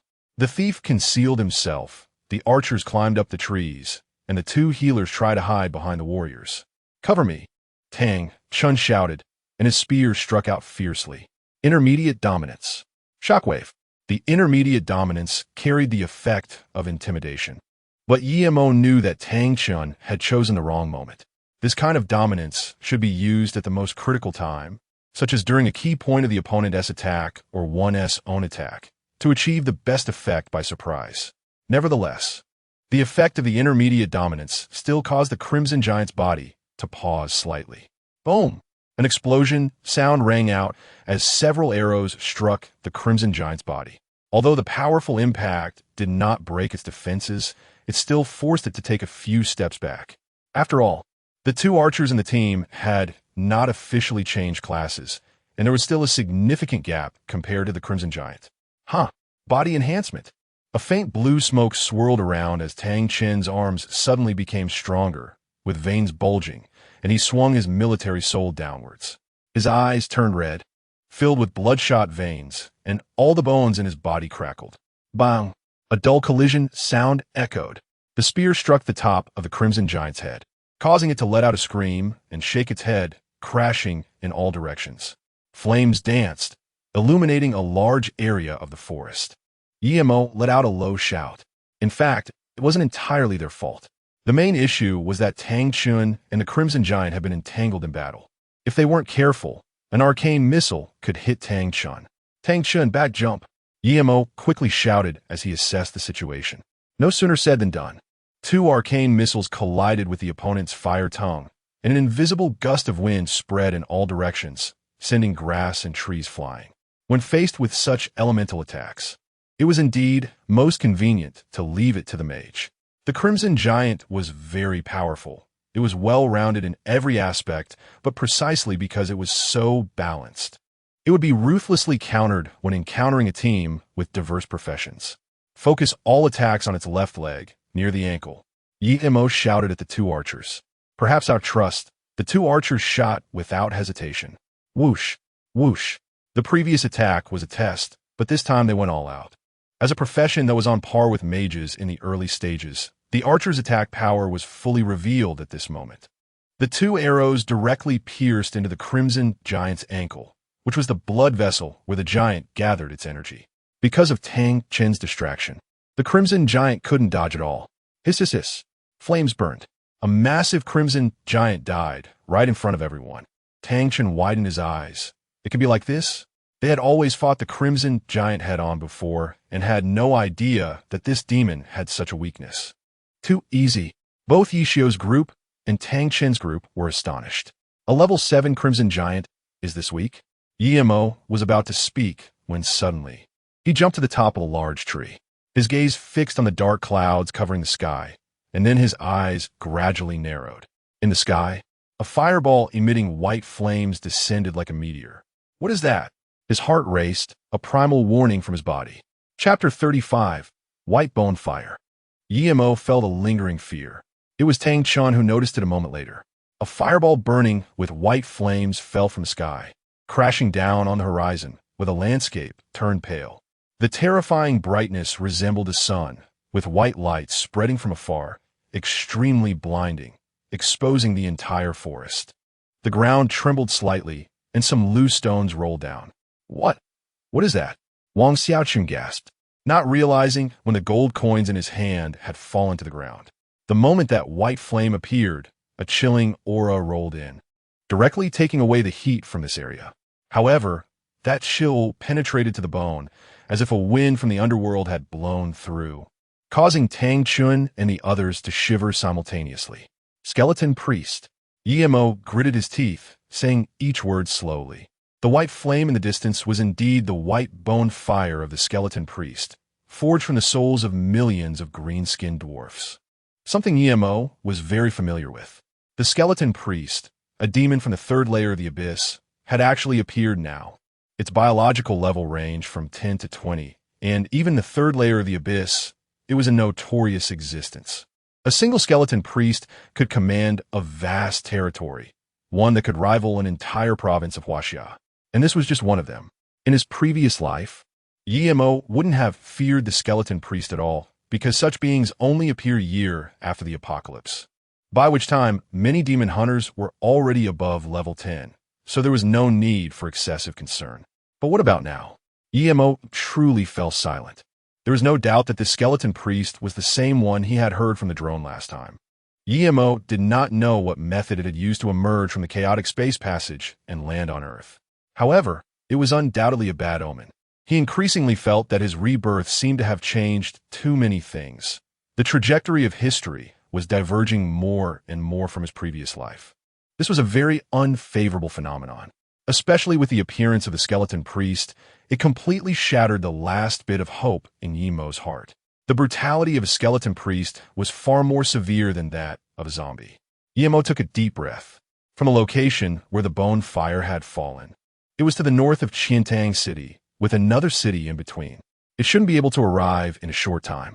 Emo secretly felt relieved that the Skeleton Priest appeared in Jiang City, which was slightly smaller than Qiantang City, but had a large population. At least it could hold off the skeleton priest for a while. This is the tragedy of this era. Even EMO could not escape this norm. All he could do now was pray, using the lives of the people in Jiang City to delay the skeleton priest's advance, thus buying him precious time. Level 10. As long as EMO could reach level 10, there would at least be a possibility of survival. EMO was certain that the skeleton priest would definitely come to Qiantang City. It was just a matter of time. Because in the Jiangsu and Zhejiang provinces, there were only 2 magic rune monuments. One was located in Qiantang City, and the other was in Nanshan City, which was quite far from here. The abyssal demons descended upon Earth, partly to expand their territory and partly to spread the faith from the abyss. This was similar to the 6 paths of gods and demons and the Lord of Stars, but they only spread faith and did not occupy human lands. If they could destroy a magic rune monument, it would be a great achievement for the abyssal demons, and they would receive rewards from the abyssal sovereign. Thus, the abyssal demons rushed desperately towards Earth. The white light in the sky completely dimmed, and EMO spoke up. He had originally wanted to rely on the strength of the team, but with the appearance of the skeleton priest, he had to readjust his mindset. This undead creature's level should be around level 10. EMO had always been somewhat apprehensive and cautious, but when the skeleton priest appeared, he realized that although his life had gone smoothly, he had been overly careful. Interests and risks often coexisted. Being overly cautious would not benefit his future development. Moreover, once he completed the task, although the demon frenzy would not start, the temporarily gathered abyssal demons would constantly rush towards nearby human habitation, and they would also storm into Qiantang City. Tang Chun and his group were considered experts in the military, and Qiantang City would need them at that time. After much thought, EMO still felt that it was better to complete this task alone. Besides, he had Shi Yin to help him. Captain, Yi Xiao and others expressed their concerns. However, this was EMO's order, and they had no choice. Moreover, for EMO, these few people were still useful when encountering 1 or 2 demons. But if they faced a large number of demons or double-bladed lizards, they might become a hindrance. This did not mean they were not strong enough, but rather that they had not adapted their thinking. Demons and humans were completely different beings. EMO took 10 years to reach this point, let alone these few people. Even Yang, O, and Chun Zifeng suffered heavy losses when facing the first demon frenzy. If it weren't for the abundant armed forces in the capital, they could very well have been defeated. This year has been a year of rapid growth for humanity. And if they don't seize the moment, a true nightmare a year later will drive everyone mad. Tang Chun and Yi Xiao's group ultimately left. After all, there was no death order issued initially, and they had to complete the mission. But EMO had no choice. This was his job transition task. If that walking corpse triggered the demon frenzy, then his transition task would fail. It would be better to kill him. Not to mention now, even a level 20-second transformation demon hunter wouldn't dare to go in and out 7 times alone when facing a level 5 demon frenzy. EMO knew that there was an 8th level thief following him, but he did not take action. He simply had Xian keep an eye on it. An 8th level thief is a great tool for drawing aggro. After traveling for half a day again, EMO had not made any discoveries. Once the white bone fire receded, the weather returned to a stuffy heat and the ground was damp. This path actually wound around the demon army, making the distance much longer. Fortunately, with EMO's stamina, this distance was not a problem. What troubled EMO was that he still hadn't identified the lair of the zombies. Based on his understanding, these cunning abyssal demons would definitely not place their true bodies among the army. However, they wouldn't be far from the army, and there would definitely be an altar prepared for the Crimson Ritual in that place. Before it got completely dark, EMO arrived at a village in the mountains and forests. The village was somewhat primitive, with most buildings being 2 stories tall. At the entrance of the village, there was a sign on the ground. It was covered in dust, and EMO wiped it, revealing 3 characters: Wangjia Village. Wangjia Village looked very desolate, with a strong odor of decay coming from within. Some houses had collapsed, and there were even flames flickering among the ruins. Based on the footprints, EMO knew that this place had been attacked by a group of corpses and crimson giants. Yemontak Vikatan, the collapsed house shattered glass, and several agricultural vehicles were overturned on the ground. Emo touched the body of a male that had been pierced through the chest by glass. It was still warm. This place had just recently suffered an attack. Bones exposed in the wilderness. For 1,000 miles, there is no rooster's crow. Out of every 100 people, one survives, and thinking of this breaks one's heart. Even after witnessing so many scenes like this, Emo still felt uneasy. Extraordinary perspective. Emo stared with wide eyes, looking in all directions of the village. In such a large place, there couldn't possibly be no living person. At the edge of the village, he saw a wall made of cement, and within it, heads were bobbing up and down, looking like there were quite a few people. However, outside the wall, a dozen corpses were still swaying, seemingly very interested in the living people inside. Let us in quickly," a young man yelled hoarsely, banging on the iron gate beside the wall, his fingers bleeding from the force. "You all leave quickly, don't come in. So many of us have died. Do you want to kill us too?" A sharp voice came from within the wall. Yes, this is for everyone. No one was willing to open the door for them. In the face of crisis, everyone chose self-preservation. "Please, save us quickly. We don't want to die." Beside him was a middle-aged man, tightly gripping a broom, waving it in the air in an attempt to drive away the approaching corpses.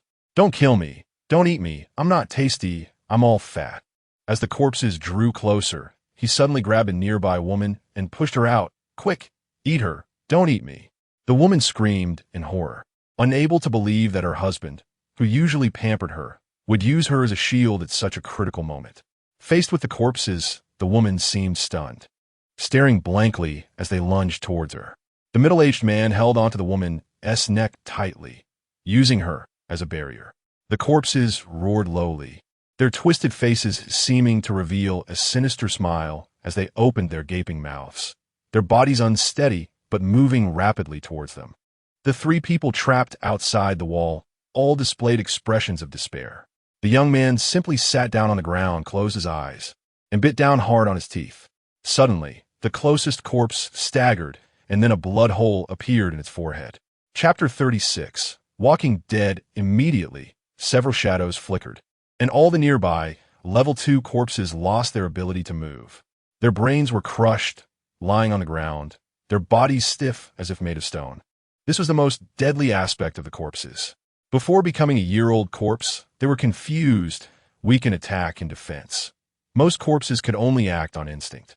Corpses less than a year old were a lower existence than the intellectually disabled green goblin dwarves. It could be said that they were at the very bottom of the food chain in the abyss. However, just a few corpses had trapped dozens of people inside. It must be said that it wasn't that the corpses were too powerful, but rather that people had drawn a line for themselves. Swish! A blade flashed sharply, and the three finally saw clearly that behind a fallen corpse, a blurred figure appeared. Under the illumination of the torches above the wall, the figure looked mysterious and powerful, standing proudly like a deity or demon, and beneath its feet lay the bodies of several corpses. Emo sheathed the dagger. These few corpses posed no danger to him. Of course, they wouldn't provide him with any experience either, unless he completed his job transformation. The three people looked like they were still in a daze, and the villagers on the wall also had not reacted. Everyone was stunned. Such powerful and terrifying corpses had been killed in an instant. Just how strong was he? Wang Shower, what a coincidence, you're here too.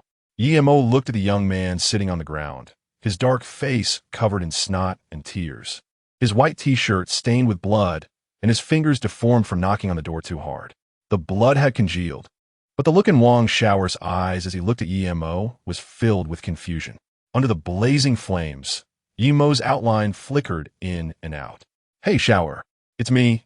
Emo walked over and helped Wang Shower up. Wang Shower was Emo's classmate from the neighboring class. They had met through playing basketball.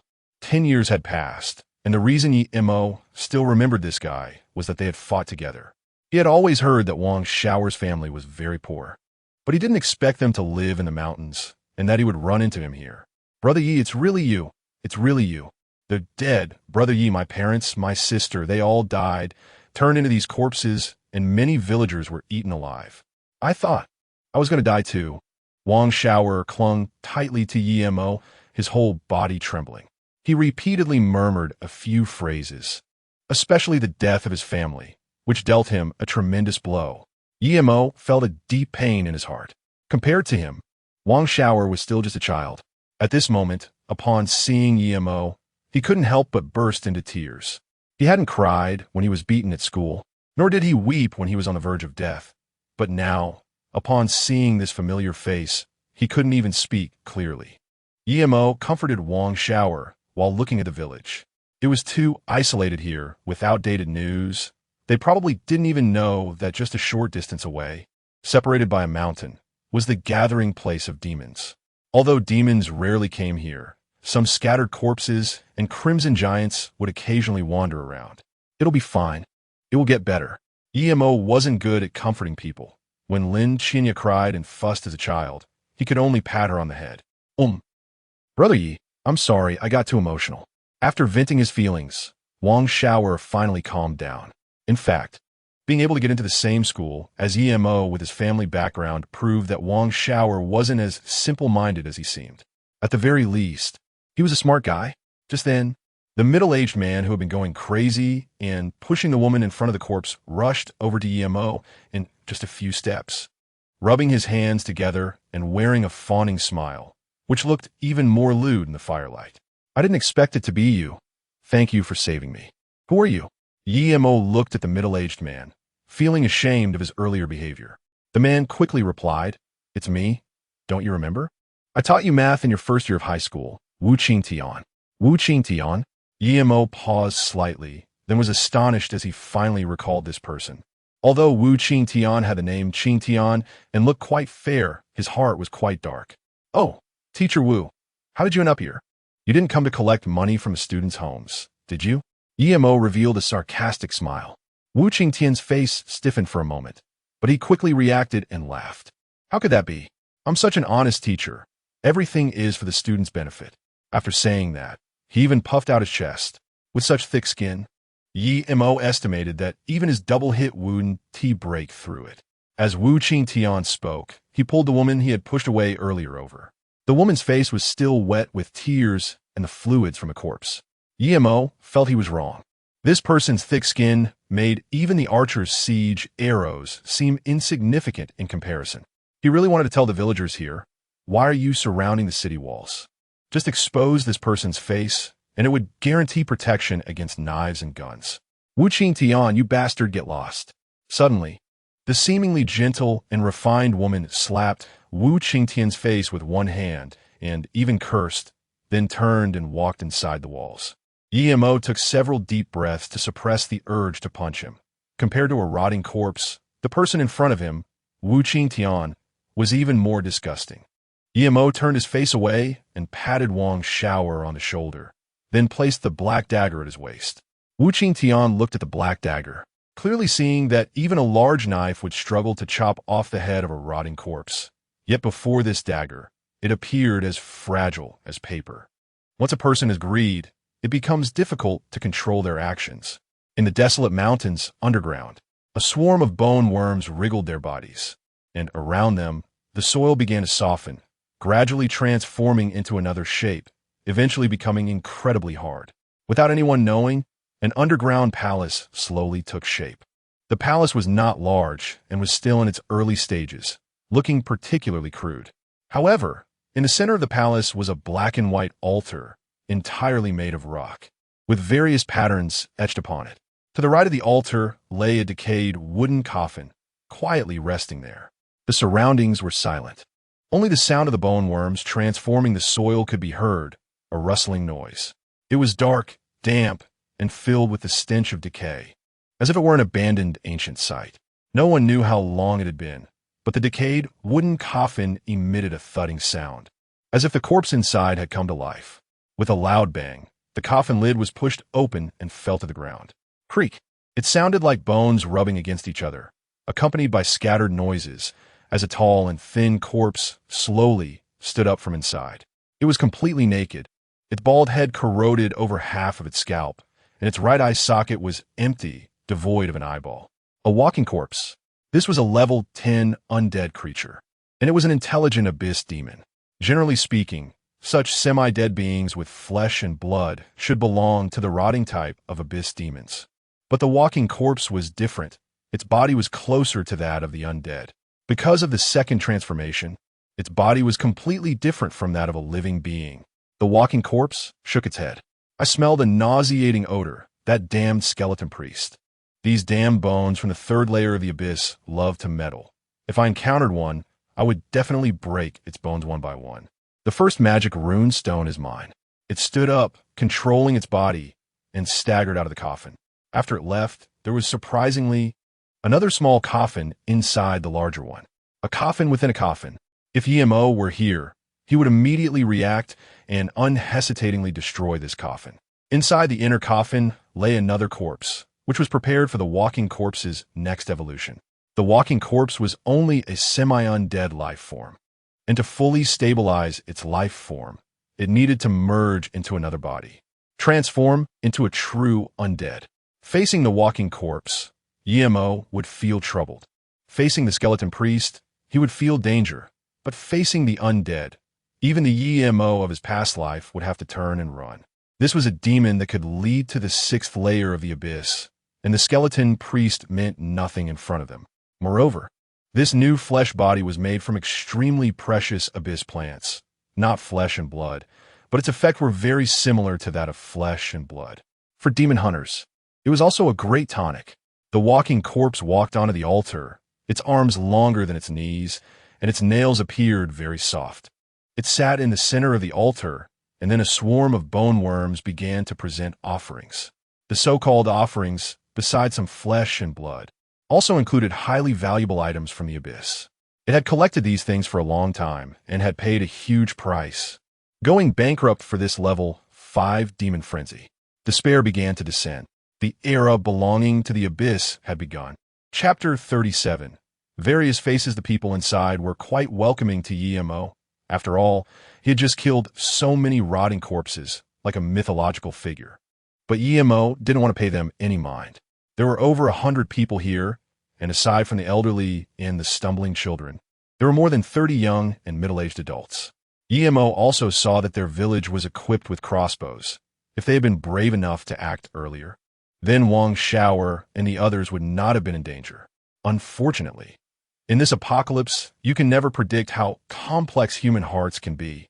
EMO and Wang Shower were sitting together, whispering to each other, unaware that on the other side, Wu Qingtian was leading a few young men in hushed conversation.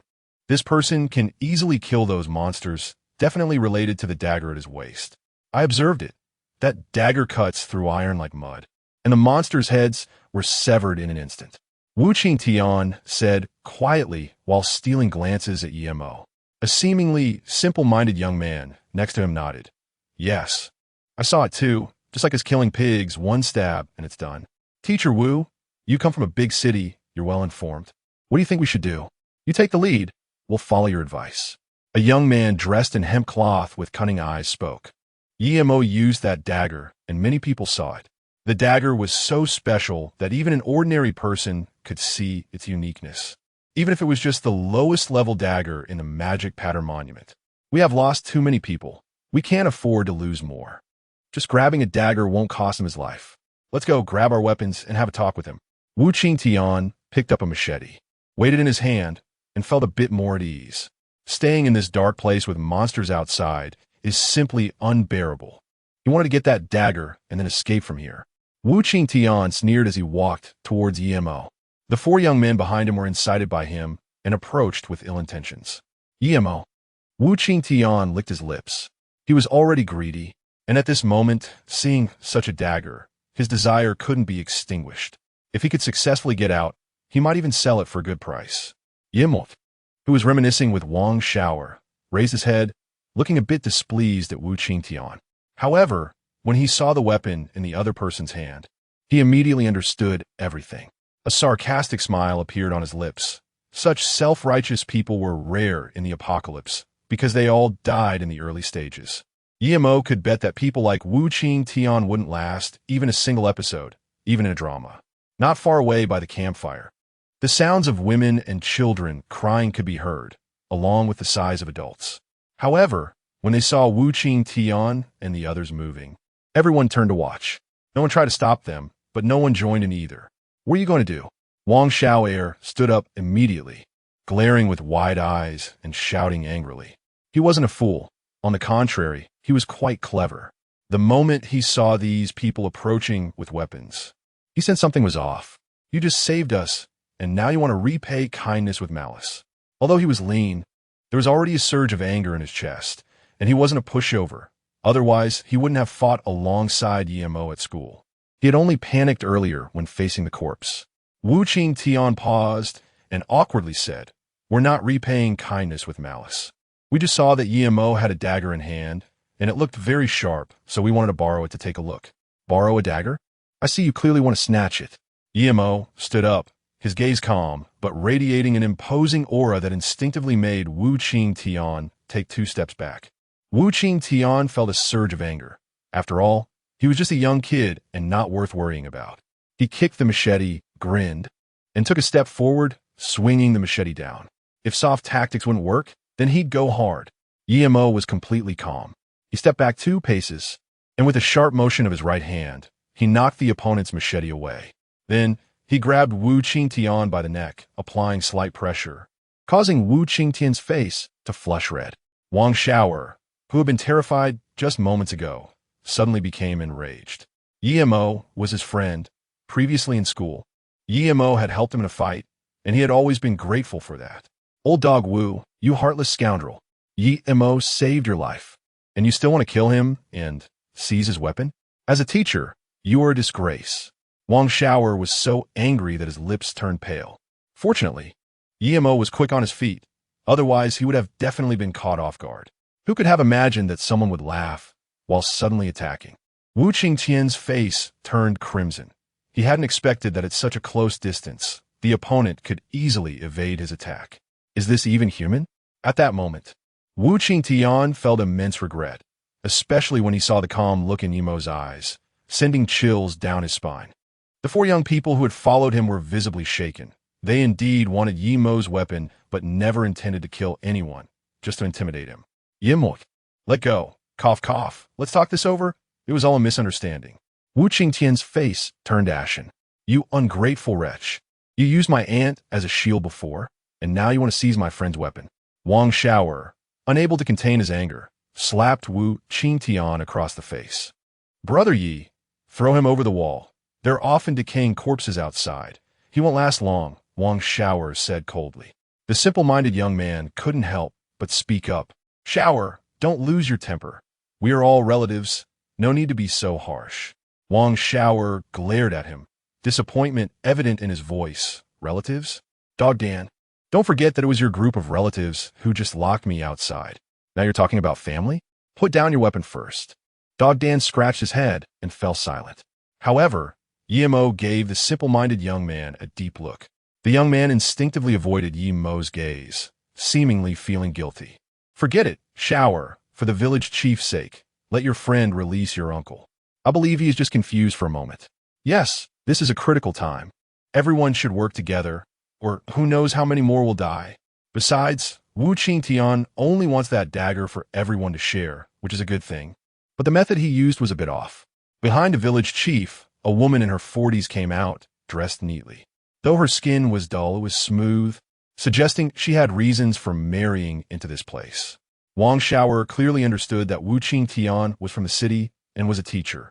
The villagers were eager to please Wu Qingtian, as this would mean their children could attend school in the city, which would give them a sense of pride. "Brother Yi, throw him over the wall," Wang Shower said again. Emo watched all of this with his own eyes. He had seen countless examples of human nature in the apocalypse, so he naturally felt no disappointment. He didn't care much about what was happening here. What concerned him was why these people were still alive after the Crimson Giant passed through the village. These shoddy walls could withstand the undead, but even the green-skinned dwarves could easily jump over them, let alone the Crimson Giant. Although I have never witnessed the Crimson Ceremony, I have heard that before the ceremony begins, the altar needs to be gradually moistened with blood and dark energy. Wangjia village is not large, but it has over 1,000 people. Now only about 100 remain alive. Moreover, according to Wang Shower, people have been slowly dying over the past week, with undead attacks occurring every 2 days. Emo felt alert and looked around, wondering if he really was lucky enough to have found the other party's lair here. Forget it, just let him go. In the darkness, a rather beautiful young woman was walking over with a child. It was Wu Qingtian's wife, Aunt San. Wang Shower called out. He could ignore what the other villagers said, but Aunt San's words. He treated you that way. Aunt San? He's scum and not worth it. The child next to the young woman was crying continuously, and her expression was complicated. After all, he is the child's father. Yes, yes. Let me go. I promise I won't make mistakes again. As soon as Wu Qingtian heard there was hope, he immediately spoke in a flattering manner. Yimo looked at everyone, flicking his wrist, and Wu Qingtian rolled out like a ball. Roll away, don't be a nuisance.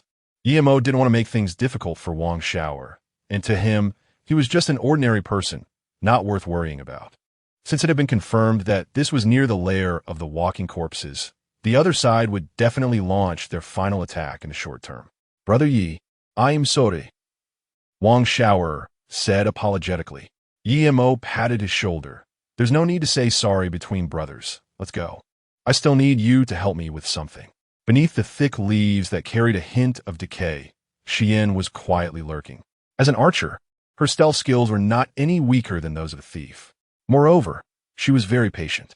Her eagle eye was always activated, and the greatest advantage of this skill was its low energy consumption. 100 meters ahead of her, in a shadow, lurked an 8th level thief. At this distance, for an archer, as long as the opponent was unprepared, it was definitely a kill range. However, at this moment, her heart was not on that 8th level thief. How could this be? How could he? Xian's heart was filled with shock as her gaze remained fixed on the village, where she saw two figures busily moving around on one side of the wall. Yimo, this seemingly ordinary thief, is more skilled in dealing with demons than she, a divine descender. However, this is not what astonishes her the most. From a distance, everything Yimo is doing nearly causes Xian to reveal herself in surprise. Chapter 38, The Assassin. Luo Gang, the blood of the Scarlet Giant, Sunset Wood blood-colored gyroscope. Various materials are laid out on the ground by Yimo, all purchased with the last few hundred contribution points at the Magic Pattern Monument. Except for the blood of the Scarlet Giant, the other materials are not very valuable. Brother Yi, what are you doing? Wang Shower, after arranging these materials as per Yimo's request, couldn't figure it out, but in his eyes, Yimo is becoming increasingly mysterious. It's useful. Yimo clapped his hands, and in the darkness, the formation made from the blood of the Scarlet Giant, covering an area of about 30 square meters, has taken shape. Yes, this is a formation, and it's a very famous formation, the Sky Trapping Formation. No wonder Xian is so shocked from afar. The Sky Trapping Formation belongs to the top-grade formations, and such a legendary formation is rarely seen even 10 years after the apocalypse. Yimo happened to see a simplified version of the STI-NKN formation. It is said that a true high-quality STI-NKN formation can bind evil dragons, and even a level 50 demon lord. A creature from the first layer of the abyss would not be able to escape its restraints when faced with this legendary high-quality formation. If a mage were to cast the STI-NKN formation, its power would be doubled. Although he had never seen a real STI-NKN formation in his previous life, Yimo had witnessed a mage use a simplified version of the STI-NKN formation to directly annihilate a troll. It is worth noting that he had been hunted down and killed by a troll back then. Formations are a very powerful ability.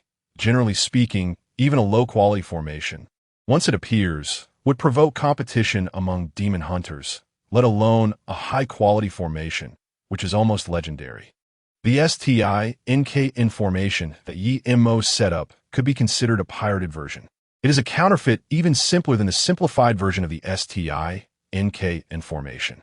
However, even this extremely simplified STI-NKN formation is quite useful for Yimo now. This simplified version of the STI-NKN formation can last for 3 days, with a range of 100 meters. Once an enemy falls into it, their movement speed will be significantly reduced, and they may even suffer attacks.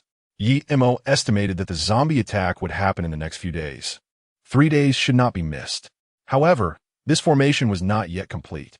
Yimo walked to the center of the formation, knelt down on one knee, and took out the black dagger from his bosom. The sharp dagger slid across his palm, and blood began to flow out in streams.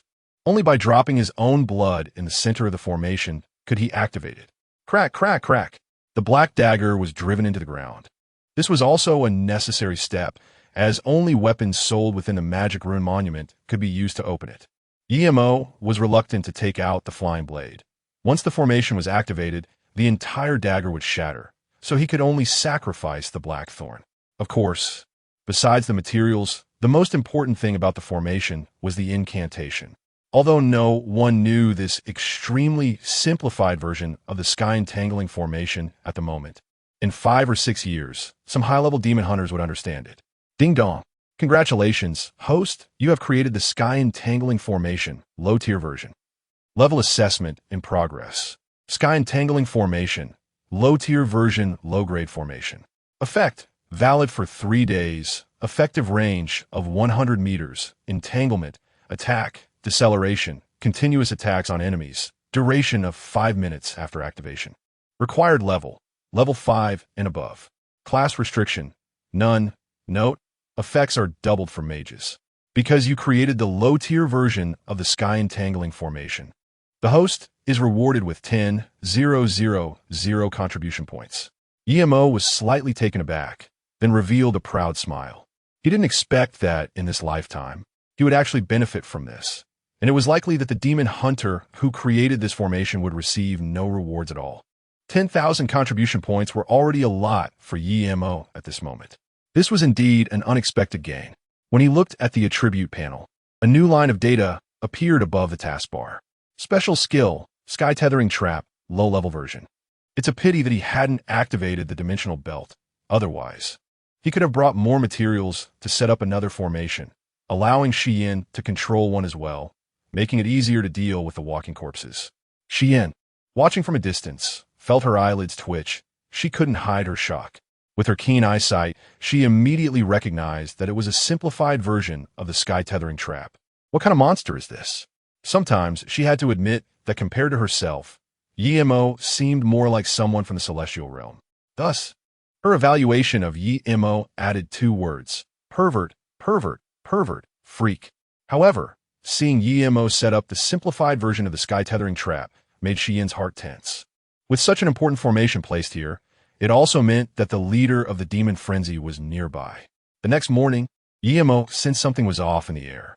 The entire village was filled with the smell of gunpowder. Darkness loomed. A retired soldier in the village, accompanied by a group of young men, stood solemnly on the wall. The elderly and children hid inside the houses, while torches and various flashlights were lit on top of the wall, continuously illuminating the distance. However, just as EMO finished speaking, a beam of flashlight light shone on a moving object. It was a creature covered in sharp spikes, with 2 mouths opening and closing continuously. Monster! A new monster! Someone screamed. EMO focused and directly activated his supreme perspective, instantly seeing the full appearance of the creature. It was a Jurassic beast. This was a type of abyssal demon that lived in the second layer of the abyss, neighboring the corpse worms. The corpse worms often softened the soil without limits, causing some areas to turn to swamps, but they did not like soil that was too hard or too weak, which led them to frequently abandon their habitats.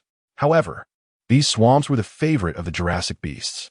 The Jurassic beasts were extremely ferocious, unlike the green goblin dwarves, whose combat style was singular. The Jurassic beasts were very agile. This did not mean they were intelligent, but rather that their biological instincts were incredibly strong. They were one of the most bothersome demons among the swamp-type demons, although their overall strength was not as powerful as that of the Crimson Giants. Their numbers were exceedingly high. A single Jurassic beast could reproduce 3 times in a year, with each time yielding at least 10 offspring. More importantly, they were hermaphroditic demons. This meant they could complete the entire mating process alone. What a boring creature. Yet, the body of a Jurassic beast was quite light. An adult Jurassic beast weighed only about 30 pounds. In the illuminated areas, the number of Jurassic beasts was increasing, with 2 fierce mouths dripping black slime that emitted a smell like gunpowder. They all held white daggers resembling fish bones in their hands, making howling sounds. What should we do? Should we attack? Dog Egg said anxiously. EMO took another look, This was a demon hunter, but he had concealed his identity well. However, what could a demon hunter do? Even Emo felt helpless in the face of hundreds of Jurassic beasts. Wu Qingtian shot him a glare and said, "What else can we do? Don't attack, or we'll anger those monsters, and we'll be done for." However, what they did not know was that this time the zombies intended to kill them all. Facing the Jurassic beasts, it would have been much easier if there were a mage with area attack skills, but unfortunately, there were no mages here. Emo can indeed activate the low-grade Sutiankuan formation, but this is meant to deal with the walking dead. Wang Shower has already picked up a machete, the firelight illuminating the slightly dark face of this young man. "Brother Yi, I'll cover you later. You just retreat." "What about you? After all, this is my home. I have to leave a way out for the children in our village." Emo stood in solemn respect. "Throw the old man out. Quickly throw the old man out. Let them kill enough, and we will be safe." Wu Qingtian was shouting crazily not far away, and some people exchanged glances. Not everyone was as crazy as he was. Emo observed clearly that not only Wu Qingtian, but also most of the people in the village were stuck in their old ways. They dare not attack, nor face everything in front of them. Facing the Jurassic beast like this would lead to a dead end. Emo swung the iron hammer and suddenly struck the surrounding wall with great force. His strength was already several times that of an ordinary person, and the wall, being a temporary structure, couldn't withstand his blow. In Wang Shower's terrified gaze, the wall collapsed with a crash, creating a huge gap. "What are you doing? The monsters will come in. The villagers are panicking." Emo sneered and ignored it, because only in this way would these people pick up their weapons and fight. "Brother Yi," Wang Shower opened his mouth. Emo took out the flying blade, prepare for battle. However, at that moment, he suddenly noticed a few black stains appearing on the ground not far from him. He walked over, wiped it with his finger, and his pupils suddenly constricted. A Jurassic beast. Swish! The flying blade instantly crossed in front of his chest, and in his other hand, an ordinary dagger also appeared. Among this group of Jurassic beasts, a killer had actually emerged. Chapter 39. Hoping for death together, Jurassic Beast Assassin. This was a killer that could hardly be born, even from 100,000 Jurassic beasts. They were born with the ability to change color, adapting their color according to the environment, even altering the fluctuations of energy within them. The Supreme Perspective had failed for the first time. In fact, if Emo had comprehended the Supreme Perspective under normal third transformation conditions, the opponent's color-changing ability would have been of no use at all. Unfortunately, Emo's level was too low. The maximum level of the Supreme Perspective was level 5, and even if Emo maxed it out, he still wouldn't be able to detect the opponent's innate skills. However, Emo still knew that the opponent's ability was not omnipotent. There would be obvious energy fluctuations at the moment of attack, and if one had sharp eyesight, they could also perceive the special changes in the surrounding environment, thus identifying the true form of the assassin. The assassin was unknown, and Xian also needed to keep an eye on that level 8 thief, making it difficult to act. Boom! Suddenly, a fireball fell from the night sky. It was a flaming arrow that directly landed in the grain depot behind them. The grain depot caught fire, and screams from the elderly and children could be heard. They had been staying in the nearby houses, and amidst the raging flames, they felt both fear and despair. If even the grain depot was burned down, how would they survive in the future? "Quick, go put out the fire." "No, we can't go put out the fire. What about these monsters?" The retired soldier paused, then immediately shouted, "Elderly and children, go put out the fire. The rest of you hold your ground here." This was a situation without alternatives. There were too few people, while there were about 100 Jurassic beasts on the opposite side. In such a scenario, even a demon hunter team would feel a headache. This intelligence. No wonder it produced the wise undead subordinates. Emo was also taken aback. He did not expect that after the emergence of a killer, the opponent's tribe had actually learned to use bows and arrows. Jurassic beasts were originally melee abyss demons, but once taught by intelligent beings, they could learn to use other weapons, which was completely different from the green-skinned dwarves. The green-skinned dwarves had low intelligence, while the Jurassic beasts had high instincts, making the latter even more terrifying. This was a highly adaptable tribe. The assassin infiltrated, then set fire, and finally engaged in close combat. This was a strategic operation. 30 young adults stood on the walls, their faces illuminated by the fire, showing expressions of fear and despair. Fire! Everyone, shoot arrows! The retired soldier roared madly, but the command was orderly. Although the ordinary people were panicking, in such an environment, they instinctively obeyed his orders. Whoosh! Whoosh! Whoosh! Arrows flew out one after another. There were not many archers on the opponent's side. Emo observed with the supreme perspective, only 3 in total. And most importantly, the defense of the Jurassic beasts was very low. Even arrows shot by ordinary people were enough to kill them. D. Wang Shower went crazy, tearing off his clothes to reveal a lean, dark body. Then he put down the bow and took up a machete, jumping down from the wall. The Jurassic beasts were already approaching. Charge! If you don't want to die, grab a knife. The retired soldier roared again and jumped down after Wang Shower. Emo did not take action because he was well aware of his responsibilities. The danger outside was not the greatest. The assassin was the most troublesome presence. Of course, Emo was also constantly on guard against the double-bladed lizard. As for the simplified version of the sky-blocking formation, it was prepared for the walking corpses. If he stopped this massacre, then the walking corpses would definitely appear.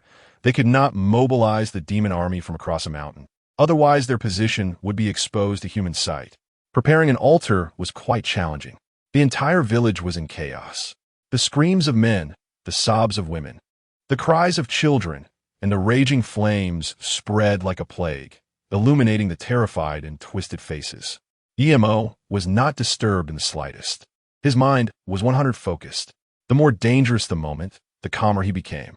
According to his own words, a thief who has not mastered shadow stealth is not a good thief. Therefore, at this moment, Emo's combat skills were more about fighting than those of a thief. A thief's combat is covert. It is not about facing the enemy head-on, but often delivering a stab from behind. Strictly speaking, the Jurassic beast assassin can also be considered a thief. The scholar reading at night longs for a female ghost. The old bachelor longs for a matron. The actor hopes to win an award. The thief longs for the death of his fellow thieves. Emo murmured to himself, "How dare a third-rate thief be so arrogant in front of me?" The sultry weather was made even hotter by the raging fire. Emo's gaze was like that of a hawk, scanning the surroundings, with both hands gripping 2 daggers, the blades crossed over his chest. Suddenly, in front of him, where the flames burned, a slight distortion appeared. Under his exceptional vision, this distortion seemed extremely normal to an average person, but Emo detected energy fluctuations. With his knees bent and body like a cheetah, he suddenly launched forward. The flying dagger in his hand plunged fiercely into a specific point in the air. In front of him, a color-changing Jurassic beast regained its original color, and Emo's dagger pierced into its mouth. Relying on his strong strength, he sank his stance and flexed his arm, pinning the body of the Jurassic beast assassin firmly to the ground. The body of the Jurassic beast assassin twitched continuously, but it was not yet dead, as their bodies were not the fatal part. Emo swung an ordinary dagger, which immediately plunged into the opponent's eye. The Jurassic beast assassin's body thrashed violently, thick blood splattering onto Emo's face.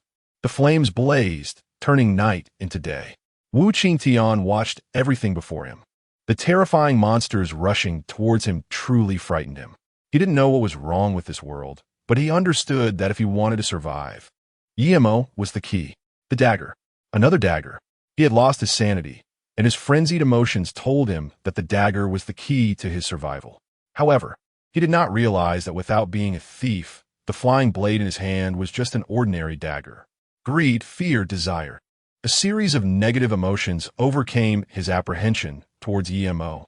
A Jurassic beast appeared out of nowhere, shocking him immensely, but he knew this was the best opportunity. He made his move. The machete in his hand swung fiercely towards Emo's back. The fire was intense, and the sounds were chaotic. In this environment, Wu Qingtian's confidence swelled to its limit. Suddenly, he felt his strength surge greatly, and the world before him changed in an instant.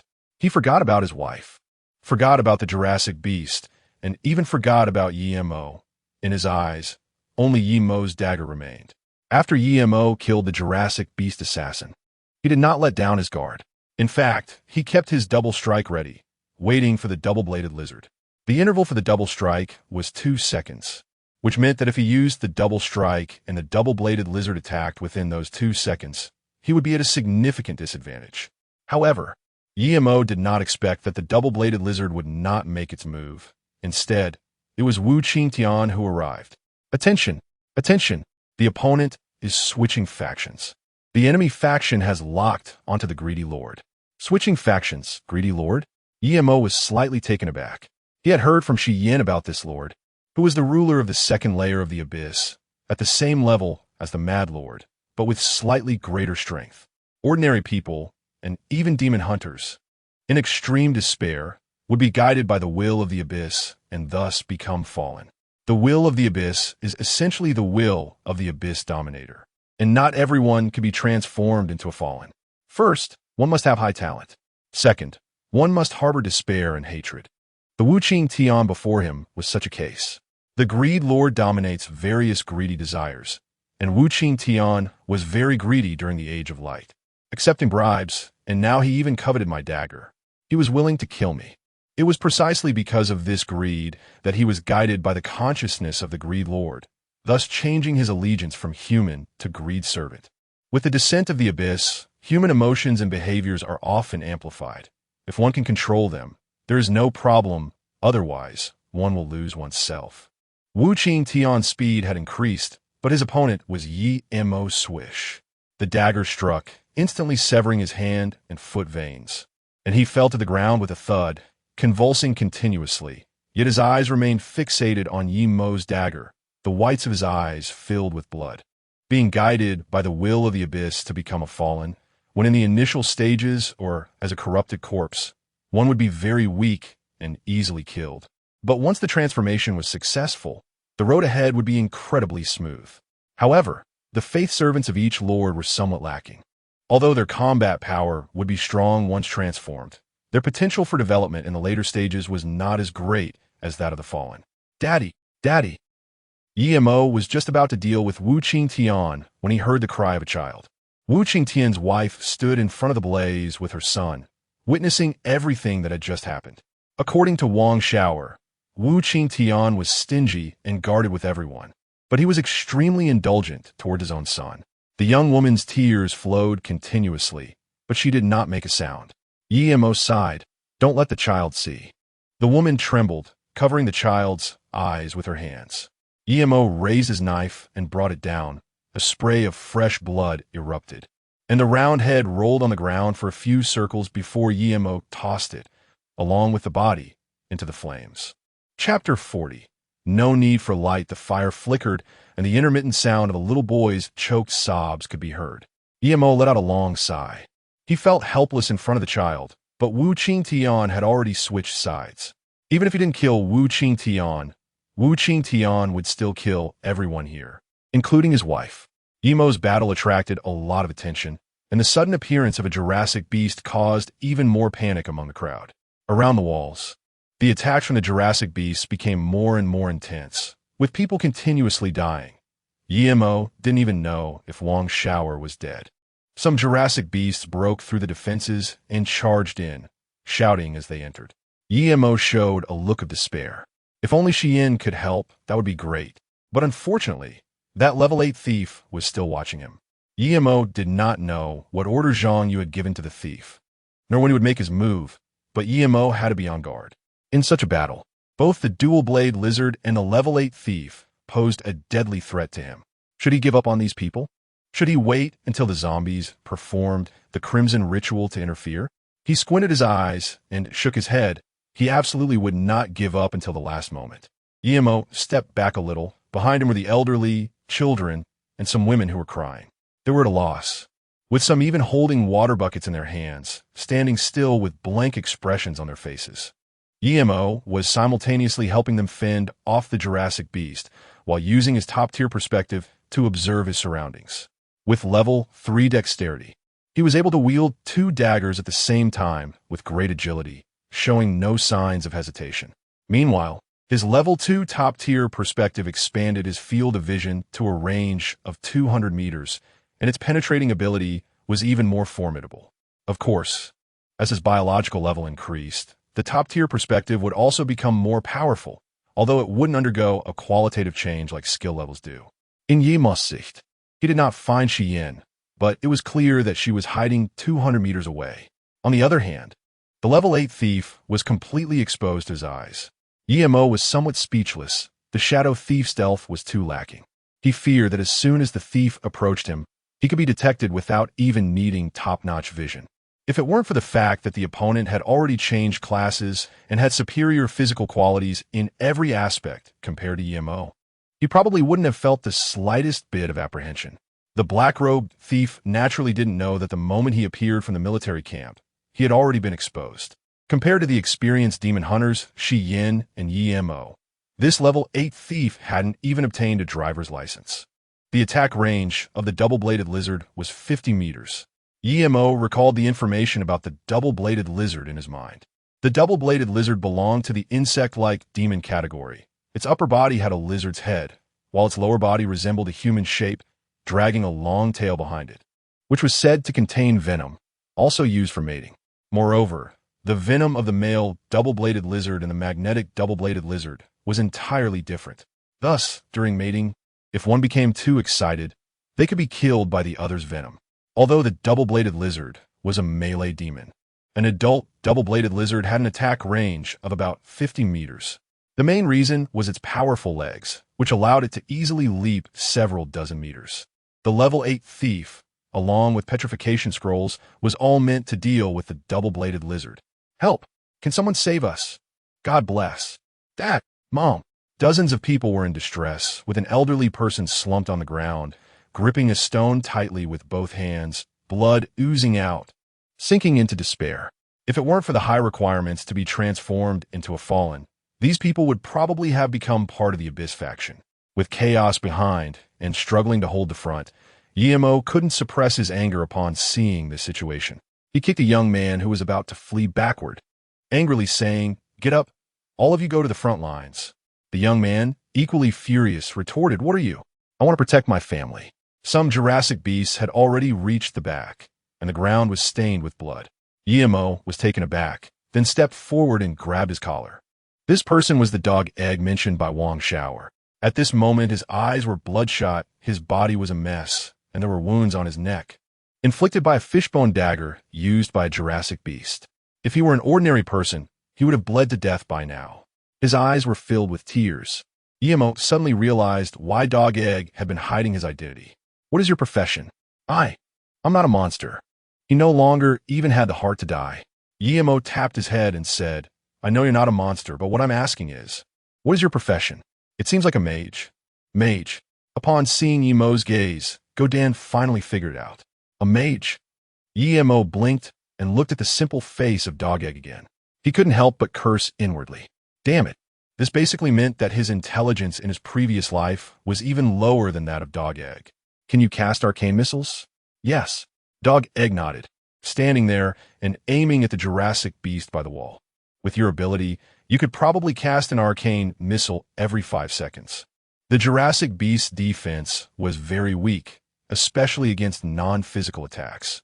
One arcane missile could definitely take its life, and even the flames produced could injure the surrounding Jurassic beasts. With a mage joining in, even if it was just a level 1 mage, the pressure ahead was immediately reduced significantly. Yimou kicked up and struck a sneaky Jurassic beast, chopping off its entire head in one swift motion. 2 ferocious mouths remained, one attached to the head and the other still on the lower half of the body, opening and closing awkwardly, spraying blood. The women and children behind him screamed in fear, and the piercing sound made Yimou impatient. Right now, he and Xiyin were constantly on guard against the double-bladed lizard, and since they didn't know the exact level of this creature, they were even more nervous.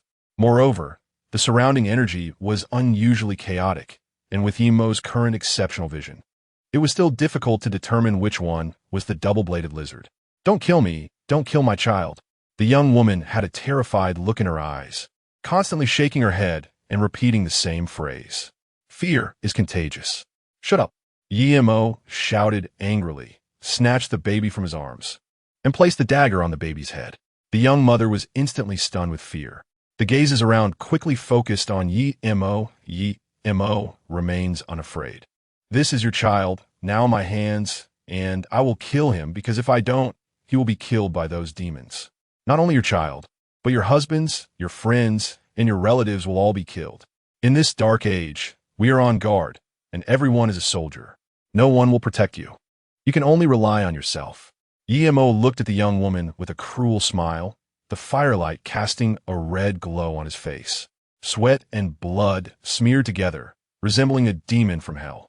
Your child is in my hands, and you don't dare to attack me. What kind of mother are you? The dagger seemed to pierce the infant's skin, blood seeping out, causing the baby to cry loudly. Perhaps Mo's words provoked the young woman, or maybe the baby's cries awakened her maternal instincts. Originally slumped on the ground, she suddenly felt a surge of strength, leaping up and reaching for Mo's face. Mo did not dodge or evade, enduring the wrath of a mother, with 4 deep red scratch marks on his face, extending from the corner of his right eye down to his chin. It didn't hurt, but it felt burning. The young woman snatched the baby from Mo's hands, anxiously checking his wounds. When she saw the small cut on the baby's head, her eyes filled with endless anger as she looked at Mo. Tears sparkled in her eyes, yet she was so strong, as if she had transformed from a lamb into a fierce tiger, ready to devour Mo at any moment. That was the power of a mother. Mo suddenly envied the baby in her arms. Although they were in a chaotic world, at least the baby had a mother who loved and protected him, and a father fighting in front. What did he have? From a moment he became conscious. He was adopted by a beggar. He had begged, scavenged, stolen, robbed, deceived, and had often found himself in a police station. Until later, when he was seen by the old director of the orphanage, he finally had a place to call home. The days before he turned 10 were dark and bleak, and in Mo's eyes, they were even more terrifying than the apocalypse. He opened his mouth, and his previously gentle gaze suddenly turned sharp. He looked at the young woman. Yes, it was that kind of gaze. Do you hate me? But hating me is useless. Take your hatred and go kill those monsters. His voice was loud, using his energy to intimidate everyone around. But we don't have enough weapons, said Wang Xiao's third aunt. If there are no weapons, then use pots, brooms, teeth, hands, and nails. If you don't go now, your men are going to die. Yes, we must fight. Wang Xiao's third aunt was the first to pick up a brick and rush forward, smashing it hard at a spot just 5 meters away from the wall. They couldn't face the Jurassic beasts head-on, but if they could disrupt from behind, it would make things much easier for those in front. Let us go. My mother said that women can hold up half the sky. I'm old now. This is your young people's world. I'll risk my life for this. Mo watched as the crowd approached, his expression unchanged. The firelight did not suit him. He slipped back into the dark corner, stealthily alone. He was the king of darkness, needing no light. In the distance, the wind flickered for a moment, and then a figure suddenly charged out from the group of Jurassic beasts. It's here. Mo and Xian both trembled simultaneously. Chapter 41. The petrification scroll, blood and fire intertwined into a scene. Xian's senses were exceptionally sharp, so the moment she detected the ambush from the dual-bladed lizard, an arrow was shot out at extreme speed. The target of the arrow was not the dual-bladed lizard, a level 5 archer equipped with regular arrows, and having yet to learn the triple shot skill, could hardly penetrate the lizard's defenses unless it stood still. The rogue hidden in the shadows seemed to sense the danger. In fact, his skills were far superior to those of an ordinary person. However, this time he was facing Xian and Mo. One was a divine descendant, a natural archer. The other had a decade of apocalyptic experience. As the black-cloaked rogue moved, an arrow pierced through his right arm. Fast, accurate, ruthless. The archer's attack would always make a rogue feel sick, but clearly, the situation had developed far beyond his expectations. He let out a painful roar. Being an 8-level creature did not lessen his suffering. Xian shot another arrow, and the rogue used a double strike. The level 2 double strike combined with the 8-level creature's level collided with the arrow in the air. The arrow shattered on impact, but to his horror, another 2 arrows appeared immediately afterward. The 2 arrows flew one after the other, with Xian's current ability. The power of a single arrow was enough to penetrate a rock. The black-cloaked rogue desperately tried to move, but one arm was pinned to the rock, and the pain clouded his judgment, resulting in another arrow hitting his abdomen. Puff. Flesh and blood splattered. If it were Yemo in this situation, he would rather sacrifice an arm than take such an arrow. This was due to a lack of experience. Faced with the ranged attacks of the archer, an 8th-level rogue had no choice but to dodge, unless he possessed a scroll that could counter the opponent. Xian's first arrow was a sneak attack, directly piercing the opponent's arm, with the arrowhead embedded in the rock. The second arrow was blocked by the rogue's double strike. However, for an 8th-level rogue to execute a double strike, there had to be at least a 2-second interval, making it impossible to evade Xian's second arrow. The second arrow pierced through the rogue's abdomen, and the third arrow was merely a precaution, hitting the fletching of the second arrow before falling to the ground. A level 5 archer took down an 8th-level rogue with 3 arrows, which explained why, in the apocalypse, rogues were often overlooked by other demon hunters aside from their treasure chest opening skills. Yemo is an accident. According to Lin Qianye's teasing, he is naturally unsuitable for standing in the light because he is a born thief. The Dark Era is more suitable for Yemo than the Age of Sunshine. The Double-Blade Lizard breaks through the sky. Sky Strike is the Double-Blade Lizard's innate skill, and combined with its developed legs, its movement speed will increase by 10%. Do not underestimate this 10%, as the Double-Blade Lizard is known for its speed.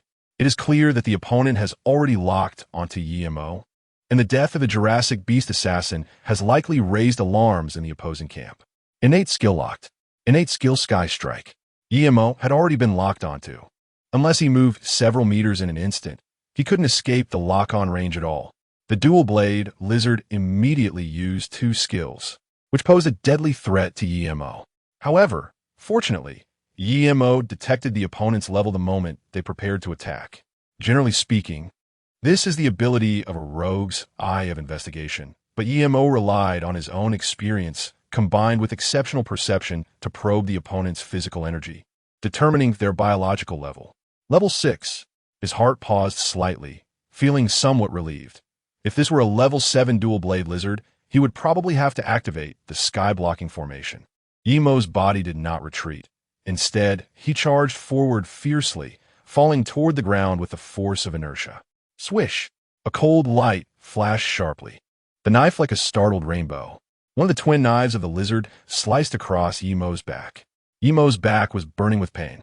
Even with his experience and combat instincts, he couldn't avoid injury when the level gap was too large. The Double Dagger Lizard was originally a combat race, and although Yemo was at level 5, he hadn't undergone a job change, so his agility, perception, and other attributes hadn't received a qualitative improvement. It was fine when encountering demons that weren't combat races, but once he faced this type, he would lose his advantage. The last time he was able to defeat Xian was due to his exceptional perception, but now, the Double Dagger Lizard wasn't afraid of it. Exceptional perception wasn't always useful unless the opponent had real injuries or exposed fatal weaknesses. Warm blood flowed from Yemo's back, almost injuring his spine. Ignoring the pain, he was now only 2 meters away from the Double Dagger Lizard. The Double Dagger Lizard might also be stunned, as a thief had actually evaded its ambush. Whoosh! Yemo directly tore apart scroll. A soft glow instantly spread out. Petrification, target locked. Activation successful. The opponent's movement speed is halved, reaction speed is halved. Duration 30 seconds. Looking at the dual-blade lizard's body gradually turning grayish-white, Yemo sneered. The petrification scroll was obtained from the magic pattern treasure chest he opened. This scroll usually acts on the caster. For example, when facing a powerful enemy, using petrification would cause their life force to weaken instantly, and their body would take on a rocky appearance, making it hard to notice if the opponent was not careful. However, Yemo used it on the opponent this time. In fact, Yemo didn't expect it to succeed. The range of the petrification spell is very small, only effective within 3 meters, and its speed is very slow. If the enemy is cautious, it can be easily dodged. It is not an area attack, but hits the opponent in the form of a stream of light. If it fails, Yemo would use that black robe thief to attract the dual-blade lizard.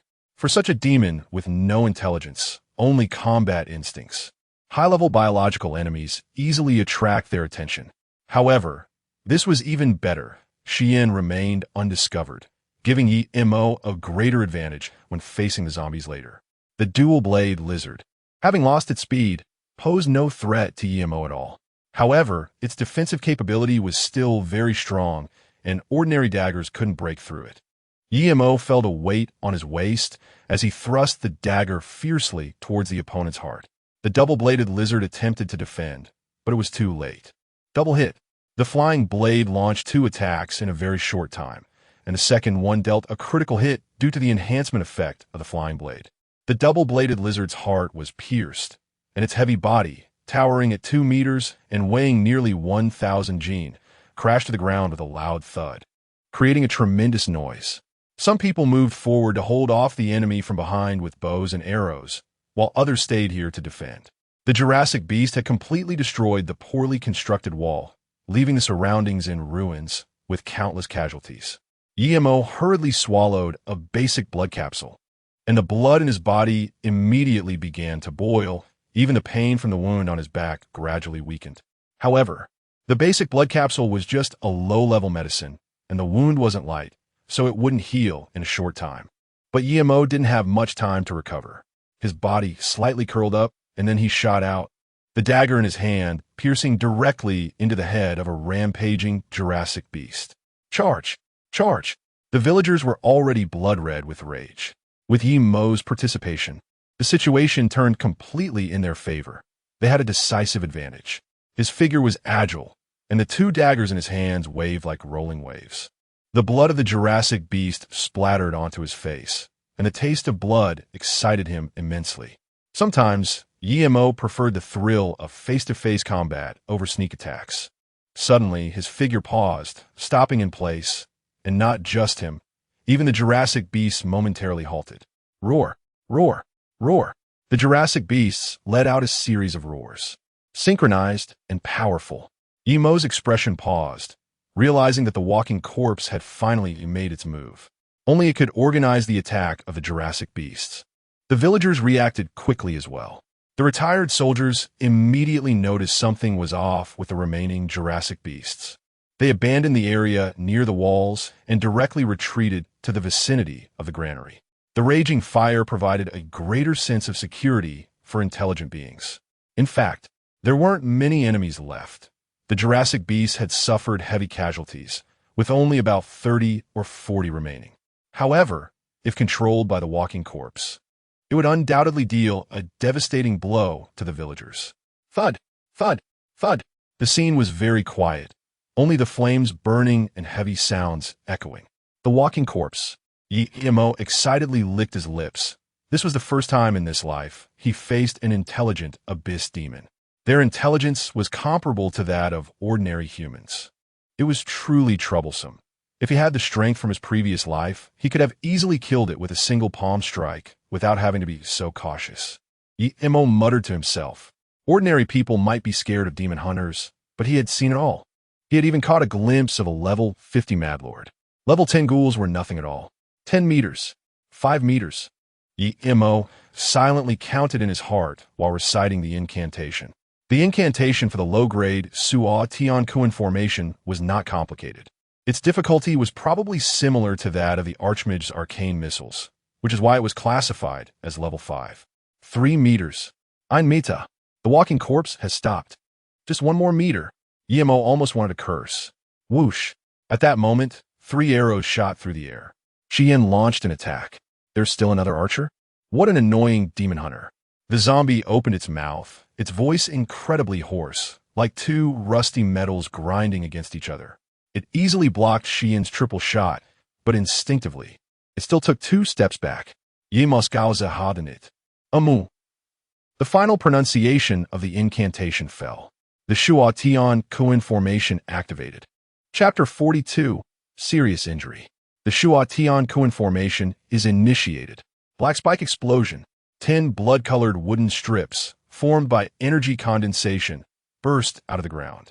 The thickness of the blood-colored wooden strips is comparable to that of an adult's thigh, but their lengths can stretch freely, with the longest being at least 200 meters. Completely capable of covering a range of 100 meters around the formation. The blood-colored wooden strips are extremely flexible, formed from sunset wood and blood-colored gyroscope through the formation's combination. These are two types of plants from the second layer of the abyss, with the sunset would characterized by its ability to entwine and its life force that never ceases, granting the blood-colored wooden strips regenerative abilities. The blood-colored gyroscope has functions of adhesion and bloodthirstiness. The combination of the two produces blood-colored wooden strips sufficient to make most beings below level 10 bleed profusely. The Shua Tian Kuan formation has successfully activated. Coverage radius of 100 meters. The enemy experiences hallucinations, mental confusion, and a movement speed of 0. If the opponent is a level 10 intelligent demon, then the effectiveness of the Shua Tian Kuan formation will be greatly reduced.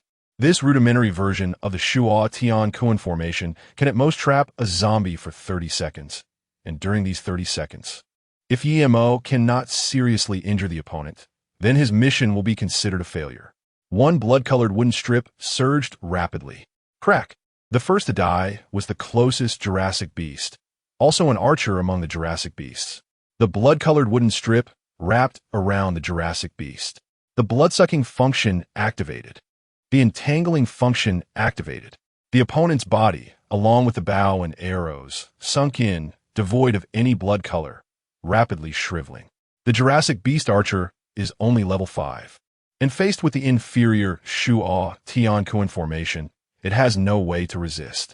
The other Jurassic beasts caught in the Shua Tian Kuan formation roared in anger, but with their intelligence, they couldn't comprehend what was happening. Instinctively, they wanted to escape. However, the Shua Tian Kuan formation was like a quagmire, rendering all the Jurassic beast movement abilities to 0. Even a level 10 zombie was momentarily caught in confusion.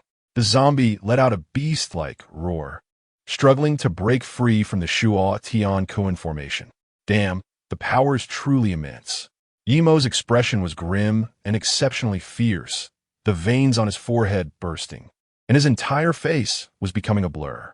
Formation-type skills are typically favorites of mages and healers, as their brains are enhanced with each upgrade, making control relatively simple and effective. However, Yemo had no way out. A single misstep could cause the entire Shua Tian Kuan formation to collapse. Yemo unhesitatingly put the primary vitality capsule into his mouth.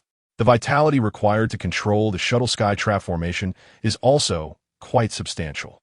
Yemo split off 2 blood-colored wooden strips to deal with the Jurassic beasts within the formation, while the remaining 8 blood-colored wooden strips simultaneously wrapped around the bodies of the zombies.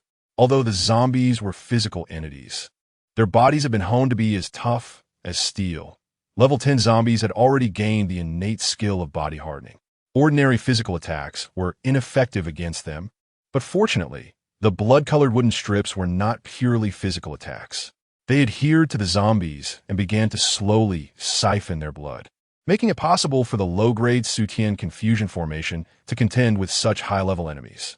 Moreover, the zombies themselves possessed the undead innate ability, which granted them strong immunity to certain types of attacks. The blood-sucking ability of the wooden strips began to diminish as the zombies' bodies gradually started to move. While controlling the Sutian Confusion formation, it was difficult for Yemo to move. "What are you waiting for?" He shouted to the villagers in front of the flames. "Counterattack! Kill these monsters and avenge your dead relatives." The effective range of the Sutian Confusion formation extended about 100 meters, and aside from some distant Jurassic beasts, nearly 30 were wrapped up nearby. It was a very simple matter for the villagers to kill them. "Gods!" the leading retired soldier exclaimed in surprise, followed by a cheer from the surviving villagers. They looked at the Jurassic beasts standing there, bewildered, and could barely contain their joy. Yemo had no time to care about their feelings. In fact, the constraints of the Shua Tian Kuan formation on the zombies were becoming weaker. Once the zombies broke through their chaotic thinking, the blood-colored wooden strips would be of no use. The zombies began to move slowly. "Humans, I want to kill you. Damn demon hunters, I will devour you."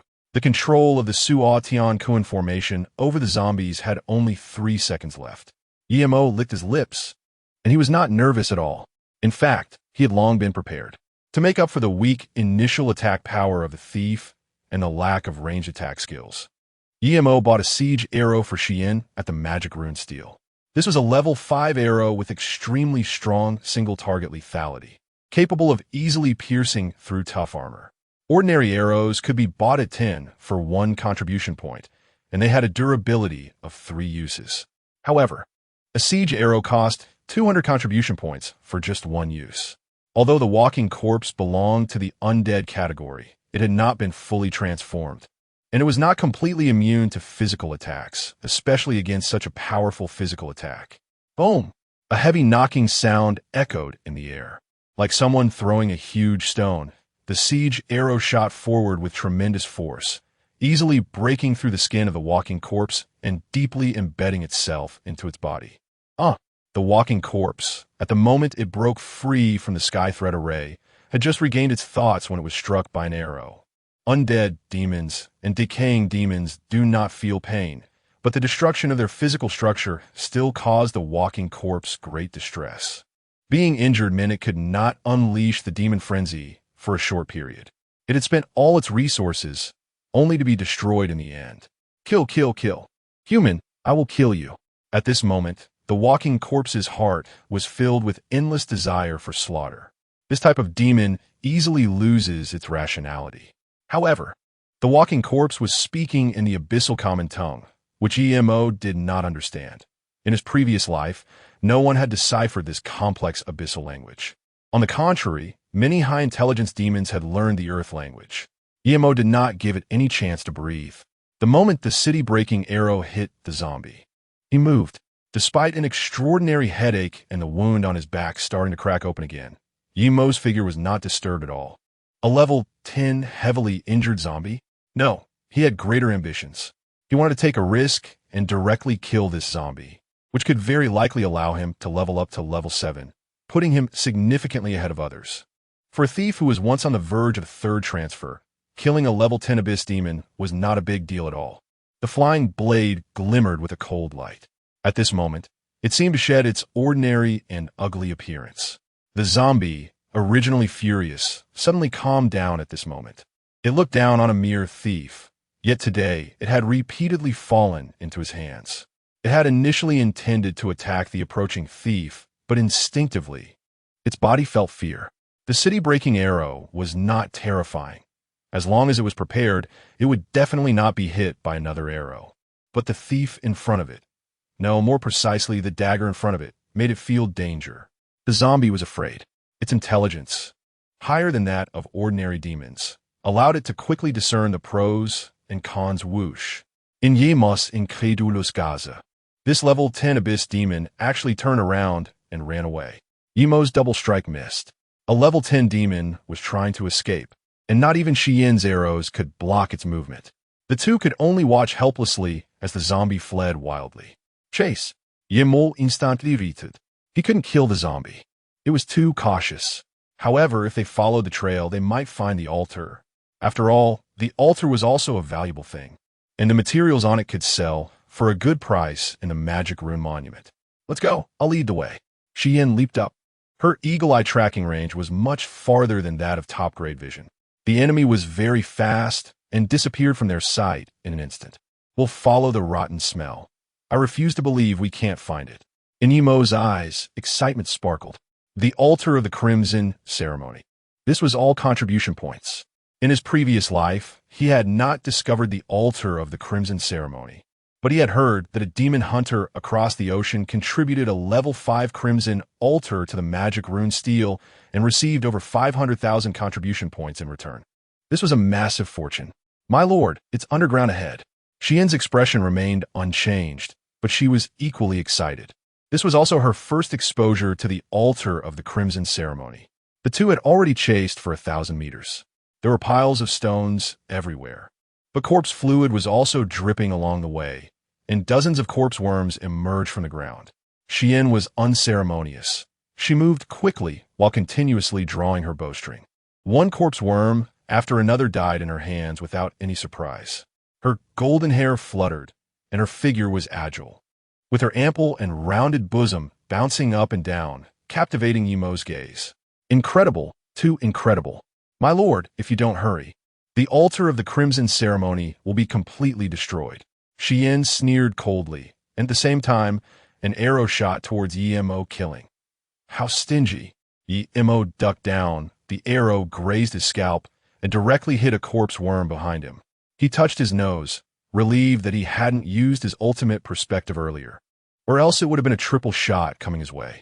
Xian's abilities were naturally not something Yishio and the others could compare to.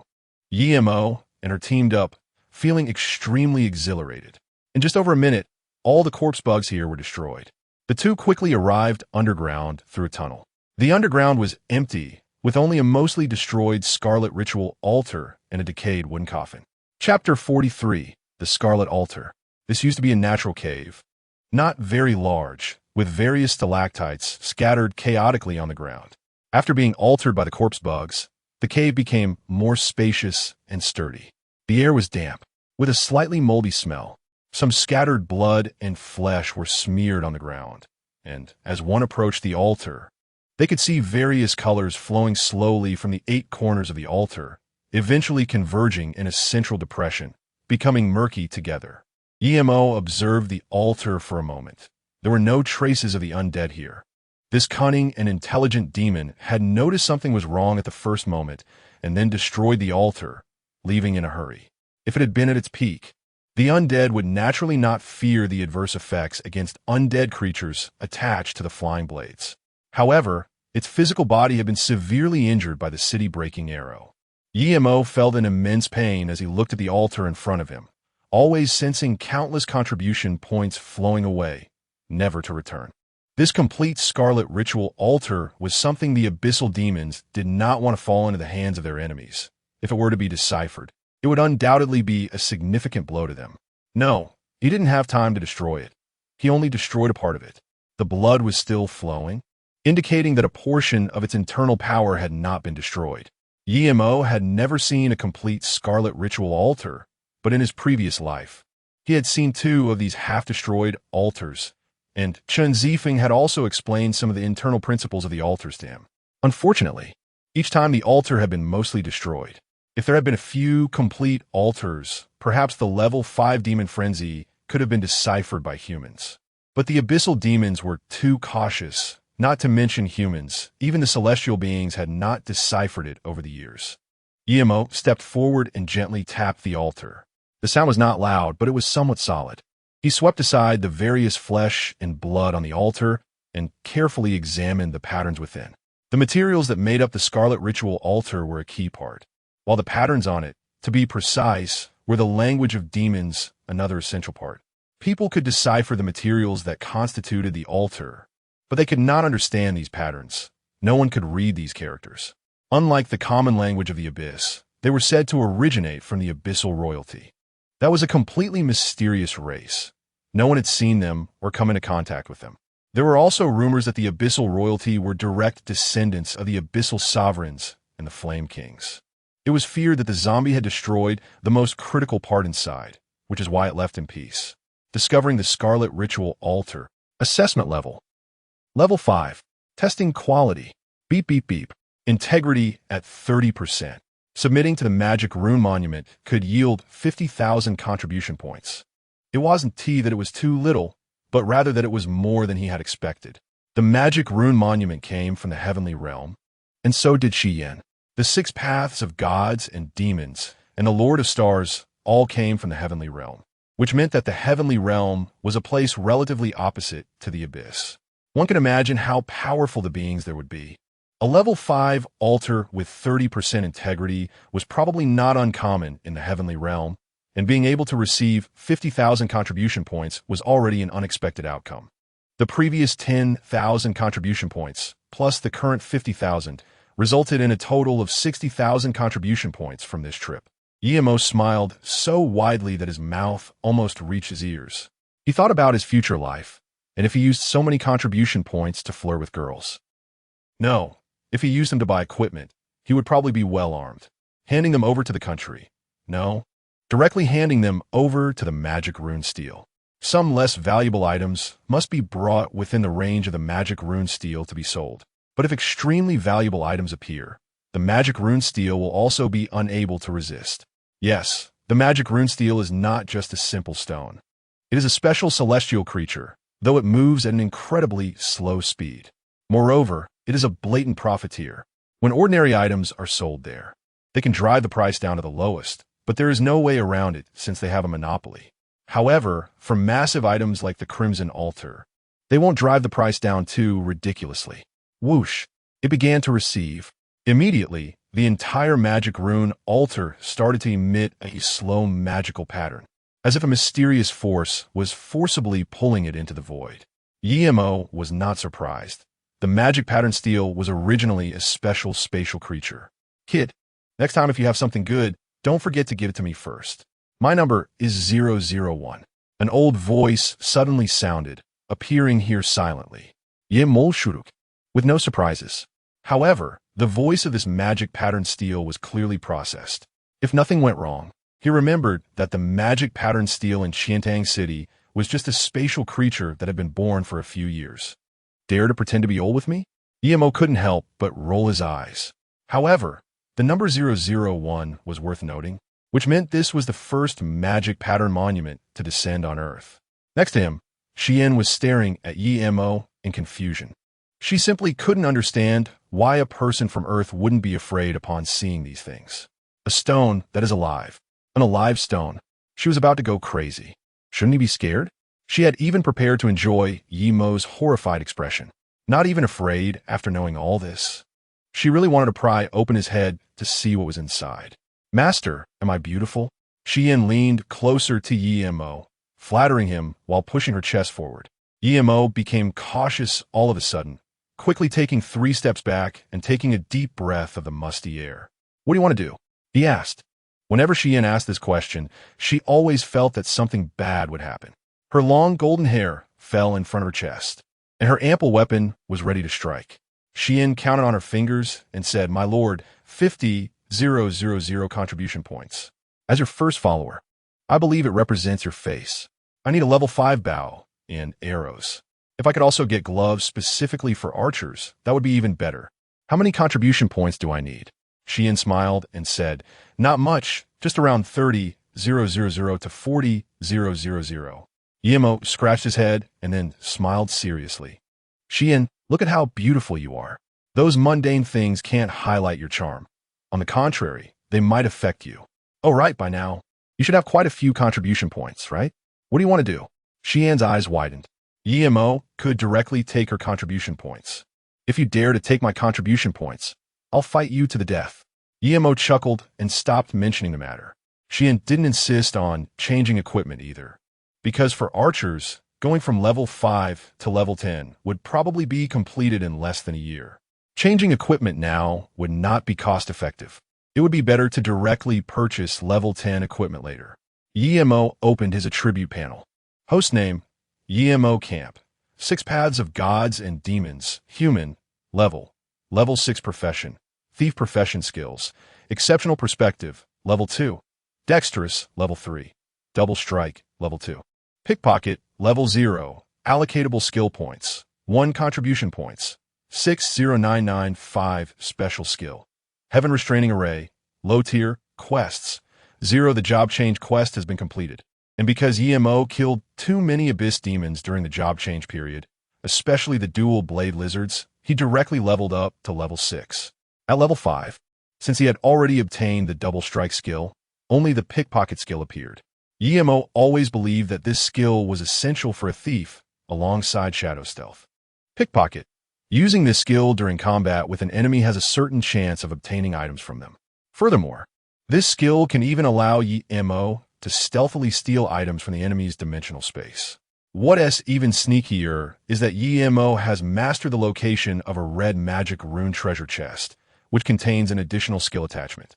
This skill allows Yemo's double strike and pickpocket skills to be executed not by himself directly, but by attaching them to trap skills. Just think about it. A second-tier thorn strangulation trap skill combined with double strike and pickpocket would be incredibly powerful.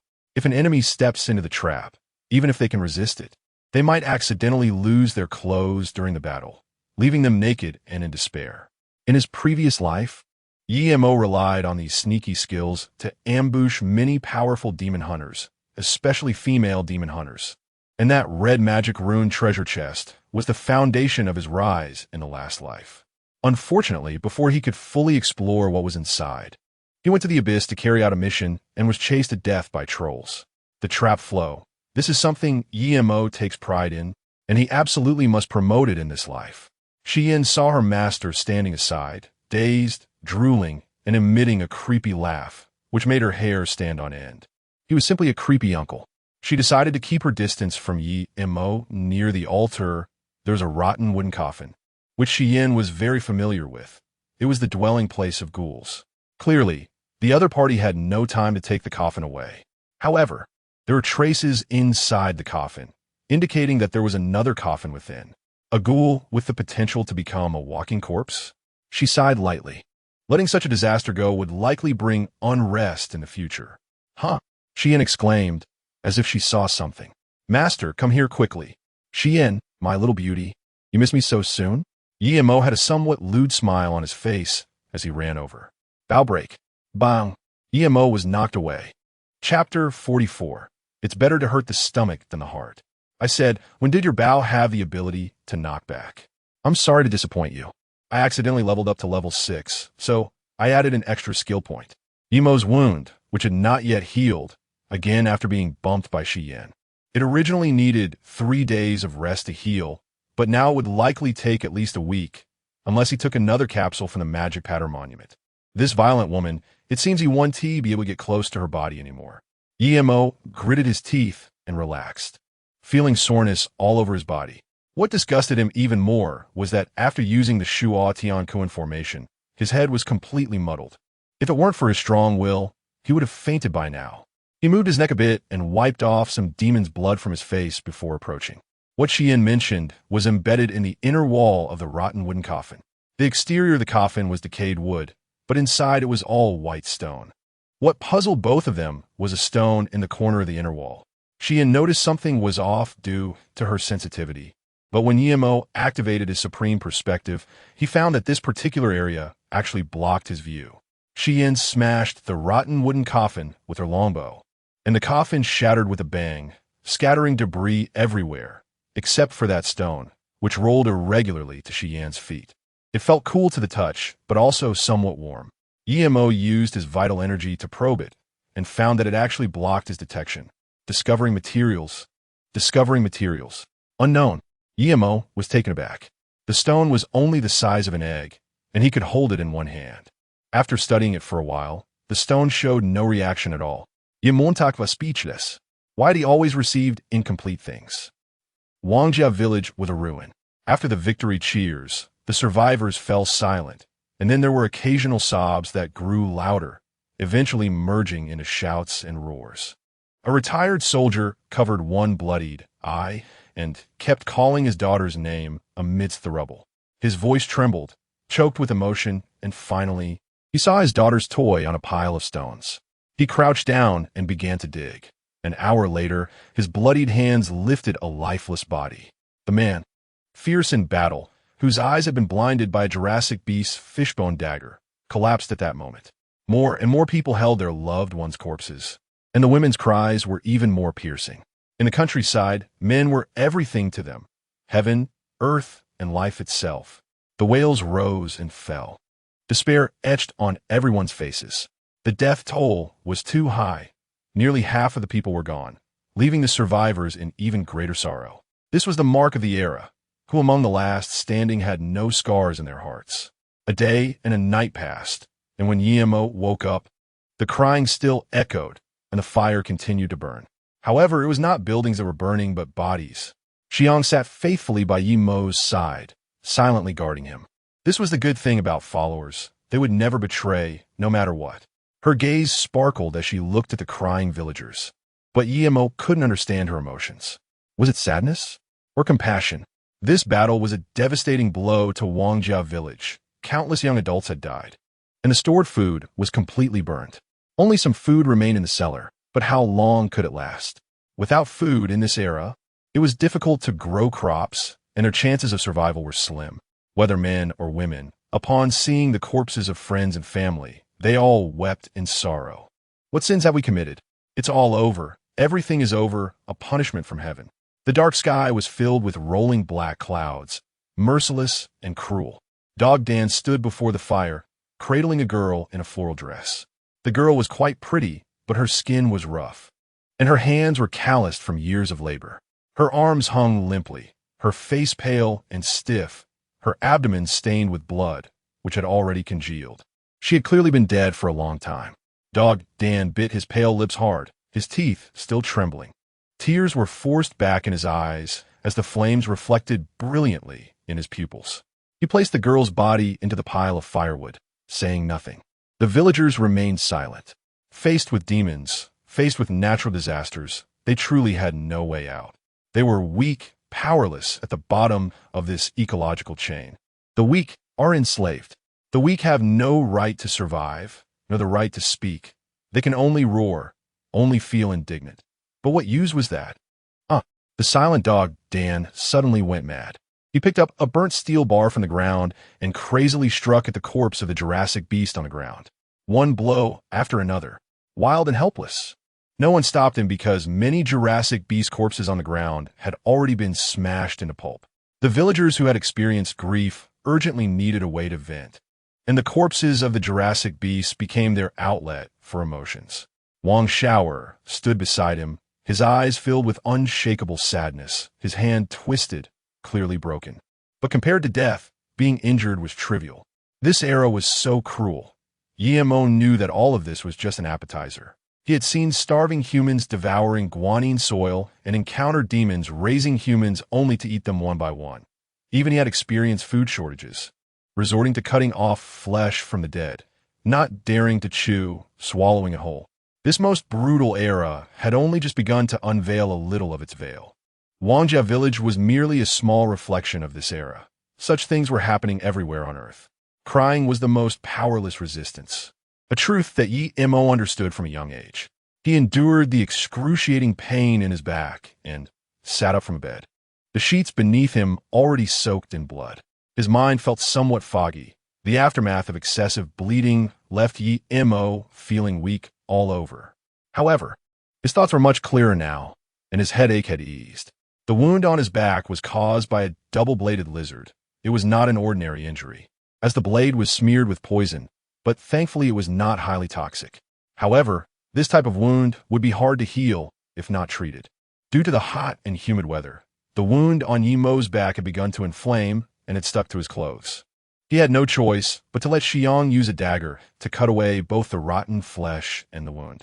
The entire process was excruciating. A long scar stretched from his neck down to near his buttocks. During the process of cutting the rotten flesh, Yimo was sweating coldly, his lips turning pale and trembling. After disinfecting with alcohol from her backpack, Xiang wrapped his wound with a bandage. Once he had recovered somewhat, Yimo sat dazed on a collapsed building, the pain in his back still piercing. He had completed his class change mission, and Yimo was now a true thief. Since he was already at the rank of second lieutenant, he could at least command a portion of soldiers. In the apocalypse, no matter how strong an individual's combat ability was, if it had not reached its peak, even the lords of the abyss would cultivate their subordinates. He had always understood the principle that many ants could kill an elephant. In his previous life, he had failed to establish his own power, which led to slow leveling. Otherwise, he could have completed some difficult tasks in a team. Here, Wang Xiaoer jumped onto the ruins, holding a bottle of liquor in one hand and white bandages in the other. His face was marred with scars, making his originally honest face look quite fierce. I don't drink, Yimo waved his hand. In the apocalypse, unless in a very safe environment, he wouldn't touch a drop. Brother Yi, is it like this outside too? A few days ago, I made a lot of calls but no one answered. Wang Xiaoer's voice was choked and trembling, perhaps out of fear, as he grabbed the white liquor and gulped it down. The liquor was brewed in the village and was quite strong. Yimo remembered that his stomach was not good. Drinking like this would ruin it. Hurting the stomach is better than hurting the heart. Wang Xiaoer pointed to his own heart. Yimo had nothing to say. Yimo did not know that after he interrupted the Crimson Ritual, something related to him was happening in Qiantang City. Chapter 45. Choice of side business. The strong wind rose and soared, and with the fire in the village finally dying down, it took away the recent heat. The villagers did not want to leave this place. For them, the idea of staying rooted was deeply ingrained.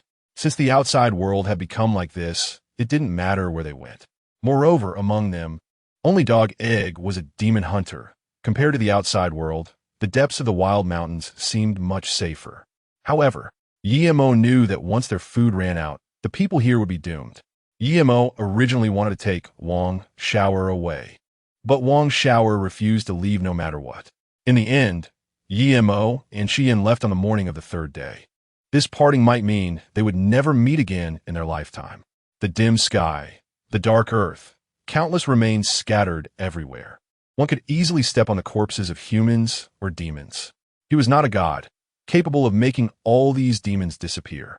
He was already at level 6 and should be able to reach level 10 around May next year. In his previous life, Yemo took 10 years to reach level 39, and at level 40, he would undergo the third job transfer. However, it took him 2 years to reach level 10, mainly because early-stage thieves were too weak and leveled up slowly.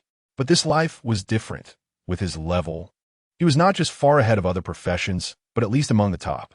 The skeletal priest descended nearby, and a year later, the Skinner would appear, and the son of misfortune from the 6th layer of the abyss would take the opportunity to descend into the human world. Yemo was very clear that his own strength was simply not enough to contend with the Child of Doom. Even though he was now level 10, to the Child of Doom, he was merely an ant. However, it was fortunate that the Child of Doom was indeed a being from the 6th layer of the abyss. Their own energy was so immense that they could only descend by borrowing the bodies of earthlings, which greatly limited their power. Yemo knew that even 3 years after the apocalypse, these children of misfortune had not regained their strength to that of the 6th layer of the abyss. The abyss has 18 layers, and the heavenly realm has 9 heavens. This was the information Yemo obtained from Qian. The heavenly realm and the abyss exist in opposition to each other. The conflict between the two forces is taking place directly on Earth this time, causing suffering for all living beings on the planet. However, there's no way around this, as humanity is too weak, lacking even the right to voice opposition. The weak will die if they speak up. Of course, those events will happen a year later. For the current Yemo and for the present Qiantang City, the greatest crises are only 2. One is the food crisis, and the other is the skeleton priest living next door. In a previous life, the food crisis led to dozens of riots in Qiantang City. However, in this life, Yemo has found a solution.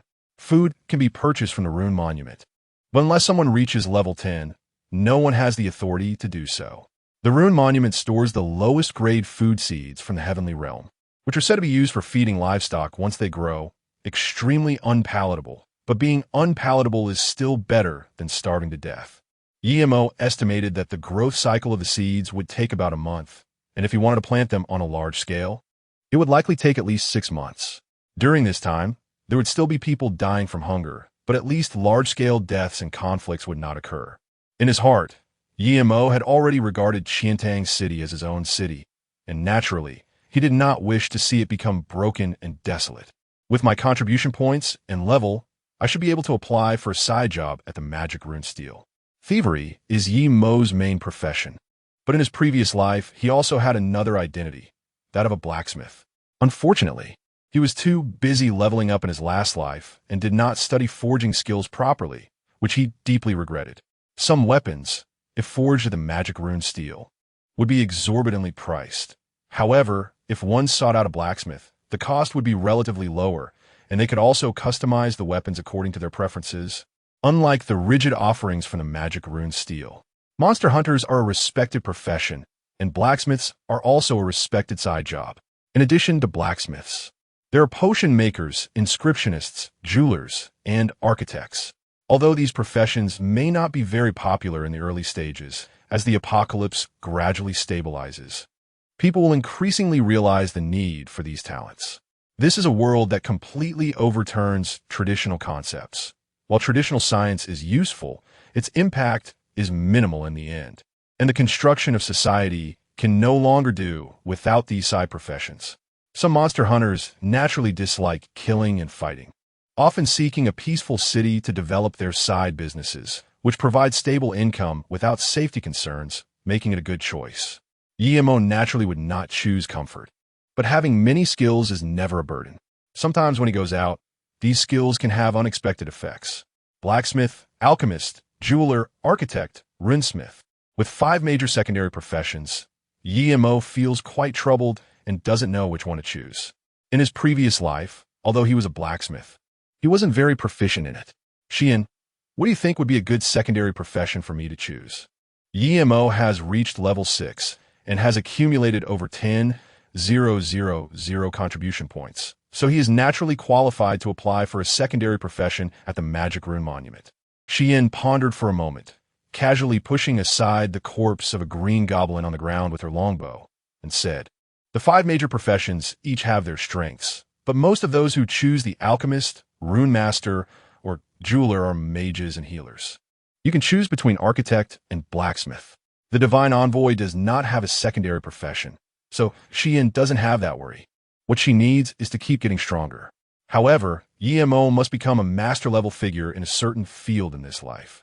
He has seen those masters, each one arrogant, walking as if their nostrils were on top of their heads. A master-level architect can stand on equal footing with a third-tier demon hunter. Architects not only design houses, but also various large weapons, which will be very necessary for Qiantang City in the future. It would be great if all 5 secondary professions could be learned, EMO joked. Learn them all? Then you would have to give up your thief profession. And the Magic Room Monument won't let you choose all of them anyway. After all, after the most scientific calculations, it has been determined that having 1 main profession and 1 secondary profession is the most beneficial for growth, Xian explained seriously. Then let's go with blacksmith. EMO decided in his heart. The two were walking on a somewhat dilapidated national road, with cracks in the road, indicating that a large number of scarlet giants had passed through. It was pitch dark, with no one in sight in front or behind. However, with their vision, this was not a problem. Just as they walked about 2 kilometers away from Qiantang City, they heard sounds of fighting not far away. Something's going on. Be careful. Although there won't be a demon frenzy now, if we attract hundreds of green goblins, it will be enough trouble for us. A camper was blocked in the middle of the road by 2 sedans. What do you want? A young man with a somewhat pale complexion shouted angrily. Next to him was a masked woman and a strong man with a stocky build. The 3 of them looked terrified at the 5 tall men who had gotten out of the 2 sedans. What else could we want? Of course. We're here to rob you. Do you want us to rob you of your dignity? One scar-faced man said, holding a gun and patting it in his hand with malicious intent. Come on, take out all your weapons and food, or I'll kill you one by one. Such incidents were too common in the apocalypse. EMO watched all of this speechlessly from a distance, thinking that they were actually driving a camper. This was truly asking for trouble. Who would want to drive a camper without a large amount of supplies? The roads were scattered with rubble and corpses. It would be faster to use a sedan or motorcycle. You can't take our food, or we will starve to death, said the woman in a black mask and hat, her voice trembling with fear but tinged with anger. Stop talking nonsense. The lead scar-faced man shouted angrily, only to be interrupted by another, slightly chubby man. Big brother, wait a minute. That voice sounds familiar. Suddenly, the chubby man clapped his hands and said, I remember now. You're Xiao Xiaoshu, the big star? EMO naturally couldn't hear their words. If he had, he would have known that Xiao Xiaoxue was one of the hottest stars in China in recent years, having achieved remarkable success in acting, hosting, and singing. She had also topped the annual Homebody Goddess list for several consecutive years. Although it was a rather boring list, EMO had cast a few votes for her. I'm not. You got the wrong person. Just take the food and leave quickly, the woman said anxiously. The 2 young men beside her looked a bit nervous. TSK, Xiao Xiaoxue, the national goddess, really impressive, said a slightly chubby man, gesturing to the scar man. As a group of people let out lewd chuckles, the eyes of the few men met, and they immediately decided to kill the 2 men, snatch the food, and abduct Xiao Xiaoxue. Chapter 46. Xiao Xiaoxue. All 3 of Xiao Xiaoxue's companions were demon hunters, but their levels were not high, only level 1. Moreover, they had been law-abiding citizens before the apocalypse. How could they possibly understand the skills of combat? Among the 5 men on the other side, The slightly chubby man and the scarred man were also demon hunters, but their aura was clearly stronger than that of Xiao Xiaoxue and her friends, as they were both level 3 demon hunters. However, they did not have weapons, and it was evident that these men had not come into contact with the magic runes, as only Qiantang City among the nearby cities had them. The car lights were on, extremely glaring in the darkness, and such behavior in the wild was practically a death wish. Fortunately, there were no demons nearby at that moment. Of course, for Xiao Xiaoxue and her companions, it was a huge misfortune. "We are demon hunters," said the fair-skinned youth Meng Zhe, but he was interrupted by the slightly chubby man. Twisting the gun in his fingers, he laughed lewdly. "Who isn't a demon hunter these days? In this era, even a brick can hit a demon hunter. Kid, don't resist. Your levels are not as high as ours, and we have guns." For them, guns were more dangerous than the demon hunters themselves. Level 5 and below demon hunters could hardly withstand bullets under normal circumstances. Of course, a warrior-S body enhancement skills could do that, but there were time limits. I should have listened to Zhou Jiarue, Xiao Xiaoxue regretted deeply. When the demons descended, Xiao Xiaoxue had been preparing for a concert that day, just about to go on stage when disaster struck. Her assistant and friends were all killed by the undead, and the entire concert was thrown into chaos. She did not know Meng Zhe and Zhou Jiarue. They were just fans who had come to see her concert. And later the three encountered each other and decided to escape together. Xiao Xiaoxue was a mage, Zhou Jiarue was a thief, and Meng Zhe was a warrior. The three of them formed a demon hunting team, hiding and dodging to survive until now. Recently, they had heard that Qiantang City was gradually stabilizing, so they came over. Before coming, Zhou Jiarue had advised them, "Our current strength is not strong. Although traveling in a motorhome is comfortable, it's too conspicuous. Even if we don't encounter demons, we might attract some villains. I think we can ride motorcycles. If not, a small car will be fine." However, Meng Zhe directly opposed. "A car? Our Xiao Xiaoxue is a big star. An ordinary car is simply unworthy of her status. Anyway, we are all demon hunters. No one would pay attention to us. Moreover, given how popular Xiao Xiaoxue was, once she arrived in Qiantang City, she would definitely receive excellent treatment from the military. How could they ride in an ordinary vehicle and lose face?" Xiao Xiaoxue hesitated for a moment and decided to take her private motorhome. It could indeed hold a lot of things. Although she knew times had changed, Xiao Xiaoxue had previously had a smooth path, living a very comfortable life. Staying in a cramped car for days and nights was indeed hard for her to bear. Unfortunately, in the apocalypse, no matter how famous one was, they couldn't show off in front of a group of people struggling on the edge of life and death. They really did not expect that just over a month after the apocalypse began, aside from large cities, morality and law had almost completely lost their value in other areas. With a whoosh, a metal rod came crashing down. The scarred man had attacked. As a level 3 warrior, he directly activated his body enhancement. Although Meng Zhe also used body enhancement to resist with all his might, his long knife shattered with one strike, and his arm was injured, bleeding immediately. Meng Zhe, Zhou Jiarue, who was beside him, was taken aback. As a level 1 thief, he had no offensive skills, and Meng Zhe had even mocked him for it. However, seeing Meng Zhe get hurt, Zhou Jiarue panicked. With a sturdy build and strength far beyond that of an average person, he shielded himself in front of the iron rod as the opponent prepared for a second attack. "Xiao Xiaoxue, Meng Zhe, you guys run," Zhou Jiarue shouted, knowing that this hard resistance would leave him severely injured if he survived.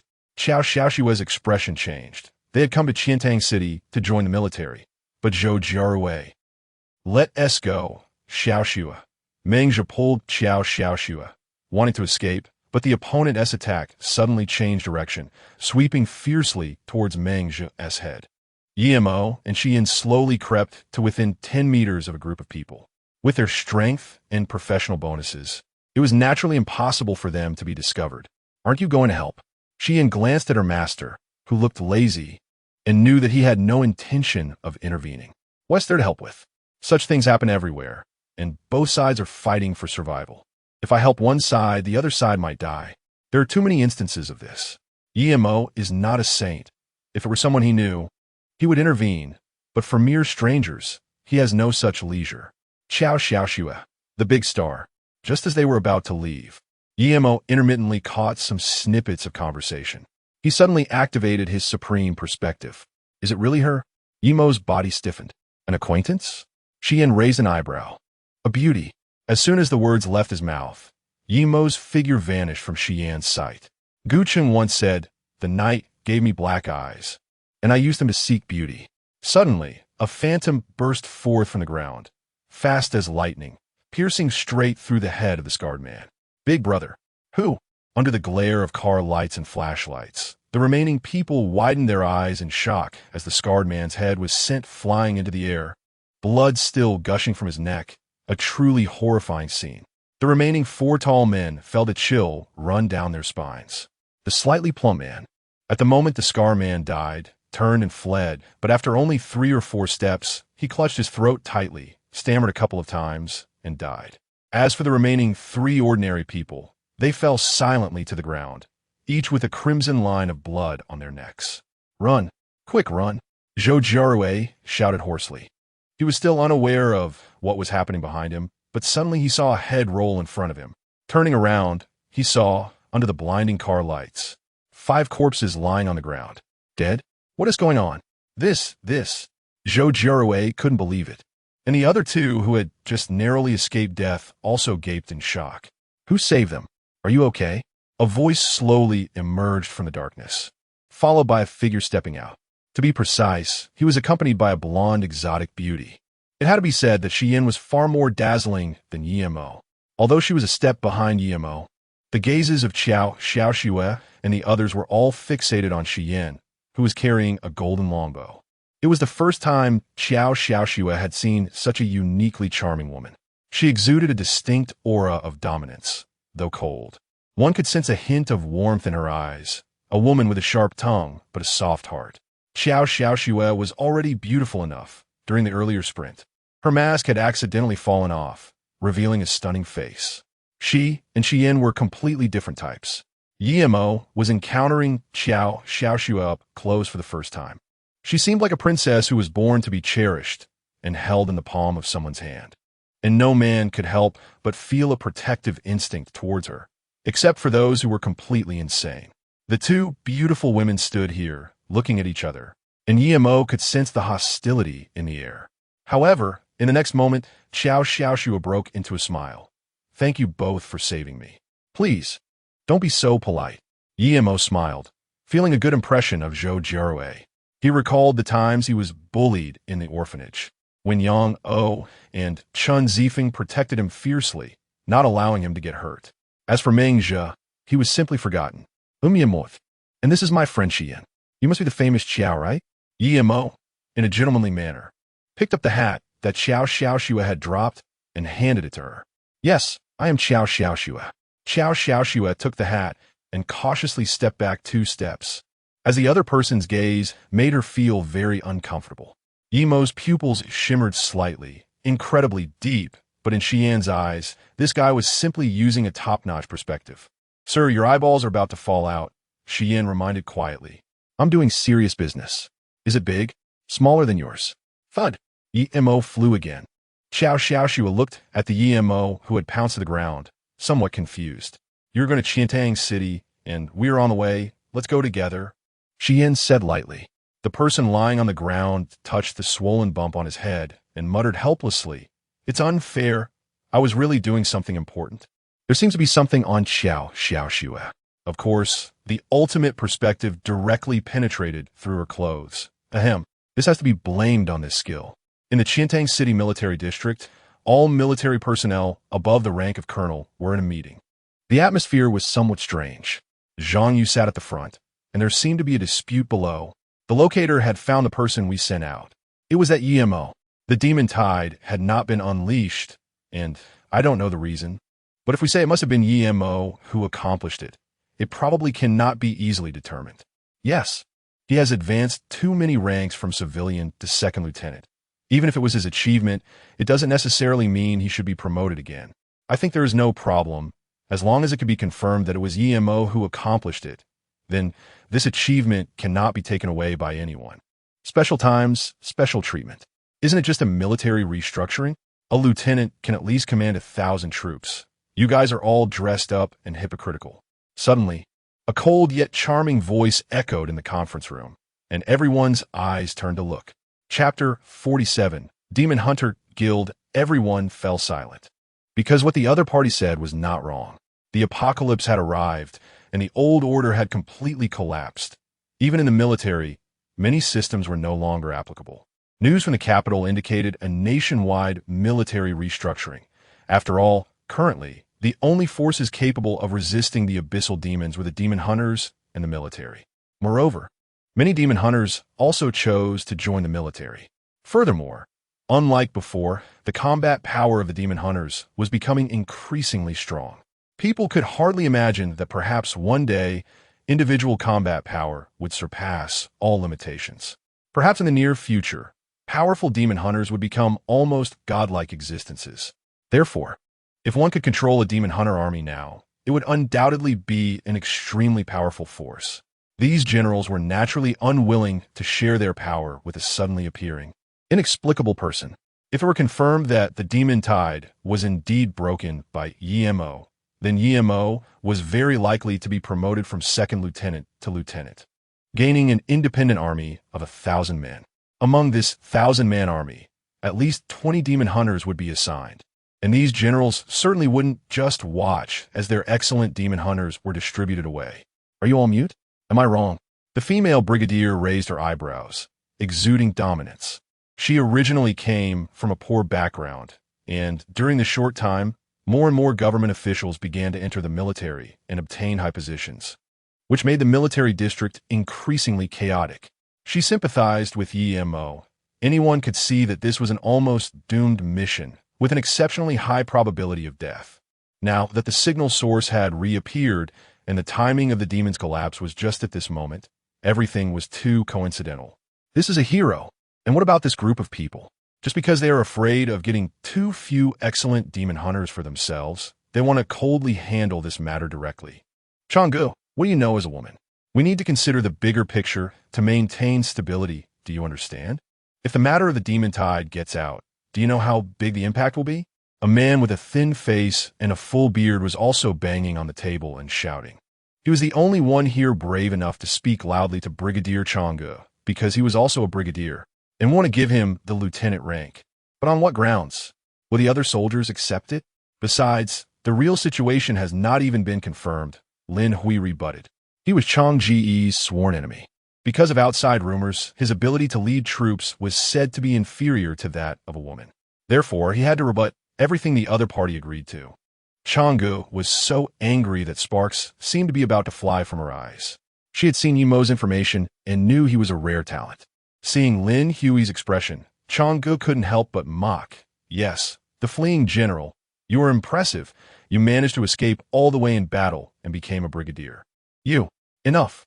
Zhang Yu spoke up, stopping these two subordinates who gave him a headache. Emo's situation was something he was well aware of. Originally, he intended to recruit him, but the other party seemed to harbor a hint of hostility, and even the expression that inadvertently leaked out left Zhang Yu perplexed. What puzzled him even more was that the level 8 thief he sent out had completely vanished, which made him feel somewhat uneasy. He looked around. The happenings within the army were also giving him a headache. These officials had all come to the military, demanding positions and excellent demon hunters. Yet he couldn't refuse them because some of the officials held ranks that were actually higher than his during the Age of Sunshine. Zhang Yu smiled and said, "Let's do it this way. This matter is really not suitable to be made public. After all, there has been an order from above. The details about the demon frenzy should not be revealed for the time being. As for Emo, he will remain at the rank of second lieutenant for now and will not be promoted to lieutenant, but I will make an exception. He can choose a team of 100. The general, Changgu, wanted to say something, but Zhang Yu waved his hand, indicating that he didn't want to discuss it further. Emo naturally did not know that the military had specifically held a meeting because of him. After all, the resources of the Doomsday Demon Hunters were extremely important to them. Along the way, Emo did not speak to Qiao Xiaoxue, as they were still in the wild, which was quite dangerous. However, When Mengzhe learned that Yimo was a second lieutenant in the military, he began to flatter him all the way, but unfortunately, Yimo was not impressed by this and instead looked down on him even more. You were in the military? Xiaoxue couldn't help but ask. Can you directly let the three of us join the military without going through the selection tests? Yes, we came here because we heard about this, but we need to go through various evaluations. It's easy to join the auxiliary forces, but entering a real military district is very difficult, Zhou Jirue explained. With our strength, we can probably only go to the auxiliary forces, but the death rate there is too high. On the contrary, the Real military would be safer, and the benefits are relatively better. Yimo nodded. Although the army was short on personnel, not every demon hunter would be accepted. The army demanded elites. Currently, an ordinary soldier could wield greater martial power than an average demon hunter. Therefore, this recruitment was conducted for both ordinary people and demon hunters, but the requirements for the former were significantly lowered. This was similar to what Yimo thought. He would rather have an elite ordinary person than a useless demon hunter, especially since some demon hunters had an inflated sense of self-worth and looked down on ordinary people. Little did they know, ordinary people wielding weapons could still kill demon hunters. Yimo glanced at Zhou Jirue and Xiaoxue. Zhou Jirue was quite to Yimo's liking, while Xiaoxue seemed to possess something that attracted Yimo, not Xiaoxue herself, but a certain special item. However, he felt a bit awkward about forcibly searching her. All right, it's a small matter, just leave it to me. As they approached Xiantang City, the number of corpses and green-skinned demon dwarves they encountered increased, but fortunately, the army was patrolling and firmly guarding the last line of defense, preventing the demons from entering on a large scale. Soon, Yimo and the others entered Xiantang City, where they were greeted by a chaotic scene of ruins. Many buildings had collapsed, and various car wrecks were scattered everywhere. It seemed even more devastated than when they left, indicating that while the demon frenzy had ended, some demons still attacked Xiantang City. Demons cannot be completely eradicated. Even though the army was heavily deployed, Xiantang City was so vast that some demons would inevitably infiltrate, and one careless moment could lead to death in the darkness. I heard there are magic rune monuments here. Can we go there to exchange for weapons? Zhou Jirue said with anticipation. Nowadays, the magic rune monuments had almost become sacred grounds for all demon hunters. People gradually discovered that the items sold at the magic rune monuments were almost mythical. Many scientists had specifically studied them, but no matter what, they could not decipher them. Not even the most basic potions. However, the items inside the magic rune monuments were equally expensive. A tall and spacious building had already been completed.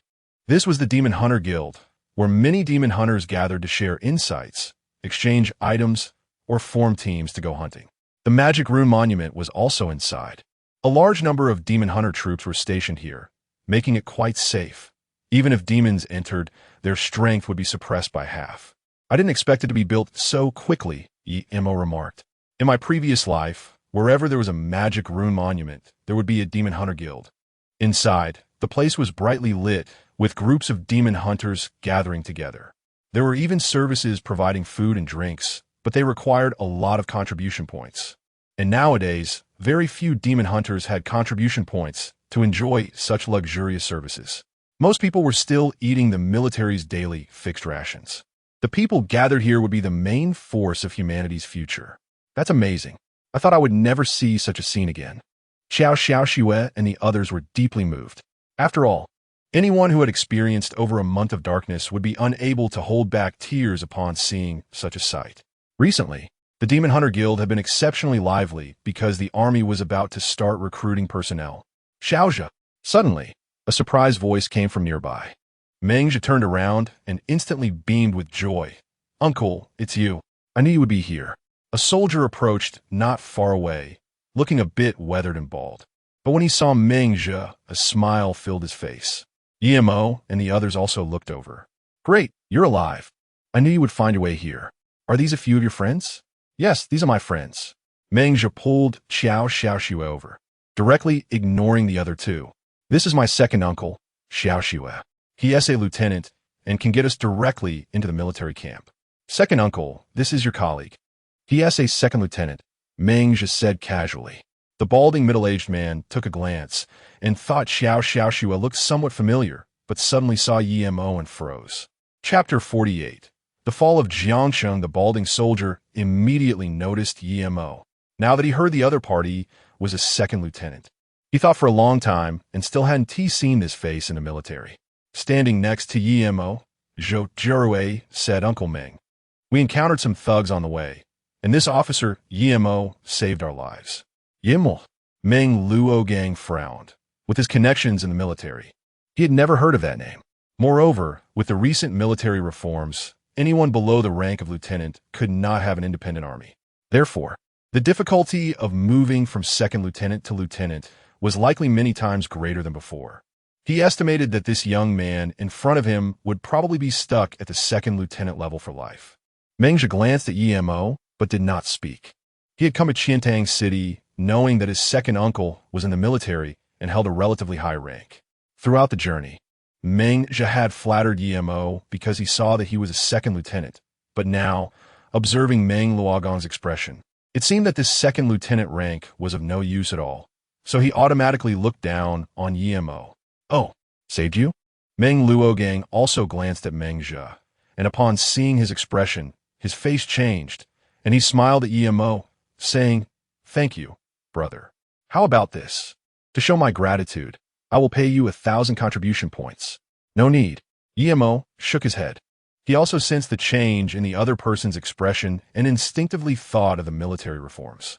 After Meng Luogang's comment, Yimo suddenly realized that it seemed that after the military reforms, second lieutenants were unable to have their own army.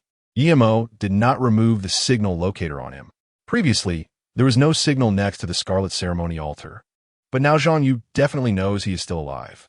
Would the demon frenzy disappear for no reason? Obviously not. Since the other party knows he has succeeded, it wouldn't be excessive to ask for a lieutenant-level reward. With this thought, Yimo's mood improved slightly.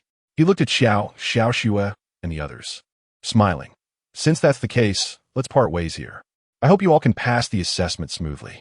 As for the things on Xiaoxua, as long as she is still in the military, Yimo would definitely be able to investigate clearly.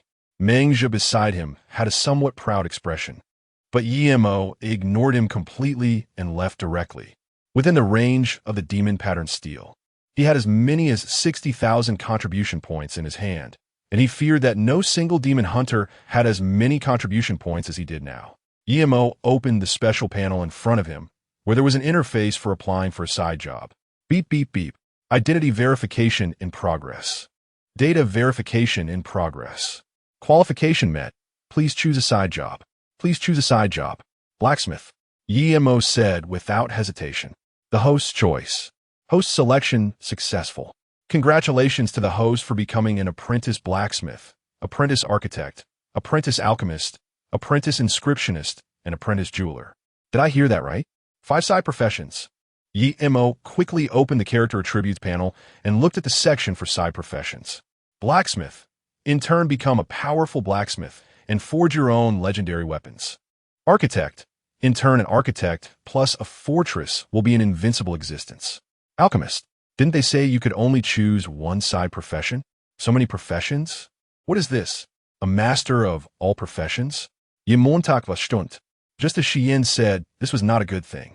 A person's energy is always limited, and it is absolutely impossible to refine every side job to its peak. Many times, a demon hunter's main job and side jobs cannot be balanced at the same time.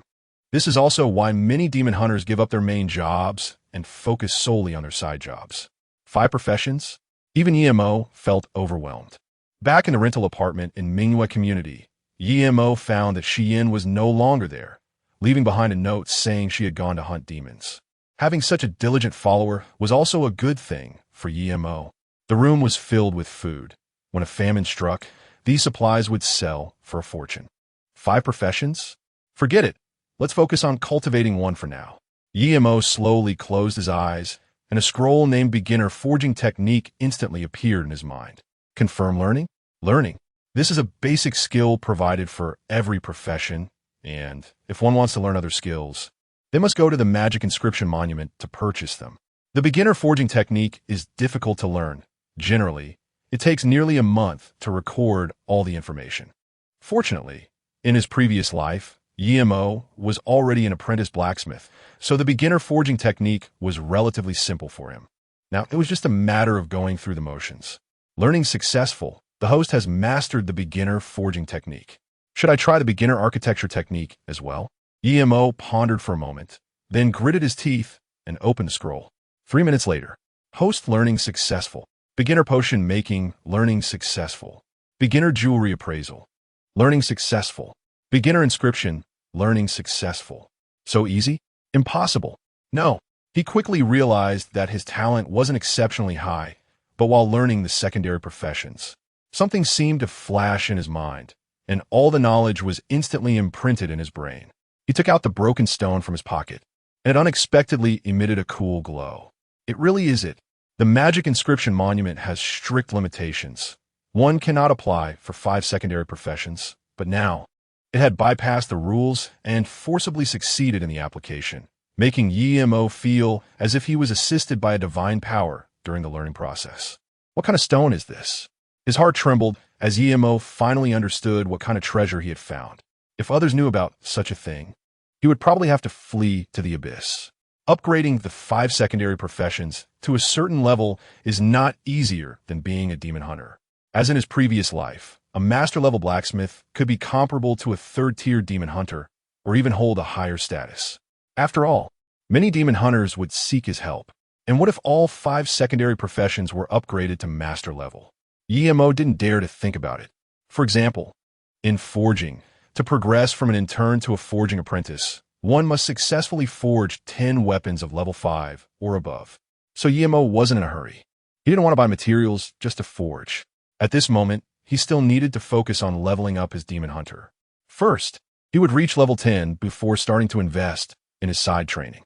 Yemo had a plan. If he couldn't reach level 10 before the arrival of the skinning demons, his situation would be extremely dangerous. Although his side profession was also powerful, it was more effective in relatively stable times. Yemo clearly understood the primary and secondary contradictions. The sky was still pitch black, and the air was filled with the smell of gunpowder. The demons from the abyss seemed to have calmed down, and the demon hunters were seizing the opportunity to level up vigorously. The number of people in Mingyue community was dwindling, not because they had left, but because they were gradually dying. In this era, stepping outside could easily lead to encounters with demons, and for an unarmed ordinary person, the outcome was obvious. Io had left, and Yemo did not know where he went, but he was sure that with Io's strength, the two would meet again in the future. A woman upstairs was scolding a child, while a man downstairs sighed on the balcony. Everyone lived in fear. Even those demon hunters who thought themselves powerful would be as fragile as ants when a large number of demons descended again. She brought bad news. Jiang City had turned into ruins. Although Yemo had long known that once the skeleton priest arrived, it would inevitably end that way, he still fell silent upon hearing the news. A city had been destroyed, just like that. Hundreds of thousands of people had evaporated, and, while many may have survived, the number of dead was in the tens of thousands. This news spread across the country like the wind, wherever there were magic stone tablets and armies. Everyone knew this terrifying fact. From the mouths of those who escaped Jiang City, it was revealed that the entire city was covered in bones, becoming a place of despair. What terrified the people of Qiantang City even more was that some skeletons began to spread towards Sioux City, which was just north of Qiantang City. Chapter 49. Bone War. Crows bones everywhere, corpses for miles. This was the news received from the survivors of Jiang City. White skeletons walking between heaven and earth, more terrifying than rotting corpses. Aside from bones, there were only bones. This was a zone that even rotting corpses, crimson giants, and green goblins dared not enter. Skeletons were completely different from other demons from the abyss. They were extremely exclusive, and no race could coexist peacefully with them. After all, compared to the undead, skeletons had only the flicker of the soul fire within their skulls beyond their bones. Once the soul fire extinguished, they lost their vitality. Compared to undead creatures, they were much closer to the brink of death.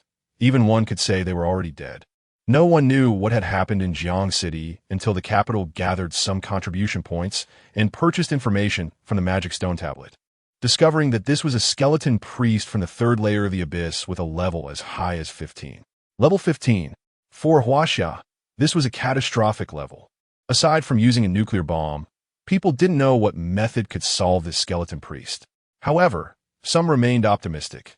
The apocalypse had only lasted 2 months, and the levels of demon hunters among humans were rapidly increasing. Perhaps it wouldn't be long before they could eliminate that skeleton priest. When Emo heard this news, he almost scoffed in disbelief. Even at level 15, the strength of each demon varied greatly. Just like the difference in combat power between level 15 bone worms and level 15 skeletons was vast.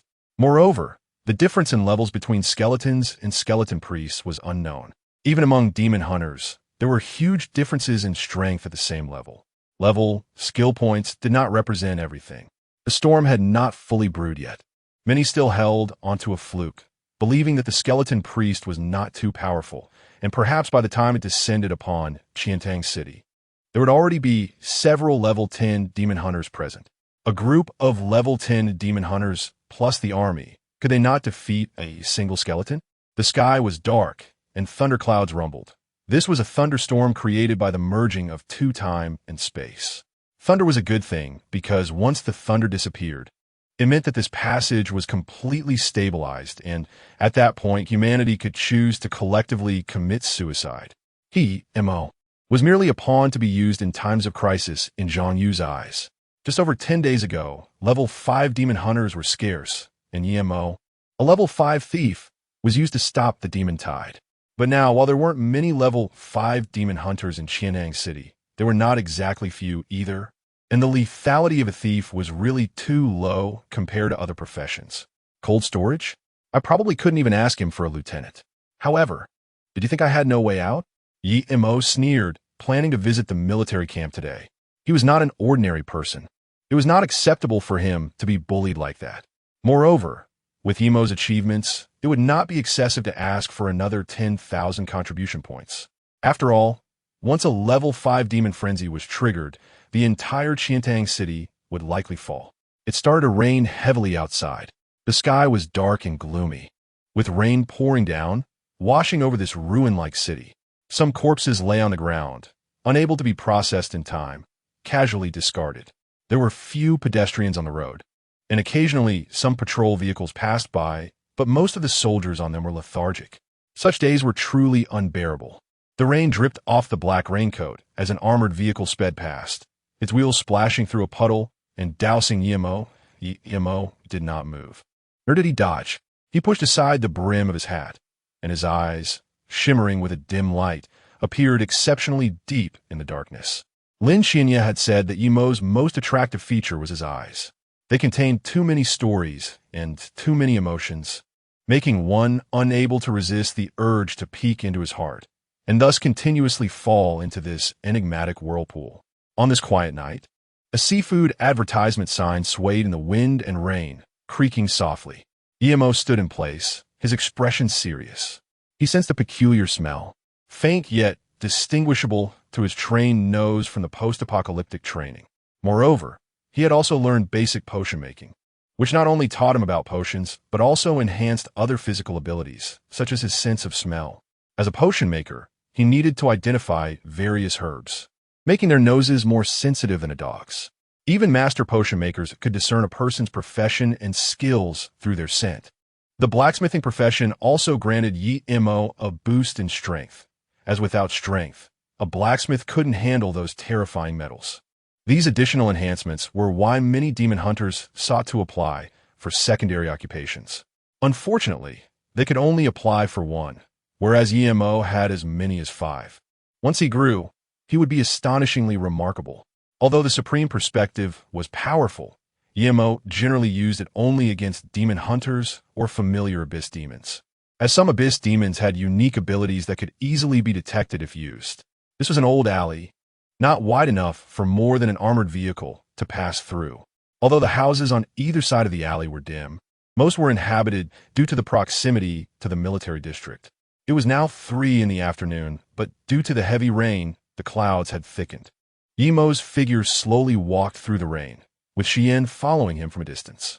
This time, going to the military camp, in case of an accident, Xian would be able to assist.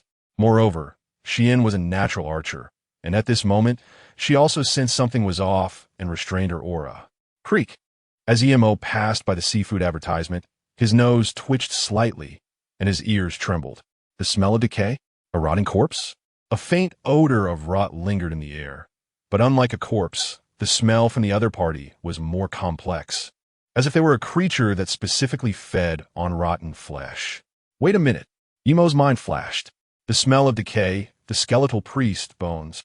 He frowned. The bone war raven. Yemo did not hesitate. He instantly activated his supreme perspective. His pupils slightly contracted, gradually forming a cross shape, though not yet fully developed. Once the fully leveled supreme perspective is activated, the pupils become a complete cross shape, possessing extremely powerful penetrating ability. In Yemo's eyes, the surroundings were as bright as day. His gaze swept across, finally locating the enemy above a billboard. It was a crow with no feathers, only white bones, known as the bone battle crow. Its slender bones had wings on both sides that had shed their feathers, essentially just two long bones. It could still fly. The bone battle crow often roams between the second and third layers of the abyss, being a natural scout that enjoys feasting on decaying corpses. Like the Jurassic beast assassin, the bone battle crow is adept at hiding. However, unlike the latter, the bone battle crow prefers to conceal itself in the rain. This is its innate skill. When it rains, its body can take on a droplet-like form, granting it a certain immunity to physical attacks. Coupled with its speed, its attack power rivals that of a level 5 green goblin dwarf, making it very suitable as a scout. Only a skeleton priest can control the bone battle crow. Upon seeing the bone battle crow appear, Yemo's heart sank. The skeleton priest is a very cautious abyss demon.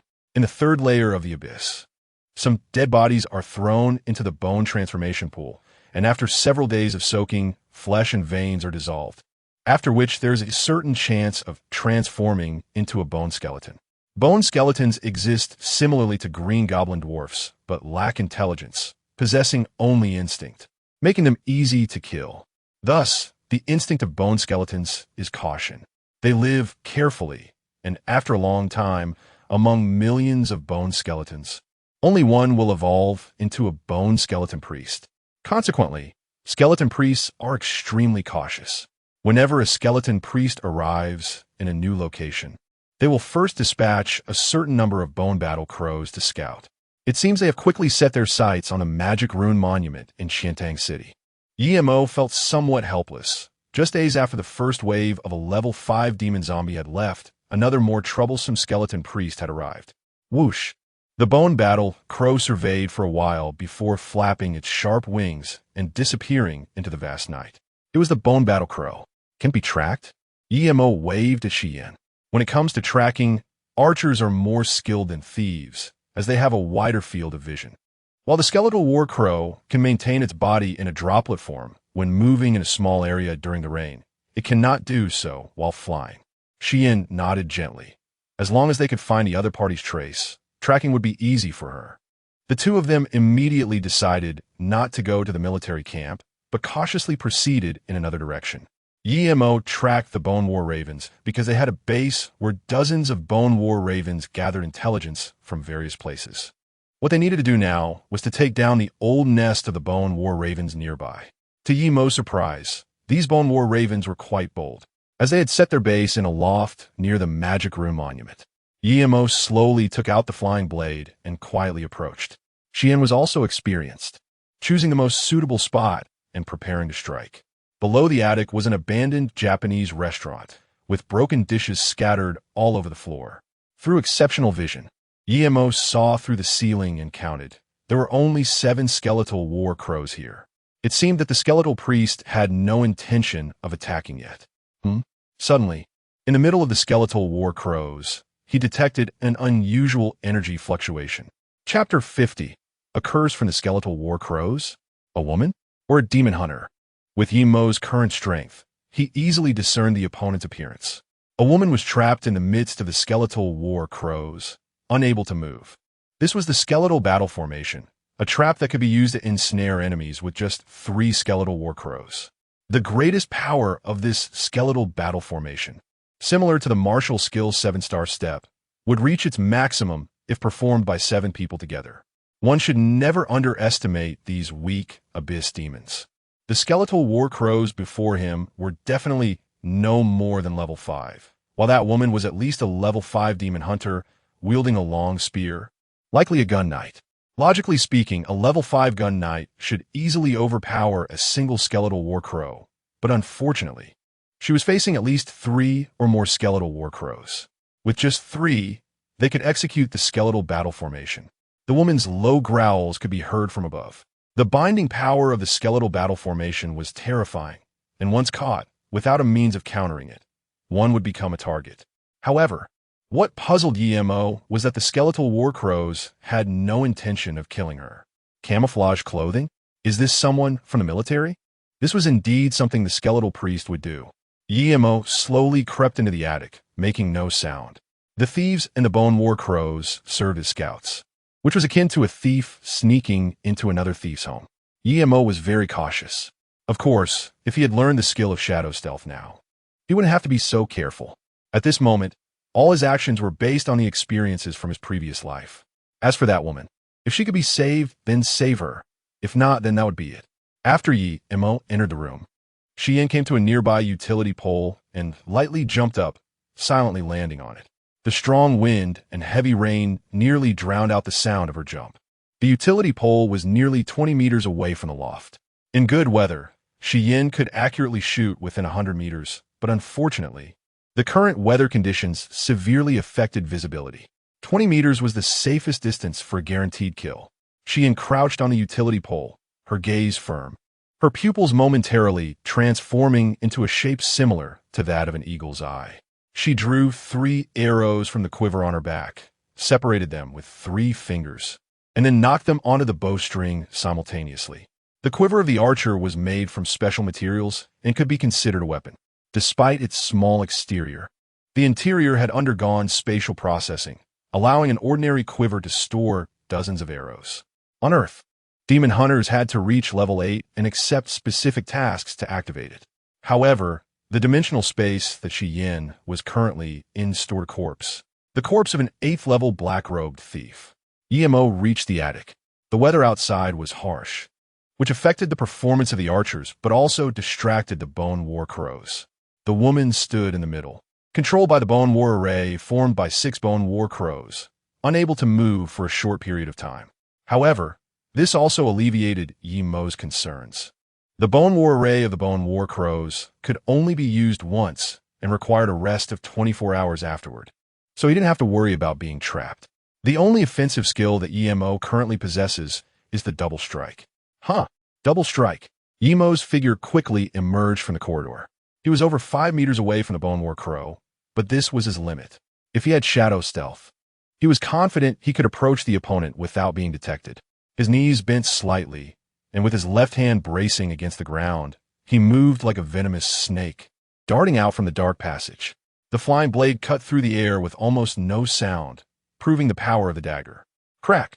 With a crisp sound, the dagger pierced directly through the skull of the bone war crow, and a flicker of white soul flame was affected, quickly extinguishing. A single fatal strike. The bone war formation was broken. Whoosh! At the same time, 3 arrows shot in from outside the window, and several bone war crows were taken by surprise. Unable to react in time, they wanted to hide in the rain, but Xian's archery was beyond their capability to withstand. Thud! Thud! Thud! 3 consecutive arrows hit their targets without fail, even accounting for the enemy's movement trajectories. This was the mark of a truly skilled archer. After all, the enemy wouldn't just stand there for you to shoot at. The heads of 3 bone war crows shattered rapidly, and the white soul flames extinguished in an instant, leaving only a ground covered in slender bones. In just one encounter, 4 had been eliminated. The remaining 3 were still trying to find a way to escape. They wanted to break through, but there was only one window, which was being guarded by Xian. Emo turned around, his left hand suddenly gripping tightly between the wing and skull of the skeletal war raven, his fingers like iron pincers, firmly holding it in place. The skeletal war raven let out a faint cry, but soon its soul fire was crushed. Whoosh! Another arrow flew, piercing through a skeletal war raven that had just poked its head out by the window, nailing it to the wall. Emo stepped forward and directly ended its life with a knife.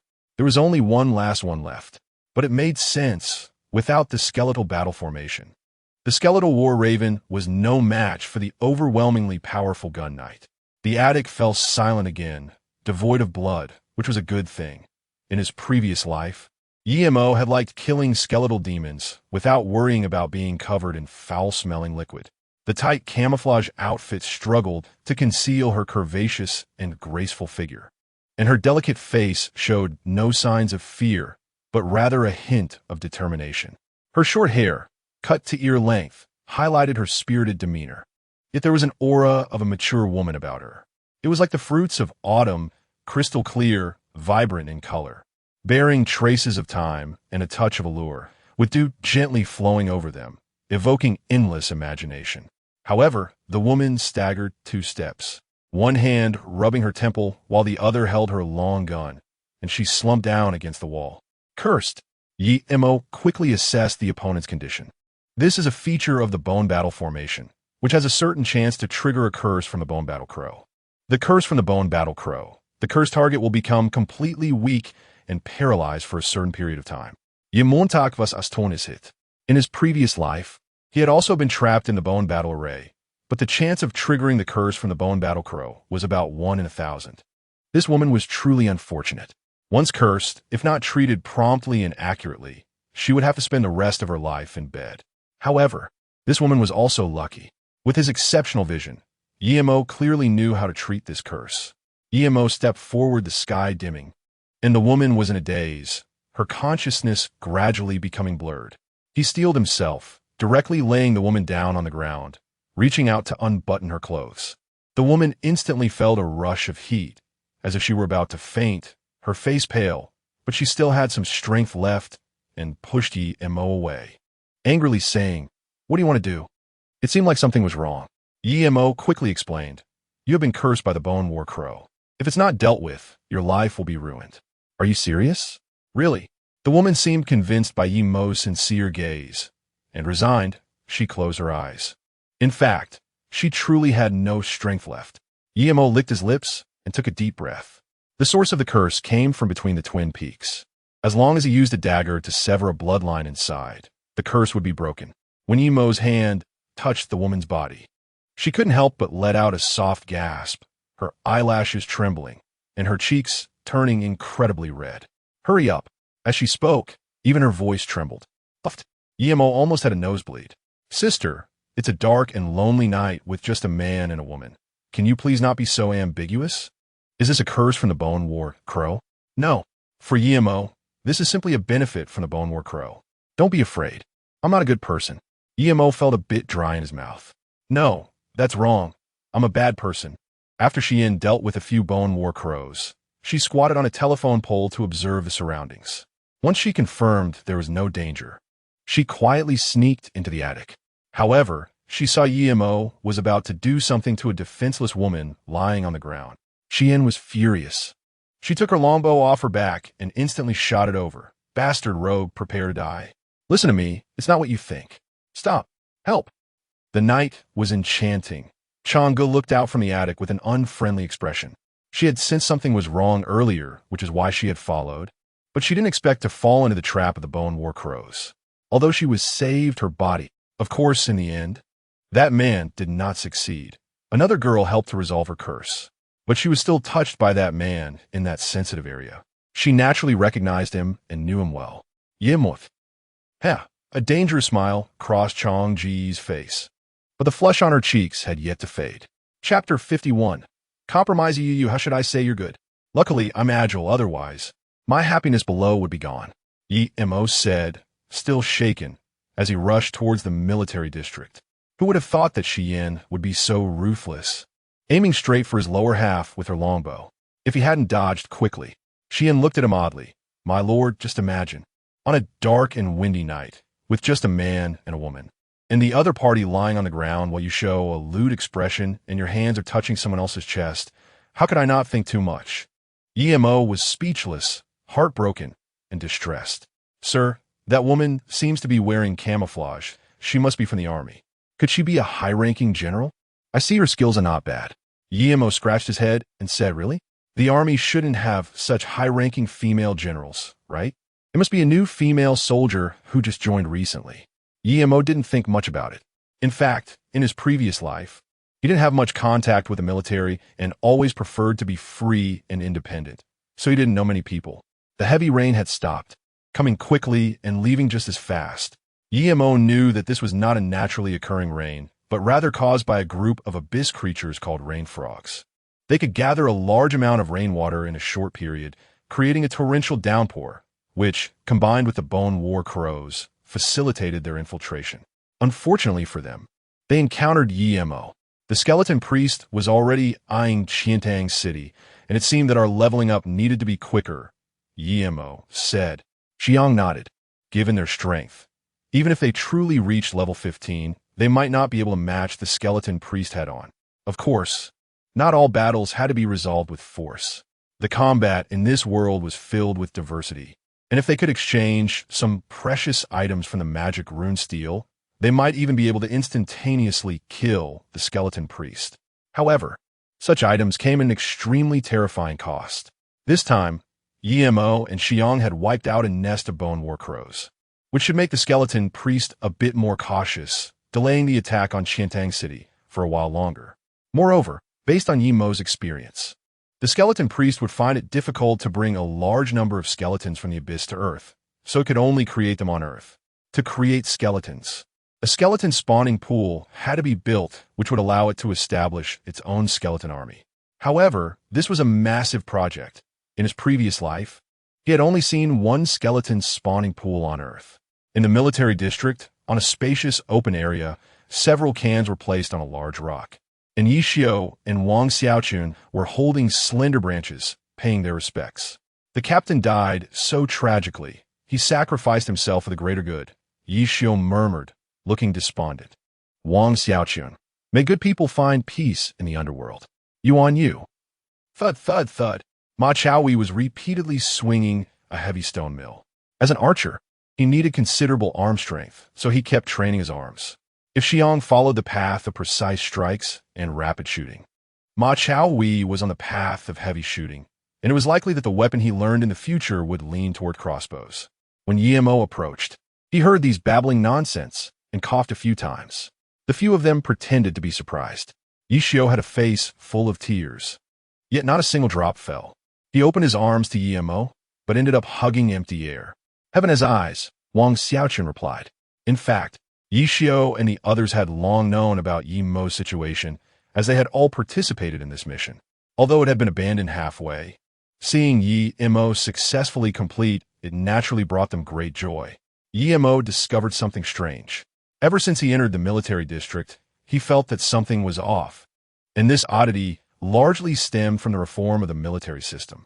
The few people across from him seemed to have thought of something and fell silent, while it was the usually taciturn Ma Chaohui who stepped forward. I will go with you. What does that mean? Yemontak va zolnovat konfuzit. Yuan Yu explained, Captain. It's like this. Due to the restructuring of the army, lieutenants and below cannot have their own relatively independent teams. Your situation has been discussed at a higher level, and for now, you won't be promoted to lieutenant. However, even though you are second lieutenant, General Zhang Yu still suggested that you be allowed to select 100 people to form a team, of which 20 can be demon hunters. Emo thought for a moment and understood the cause and effect behind it. Does this include you guys? Emo asked. No, Captain. We've already been assigned to other teams. What the higher-ups mean is that you can choose from the outsiders in this military selection. Wang Xiaochun said seriously. Staff Sergeant Ma Chaohui, I understand how you feel, but the higher-ups have made a decision, and you cannot change it at will. Emo smiled innocently. Oh, I see. Then congratulations to you all for being able to develop better in other teams. With the military restructuring, talents like Yishio will naturally be sought after by other teams, while Emo is just a second lieutenant, and moreover, a thief. Following someone like him, The hope of standing out in the future is slim. Wang Xiaochun covered her face. Captain, although we haven't spent much time together, once a captain, always a captain. We are very sad to leave you. Emo widened his eyes. But why do I see such a happy expression on your face, not a trace of sadness? No, Captain, we were smiles on our faces, but our hearts are in tears. Emo pondered. It seems you really can't bear a part with me. How about this? I'll go talk to the general and let you continue working under me. No, Captain, we are in the same military district and can meet often. Isn't it often said that distance creates beauty? Yes, Captain, we will come to see you often. Captain, for the sake of our camaraderie, this is the food we secretly stored during the sunny days. The few of them sat down and had a hearty meal before leaving. What a pity for the food we have cherished for so long. They all felt a pang of heartache. Ah, the sky is so bright, and youth is so wonderful. Have you heard? There are quite a few female soldiers in Lieutenant Meng's team. Yi Xiu said with a smile. Female soldiers? Didn't you always say that a soldier who doesn't want to date General Chang Ji's soldiers isn't a good soldier? How come you've changed your taste? Emo watched their swaying figures as they walked. A mysterious smile appeared on his face. Want to leave? Is it that easy? Emo has taken a liking to these few people. They are quite different from regular soldiers. Their temperaments, characters, and personalities are all to his taste, especially their strong learning abilities. With just a little training, they are likely to become skilled hands. The jeep is flashing its hazard lights, clearly waiting for him. Emo walked closer and saw that it was Tang Chun in the driver's seat. Tang Chun rolled up his sleeves and tilted his head to gesture to Emo. Emo turned around and jumped into the passenger seat. The situation in the military district was somewhat complicated, with many forces getting involved, and there had been orders from above that the matter of the demon frenzy should not be known by too many people for the time being. Therefore, only a few people above the rank of major knew about the task you completed. Tang Chun handed Emo a cigarette, but Emo shook his head. Tang Chun didn't insist, lighting one for himself, squinting his eyes as he exhaled clouds of smoke. You shouldn't blame the general for this. He has done his best and even made an exception for you to lead a team of 100 people. However, these people can only be recruited from this military district selection. Emo understood that the soldiers in the military district were all battle-hardened and had trained for a long time. Each one was an elite. In contrast, people outside, whether demon hunters or ordinary individuals, would be more troublesome to train. Therefore, Emo thought it would probably be impossible to recruit Yi Xiu and the others into his team. Moreover, it was clear that Zhang Yu was trying to handle this matter with a cold approach. Emo sikit inyartli. Did he really look that easy to bully? Emo glanced at Tang Chun. Compared to the last time he saw him, Tang Chun's eyes had sunk in quite a bit over the past few days, and he looked noticeably weary, clearly indicating that he had been dealing with a lot lately. I know you are loyal to General Zhang, and I haven't blamed him. If you're worried about this matter, then there's really no need, Emo said, lying through his teeth. However, he had a slightly higher opinion of Tang Chun. No wonder the other party was able to keep pace with Yang O in the last life. Not just this matter. I'm here to tell you that General Chang has been strongly supporting you, and you now fall under her jurisdiction. Tang Chun briefly mentioned some meeting-related matters. General Chang? Emo had no impression of it, but still kept this favor in his heart. Beep, beep, beep. The communicator was still ringing, and with Emo's hearing, he could naturally hear it clearly. Lieutenant Tang, are you with Lieutenant Yi right now? Please inform Lieutenant Yi that the general has approved his request. Yi Xiu, Wang Xiaochun, Yuan Yu, and Sergeant Ma Chao Wei are all under Lieutenant Ye's command. Additionally, Lieutenant Yi can go to the logistics department to collect a reward of 5,000 contribution points. Under the rolling black clouds, thunder struck down, and lightning illuminated a corpse draped in a black robe. The corpse was hanging above the military district's gate, its neck tied with a rope, swaying silently. Chapter 52, The Hungry Plant. In fact, the first thing Emo did upon entering the military district was to visit Zhang Yu's office. Emo was not angry. He naturally knew that Zhang Yu wanted to marginalize him, preventing him from participating in military matters, although it was the result of discussions among senior generals. As long as Zhang Yu spoke, his subordinates would not disrespect him. After leaving Zhang Yu's side, Yimo had Xian quietly hang the corpse of the level 8 thief at the entrance of the military district's camp. A demon hunter capable of killing a level 8 enemy, even if the one killed was a thief, was enough to shock people. That level 8 black-robe thief was secretly trained by Zhang Yu, and it could even be said that this level was currently the highest in Qiantang City. With a level 8 shadow stealth thief dead, how could Zhang Yu not worry about his own safety? If Yimo truly intended to kill Zhang Yu, he might really succeed. However, it was not necessary at this moment. Tang Qin stood in place, smacking his lips a few times, somewhat speechless. He knew that military orders were as solid as a mountain, and once a decision was made, it was rarely changed. Why did it suddenly change this time? Yimo shrugged and smiled, saying, perhaps the general has come to understand going against the consensus, which can also be considered a comfort to me. Yimo walked away leisurely, whistling with his hands behind his back, leaving Tang Chun somewhat stunned. The purpose of coming to the military district had been achieved. So the next step was to select 100 people for training. A well-trained team of 100 would be more formidable than 1,000 or 10,000. Moreover, Yimo had plenty of contribution points and was versatile in his side jobs, even mastering several combat techniques that would only be developed years later. He believed that with his training methods, he could definitely cultivate an elite unit within a year to deal with the skinning incident a year later. One must eat bite by bite, or they might choke. One must take steps one at a time, or they might pull a muscle.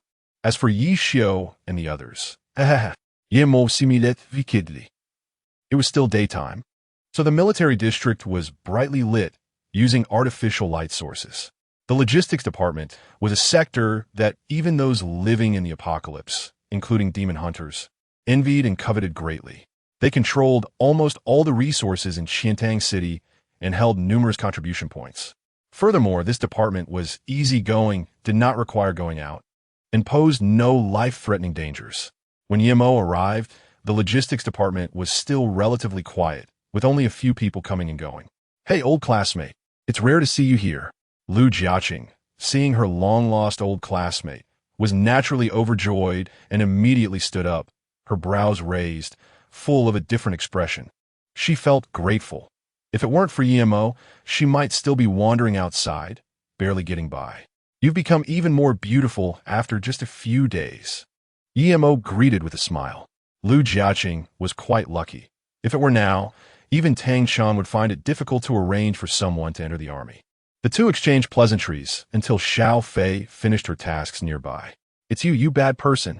Xiao Fei widened her eyes, recalling the last time she was teased, and couldn't help but feel angry. Xiao Fei, long time no see, did you miss me? With my good looks, you must have thought of me. Yimul Yukit. And indeed, he noticed Xiao Fei's cheeks gradually turning red, and by the end, even her arms began to flush. Old classmate, you can't bully my little sister Xiao Fei, or I won't let it go. Lu Jiaqing pretended to be angry from the side. Sister Lu, so this person is your classmate. Then you should keep your distance from him. Xiao Fei retaliated, giving Yimo a glare, looking like a red apple about to explode. Yimo squinted and smiled. The logistics department is really good, with two beautiful women in charge. The scenery is pleasant. Didn't you see those soldiers coming to collect supplies with their eyes wide open? Lu Jiaqing is youthful and beautiful, while Xiao Fei is innocent and cute. The two of them standing here create a stunning view. Yimo received 5,000 contribution points from Xiao Fei and said with a smile, "What's wrong? Aren't you going to say goodbye to the handsome guy?" Xiao Fei rolled her eyes and replied, "Handsome guy? You? Do you even have any shame?" Yimo, feeling smug, said with a face as handsome as mine, "Of course I have to." After being a bit arrogant, he waved his hand and left, leaving behind a puffed-up Xiao Fei and a smiling Lu Jiaqing. This old classmate, really.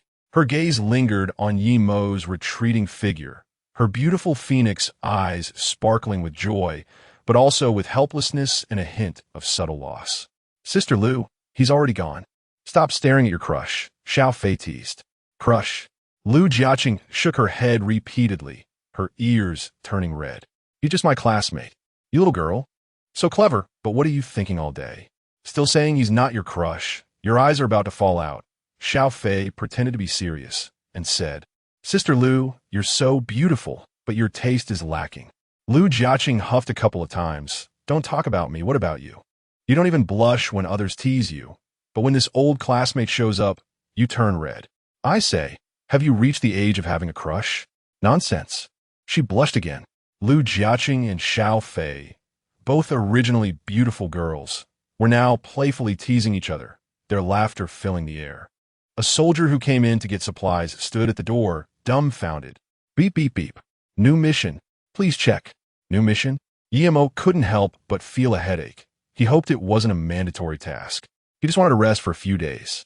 Opening the task panel, he was relieved to see it was a random task. Of course, refusing it wouldn't lead to any consequences. Random task. Eliminate the plants from the abyss. Location, Luchuan Town. Reward, sharp spikes of the earth dragon. Seeing this task, Emo hesitated. The abyss plants that appeared now should be from the second layer of the abyss. Emo knew a bit about the abyss plant from the second layer. They were quite troublesome, even facing a high-level abyss demon. He would rather not confront an abyss plant. Some powerful abyss plants instinctively used various plant trap skills, making them very difficult to deal with. However, the reward for the task tempted Emo. The earth dragon was a creature from the third layer of the abyss. They were incredibly powerful, with a biological level between 10 and 20. Even the arrogant skeleton priest wouldn't provoke them under normal circumstances. The earth dragon was notorious for its bad temper, but the sharp spikes on it were essential for Emo to synthesize the level 15 dagger, Tian K. Should he go or not?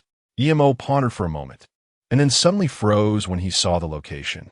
Luchuan Town? Isn't this one of the examination points for the military selection? The outskirts of Qiantang City are surrounded by numerous towns, many of which have been occupied by abyssal demons, causing some people to flee to Qiantang City.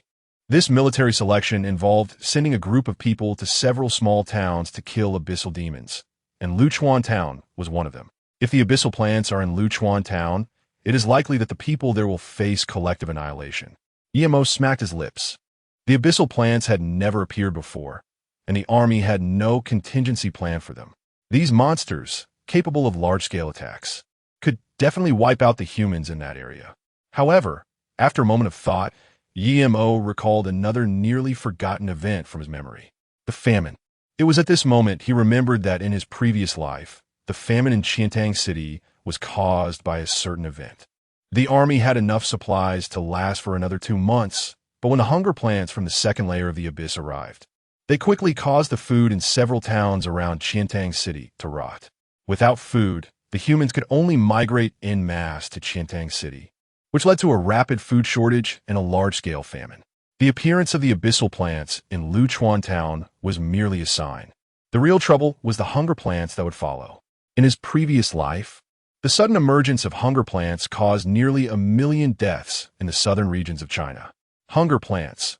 These domineering plants, once they appear, will cause any lower-level plants to rapidly decay.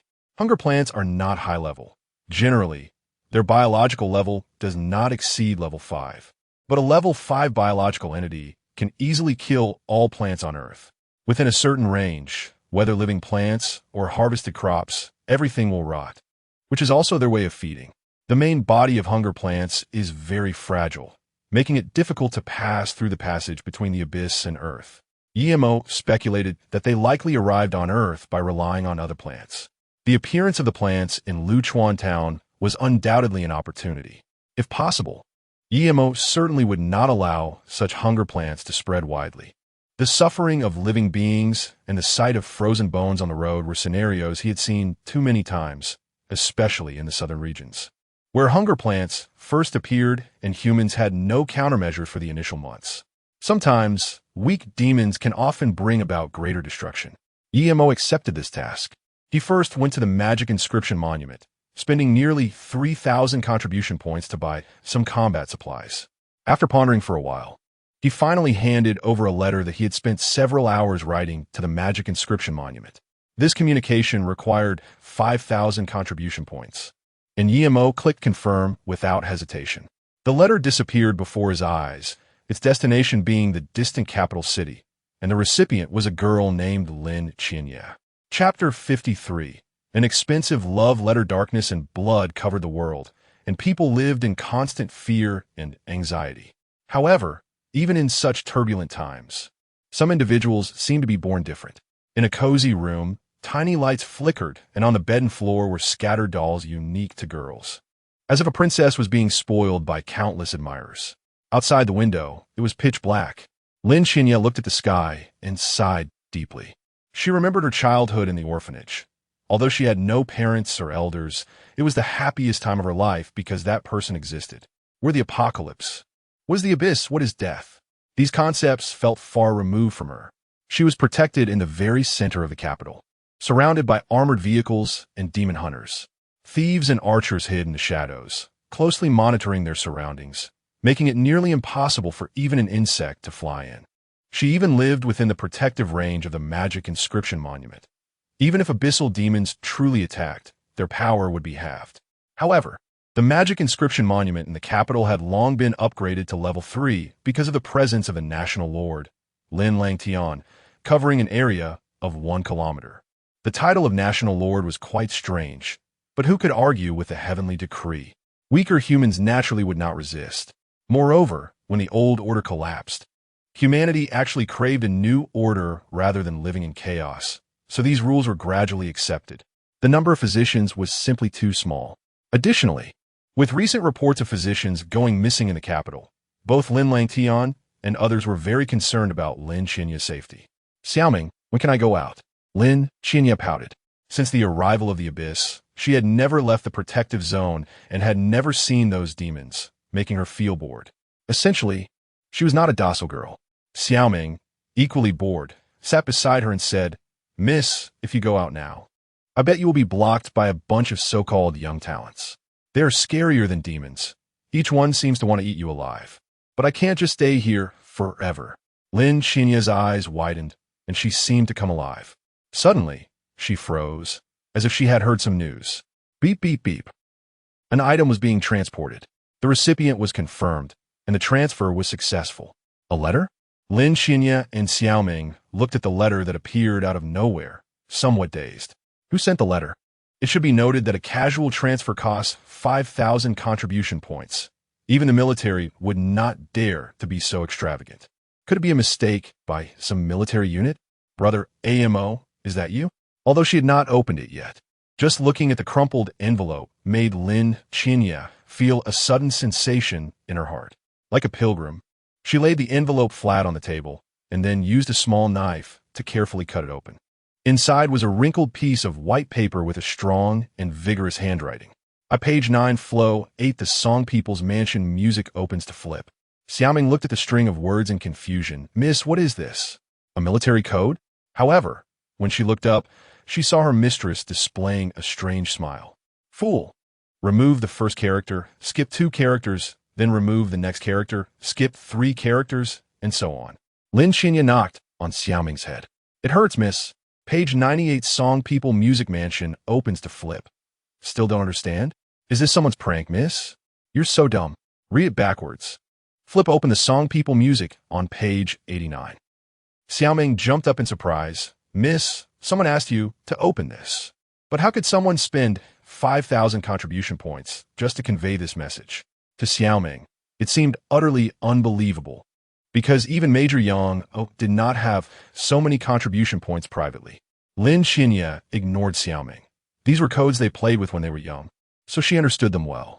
With an excited heart, she found the Song of the People that Yi Mo had given her. Page 98 was a poem titled Shangyi. She slowly began to recite, her voice soft and beautiful. Shangyi, I wish to know you. May our lives never end in decline. Mountains may crumble, rivers may dry. Winter thunder may rumble, summer snow may fall, heaven and earth may unite. Only then dare I sever ties with you. Lin Qinya recalled the boy who protected her in her childhood, the boy who stole food for her, the boy with a dirty face and scars all over, but who smiled at her, revealing 2 rows of white teeth. Time flew by, and they had all grown up, separated by thousands of kilometers, across the distance of an apocalypse. Yet she still felt his longing. The girl was infatuated, her beautiful eyes misting with tears, her graceful demeanor setting her apart from the world. Xiaoming, miss, what's wrong? Take me to the training ground. Huh? Miss, that's full of captured demons. And there are many men. Lin Xinya waved her sleeve. Killing monsters to level up, I don't want to hold them back. When one is strong enough. No matter who it is, whether in sunny times or apocalyptic ones, nothing can stop her determination to pursue happiness. In the past, carriages were far away. Letters were slow, and one could only love one person in a lifetime. Regarding contribution points, Yimo had always been frugal, but this time, just for a single sentence. He spent 5,000 contribution points, yet he felt no regret at all. Living a second life, some things were more important than life itself, like the hidden longing and affection in one's heart. This time, Yimo did not prepare too many items. He wore the simplest sportswear, not because he didn't want to exchange, but because it was unnecessary at the moment. It was more cost-effective to exchange at level 10, otherwise. Even if he had tens of thousands of contribution points, he could easily spend them all in one go. He casually grabbed a motorcycle with no gas from the street, then ran to the military-controlled gas station, obtaining some gasoline under the name of a second lieutenant. Luchuan Town was about a 3-hour journey from here. If he walked, he might not arrive until tomorrow. The trial team had already set out. According to soldiers at the gas station, the newcomers testing in Luchuan Town were all demon hunters, about 1,000 of them, and they would select 100 from these 1,000 to join the military, while the rest could only become wild demon hunters. Yimo estimated that if all of these 1,000 demon hunters died, then things would be a big deal. On the highway, it was vast and desolate, so silent that it seemed as if humanity had vanished from this world. Yimo rode his motorcycle at full speed. Suddenly, 2 green goblin dwarves appeared in front of him. He raised his eyebrows, flicked his wrist, and in an instant, the throttle was pushed to the maximum. The motorcycle surged forward with a deafening and heavy roar, moving so fast that the 2 wheels almost lifted off the ground. The front of the bike crashed violently into one of the green goblin dwarves. Bang! The bike shook violently, and the goblin let out a terrified roar. Yimo released one hand and drew it from his ankle, swiftly slicing through the head of a nearby green goblin with the motorcycle's momentum. Whoosh! Riding the motorcycle, Yimo resembled a cheetah, blood gushing out from the prey. Refreshing. Yimo grinned and quickly disappeared at the end of the road. After several hours, modern houses appeared ahead, with a few armored vehicles parked at the entrance of Luchuan Town and a dozen soldiers patrolling. The motorcycle did not slow down, causing the soldiers opposite to change color. As the motorcycle approached, it executed a beautiful drift, making a wide arc before the front of the bike turned 180 degrees and came to a stop in front of the armored vehicle. "It's our people." Yimo directly showed his military rank. "Is that you?" Suddenly, a surprised voice came from one of the armored vehicles. Chapter 54. The crazy thief, the person who got out of the armored vehicle, was Meng Luogang, whom he had encountered earlier. Meng Luogang was dressed in a crisp military uniform, a clean military cap, and wore a meticulous expression on his face. He was someone with obsessive-compulsive disorder. Yimo had checked some of his information because Yi Xiao and the others were currently under his command. Although Meng Luogang had a somewhat condescending view of others, his performance on the battlefield was still commendable. "What are you doing here?" Meng Luogang's tone was somewhat unfriendly, as the glaring headlights illuminated the entrance of the small town, revealing dried bloodstains on the concrete ground. Yimo said seriously, "If you believe me, it's best to stop the selection in Luchuan Town immediately. I suspect some abyssal plants have infiltrated." "Abyssal plants?" Meng Luogang was taken aback. He didn't have much enmity with Yimo, but it seemed that Meng Zhe's relationship with this person was not good, so Meng Luogang didn't pay much attention to it. Abyssal plants had never appeared before, and this time we had made complete arrangements. Even if there were abyssal plants, I believe the demon hunters inside would be able to handle them. Meng Luogang shook his head. He couldn't cancel the selection just because of one person's statement. After all, each selection in the apocalypse consumed a considerable amount of resources. Moreover, they could defeat abyssal demons, so how much threat could some abyssal plants pose? Additionally, he looked down on Yimo, as the gap between a second lieutenant and a lieutenant was quite significant during this special period. Yimo could tell from the other person's expression that Meng Luo didn't care at all. In fact, when you think about it, abyssal plants are indeed less intimidating than abyssal demons. He turned and walked in a Luchuan town, having anticipated this outcome, so he didn't expect much from these people. Luchuan Town had already become a dead zone.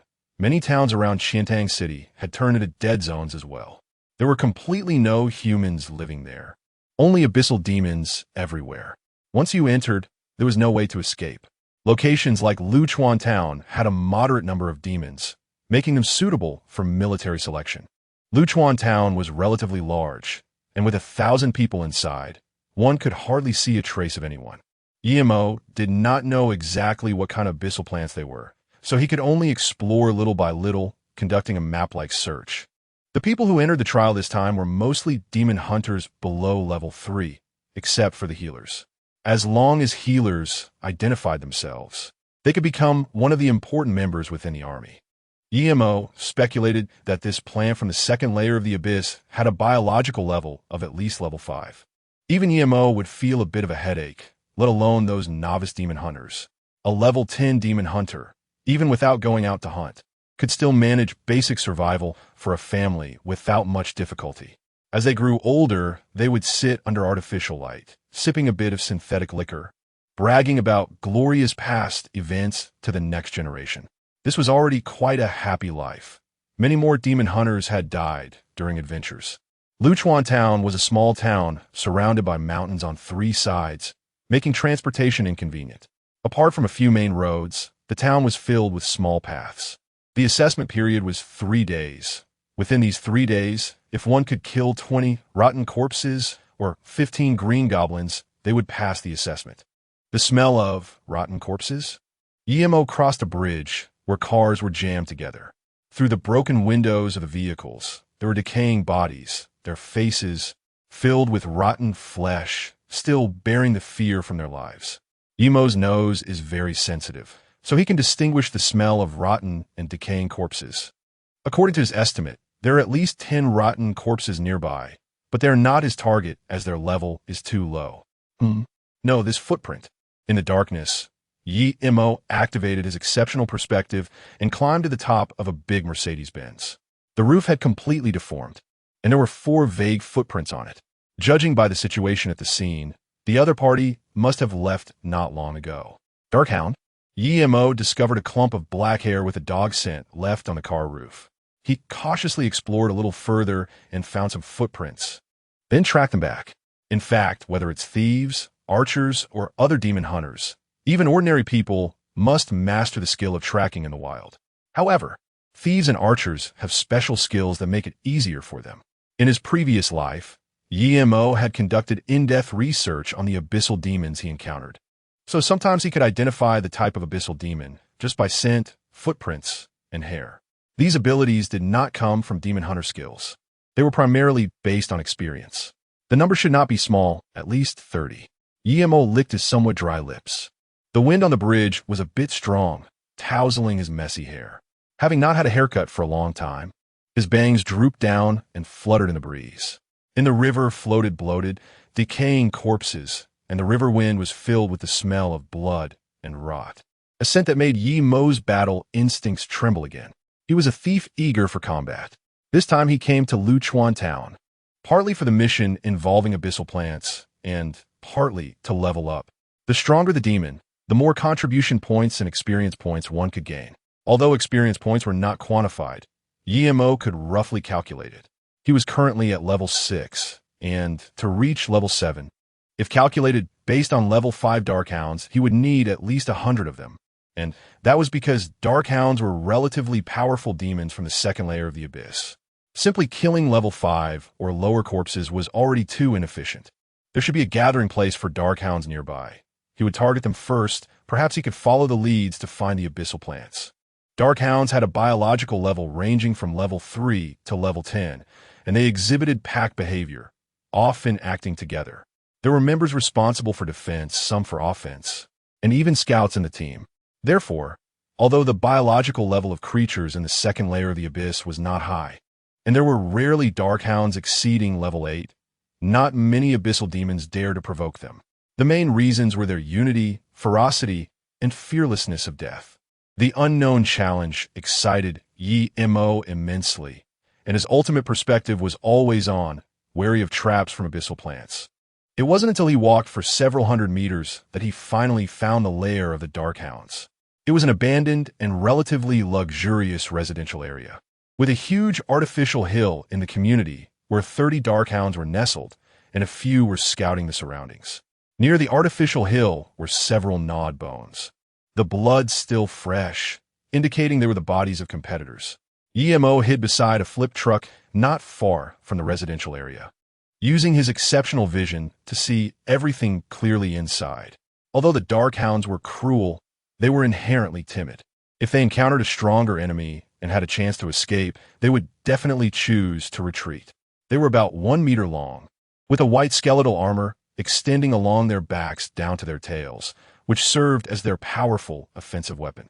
Dark hounds naturally possessed night vision and biting skills. The former allowed them to ignore all darkness, while the latter doubled their biting strength in desperate situations. In summary, the dark hounds from the harsh region of the Caucasus on the second layer of the abyss were not something ordinary demon hunters could handle. EMO took out a bow and arrow tassel. This is one of the beginner's equipment for archers, fast and easy to handle, and can also be used by other professions. EMO took out a few arrows from his backpack. As a thief, he was also skilled in other weapons. He then took out a bottle of Roland poison, which he had purchased from the Magic Rune Monument. It was a type of neurotoxin. EMO did not intend to engage in close combat. The most convenient way to deal with the dark hounds was through ranged attacks. The arrows were smeared with Roland's poison. EMO took advantage of a moment when a dark hunting dog turned its head to swiftly move and lean against the security booth near the entrance of the community. An arrow was knocked on the longbow, and EMO squinted his eyes. His arm strength, enhanced by becoming a blacksmith, was not inferior to that of an archer. 30 dark hunting dogs were quite a challenge for him. Even the mages wouldn't dare to do something this reckless. Chapter 55. Warlock EMO did not act quickly. He was still assessing the situation around him. In dark times, one must not only pay attention to the prey in front, but also to the hidden threats. Otherwise, one might become a mantis in the eyes of a sparrow. In fact, when EMO was on his way here, he had already planned an escape route and a specific strategy for this attack. This random mission offered a relatively high reward, so EMO guessed that the difficulty of the task was likely higher than that of a typical random mission. As a result, he bought many capsules for healing and restoring energy at the Magic Rune Steel. To be honest, EMO was not a pure thief. In his previous life, he even solidified a berserk skill from the brawler class.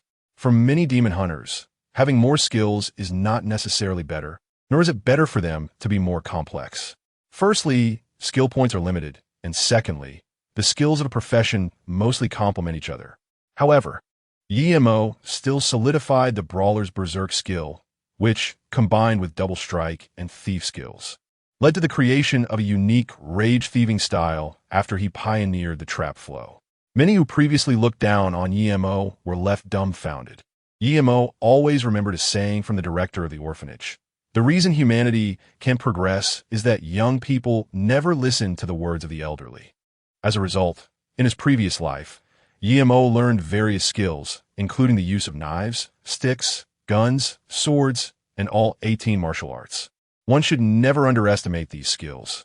Even if EMO's archery is not as good as that of a skilled archer, he could at least kill 2 dark hounds before they attacked.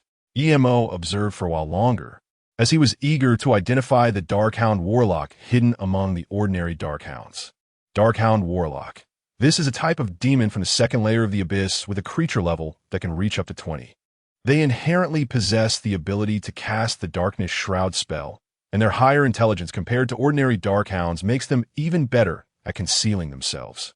EMO did not dare to attack immediately, mainly because the Darkhounds are a race that easily gives birth to sorcerers. Almost one sorcerer will emerge from every 100 Darkhounds. The so-called sorcerer is somewhat similar to a mage among demon hunters and is very popular within the tribe. After a few minutes of observation, EMO discovered that although the Darkhounds were well hidden during the feeding process, some relatively fresh corpses would instinctively allow one of the Darkhounds standing on the water to taste first. After confirming the target and ensuring that there were no threats within 100 meters, EMO's eyes began to slowly focus. Xian had said that, as an archer, The first requirement is to remain calm. The second is to learn to judge. And the third is to have skills. EMO may not possess the skills of an archer, but he does not fall short in the first two aspects compared to some level 5 official archers. EMO began to move slowly, his shoes specially designed to be very soft, making no sound. He arrived at the security room, where in front of the surveillance video lay a half-decayed corpse dressed in a security uniform, flies buzzing around it, and several white maggots crawling out of its eye sockets. Plump and full. Strangely, while many animals and plants had died in the apocalypse, only humans and insects survived. A nauseating odor filled the security room, but EMO merely frowned, eliminating the smell's effect on him. With 33 Darkhounds and a Darkhound Warlock, he thought it would be easier to take them down with Xian's help. However, companions wouldn't always be around, so the demon hunter still needed to deal with various situations and potential accidents alone. The glass window was shattered, leaving deep claw marks from the Darkhounds on the windowsill. An arrow was aimed at a Darkhound through the broken window. He wanted to kill the Darkhound Warlock, but it was surrounded by 3 ordinary Darkhounds, making it impossible for him to act. For the Darkhounds, there was no darkness around, and for EMO, who used top-notch vision, there was also no darkness. Whoosh! Releasing his finger, an ordinary poisoned arrow shot out. The closest Darkhound let out a howl, the arrow striking its back. It wasn't a fatal wound, but the Roland poison caused it to collapse to the ground, bleeding and convulsing, foaming at the mouth. After the first arrow was shot, EMO quickly fired a second arrow, which also killed a Darkhound.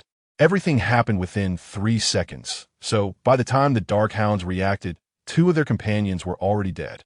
Oh, the remaining Darkhounds were shocked, howling, but their cries were not fierce. Instead, they sounded like a group of puppies trying to roar, resulting in a soft, childish sound. However, the Darkhounds quickly calmed down. Their vision was excellent, and combined with their sense of smell, they quickly locked onto EMO in the security room. A group of Darkhounds growled, and upon discovering that their enemy was just a level 6 thief, they seemed to gain a bit more courage. This group of Darkhounds had an average level of 5, with the highest being a level 6, while the Darkhound Warlock was only level 4. EMO did not move forward. Instead, after shooting 2 arrows, he quickly retreated from the security room. With a push of his legs, he leaped directly to the side of the overturned truck. Just as he left, a wave of dark smoke enveloped the security room. This was the Dark Envelopment, a talent skill of the Darkhound Warlock, centered around the Darkhound Warlock, within a radius of approximately 50 meters. Anyone touched by the black smoke would experience a 70 reduction in vision, and weak resistance hunters would be directly stunned. Of course, once the spell was cast, the opponent could not move while under its effect. Otherwise, EMO would become a hunted dog chased by the Darkhounds. During his retreat, he threw down his bow and arrows and drew a flying blade from his left arm. Double strike. The second hit produced a critical effect. With a tearing sound, blood splattered everywhere. A very fast Darkhound was cut open by EMO in just one encounter, and hot dog blood splashed all over his face. However, this attack caused EMO's movement to slightly pause, allowing 3 more Darkhounds to pounce on him. Fighting ability, crack. Just in time, EMO used his combat skill, 7-star step, to dodge an attack. The Darkhound bit down on the rear end of the truck behind EMO, tearing off the entire back of the truck along with a license plate, and the shattered metal clattered to the ground. EMO seized the opportunity, his figure flickering as he swiftly slashed with his dagger. It appeared slow, but in reality, it was incredibly fast. The 3 dark hunting hounds were instantly killed. During the battle, EMO caught a glimpse out of the corner of his eye and noticed that there were 4 dark hunting hounds guarding the dark hunting hound sorcerer. It seemed they were of the heavily defensive type. Bang! EMO quickly dashed onto the truck, pushed off with his right foot, and the truck let out a loud noise. He turned around and directly sent a Darkhound flying several meters away. The flying blade was smeared with Roland's poison, so as long as it was injured, it could easily be poisoned to death. In fact, Roland's poison is the mildest neurotoxin. EMO had tried it himself, and it could only paralyze him for less than a second. Unfortunately, Darkhounds are not good at detoxification. In fact, Many demons from the first 2 layers of the abyss are easily poisoned, and among them, dark hounds are the most susceptible to poisoning and death, especially neurotoxins, which are simply fatal to them. EMO also struck gold by accident. Previously, in the Magic Room Monument, he could only purchase Roland's poison. In the next few seconds, EMO killed a total of 10 dark hounds, but the cost was not small. His left hand was bitten, and the force of the bite had already caused his wrist to fracture, losing its strength. Soon after, dozens of dark hounds surrounded him. These timid creatures had always believed that EMO's level was lower than theirs, so they became unusually fierce. Did they really think they could kill me? EMO remained calm. He still had several low-level scrolls in his hand, but using them against dark hounds seemed a bit wasteful. Just then, the ground beneath him cracked open, and 3 black tentacles suddenly shot out, wrapping around his ankles. Dark tentacles. Yemol Iklimet. Chapter 56. The tribal chief's fangs as the ground split open and 3 soft, vine-like things emerged. EMO quickly recognized the spell due to his familiarity with the dark hounds. In the next moment, he sacrificed his head, leaping high and directly colliding with a dark hound that was pouncing at him. Both man and dog let out a howl and fell to the ground. EMO's head felt a bit dazed.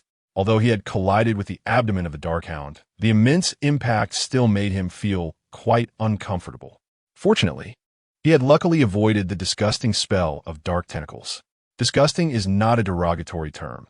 Being entangled by dark tentacles would truly make one feel nauseous. Many other races' spellcasters also use this dark series of spells, but it was rare for EMO to encounter a dark hound spellcaster who, after mastering the innate skill of dark envelopment, had actually learned dark tentacles as well. It can be said that the talent of this Darkhound spellcaster completely breaks through the innate biological level limitations of their race, allowing it to become an even more terrifying existence. Emo landed on the ground. Although his head was spinning, his body instinctively spun around. With one hand supporting himself, he fiercely kicked out his left leg, sending a Darkhound, which was about to use its biting skill, directly into the security booth. With a loud crash, the security guard's body fell to the ground, and a swarm of flies and maggots scattered everywhere. Emo jumped up, landing on top of the security booth. Around him, nearly 20 dark hunting dogs were growling at him, their eyes fixed on him. The pain in his wrists made him quickly swallow a primary blood capsule. Otherwise, he would likely be in pain for several days. Bone cracks and fractures were not a big deal for a primary blood capsule. As long as the wounds weren't corrosive, he could basically move in half a day and recover in a day. Looking down at the 20 or so dark hunting dogs lingering nearby, Emo felt a headache coming on. Although he understood that thieves were weak in the early stages, he had been a nearly fully advanced demon hunter in his previous life and hadn't experienced such a feeling of helplessness for a long time. Now, living again, he felt even more constrained. After all, many skills were unavailable to him, and given his physical condition, he couldn't even use some combat techniques temporarily. This was still with Emo's previous life experience, let alone ordinary thieves.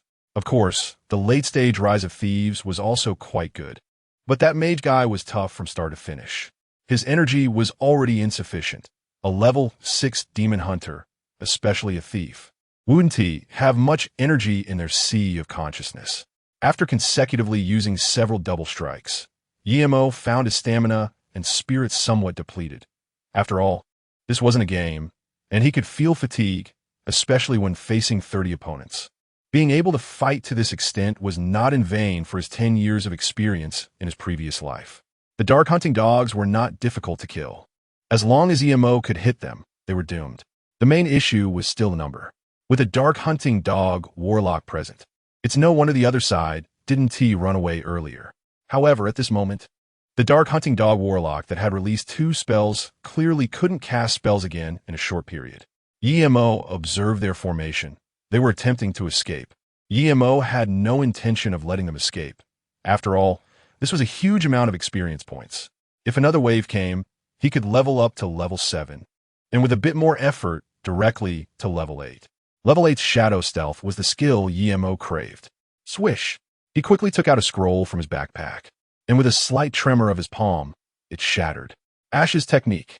A gray particle smoke quickly spread out, covering an area of 100 meters. This was an area spell. When the gray particles came into contact with the air, they instantly generated high temperatures and sparked. About 20 dark hounds sensed something was wrong. But even with their speed, they couldn't escape this area in an instant. Endless flames erupted, and the gray particles turned bright red in an instant, with temperatures nearing 200 degrees, causing the air to start distorting. EMO noticed that some of the dead bodies were visibly shriveling at a noticeable speed. Although EMO was within the range of the spell, as the caster, he was not affected. The dark hounds, however, were different. The high temperature harmed their fur, and the intense flames generated by the friction of the gray particles swallowed them in an instant. Aside from the Darkhound Warlock that struggled and howled a couple of times, the rest of the Darkhounds all fell dead. At the entrance of the high-end residential area, flames were raging, engulfing the place. And even the security booth at the entrance had turned black and was on the verge of collapsing. Ash's Spell. This was a scroll that EMO purchased for 5,000 contribution points. Its effect level was below level 10, and the abyssal demons without fire resistance simply could not withstand it. Currently, within a magic rune monument, the scrolls available for sale that he could afford were mostly auxiliary scrolls. He only found this Ash's Spell as an offensive scroll. The prices for auxiliary scrolls were around 1,000 contribution points, while the Ash's Spell was 5,000 contribution points. Considering that this time the opponent was Abyssal Plants, EMO gritted his teeth and bought 2 Ash's Spell scrolls, parting with 10,000 contribution points. However, the high-priced Ash's Spell indeed had excellent effects, even after 5 minutes. The temperature in the air was still at 100 degrees Celsius. Only when the temperature had completely returned to normal did EMO begin to act. The cement ground was charred black, and due to the large coverage area, all the rocks and decayed flowers and plants in the residential area had turned to black ashes. It was a scene of devastation. EMO first swallowed a primary energy capsule, then activated his supreme perspective again to look around. After confirming that there were no living creatures aside from a few decaying corpses, he walked over to the Dark Hound. With a casual kick, the flesh of a Dark Hound that was closer to EMO shattered, releasing a burst of meaty aroma. Unfortunately, this meat was ineatable. EMO's goal is not just an ordinary Darkhound, but rather that Darkhound Warlock. Generally, Warlocks will create their own personal dimensional space, similar to a Demon Hunter's dimensional belt. The space is not large, but some important items are usually kept inside. Typically, with the death of the Darkhound Warlock, its personal dimensional space will slowly drift away and eventually merge with the surrounding space, while the items inside will be annihilated by the endless spatial storms. It is often at this moment that the value of thieves becomes evident. If the thief skills are not used now, when will they be? I hope I won't be disappointed. Otherwise, it would be a wasted Ash spell. In fact, the moment EMO saw the Darkhound Warlock, he had the thought of using the scroll.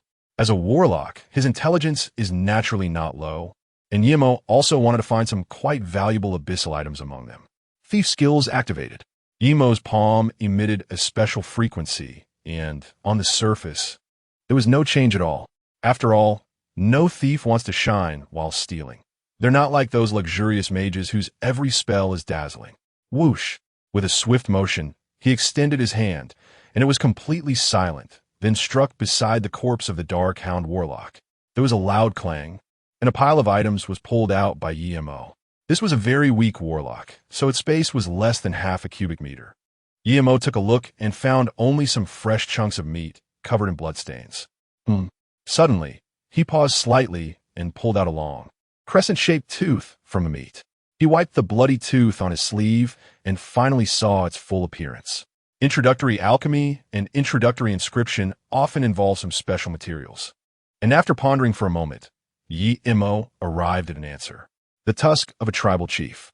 A good find. The tribal chief is actually a crimson giant, but it has evolved a third pair of arms, and its 2 tusks have grown sharp and long, leading a group of crimson giants. EMO was unsure whether this tusk was obtained by the Darkhound Warlock in the Abyss or here. If it was the latter, then this mission was much more troublesome than he had thought. Chapter 57, Death Romance. The world was dim and desolate. In the community filled with the smell of burning and decay, Yemo's figure swayed slightly, but his eyes revealed joy mixed with a hint of helplessness. After the Crimson Giant grew a third pair of arms, he became the tribe chief, a title exclusive to the Crimson Giants. If the tusk of the tribe chief was worn, once the will relaxed, it would be easy to fall into a state of frenzy. This was also the tribe chief's innate skill, chaos. In a state of chaos, thinking would be significantly suppressed by instinct, while the body's various functions would surge dramatically in a short time. However, this was also very dangerous, as a significant suppression of thought meant a drastic decrease in judgment ability. In the previous life, some demon hunters, especially warriors, liked to use the tribe chief's tusk. But of course, the mortality rate was higher than usual. Later, people concluded that it could only be used in desperate situations. After all, if you don't use it, you're definitely dead. If you do use it, there's a chance of survival. Emo naturally wouldn't wear it on his body right now, so he temporarily placed it in his backpack. After checking the battlefield slightly, he found no additional discoveries. The commotion here had already attracted nearby corpses, and one after another. More and more corpses were running towards the community. The running speed of the corpses was not slow. After 2 months of the apocalypse, many corpses had become level 3 or 4 existences. Although their combat power was still lower than that of the green-skinned dwarfs, their numbers were simply overwhelming. The stench of decay assaulted his senses like a dark cloud looming overhead. However, Emo did not leave immediately. The ashen spell he had just cast had scorched the ground here, causing the soil in the community garden to crack. Cracks spread outward and then collapsed, revealing a relatively large, shallow pit. This was a place where the Darkhounds specifically buried their food. Like ordinary dogs, Darkhounds also liked to dig holes to bury some food. There wasn't anything valuable in the hole, but what caught Yemo's attention was a corpse. Yemo crouched down, using his fingers to touch the wounds on the corpse, then brought his hand to his nose to sniff. This corpse had not been dead for long. It appeared to be one of the examiners who accompanied the demon hunters during the assessment. The sounds of the undead were getting closer, growling and roaring. After their biological level increased, their speed was now comparable to that of an ordinary adult male. A level 5 undead was completely out of reach for an unarmed, ordinary person. Emo didn't want to be surrounded by the corpses. Their numbers exceeded 100, more troublesome than the Darkhounds. Without trap skills, a thief was still not suited for group battles. He quickly pulled up the officer's sleeve, and his pupils constricted sharply. The arm, covered in corpse spots, was unusually thin, with only a bit of flesh connected to the bones. The skin was dry and withered, resembling that of an old man in his 70s or 80s. Compared to the other arm, this one was too bizarre. How? A corpse approached Emo, pouncing from behind him, its sharp claws glinting with a cold light. Emo rolled on the spot and did not engage in battle. With a few jumps, he left the community through the back gate and quickly distanced himself. Behind him, the sound of countless zombies howling could be heard.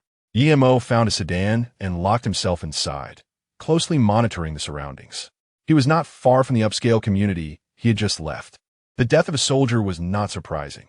After all, this was the apocalypse, and that soldier was only level 4, making death in such a place quite normal. What was strange was the soldier's arm. It should have been the plant known as Death's Romance. Emo adjusted the rearview mirror and saw the street behind him. Eerily quiet. Death's Romance is a type of flower that can induce strong hallucinations in people, while its branches and leaves entwine around the prey, draining their blood until they are completely dead.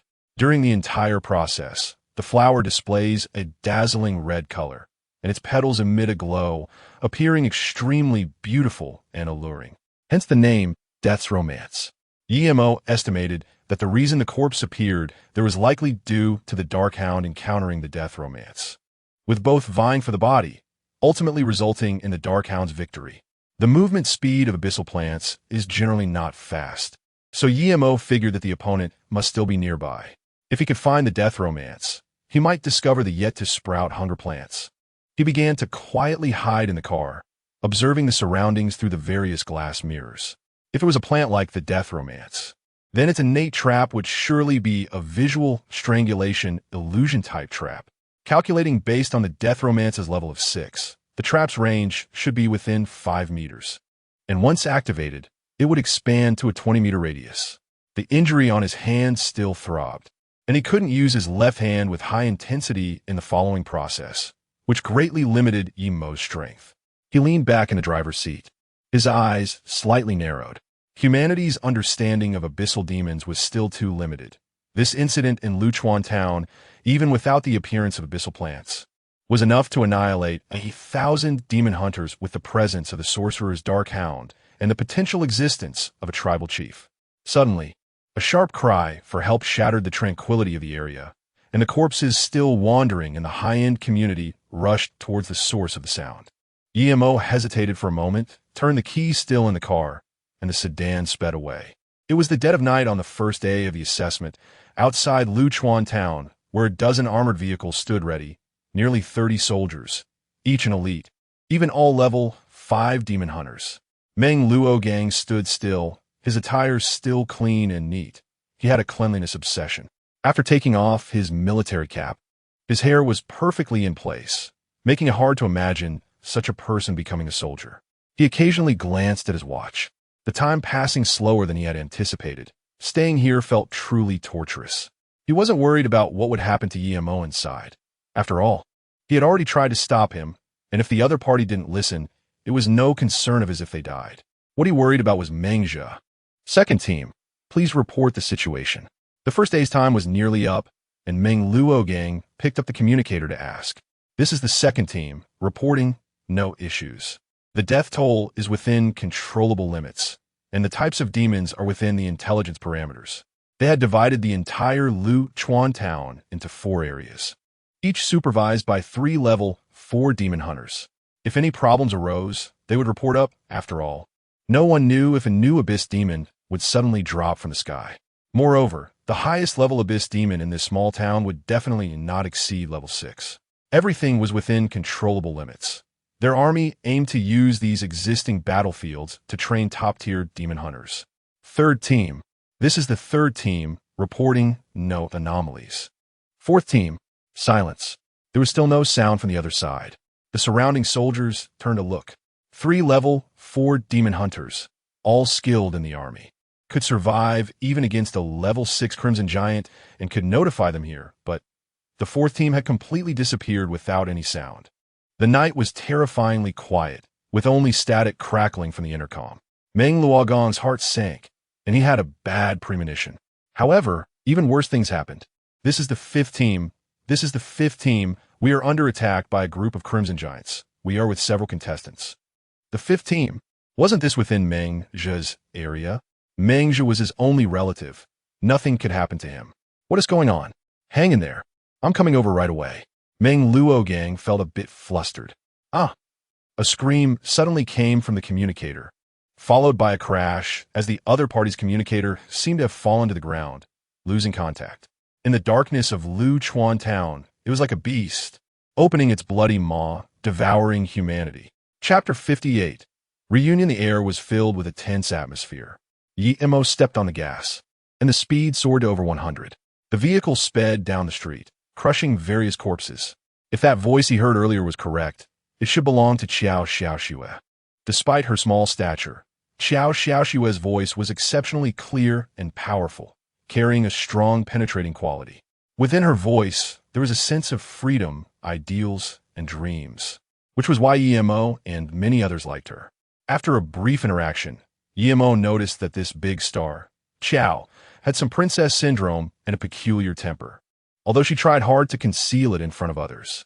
However, Yemo still hoped she wouldn't die, especially since she might possess items he needed. According to the source of the voice, it should be near a supermarket in the town, which Yemo had checked on the map before coming. As for those rotting corpses, they would naturally be much slower compared to the sedan. Yemo quickly arrived near the supermarket. I have to say, Qiao Xiaoxue's voice is really powerful. They had just traveled nearly 2,000 meters apart. What does 2,000 meters mean? Even Xiang couldn't possibly hear sounds from that distance. However, Qiao Xiaoxue is a mage and must have used her vital energy to make her voice spread further. Mages have a more refined and delicate control over their vital energy, unlike warriors, who tend to unleash all their energy in one go. Even a mage like Xiao, who is not particularly skilled, definitely has much better control over vital energy than Yemo. It was already late at night, and the sky had completely darkened, limiting the demon hunter's vision to just a few meters. Looking around, everything seemed desolate. There were clear signs of a battle nearby, with a human finger still bleeding and a few weapons scattered on the ground. Upon noticing the huge footprints on the ground, Yemo immediately knew that a crimson giant had appeared here. His heart sank. Having just obtained a tribal chief's tusk, he was now worried about the possibility of a tribal chief wandering in this area. Yemo did not dare to use the ultimate perspective skill. The advancement of the crimson giant's demonic form made the tribal chief very sensitive to such prying skills. Once used, he would likely face an angry attack, just as someone peeping at Yemo would make him very uncomfortable. The supermarket was an underground one, and a stream of blood-red liquid extended inside. Yemo had just arrived at the elevator of the supermarket when a round, bulging head appeared in front of him. Its eyes were trembling, and its neck was a bloody mess, likely crushed to death by the crimson giant's powerful grip. Now he could only pray that the tribal chief was not inside. If he could master shadow stealth now, it would be very convenient. Fortunately, the crimson giants did not react much to certain hiding abilities.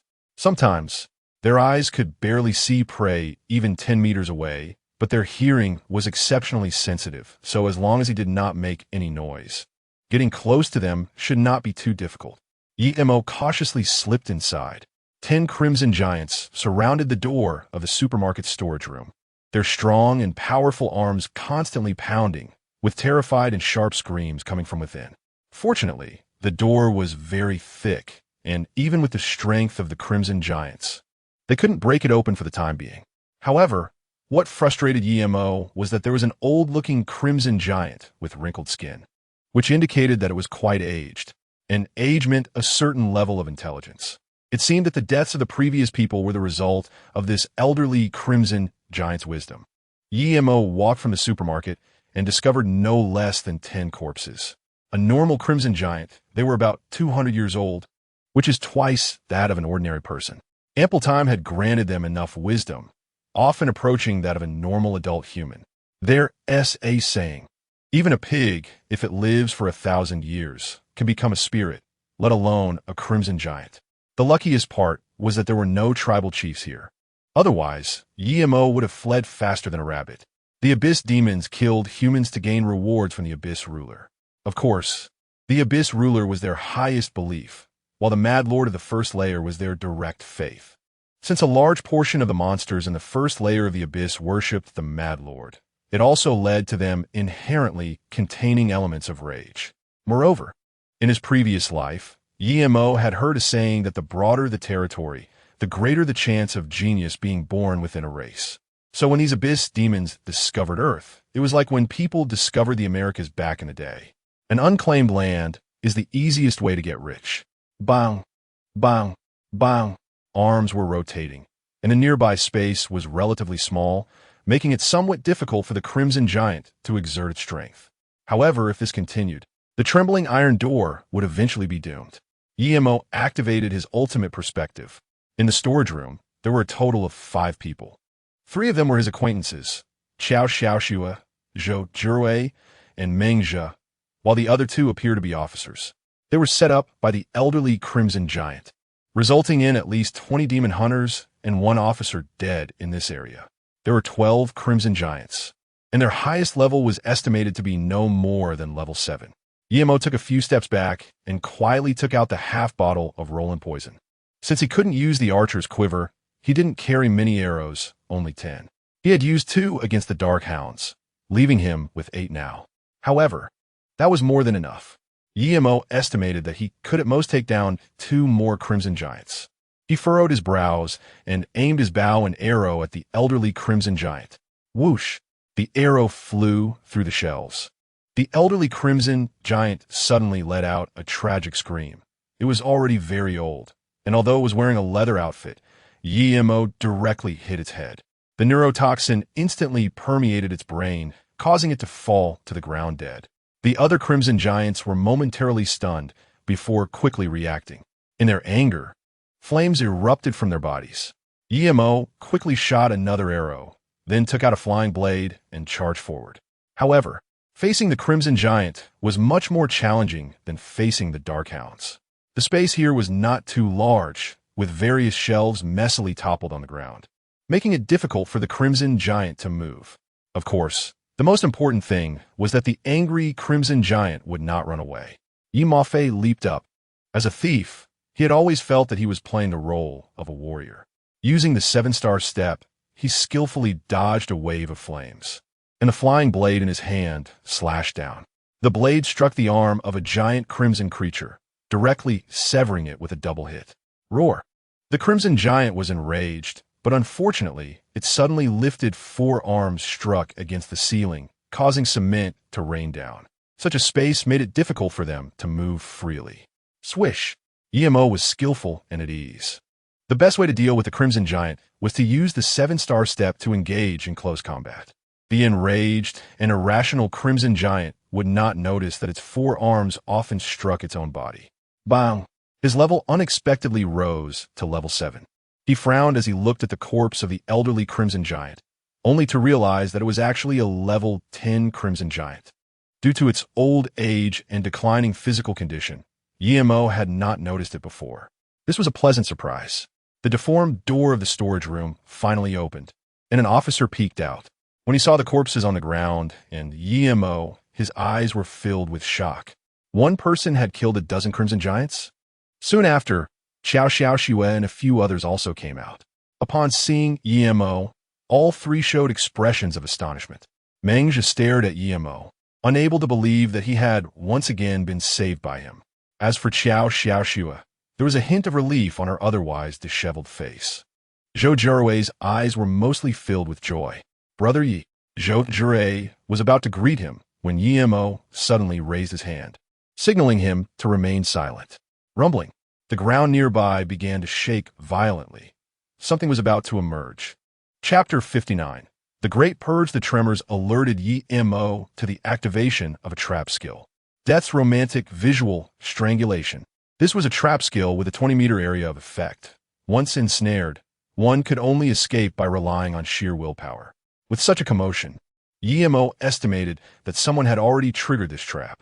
No, it might not necessarily be a person. It could also be abyssal demons, as abyssal plants do not only target humans. Rumbling. A thunderous sound came from the distance, and cement from the supermarket's ceiling began to fall, causing the entire underground supermarket to nearly collapse. The sound of cannon fire roared. All right, there's no need to guess now. It must be the army outside that accidentally fell into this trap. As a trap specialist, EMO looked down on such traps because he believed they were not shameless enough. This visual strangulation trap could forcibly pull people into an illusion, after which the death romantic plant would wrap around the enemies. However, there was a significant issue. The visual strangulation trap, in essence, could not kill enemies. If it really was Meng Luo and the others, they must have come in an armored vehicle. Even if they triggered the trap, the armored vehicle could still get them out. If it were a trap set by EMO, even if the enemies managed to escape, they would not come out unscathed. Sometimes, when he became despicable, he even frightened himself. EMO and the others quickly ran out of the supermarket. As expected, at the end of the darkness, a burst of flames shot up, followed by an armored vehicle charging out of the shadows. The body of the armored vehicle was entangled with some black plant vines, but they were no match for the vehicle's force and were easily torn apart. The wheels skidded on the ground, producing a piercing friction sound, and then the driver finally recovered from the illusion, quickly stabilizing the vehicle and driving toward them. Meng Luo had rushed over personally after receiving the distress call, and several other armored vehicles remained on standby at the original location. EMO saw him jump down from the armored vehicle, a blood mark on his face, formed by the whip of the death romance's vine. His skin slightly shriveled, evidently having lost some blood in just a few seconds. They had just brushed past death. Meng Rugang was somewhat surprised to see EMO here, but he only took a hurried glance. He felt a bit awkward because the other party had warned him that abyssal plants had appeared here, and he had not paid attention. If they had been even a few seconds slower, they would have already lost their lives. Second uncle, Xiaozhe, it's good that you're okay. Meng Rugang said hastily. This training situation had gone beyond their control, and it was likely that the new recruit selection in Luchuan Town would be cancelled. The appearance of abyssal plants, especially such powerful ones, made the Earth's environment increasingly complex. Let us leave here first. Meng Rugang acted decisively. In fact, he was quite a good soldier, unafraid of life and death, though his personality was a bit awkward. For instance, up until now, he hadn't spoken a word to Yemo, perhaps because he felt embarrassed. Damn it, no signal. Meng Rugang picked up the communicator and fiddled with it for a while. The previous visual strangulation had interfered with the signal here. His expression was grim, as everyone was waiting for him to give orders, but the surroundings were completely dark, and the demon hunter's vision was limited to just a few meters. Even with the car lights, it was not much better. The worst part was that there were no archers here. The eagle-eyed archers had strong penetration ability in the dark, but unfortunately, Meng Rugang was a boxer, and his assistant was a rogue. As for the others, they had no detection skills. Meng Rugang's face was sullen as he looked at Yemo, and after a moment, he spoke. Lieutenant Yi, do you know what attribute that abyssal plant has? He had heard about the abyssal plants from Yemo and knew that the other party must have some intelligence about them. Yemo was wiping his flying blade. A powerful demon hunter sometimes loves his weapon even more than his lover. Hearing the other party's question, he didn't mind. After all, everyone has their own personality. Compared to the people he had seen in his past life, those demon hunters who seemed to have walked out of hell and completely lost their humanity were nothing. To Yemo, Meng Luogang was simply a kind-hearted angel. The abyss plant from the second layer, Death Romance, just now used its unique trap skill. But it can only be activated once within 3 hours, so there was no need to worry. How many are there? Meng Luogang asked. I don't know. The other party fell silent. Although the cooldown time for the trap skill was relatively long, no one knew how many abyss plants were lurking in the shadows. Yemo shook his left hand and found that the wound was slightly better than before. He rolled over and jumped onto the top of the armored vehicle, saying to the few people, I suggest you leave here, and the selection here is also completely cancelled. Yemo tidied up his clothes. The recent battle had left him feeling sticky, with his hair hanging down over his forehead, which was quite uncomfortable. Cancel? Meng Luogang had just put away his condescending attitude. He realized he had made a mistake. In this era, even if one had once been a commoner, becoming a demon hunter diminished the value of one's previous identity. Meng Luogang was a lieutenant, over 30 years old, but he was already balding. His direct superior was the young and handsome Tang Chun. Tang Chun tended to look down on others, which led Meng Luogang to adopt a similar attitude. Thus, Lieutenant Meng unceremoniously blamed his character flaws on Tang Chun. Yemo sat cross-legged behind the armored vehicle and couldn't help but shiver when he saw Meng Luo just smile at him. Ahem. Yemo took a deep breath. After canceling this assessment, this place must undergo a thorough cleansing. A thorough cleansing? Impossible. The one reacting fiercely was not Meng Luogang, but the stout soldier driving the car. A thorough cleansing is a military term, meaning a brutal destruction of a place to completely eliminate the demons within. Often, this is because there are important people or valuable items in that location. However, due to the overwhelming strength of the demons, they have to use more resources. Each thorough cleansing significantly reduces the ammunition in the warehouse. But Yemo did not think so. Even without the existence of the hunger plants, the death romance plants had to be cleared away as soon as possible. Their expansion rate is rapid. The breeze carries their seeds to every corner of the earth, and the fertile soil provides them with abundant nutrients. After all, the earth is not the abyss, and there is no natural enemy for the death romance. Plus, the land in the second layer of the abyss is mostly not very good. First, evacuate this area and let all those being assessed leave immediately. Meng Luogang issued the order. After restoring communication, some of the assessors gradually emerged. They were ragged, panic evident in their eyes. Many were missing chunks of flesh or arms. Countless others were injured. Register everyone. Those with serious injuries should find our doctor. There was a female doctor on an armored vehicle. Her level was 5. Not an intern, but a real doctor. Level 5 doctors do not have group healing skills. In fact, their skill options are much narrower than those available to other demon hunters. Level 1 is a basic single target heal. Level 2 has only one skill, the arcane shield. Fragile doctors must first learn to protect themselves. The best way to collapse a demon hunter team is to kill their doctor. At level 5, the doctor has two skills to choose from. One is arcane missile, and the other is speed brilliance. The latter can significantly increase the speed of several demon hunters, including the doctor, within 3 minutes. The number of injured far exceeded people's expectations. Over 300 with minor injuries, more than 200 seriously injured, and almost zero uninjured. Meng Luo Gang and several soldiers gasped, as the more than 500 people accounted for all those who had returned, which meant that in just one day, the death toll had already exceeded 400. EMO couldn't help but look over, only to realize that something was wrong. Chapter 60, Killback. The staff member who entered with him had a somewhat dazed expression, and his pupils never seemed to focus normally. Whoosh! EMO looked at the other soldiers, who also exhibited the same symptoms. One wasn't too bad, but several were in the same state, and it was likely that the deathly romantic plants in Luchuan town were not few. The number of visual strangulation traps they had set up was significant. Even if these soldiers didn't step on them, their minds were still confused. It wasn't about limitation or deception, but rather being guided by the deathly romance, leading them to subconsciously choose to ignore even when they saw someone die. For an experienced hand, like EMO, this was simply impossible. But these soldiers underestimated the horror of the abyss, and as a result, they fell into the trap unwittingly.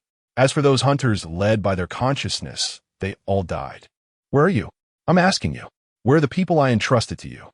Meng Rugang's face was twisted with rage, spitting in the soldier's face. He was panicking. The upper management had allowed for some deaths, but at most, out of 1,000, only 100 could die. A 10% death rate was already high enough. Any more, and there would be trouble. But now, the death rate was almost 50%. So many lives that had just entered in less than a day had vanished. This result was surprising not only to Meng Rugang, but even to EMO. No matter the era, this was not a small number. Report. I don't know. The soldier was on the verge of tears. The sky was dark, and it was noisy all around. The surviving hunters were murmuring. Some were crying. Grief, sadness, despair, fear. The feeling of sympathy for the dead was inevitable. Unfortunately, after a long time, no one came out. For EMO, this was an extremely simple night, just like in his previous life, where many people died every day with a demonic frenzy taking lives, including demons, numbering in the hundreds of thousands. Life in war was as insignificant as dust. He sat by the campfire, with the dry wood crackling as it burned. Today, unexpectedly, he leveled up to level 7, gaining an additional skill point, which he hadn't allocated yet because he didn't know whether to invest it in double strike or save it for shadow stealth at level 8. After thinking for a moment, he ultimately decided to invest it in double strike, raising it to level 3. Double strike, level 3 attack twice in a very short time. The second strike has a 10 chance to crit. Attack power is doubled. EMO was already familiar with this data. The term very short time represented uncontrollability, indicating that the more skilled a rogue was, the shorter the interval between the first and second strikes could be. The maximum level for the double strike skill was level 5, while the armor break skill was still primarily auxiliary, making double strike the rogue's first true attack skill. One should never underestimate this skill. Although it seemed less impressive compared to other professions, it could stack with other active attack skills. For example, with throat slit or backstab. Both skills could be used simultaneously with double strike. This meant that within the time of one attack from the opponent, the rogue could use at least 2 active attack skills, somewhat compensating for the rogue's early weakness. Nearby, Zhou Jurue looked at Yi Mo with admiration and cautiously asked him about rogue-related questions. Brother Yi, do you really think rogues are that weak? What skill did you choose at level 2? Armor break. All right, that's the tragedy of all rogues, choosing to learn armor break instead of the more skillful options. Yemo thought for a moment. Since the apocalypse, he had not seen any abyss demons wearing armor. However, in his previous life, many demon hunters later accumulated enough contribution points to purchase personal armor for defense at the Magic Rune Monument. Therefore, if the armor-breaking technique was combined with a backstab, it would have a deadly effect on enemies. He simply shared some experiences with Zhou Jurue, advising him not to be discouraged. Aside from that, Yemo had no other ways to help him. Some things he could not teach him, at least not under the current circumstances. Unless Zhou Jiruwei eventually joined his team. Xiao Xiaoxue sat on the other side of the campfire. Her hair was somewhat disheveled, and her face bore bruises, clearly showing that she had suffered quite a bit. As a big star and a wealthy, beautiful mage among demon hunters, she was naturally very popular. However, Xiao Xiaoxue's gaze frequently drifted towards Emo, and when she noticed that Emo was also looking at her, she immediately averted her eyes. Emo felt helpless. Is the big star, Xiao's eyesight, not very good? However, on the other hand, he finally found something special about Xiao Xiaoxue. He couldn't just go over and say, "Give me what S on your chest." Emo recklessly used his exceptional vision to scrutinize the other person's body. In Emo's eyes, there was a shadow the size of a fingernail between Xiao Xiaoxue's breasts that he couldn't penetrate. Just as Sister Xian said, this guy is a pervert. If Emo knew what Xiao Xiaoxue was thinking, he would definitely shout injustice, because he really didn't sneak a look today. With his exceptional vision set to maximum power, all he could see were bones and blood vessels. However, from Meng's perspective, this situation appeared to be flirtation. Meng had always been a fan of Xiao Xiaoxue. In the past, she was someone he could only admire from afar, but after the apocalypse, he realized he had a slight chance. Once this thought took root, it grew uncontrollably, leading him to feel resentment when he saw Emo and Xiao Xiaoxue exchanging glances. The next morning, some light returned, and people's vision improved a bit. Early in the morning, Emo went to find Meng Luogang. The two conspired for a long time inside an armored vehicle, and when they emerged, they were arm in arm, both grinning slyly. Those who were lightly injured, and those who were still combat-ready, level 3 and above demon hunters, come here to assemble. Emo shouted, as he prepared to take matters into his own hands and form a temporary team to eliminate all the abyssal demons inside. This was not an exaggeration. Aside from the death romantic plants, the rest of the abyssal demons were under military control. In a small town, the total number of abyssal demons would not exceed 3,000. It's worth noting that in the previous life, an elite 4-member demon hunter team was enough to take down these demons, let alone with so many demon hunters present here. Swish, swish, swish. Within a few minutes, about 100 combat-ready individuals had gathered here. Zhou Jiruwei and Xiao Xiaoxue were among them. Emo selected 50 people, half of whom were warriors, while the rest were archers and mages. As for thieves, Emo felt a bit embarrassed, as there was indeed no place for them in this formation. The 50 people formed a small square with warriors in the front rows, followed by mages, and finally archers at the back. During the training process, a group of arrogant mages strongly protested, insisting on hiding at the back of the formation because they were concerned that the novice archers behind them might accidentally injure their noble bodies. Hopefully, this experiment will be successful. Emo waved his hand, and 50 novice demon hunters lined up in formation, charging into the town in a grand manner. Chapter 61. Sprinting Battle Array. This is a battle formation from later generations, a quite practical beginner's formation. Emo knew only a few battle formations, which were generally used by armies and typically involved dozens of participants. With the appearance of deathly romance, a type of abyssal plant, and the likely existence of hunger plants in a small town, Emo could not allow them to grow unchecked. However, Meng Luo absolutely disagreed with spending too many resources on a full-scale bombardment of the area. Since the apocalypse, many productions had come to a halt, leading to a shortage of ammunition for the army. Although the army could produce its own supplies, the efficiency had also greatly decreased. 50 people quickly entered the small town, and after a brief training session, despite some initial trepidation, they felt more at ease due to their numbers. Because it was daytime, visibility was much better than before. Emo didn't need archers at all. These level 3 archers were not as formidable as the optimal range of Eagle Eye. Dozens of them gathered together without hiding their blood aura, naturally attracting the mindless corpses. How? Not far ahead, at the dark end, the corpses gradually converged, more and more, until there were nearly 100 scattered about. Warriors, formation number 1. The front 2 rows of warriors began to change their formation, lining up neatly to completely secure the street. Body enhancement. Second row, basic dominance. Whoosh! Waves of aura rippled out instantly, although weak. Nearly 10 instances of body enhancement and basic dominance stacked together created a pressure that even pushed away some broken vehicles on the street. Charge!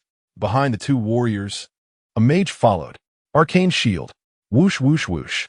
By the time the warriors reached the corpses, the mage's arcane shields had also activated instantly. The dominance of the warriors had an extremely powerful effect on enhancing their combat power and suppressing the enemy's combat power, especially when the dominance of 10 warriors stacked together. Of course, the most critical factor here was still the mages. Mages were very particular about the use of energy. Their intelligence was inherently higher than that of ordinary people, and those who could become mages were mostly high achievers. The arcane shield exuded strands of energy, intertwining with the warrior's basic dominance, forming a subtle connection. This connection enhanced the power of both. The archers remained on standby, not moving. Crash! Under dual protection, the warriors charged fiercely into the horde of corpses. With a bang, in front of 20 warriors, an invisible and massive wall of energy seemed to rise, and the terrifying pressure crushed down, shattering the nearby windows. The 10 archers and the remaining 10 mages who stayed behind were all dumbfounded at the scene before them. This was simply a bulldozer. Were they really that powerful? Many people thought of an important question. If a group of level 3 demon hunters was this strong when working together, then what about level 5 or higher? Emo followed behind them, watching the battle scene with a slight smile. This battle formation was called the charge formation, developed by Yang-O. The key to the charge formation lies in the mages. Their selection is crucial, as it depends on their control over energy, their trust in the warriors, and whether they can resonate with other mages. It seems simple, but the complexity is unimaginable, and Emo wasn't worried about others easily copying it. Moreover, while these demon hunters appeared incredibly fierce, the energy wall they formed was actually quite fragile and riddled with flaws, likely unable to hold for more than a few seconds. If Emo faced their attacks, a gentle strike could hit its weak point, causing the entire energy wall to collapse. However, this is the way of modern warfare. Unlike the nuclear weapons and missiles of the old era, which still pose significant danger, many demon hunters have ways to evade them, even guiding missiles to explode in midair. Unless it is a war weapon created by an architect, designed specifically to deal with demon hunters and abyssal demons. Sure enough, within just a few seconds, before the second charge even began, the energy wall shattered. This was mainly due to the unstable energy output from the mages. However, for a temporarily assembled team, this was already quite impressive. Arm your weapons. Kill. Emo shouted. 10 warriors were using basic haki, while another 10 were using body enhancement. The duration of both skills was about 3 minutes, with a cooldown time of 5 minutes. Therefore, for safety's sake, Emo did not let them use the skills simultaneously. Instead, they took turns to prevent any unexpected situations. However, they had to eliminate the opposing corpses within 3 minutes. The 10 archers did not take action because it was unnecessary to deal with the corpses. They needed to stay in the back, especially important when retreating against powerful enemies. With the long-range attacks of the archers and mages would be crucial. Overall, the charge formation was more suited for close combat. Moreover, the enemy was best engaged in close combat as well. Swish! The frontline warriors drew their weapons, each different. Ideally, everyone would use spears to charge more powerfully, but unfortunately, the situation did not allow for that, so they had to make do. Magic was a very complex discipline, its complexity several times that of other professions. The control of a level 3 mage, after such a fierce charge, made the output of the arcane shield unstable. Fortunately, the enemy was not strong. The warriors charged forward. Under the effects of basic haki and body enhancement, they were as solid as bronze, difficult to destroy. Even if hit by an equal-level arcane missile, they would not be significantly harmed. With a roar from the 20 warriors, they charged fiercely forward, their sprinting speed around 7 seconds per 100 meters.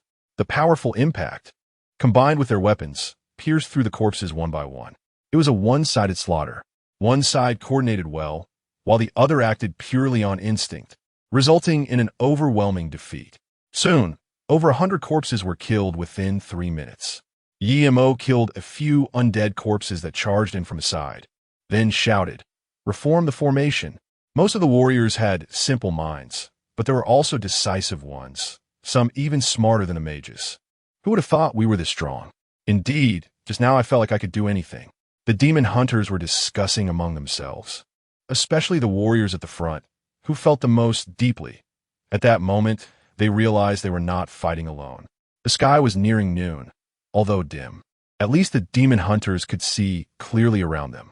Hundreds of undead corpses lay on the ground, missing limbs, a result of their battle. The rookie demon hunters looked at Yemo with admiration. Even Xiao Xiaoxue was somewhat astonished. "Continue to advance, slowly," Yemo said seriously. This was just the beginning. They could defeat the undead, but what about the green-skinned dwarves and the crimson giants? As for facing the death romance, Yemo had no hope at all. At that time, he still believed that tossing a fireball scroll would be the most convenient thing to do. There were many formations for the charging battle, but unfortunately, these demon hunters did not have the corresponding equipment. For instance, the warriors didn't even have a shield, as the mage's arcane shield also had a time limit. The team advanced slowly, with Yemo standing aside, his exceptional vision activated to avoid stepping on visual strangulation traps. They pushed forward, encountering no less than 3 waves of undead corpses, but they were quickly flattened. Yashili, the town's mall had become a den for the green-skinned dwarves. After the first wave of attacks forced the green-skinned dwarves to retreat, the remaining ones, relying on their low intelligence, began to scatter. Archers, keep up. Mages, rotate. Warriors, switch to defensive formation. Yemo's orders were conveyed in an orderly manner, but his eyes were fixed on a nearby gas station. Chapter 62. Death approaches. The green-skinned goblins scattered ahead, proving to be much smarter than Yemo had imagined. They had learned to throw things from a distance, including stones, glass, and some makeshift bows and arrows. Of course, they were unwilling to part with their precious wolf-toothed clubs. One should never underestimate these projectiles. When thrown by the green-skinned goblins, they could easily injure an ordinary person. Moreover, this batch of green-skinned goblins had an average biological level of 4, which was undoubtedly a challenge for the monster hunters whose average level was 3. Archers, fire. Continue advancing. Form groups of 5. Whoosh, whoosh, whoosh. Arrows flew through the air. Although their accuracy was somewhat lacking, the sheer number of enemies meant that even random shots could hit many targets. Since the enemies had dispersed, Yemo had no issues with this. The monster hunters wove their way in, forming groups of 5, and they were even more valiant than before. Dozens of green-skinned goblin corpses lay on the ground, with blood continuously flowing down the steps of the mall. Thunder rumbled in the dark clouds and under the lightning. The blood spread like flowers blooming widely. Although some had already been injured, the team remained completely organized. These individuals had been in a state of repression since the apocalypse began. It was difficult for the early monster hunters to transition from the mindset of the sunny era to that of the apocalypse. Especially courage. Even if one was stronger than demons, if their heart was filled with fear, they could not unleash their true power. But now, the charge into battle gave them courage. The combined strength of so many people had an even more powerful impact on their spirits.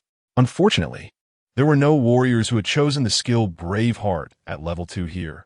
Otherwise, the effect would have been even more pronounced. Kill, kill, kill. Yemo circled around, knowing that among so many green goblins, there must be one with a slightly higher IQ. If that were the case, as long as he killed that one, the remaining enemies would automatically collapse. Yemo's combat awareness is incredibly strong. Even in his previous life, he was outstanding, let alone now, as he is a full 10 years ahead of this world. If he could be given a team of demon hunters and sufficient resources, he would definitely be able to create an immensely powerful elite team. Whoosh! Yemo quickly locked onto a larger green goblin dwarf. From the beginning until now, it had only made a few attacks. This was a green goblin dwarf of about level 6. With a flying blade in hand, he silently lurked through the chaotic battlefield. By the time the green goblin dwarf reacted, Yemo's hand was already close to its throat. With a gentle pull of his right hand, a splash of blood appeared, and a large head dropped down, continuously gushing blood. With the death of the green goblin dwarf leader, The remaining green goblin dwarfs immediately fell into disarray. The formation of 50 people acted like a sharp blade, easily cutting through the green goblins. Emo waited until they had killed the last green goblin before standing in the pool of blood and loudly said, "Rest on the spot immediately." This battle seemed easy, but it actually consumed a lot of physical strength and energy. The physical strength was manageable and recovered relatively quickly, but for the previous demon hunters, the absorption speed of energy was quite slow. They were not as wealthy as Emo, who could use contribution points to buy low-level capsules, and could only rely on their bodies to recover automatically. Many people were injured and physically exhausted. Enduring a day like this was not something that ordinary people could handle. They had been in an excited state before, but now that they relaxed, they all collapsed on the ground, their bodies aching. However, their eyes were still filled with excitement, especially when they looked at Emo. Their gaze was one of unabashed admiration. Most of the people here were under 30, still possessing youthful, beating hearts. "Sir, if I pass the assessment this time, can I follow you?"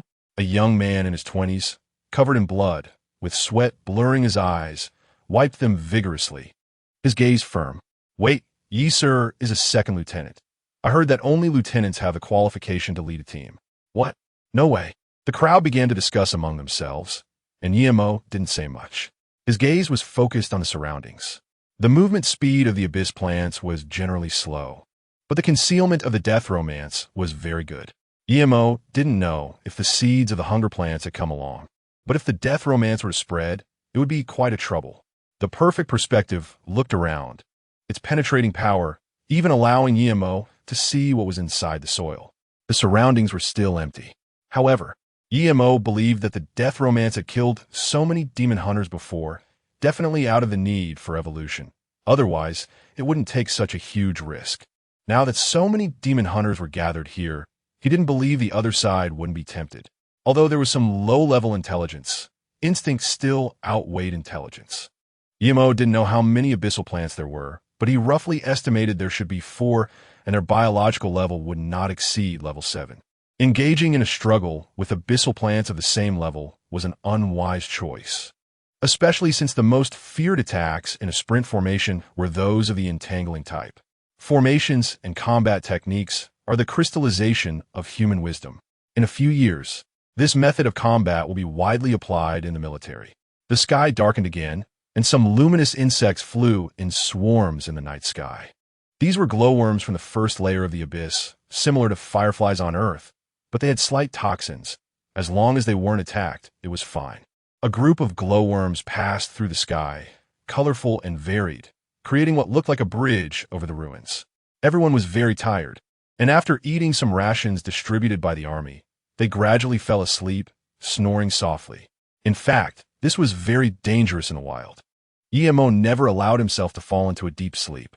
If necessary, he wouldn't even let himself feel fatigued, as many monster hunters had died in their sleep, having their heads silently severed. However, these people were still young and inexperienced, so Emo did not wake them. The wind blew across the land, stirring up a bit of dust, carrying a hint of blood scent. Yemosius twitched. Rustle, rustle, rustle. A very subtle sound that could evade these archers. But not Emo. The enhancement from his side job was greater than he had imagined. The ability to discern sound and location was essential for a jeweler, blacksmith, and architect. His pupils constricted, forming a blurry cross shape, and then began to probe the surroundings. He saw that beneath the surface, the soil was slowly rolling. They intertwined, with something resembling a suction cup on top, capable of extracting blood from the pores of its prey. 1, 2, 3. Only 3? No, there's another one. It has quietly lurked so close. Yemontak was astonished. That plant was at least level 7 and had learned the earthwalk skill. Otherwise, it wouldn't have been able to evade Yemo's ears. Moreover, its speed was much faster than that of a typical death romance. 4 of them. He almost forgot that their evolution required one to devour the other 3, which would directly elevate it to level 10. Finally, he had waited for 4 death romances. It was truly exhausting. Emo hoped that there was a taunting skill for warriors at the second transfer, directly taunting the entire town, causing all the demons to rush over immediately. A crisis quietly approached in the darkness, and finally, an archer reacted first below. "Everyone wake up," EMO called out nonchalantly. Some demon hunters immediately became alert, while others were still in a daze. "Everyone find cover. Spread out. You have 5 seconds. The farther away from here, the better." EMO suddenly shouted. Then he quickly ran to the side of the gas station, holding 3 scrolls in his hand. Swish, swish, swish.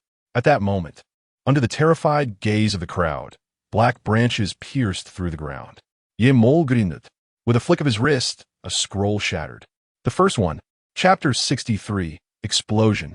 The apocalypse, darkness persists, heavy leaden clouds pressing down on everyone's hearts. The tragedies and horrors of the human world continue to unfold, never ceasing. Xiao Xiaoxue faced such a desperate situation for the first time.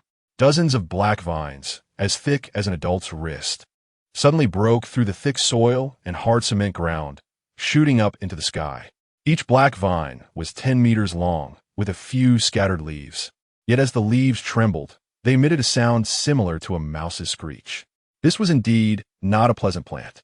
Over 20 people escaped the encirclement of the dozens of vines and hurriedly jumped into the ruins. However, the remaining 20 or so were frozen in place. 3 level 6 death romances and 1 level 7 death romance were far beyond the imagination of these novices, who had an average level of 3. Before this, no one had ever seen plant from the abyss. How powerful could a single plant be? The black vines in the night sky writhed. The blood and flesh that remained scattered were all human blood, falling like a fine rain. Xiaoxue watched all of this in terror, feeling her body paralyzed, her heart uncontrollably racing. The victorious smile from the earlier battle slowly faded away, turning into an expressionless face, then into despair. Vilidi? Vilidi? Vilidi? The pressure of levels made her mumble to herself. A strand of hair stuck to her beautiful forehead, winding and curling, dividing her terrified cheeks in half. Not just her, but her companions nearby, and those who had managed to escape, when they saw the black vines and felt the pervasive aura of death.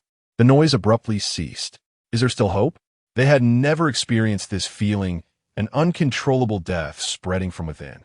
EMO stood in front of the gas station, his black clothing tattered from consecutive battles.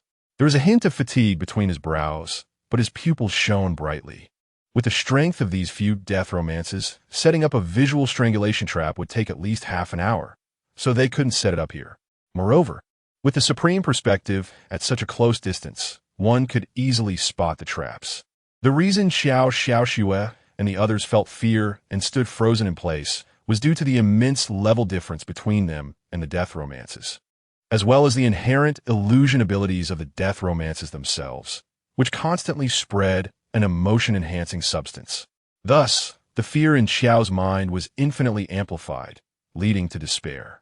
EMO ignored them, slowly unrolling a scroll in his hand. It was a scroll with an ugly face. Rip! The scroll shattered. An invisible energy enveloped EMO. The ugly face activated successfully. The host's favorability dropped by 100. The malice increased by 100. Please be cautious, host. Within a radius of 50 meters, any living being that sees the host will develop hostility and actively attack. That's right, this is a taunting skill similar to a warrior's second-class transfer. However, a warrior's taunting skill has a larger range and can attract more enemies at once, even without being seen. In comparison, this ugly face scroll is just child's play. Even if the opponent recognizes EMO, they will not attack him. Just like Xiaoxue and the others, they would not lose their rationality at this moment. This spell can only target enemies with low intelligence. High intelligence beings will not be affected.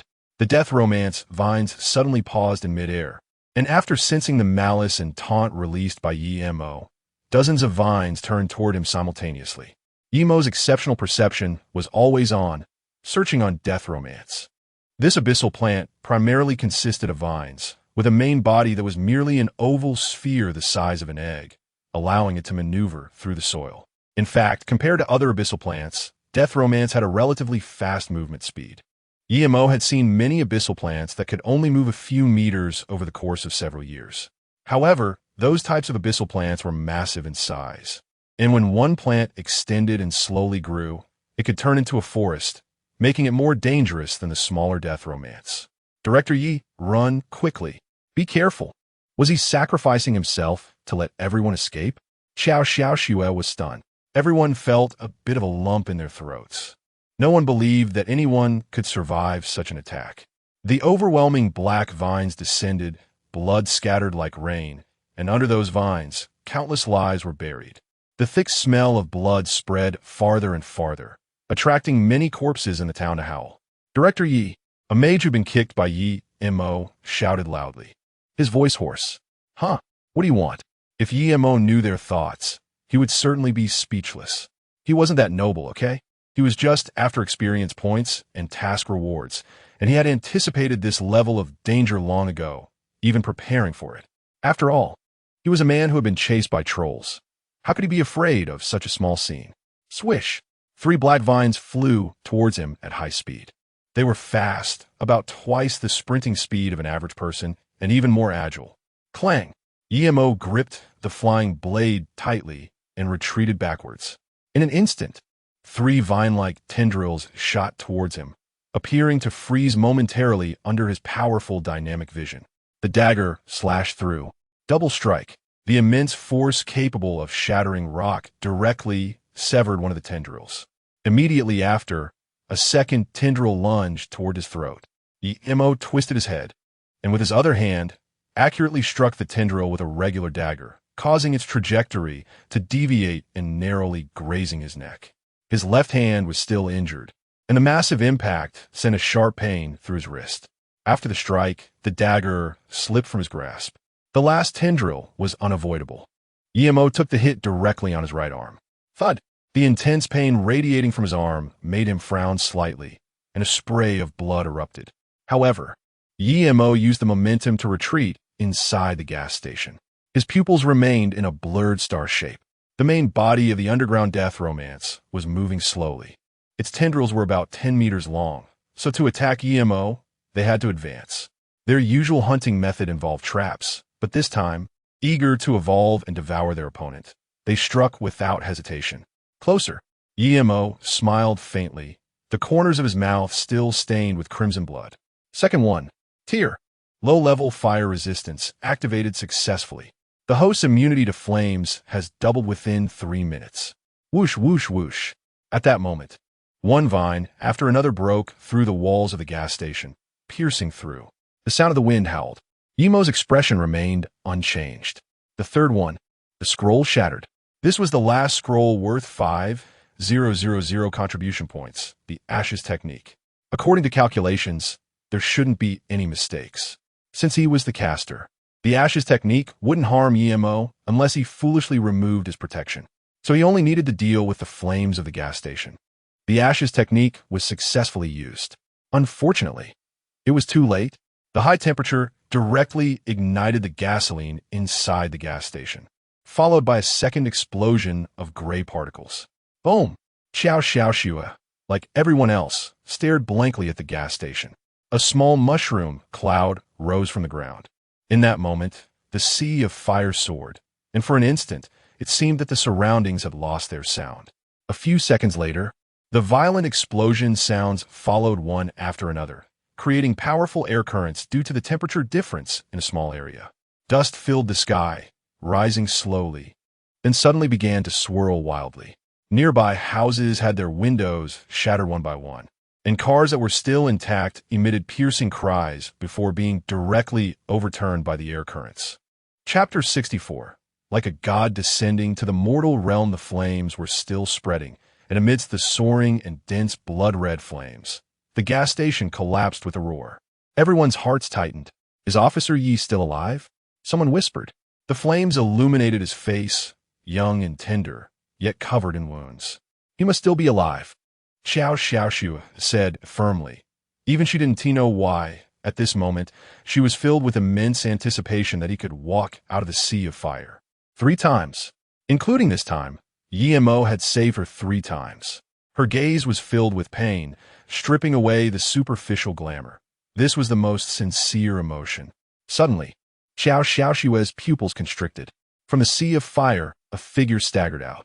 Behind him was a sea of flames, and fire burned on his body. At that moment, everyone was dazed. That person seemed like a god of war, a lord of flames, stepping out slowly from the raging fire and the vast ruins. Such a scene deeply shocked everyone's hearts. Perhaps in the future, they would be assigned to other armies. Perhaps years later, they would witness even larger, more magnificent, and heroic scenes, but they would never forget this moment for a lifetime. This was a godlike existence they saw when they were weak. At this moment, Yemo, in their eyes, was a deity, indescribable shock, like a god descending to the mortal realm. Sir, you are too reckless. Even if the ashes technique won't affect you, even if you used fire resistance. An explosion at a gas station is not something a mere level 10 rogue can withstand. Xiang sat on the windowsill, occasional flashes of lightning striking her profile, making her look extremely beautiful. Although her words carried reproach, there was sweetness in them. Hey, your drool just dripped on me. Wang Xiaochun, quickly put away your chin.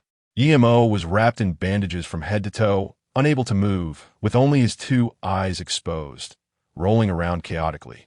With his defense, even using a fire-resistant scroll, it was difficult to fully resist the fierce flames, resulting in extensive burns. In the age of sunlight, such injuries would be considered very serious. However, in this era, they were merely a bit more severe than minor wounds. With Yemo's physique, lying in bed for 3 or 4 days, along with Yuan Yu's daily healing skills, he would soon be back to his lively self. After the previous battle with the death romance, although he managed to escape from the sea of flames, he still fainted. Fortunately, with timely treatment from the physician, there were no major issues. Subsequently, the selection in Luchuan town was hurriedly canceled. However, all the demon hunters who participated in the sprint battle were recruited by the military, which was a significant piece of good news. Now, going to the military district was akin to a sheep entering a tiger's den, wasn't it? After thinking it over, the most reliable option seemed to be Xian. But were these guys here to visit the patient or to see the beauty? Yi Xiu adjusted his military uniform, put away his lecherous smile, and said with righteous indignation, "Of course I'm here to visit you, Captain. There must be rewards from the military district. And that's another big chunk of contribution points coming in. Who knows, I might even get promoted to lieutenant this time." The deathly romance of abyssal plants is undoubtedly a huge danger for humanity now. If they spread out, the entire Qiantang city will be in great trouble. Of course, after a year, these dangers won't be considered dangerous anymore.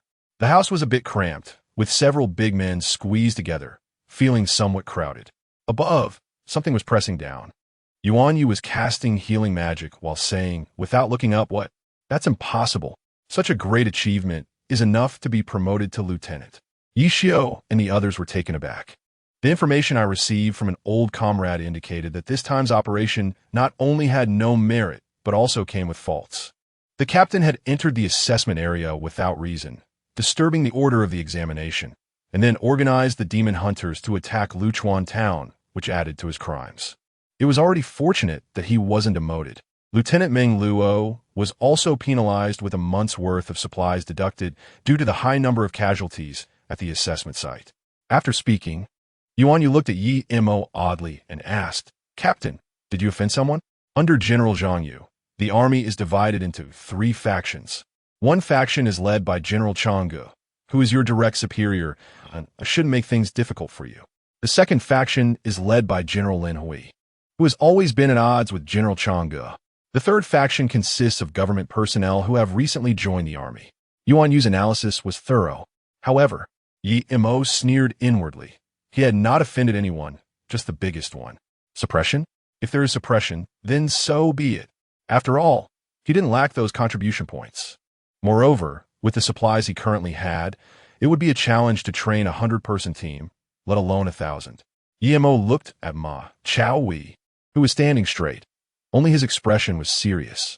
"Captain, I have already applied to transfer teams. If all goes well, I will join your team." It was difficult for Ma Chaowei to say a series of words. Yi Mo raised his eyebrows, realizing that this was indeed a persistent person. However, given his qualifications, he could learn from Xian, even though their focuses were different. Ma Chaohui's expression was tense. His skin was dark, his facial features well-defined, and his military uniform was immaculate. He carried a long bow on his back, and his palms were thick with calluses. This was a good prospect, but his only drawback was that he spoke too little, often unable to utter a single word for a long time. Wait, you guys can skip the training. EMO managed to sit up on the sofa and revealed a friendly smile. I've already asked Lieutenant Meng to bring you several over. Oh, by the way, General Zhang Yu also agreed. Yi Xiao and Wang Xiaochun looked as if they had been struck by lightning. Yuan Yu's expression was calm, showing no emotion. Only Ma Chao Hui revealed a hint of joy. Captain, please have mercy. Considering the hardships we've shared in the past, just let us go. We have elderly mothers to care for and families to support. It's obvious you're being suppressed. Following you means we'll never get promoted in our lifetime. EMO looked silently at the performance of the two. Captain, when did you find out about this? Wang Xiaochun asked pitifully. EMO thought for a moment. It was during the last visit to the military district when we looked for you all. Everyone, return my beef jerky, my chocolate, and instant noodles. After some commotion, they rummaged through Yi Mo's room and collected a large bag of snacks before leaving satisfied. Captain, after you recover, General Chang Ge wants you to find her. Oh, by the way, you can select new recruits in 3 days. Remember to pick some beauties. Big-chested sister, goodbye. The response to Yi Xiao and the others was a sharp arrow. In the quiet rental room, Yi Mo loosened some of the bandages. A candle flickered and burned between him and Shi Yan. Sir, I went to Sioux City a few days ago and found that the skeletons there were not spreading recklessly. Shi Yan said, somewhat puzzled. EMO bit into a piece of chocolate and smiled. It's normal. After all, it's the first time for them. And the skeleton transformation pool hasn't been built yet. With its own abilities to create skeletons, the speed is too slow. It's probably looking for materials to make them now. Shi Yan, this is a good thing for us. EMO said seriously, what humanity lacks the most right now is time. If the enemy doesn't move, I won't move either. Both sides are silently developing. By the way, since you came from the heavenly realm, the demon rune steel should give you some face. Plus, I contributed a piece of the Scarlet Altar last time. You can talk to it and ask it to open permissions for us to get some food seeds from the heavenly realm. As for himself, since he is about to have his own team, those side businesses should also come into play. He vowed to create the most powerful army on earth. Chapter 65. The followers of the mad demon Lord the stench of decay permeated the entire Qiantang city, with thunder rumbling but no rain in sight. Occasionally, patrol cars passed by, their searchlights illuminating the surroundings, making the humans accustomed to darkness feel somewhat uncomfortable. After experiencing the initial panic of more than 2 months, humanity's strong adaptability finally kicked in. Qiantang city stabilized. Although some corrupted corpses and abyssal demons could still be seen lurking in the shadows, their numbers had significantly decreased. Of course, if one were to go outside the city, one could only wish for good luck. Ordinary people couldn't leave the city at all, and even demon hunters had to form teams to venture out. The closer one got to the military district, the more prosperous it became. Near the military district, some people even opened hotels. The so-called hotels were just buildings from the age of sunshine that had been occupied by others after their owners disappeared. In the vicinity of the military district, some influential individuals collaborated with the military, resulting in a commercial street in the apocalypse. Basic facilities were available here, including power supply, which was unified with the military. However, the costs were significantly higher, with a night's stay requiring at least 100 contribution points. Mengzhi was staying in a hotel named Doomsday. He did not participate in the so-called selection. Otherwise, with his strength, he would definitely have passed. The sky was overcast, and the view was a gray haze. He stood blankly in front of the window, his eyes terrifyingly hollow. After a moment, a surge of blood color appeared. Veins bulged on his forehead, and he slowly curled up before squatting down on the ground. No one knew that at this moment. A deep and wild voice was roaring in his mind. Come, my child, believe in me. I, the mad demon lord, will grant you power. In the sky, lightning flashed and thunder rumbled, stirring up gusts of wind. Roll, roll, roll. That was evil. That was the abyss. That was temptation. That was corruption. After Yemo took everyone to push through the small town, he heard this voice, but he refused. The mad demon lord, the most powerful existence in the first layer of the abyss, was a true god to Mengzhi. but regarding this kind of consciousness guidance. He had heard some rumors because his second Uncle Meng Luo gang was in the military. Once accepted, one would fall into the abyss and become a public enemy of all humanity. Don't you like Xiao Xiao Xue? As long as you worship me, I will immediately grant you powerful strength. This was not the mad demon lord personally descending. It was merely one of its countless consciousnesses tempting and attracting followers. Xiao Xiao Xue. Hearing this name, Mengzhe's breathing suddenly became rapid. Knock, knock, knock. Suddenly, there was a knock at the door. Mengzhe was startled. His mind quickly recovered, and the devil-like voice in his head faded away. When he opened the door, it was his second Uncle Meng Luo gang. Seeing Mengzhe's pale face and the sweat on his forehead, Meng Luo gang couldn't help but worry. Xiaozhe, are you all right? Mengzhe calmed himself and shook his head, saying, I'm fine, uncle. You don't have to persuade me. I have my reasons for giving up on this military selection. I want to venture out on my own. Mengzhe appeared much steadier, and Meng Luo gang did not notice anything unusual. He nodded and said, in this era, I don't oppose you going out to explore. You're still young and must experience the entire Dark Age, but be careful. If you encounter any trouble, come to the military. Your second uncle may not be capable, but I know quite a few people in the military. Mengzhe forced a smile and asked, Uncle, has Xiao Xiao Xue asked about me? Xiao Xiao Xue? You mean that star? Meng Luo gang thought for a moment. Recently, this batch of new recruits has been undergoing the final psychological tests, and I haven't heard anything about her asking about you. Why? Do you like her? It seems that Big Star is also staying here. If you have time, you should get to know her better. You don't have to stay in the military district all the time before officially becoming a soldier. Meng Luo gang joked. Although he was serious in the military, he was friendly with family and friends. A hint of disappointment flashed in Mengzhe's eyes. He clenched his fists tightly, and then, as if realizing something, he slowly relaxed. After sending off his second Uncle Meng Luo gang, he remained silent for a while, revealing a sinister smile on his face. I won't lose my consciousness, right? No. Then I accept. In the next moment, his black pupils spread like ink, gradually engulfing all the white in his eyes. Such powerful strength. This is true power. As the smoke dissipated, Mengzhe returned to his original appearance.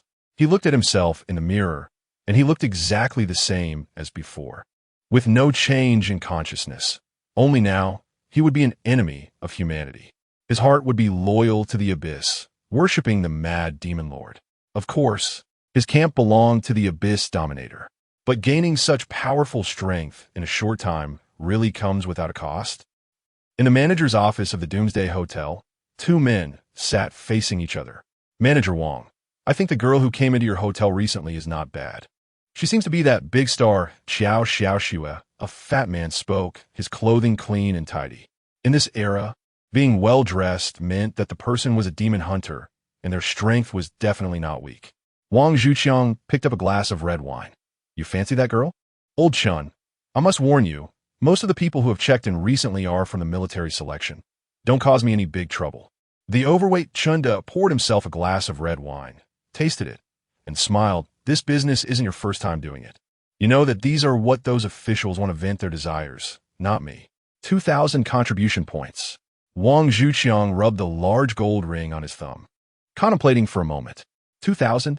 Too much. No way. At most 1,000 contribution points. Chunda shook his head. In the past, those young boys and girls only needed 500. And this one, even if she was top-notch, would be at most 1,000 contribution points. Wang Zhuqiang put down his wine glass, crossed his hands, and leaned back against the sofa. This time is different. This is Xiao Xiao Xue, and the military is definitely keeping an eye on this place. Although I have connections, the commotion this time will be bigger, and it will be impossible to settle it without over 1,000 contribution points. Besides, I believe this is a hot commodity.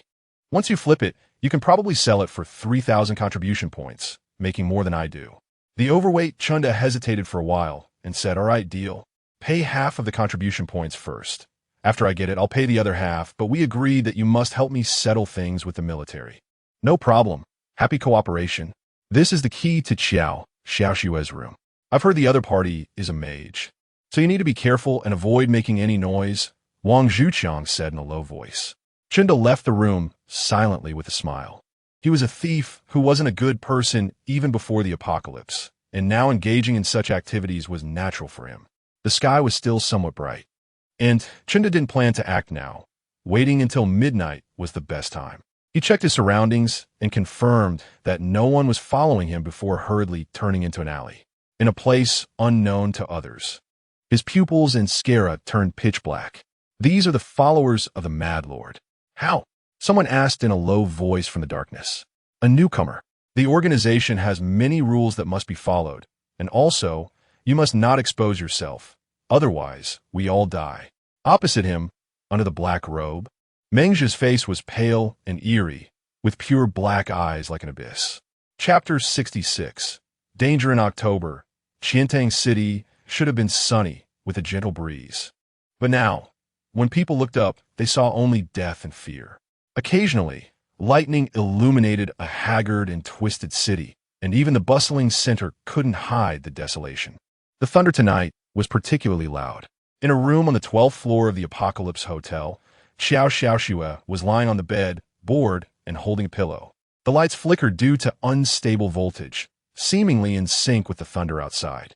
Her beautiful hair was casually spread over the white sheets, and her curvy figure could drive any man crazy. On her chest, a red string hung a thumb-sized, irregular white stone. The stone was extremely dull and even mottled, clearly not worthy of Qiao's star status during the era of sunlight. The facilities in the Apocalypse Hotel were much better than those in the military. Although she hadn't contributed much, she had saved nearly 200 contribution points and preferred to spend 100 contribution points to stay here for a night rather than live in a military tent. Once she officially enlisted, she wouldn't have to sleep in a tent anymore. It was deep into the night, and almost everyone, even the demon hunters, should have been asleep. Unfortunately, Xiao Xiaoxue was a big star, often filming night scenes, so she usually fell asleep only around 2 or 3 in the morning. She turned off the lights and thought about her future days and the boy who had come out of the flames. Suddenly, a sound that shouldn't be here quietly rang out. Although the other party tried to conceal it with thunder, Xiao Xiaoxue was a mage, and her awareness was very clear. Someone had entered. She tightly gripped the stone around her neck, which had been passed down from her ancestors. Her staff was on the bedside, and she couldn't reach for it now. Without the staff's enhancement, the power of her spells would be reduced by at least 30%. Don't panic, Xiao Xiaoxue, she silently chanted in her heart. Fortunately, she had recently experienced some turbulence. Otherwise, she would have screamed. Chinda glanced around the room and couldn't help but smile. Although he was overweight, as a level 7 thief, his body was unusually agile, making almost no sound while walking.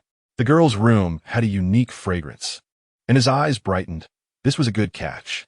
He carefully closed the door, suddenly leaped into the air, and pounced on Xiao Xiaoxue. Crisis. Xiao Xiaoxue felt a severe sense of danger. Her mouth quickly recited a spell that usually took a second to complete, but was forced to be shortened by half in this critical moment. Military training was effective. The time required for a mage's spell casting was a huge issue. On the battlefield, circumstances change rapidly, and no one can guarantee what will happen while casting a spell. The military's requirement was to reach the point where the arcane missile and arcane shield could be cast in quick succession. Although Xiao Xiaoxue had not yet reached that level, a 0.5-second casting speed was already much faster than other mages. Light burst forth, blood splattered everywhere. The distance was too close, and Xiao Xiaoxue suddenly opened her eyes to cast arcane missile. The other party's expression was filled with terror, although he desperately twisted his hefty head. His left eye was still grazed, and the searing energy caused blood to flow from his entire eye socket, with a gash on his left ear that nearly made it fall off. A suppressed scream emerged, and Chinda dared not shout loudly, fearing that other guests in the hotel would discover him. After completing the strike, Xiao Xiaoxue quickly jumped up from the bed. She didn't cast another spell, but wanted to scream loudly, because from her previous attack, she realized that this thief's strength far exceeded hers.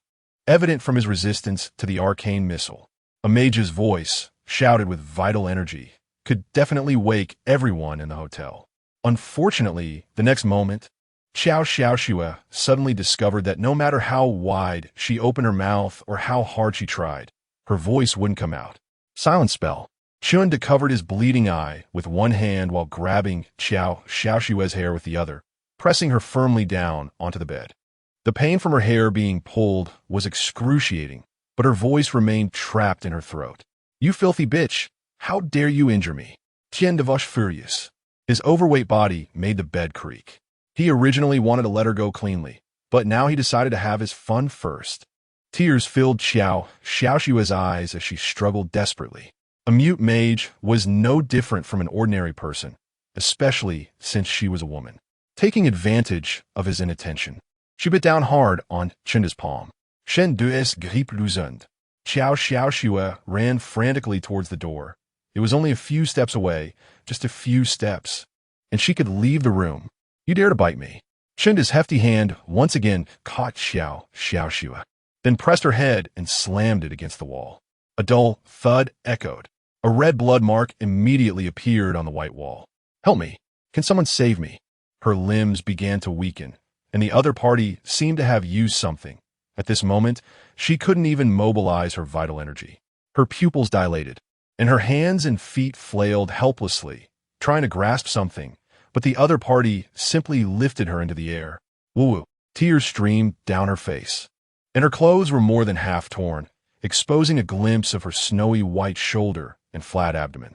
"Forget it. Let us leave first. Otherwise, it will be troublesome if discovered." Chunda grinned. The injury around his eyes was quite serious, and if not treated in time, he could easily go blind. The night wind was cool. Whoosh! Suddenly, an arrow silently appeared from the darkness. It was as silent as a lurking venomous snake, suddenly springing out and piercing deeply into Chunda's hand. This time, Chunda couldn't suppress his scream. The arrow pierced through his arm, and in pain, he let go of Xiaoshue. Bang! At that moment, the door was violently smashed open, and a figure rushed in. With instincts honed by danger, Chunda jumped out of the window without a second thought, hurriedly disappearing into the night. When Emo entered, Xiaoshue was already unrecognizable. "Xiaoshue, that's me." He picked up Xiaoshue, and a surge of murderous intent rose in his heart. If it weren't for Xian being unable to obtain the seeds, he wouldn't have thought to personally make a trip to the magic pattern steel tonight, and he wouldn't have passed by the military district if he hadn't conveniently activated the ultimate perspective. If that were the case, Xiaoshue would definitely have been ruined tonight. Human traffickers? He had seen plenty of such things in the apocalypse. Woo-woo. When Xiaoshue saw the newcomer, she finally breathed a sigh of relief, and the tears in her eyes flowed like a burst dam. Her hands gripped Yemo's arms tightly, her nails digging into his flesh. Her eyes were filled with terror. Yemo couldn't stand seeing beautiful women cry. "What's wrong? Speak up." Yemo helped Xiaoshue onto the bed and asked. "Woo-woo." Xiaoshue weakly pointed at her throat. She wanted to talk, but the effect of that spell was still lingering. "You can't speak?" Yemo was taken aback, then suddenly realized, "I'll ask a question. Just nod or shake your head. Is the other party a mage?" Xiaoshue shook her head. "Did he cast a spell that made you unable to speak?" Xiaoshue nodded. "Not a mage, yet able to cast spells, with Yemo's strength. The magic pattern steel hadn't opened that scroll for him, so there could only be one possibility. A follower. The silent spell, a follower of the Mad Demon Lord? Yemo found the answer in his heart. He had seen this spell in his previous life, and he had seen it quite a few times. Once a mage was affected, unless they learned to mentally chant spells, they would directly become useless. After becoming a follower of these lords, their strength would greatly increase in a short time, and they might even learn some special spells or skills, with silence being a unique spell of the Mad Demon Lord's followers. The duration of this spell was about an hour.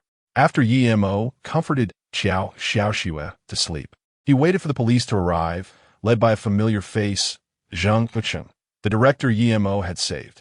Only then did he feel at ease, leaving the hotel and following the marks left by Xian. Chapter 67. A nest cleared out. The sky was dim, pitch black all around, making it not an easy task to track someone in such an environment. Fortunately, Xian herself was not simple. Yemo found her outside an abandoned factory. She was likely a follower of the Mad Lord, having cast a silent spell on Xiaoshue. Yemo whispered while scanning the factory area. Being a factory, it was quite remote, and occasionally he could see a few rotting corpses and several green goblins snoring in a pile of weeds. Xian was already accustomed to her master's observations. However, she also had some understanding of the followers of the Mad Lord. Since the opponent wasn't a mage, but still used the silent skill, there must be a follower without a doubt. I've observed there should be more than one person here. Judging by the sounds of footsteps, there are about 4 or 5, Xian said, being a thoroughly diligent archer. 4 or 5? So many? Emo was somewhat puzzled. In his previous life, these followers often appeared, but that was a year later. Now, 4 of them had appeared at the same time. No one would consider these followers who had embraced the abyss as humans, although their essence of life hadn't changed. If they killed human hunters and successfully seized human territory, they would receive rewards from the abyss. The followers of the Mad Lord that appeared in his last life were all similar, but Yemo estimated that the situation might have changed this time. Those lords were too obsessed, causing their followers to become equally fanatical in certain aspects. For example, the Mad Lord's followers had long been corrupted. Once they encountered something unsatisfactory, they could easily become irritable and commit heinous acts. Swish. Extreme perspective. The buildings in the factory could not obstruct Emo's sight. He immediately saw the situation inside. 4 people. And one more. Mengja. Emo's heart stirred, and after a moment's thought, he roughly grasped the unfolding events. The night was hazy. Emo's figure quietly lurked in the past. Some things, once done, come with a price. Inside the factory, various machines lay scattered on the ground, with some bodies crushed underneath, already decomposing. On the second floor of the factory, in the office, a candle flickered on the coffee table. Chunda occasionally let out a wail. Despite being treated by a physician, his injuries were still severe, especially after jumping down from the upper floor. Although he had slowed his fall using the air conditioning on each level, he was still in a hurry for fear of being shot by the opposing archers and ultimately fell directly from the 5th floor, displacing his organs. Mengja sat across from Chunda with a sullen face, and to his right sat a heavily tattooed man. These 4 were all followers of the Mad Lord, naturally staying together. If they could consume that magic rune monument, they would receive astonishing rewards. Are you a pig? You can't even catch a level 3 mage? Mengja couldn't help but roar in a low voice, even feeling an impulse to kill. He was unaware that his personality had been silently influenced by the power of the Mad Lord. The overweight Chunda, due to the intense pain from his injuries, spoke in a sharp voice. I was about to catch him, but suddenly someone appeared out of nowhere, a bowman and a man whose appearance I didn't see clearly. In the rush, I could only flee. Followed? No, even though I was injured, I was very careful, deliberately taking several detours.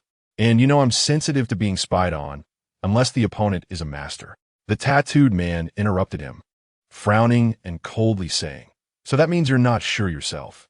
Let's go. We need to leave here immediately and change locations. Once discovered, we're dead for sure. No matter what, this operation's failure meant they had to abandon these connections and find new ways to survive, but through human trafficking, they still had considerable connections within the military zone. Beside them, Mengja frowned and expressed dissatisfaction. Is it necessary to be so cautious?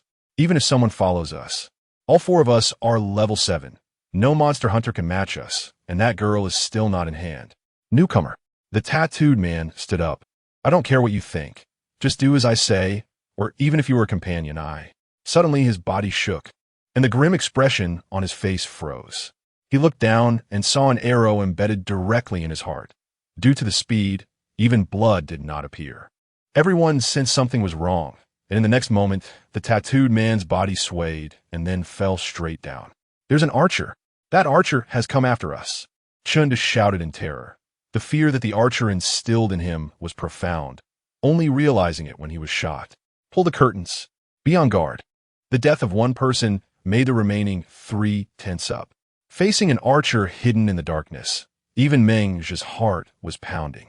Although he had gained great power, his combat experience was too little. If Chunda hadn't reminded him to pull the curtains, he would have stood there foolishly. What to do? What to do? The physician was flustered. He was not a combat profession and could easily die in this environment. It's fine, just one archer. Let us be careful and try to move along the cover, avoiding exposure. Even if we do show ourselves, We need to move quickly. As long as we are on guard, we can block the arrows in a direct confrontation. Chunda was sweating, his fat trembling, but his words made sense. Mengja tightened his grip on his weapon. Retreat. Let us get out now, away from the windows. Chunda was the first to leave the office, followed closely by the physician, with Mengja bringing up the rear. They protected the physician in the center. Otherwise, if he died, their future would not be easy. EMO had already entered the factory, quietly sticking to the wall. In front of him was a cold machine and 3 enemies. The opponents had become alert, making it much more difficult for Xian to attempt a sneak attack again. Newcomer. Chunda shouted. Here his experience was the most seasoned. The primary shield allowed Mengja's heart to finally calm down a bit.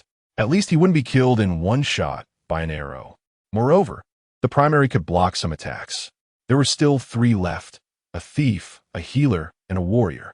Since Mengja's weapon was still basic, Yemo didn't know his exact profession. However, the combination of the 3 professions would give even Yemo a headache, especially the healer's speed, which was very disadvantageous for Yemo. This was the trouble of encountering a team. In fact, the opponents were even more troubled because they had no idea that a thief was hiding in the shadows, so close to them. First, take down the healer. Yemo focused his mind. This is the golden rule of the apocalypse. In a last life, there was always a saying, if you find the other party unpleasant, insult their healer, and it will definitely provoke a major battle. This skill is even more effective than a warrior's taunt. The flying blades waited silently for the attack. The opposing healer seemed to lack experience, as they did not use speedy radiance right from the start. Otherwise, given their movement speed, even standing in an open area, Xian would find it very hard to aim. Yemo's position was right at the corner coming down from the 2nd floor. Several people cautiously made their way down. The warrior's imposing aura caused the air to slightly distort, emitting a glow. As they went out, they directly used the speed brilliance. Newcomer, you take the rear, and use the body enhancement skill. Mengja nodded. At this point, he could only follow the others' instructions. However, just then, Yemo moved. There was no warning at all. His figure skimmed along the ground like a swimming fish, and then suddenly sprang up, the dagger in his hand fiercely plunging into the medic's throat. Chapter 68. Hunt the medic didn't even have time to scream before his head was severed. His body maintained a forward posture, taking 2 steps before collapsing, and then his head flew into the air, blood gushing from the severed neck, as if releasing his fear. 1 strike, 1 kill. As an excellent thief, he wouldn't expose himself to the opponent's line of sight in battle before engaging in direct confrontation with other professions. Kiende war stunned. Mengja was also stunned. Only when Yemo approached did they react. Their minds processed the situation, but their bodies couldn't keep up with their brains. Mengja watched helplessly as a head split away from its body right in front of him. He tried hard to draw his sword, even suppressing it with his basic imposing aura. But out of sheer panic, he subconsciously activated his body enhancement. However, the sword had only pierced halfway when the opponent's figure vanished again. Be careful, there's a thief. Chunda breathed heavily. The opponent's speed was too fast. In his scouting, I couldn't even catch a glimpse. The factory fell silent once more, but this silence was a terrifying torment for Mengja and Chunda. Outside were archers, and inside was a thief. Even a medic from their team had been taken down. Yemo changed to another place to lie in wait. In fact, aside from the opponent being a thief, facing the level 7 warrior Mengja, Yemo's advantages were not significant. The attack power of a thief was inherently not as strong as that of a warrior, and even with a body enhancement skill, with Yemo's current strength, it was estimated that it could only inflict a light injury on him. This was still due to the power gained from his secondary profession enhancement. Moreover, the opponent had activated a basic dominant skill, which could greatly enhance a warrior's combat power for a short period of time. Yemo's only advantage is that his experience is far richer than his opponent's. The primary aura has about 30 seconds left, and the body enhancement should last around 4 more minutes. Yemo made an estimate and even speculated on the skill points of each of Mengja's skills. This was also a conclusion drawn from his experience in his previous life. Generally, warriors tend to subconsciously choose this kind of skill point distribution at the beginning. And even if there are some discrepancies, they won't be too far off. As for that thief, Emo really didn't take it seriously. After all, he had lived until now and was least afraid of thieves. As for the identity of the fanatic lord's follower, given the other party's low level, being able to learn the silent skill was already quite a privilege. Emo is waiting for the opponent's basic dominance to be exhausted, at which point a double strike can completely break through their defense. Who exactly are you? Mengja, after all, is a young man and cannot stand this kind of atmosphere. Come out if you have the ability, then come out. He roared, relying on his physical strength, and began to recklessly attack the machines here, trying to find Emo, but it was useless. Emo's figure had already leaped to the ceiling. He was above Chunda's head. In the profession of thievery, if you're not extremely powerful, never directly attack. Instead, create pressure to throw the opponent off balance, which is equally important. Emo's breathing remained unchanged. If he had the skill of shadow stealth, then this place would be entirely his domain. He was waiting for his opponent's mental tension to reach its peak, or perhaps, whoosh, at just the right moment, an arrow shot in through the factory window, its tip embedding itself 3 inches into the concrete floor. Although it was far from Mengja and Chunda, it still startled them. This was the moment. His body sprang down from the ceiling like a coiled spring, and the dagger in his hand plunged directly into the top of Chunda's head. Whoa! Chunda trembled violently, letting out a muffled sound as brain matter and blood sprayed out explosively. Emo exerted force, and the opponent's skull completely shattered, falling to the ground in a terrifying manner. Until death, he never realized who had killed him. Dead. Another one dead. Mengja stood dumbfounded in place, fear crashing over him like a tidal wave, drowning him. Watching the people around him die one by one, this kind of fear was more intense than anything else. Blood spilled everywhere, red mixed with white brain matter, and with a monster hunter's vision, he could see it clearly at such a close distance. Who is it? Mengja screamed in madness, panicking. He originally thought that after becoming a follower of the Mad Lord, everything would go smoothly, but had been less than a day. Body enhancement expired. Dominance also expired. He couldn't use it a second time in a short period. The only skill left in his hands was the passive skill, Sword Mastery. Although a warrior's defense was much stronger than that of other professions, it couldn't withstand the enemy's continuous attacks. I am really disappointed. I originally thought you only had issues with your temperament, but now I see that your heart is inherently evil. Seeing the opponent's warrior skills disappear, Emo slowly emerged from the darkness. Mengja's gaze shifted from fear to disbelief, and finally, he suddenly laughed loudly. It's you. Are you going to kill me? You can't kill me. My second uncle is a lieutenant in the army. If I die, he will definitely investigate thoroughly, and you will also be buried with me. Mengja grasped at his last straw. Emo looked at him with a pitiful expression. Just then, the sound of vehicles came from outside, and a dozen armed personnel rushed in. When they saw the scene inside, they were taken aback. These were military personnel. What are you looking at? Put your hands up. A soldier shouted. However, when he saw Emo's military rank, he froze. You're here. The situation here is up to you to handle. Emo smiled slightly as Meng Luogang, with a grim expression, walked out from behind the crowd. Second uncle. Mengja's face showed a hint of joy. Second uncle. Please save me. He killed people, a lot of people. I'm innocent. Meng Luogang walked over expressionlessly and kicked Mengja to the ground. How have I taught you? How did your parents teach you? Staying with these scum? Trafficking people? Trafficking even military personnel? Meng Luogang almost roared. After hearing about the incident at the Doomsday Hotel, he rushed over immediately, only to find that Mengja was not at the hotel and the victim was Xiao Xiaoxue. Various signs made him very uneasy. Mengja, kicked to the ground, did not retaliate and said pitifully, Second uncle, I was wrong. I was momentarily bewitched and sought out these people. He continued, by the way, Second uncle, I need to tell you something. These dead people are all followers of the Demon Lord. Mengja informed him of some matters. Knowing that the crime of human trafficking, given the current lack of law, combined with his second uncle's guarantee, would not cost him his life. However, if news of him being a follower of the Demon Lord leaked out, he would be finished. Only by actively confessing their identities could he avoid suspicion and even redeem himself. Sure enough, Upon hearing the followers of the Demon Lord, Meng Luogong's expression changed drastically. This is serious. Meng Luogang frowned and looked at Yimo. You know about their situation, don't you? That's why you acted decisively? Yimo nodded. This matter. I must report to the general. Yimo, thank you for coming in time. He waved to Meng Zhe. Hurry up and come over here. This time, you'll go with me to see the general. You should explain the situation clearly. Perhaps it will lessen the punishment. Yimo watched everything with keen eyes and suddenly stepped forward, blocking Meng Luogong's path.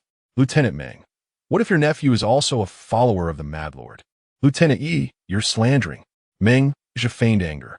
It seems the army has incomplete information from the Demon Rune Steel.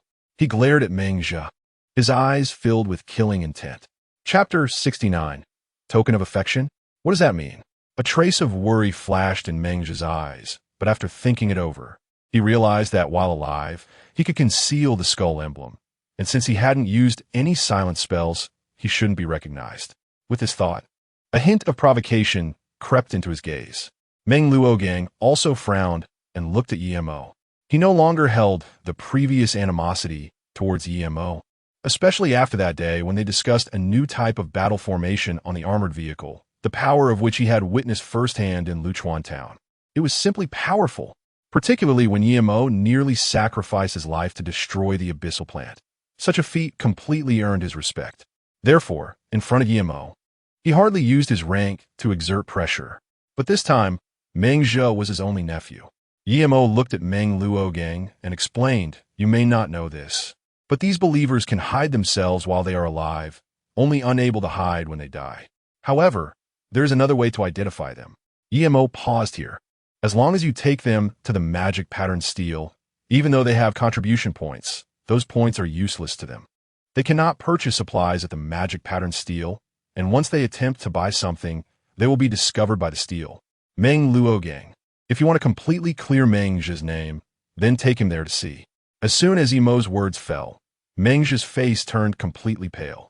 Meng Luogang initially had some doubts about Yimo's statement, but upon seeing Meng Zhe's expression, his heart shook and a deep sense of despair appeared on his face. After that, Yimo left, believing that with Meng Luogong's character and so many soldiers nearby, the only outcome would be death. It seemed somewhat cruel, but it was a reality that had to be faced. In the abandoned factory, a sorrowful cry echoed. The dark clouds in the sky solidified for a moment, and then a thunderbolt struck heavily down. After dealing with the situation here, Yimo went to the Apocalypse Hotel again.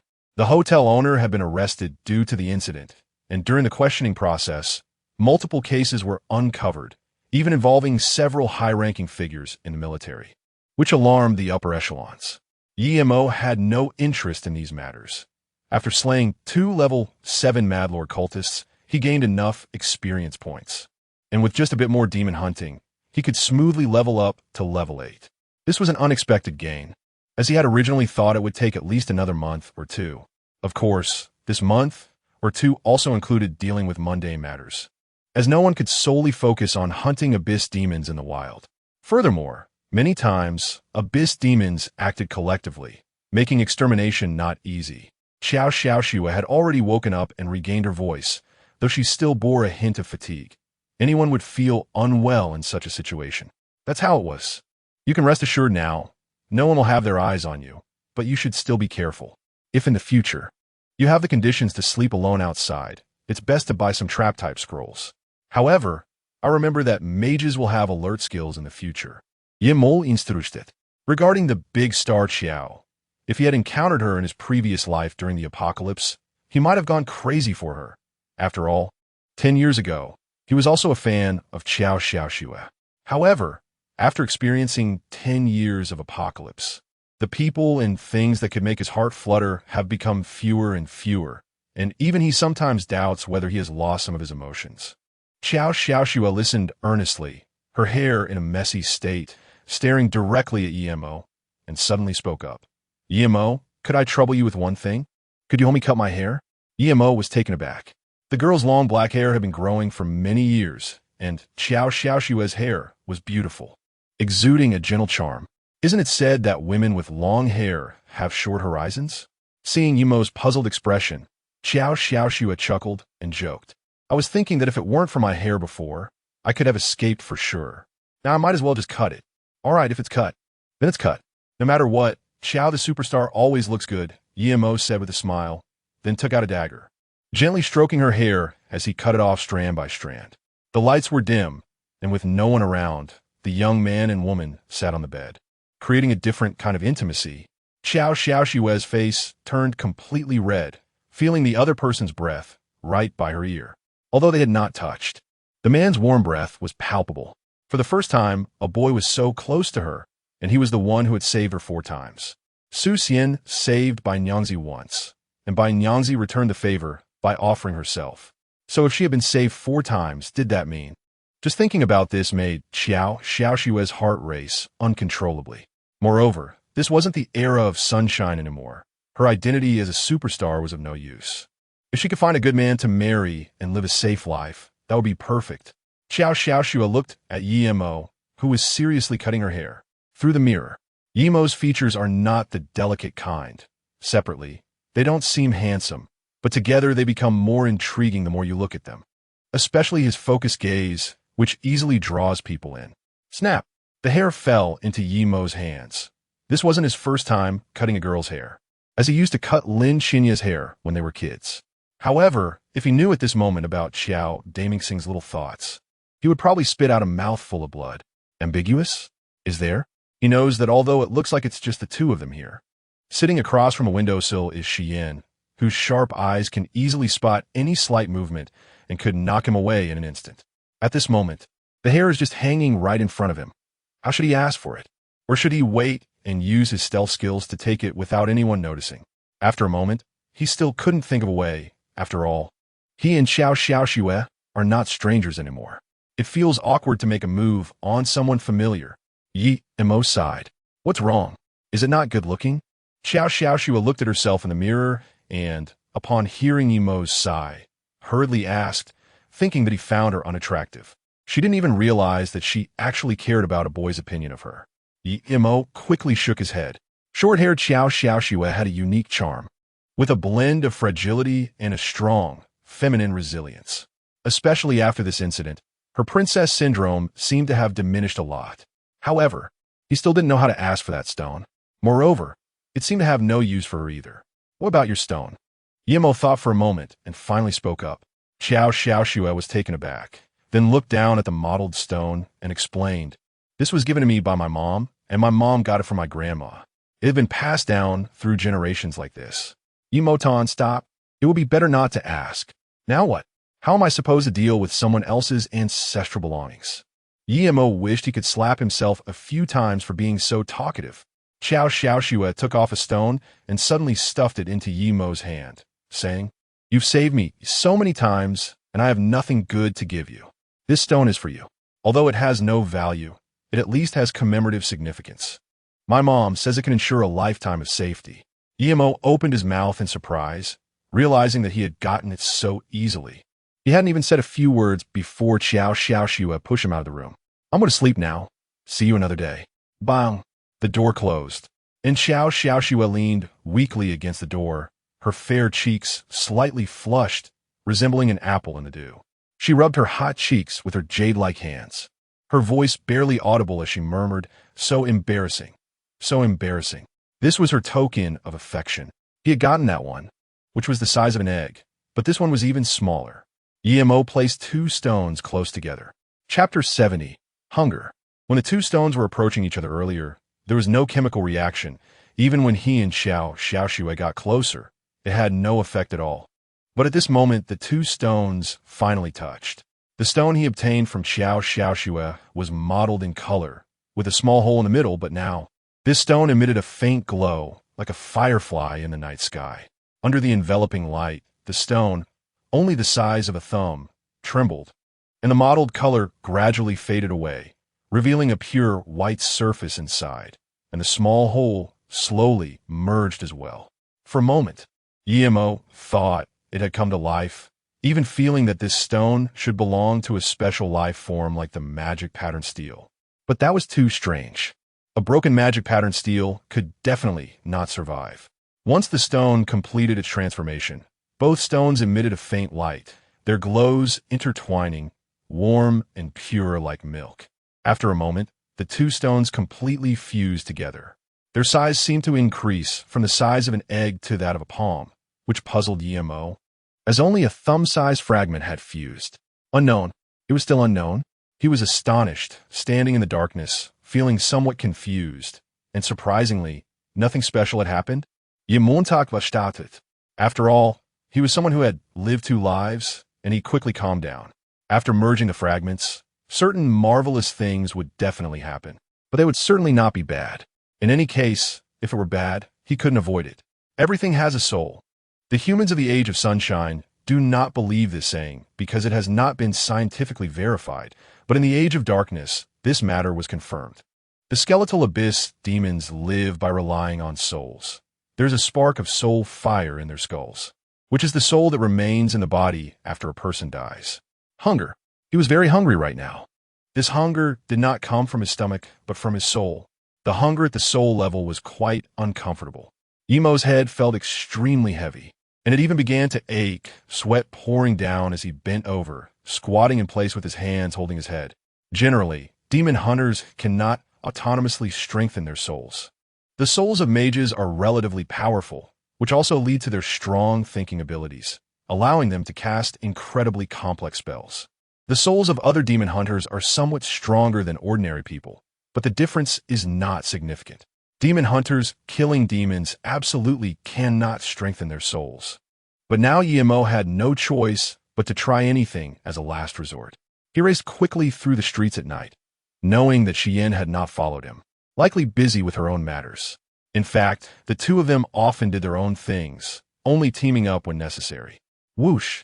A strong feeling of hunger drove Emo to reach the outskirts of Chiantang City at a speed exceeding his usual pace. Outside the city, people referred to it as the wilderness. Though it was called wilderness, it was mostly nearby towns and county-level cities. However, most people had moved to Chiantang City, causing those places to become completely demon territory. The wilderness is very dangerous, especially at night, when some demons become extremely agitated. Moreover, some demons only appear in completely dark environments. About a kilometer away from Chiantang City, Emo encountered a small group of corpses. The corpses on Earth had only appeared for 3 months, and even with rapid evolution, they were only at levels 2 or 3. They could be considered the weakest existence among combat-type demons. Therefore, if one encounters a level 5 or higher corpse now, it can almost be guaranteed that it came from the abyss. Not all corpses will transform into fallen ones when their time is up after a year. Some corpses, at the moment of awakening when the year is up, will choose to continue sinking deeper for 2 years, 5 years, 10 years, continuously descending. A corpse that has lived for 10 years, once transformed into a fallen one, will have extremely terrifying talents. This is also a reward given by the Abyssal Sovereign. The group of corpses before him consisted of about 10 corpses, with the highest level corpse being only level 5, which was a piece of cake for Emo at this moment. If he had encountered a group of Crimson Giants, he would have had to worry a bit more, considering that thieves are not particularly strong offensive classes in the early stages. The corpse group also noticed him. Emo, who was not hiding his presence in this desolate place, was like a sheep among a pack of wolves, radiating a message of "come eat me." How? The leading level 5 corpse lunged directly at Emo from straight ahead, its large mouth wide open, spewing out a mass of slime. Emo was slightly taken aback, but quickly reacted. He stepped with his right foot and leaped to the side, forming an arc in the air. Emo never expected to encounter a level 5 corpse that possessed the corrosive liquid skill. Although the corpse was low level, it had its own abilities, and the corrosive liquid was one of them. The corrosive liquid was refined from the debris inside the corpse's body. As a corpse, it naturally could digest some energy, but its digestive system was incomplete. After consuming flesh and blood, a large portion often remained inside its body. This food would slowly ferment and rot, and if lucky, it could combine with the corpse's own bodily fluids to produce this highly acidic corrosive liquid. Once touched, its effect was comparable to throwing an ordinary person into a bath of sulfuric acid. However, EMO always believed that the corrosive liquid was the corpse's gastric gas, because it smelled really bad. The thick corrosive liquid missed its target, splashing onto a bicycle behind EMO, where the metal seat began to sizzle and melt. The thief's high agility made EMO's movements exceptionally nimble. The other corpses all lunged forward as well. EMO did not confront them head-on, but instead kept circling around the corpse. Although the corpse's speed was undoubtedly that of an ordinary person, it was still no match for EMO Die. A silent roar rang out. EMO seized a fleeting opportunity, leaping up suddenly and plunged his dagger into the head of a level 3 corpse. The first corpse crashed to the ground. Then, EMO lightly tapped his toes, and his body floated backward like a falling leaf, dodging another corpse's lunge. When one is in the wild, even when dealing with such weak corpses, one cannot use all their strength. For you never know if there are hidden dangers lurking in the darkness. His mental energy was dispersed, and his supreme perspective constantly observed the surroundings, even including beneath his feet. Who knows if there are bone-eating insects lurking here? The death of one corpse caused EMO's body to shudder, and the intense feeling of hunger in his mind seemed to diminish just a little. It was indeed effective, especially since he could absorb the power of souls.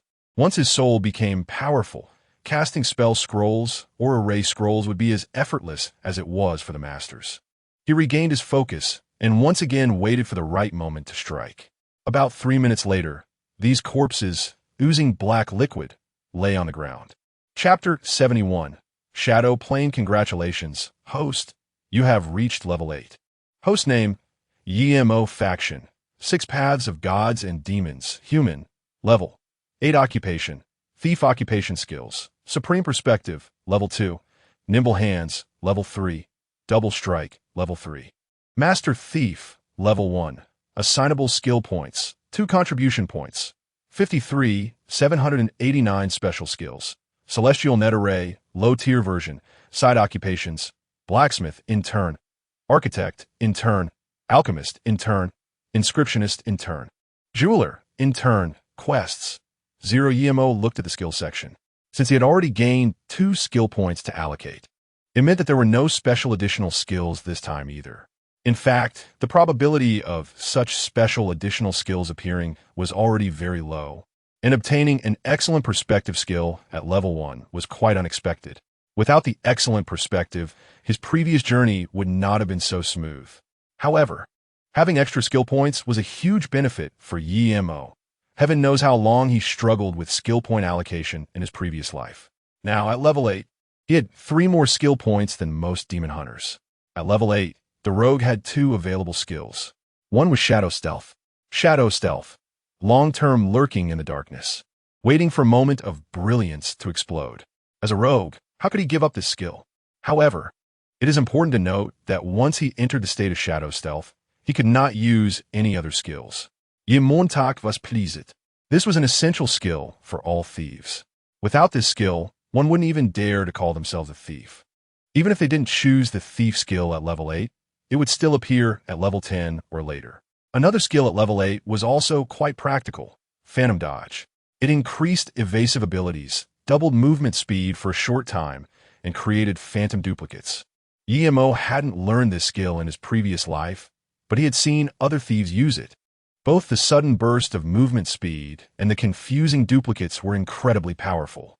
In fact, every skill, if used well and combined effectively, could shine. Just like double click, EMO had been using it until he was almost at his 3rd promotion, and he was becoming increasingly proficient. However, EMO chose not to select Phantom Dodge because, in the later stages, thieves had a backstab skill, which he felt overlapped with Phantom Dodge. Instead, he chose Shadow Stealth. He had coveted this skill for a long time. Since his rebirth, not having the skill made him feel worse than death. Was a thief without a stealth skill still a thief? Now that he had this skill, it felt amazing. Without hesitation, he allocated his remaining 2 unassigned skill points to Shadow Stealth.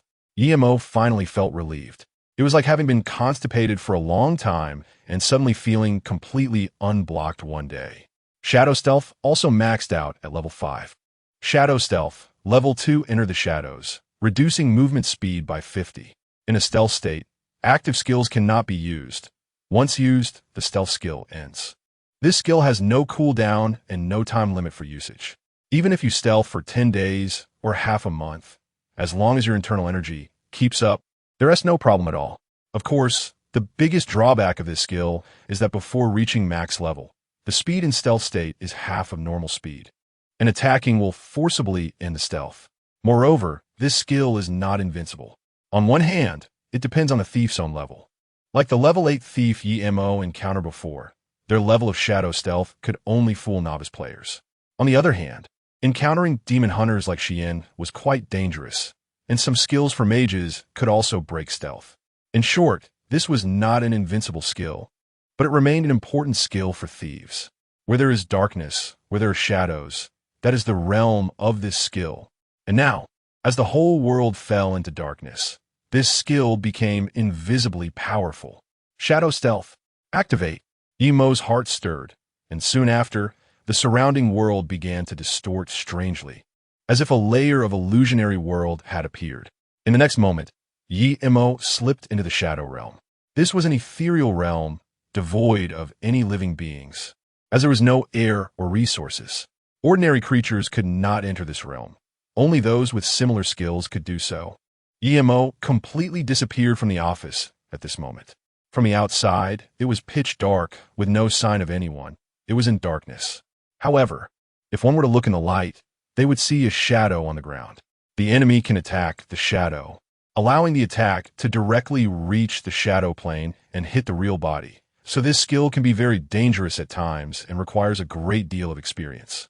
Emo walked in the shadow realm. Although his speed was very slow due to his skill level, he thoroughly enjoyed this world devoid of light and sound. From here, he could see the real world.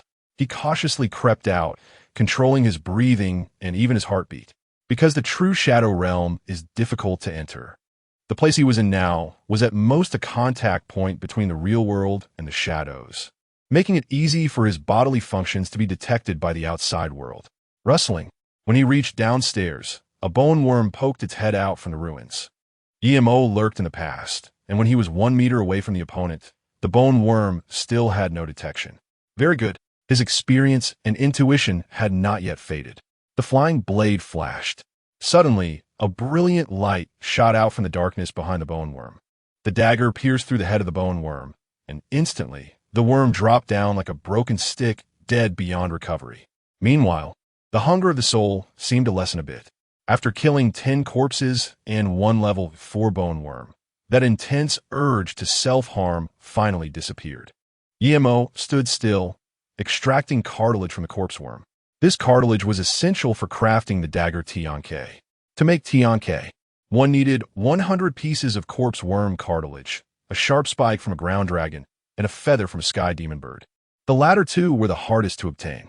However, Emo had already acquired one through a task, leaving only the sky demon bird's feather. But this demon resided on the 4th layer of the abyss, and Emo could only hope for task rewards. After tidying up a bit, he activated Shadow Stealth again, slipping into the Shadow Realm. The hunger of his soul had not completely faded, and Emo planned to kill more demons. With the Shadow Stealth skill, his safety in the wild had greatly increased. At least among the demons currently appearing, none had been able to see through his Shadow Stealth at a glance. In the dark wilderness at night, crimson giants, green goblins, and corpses fell silently one after another.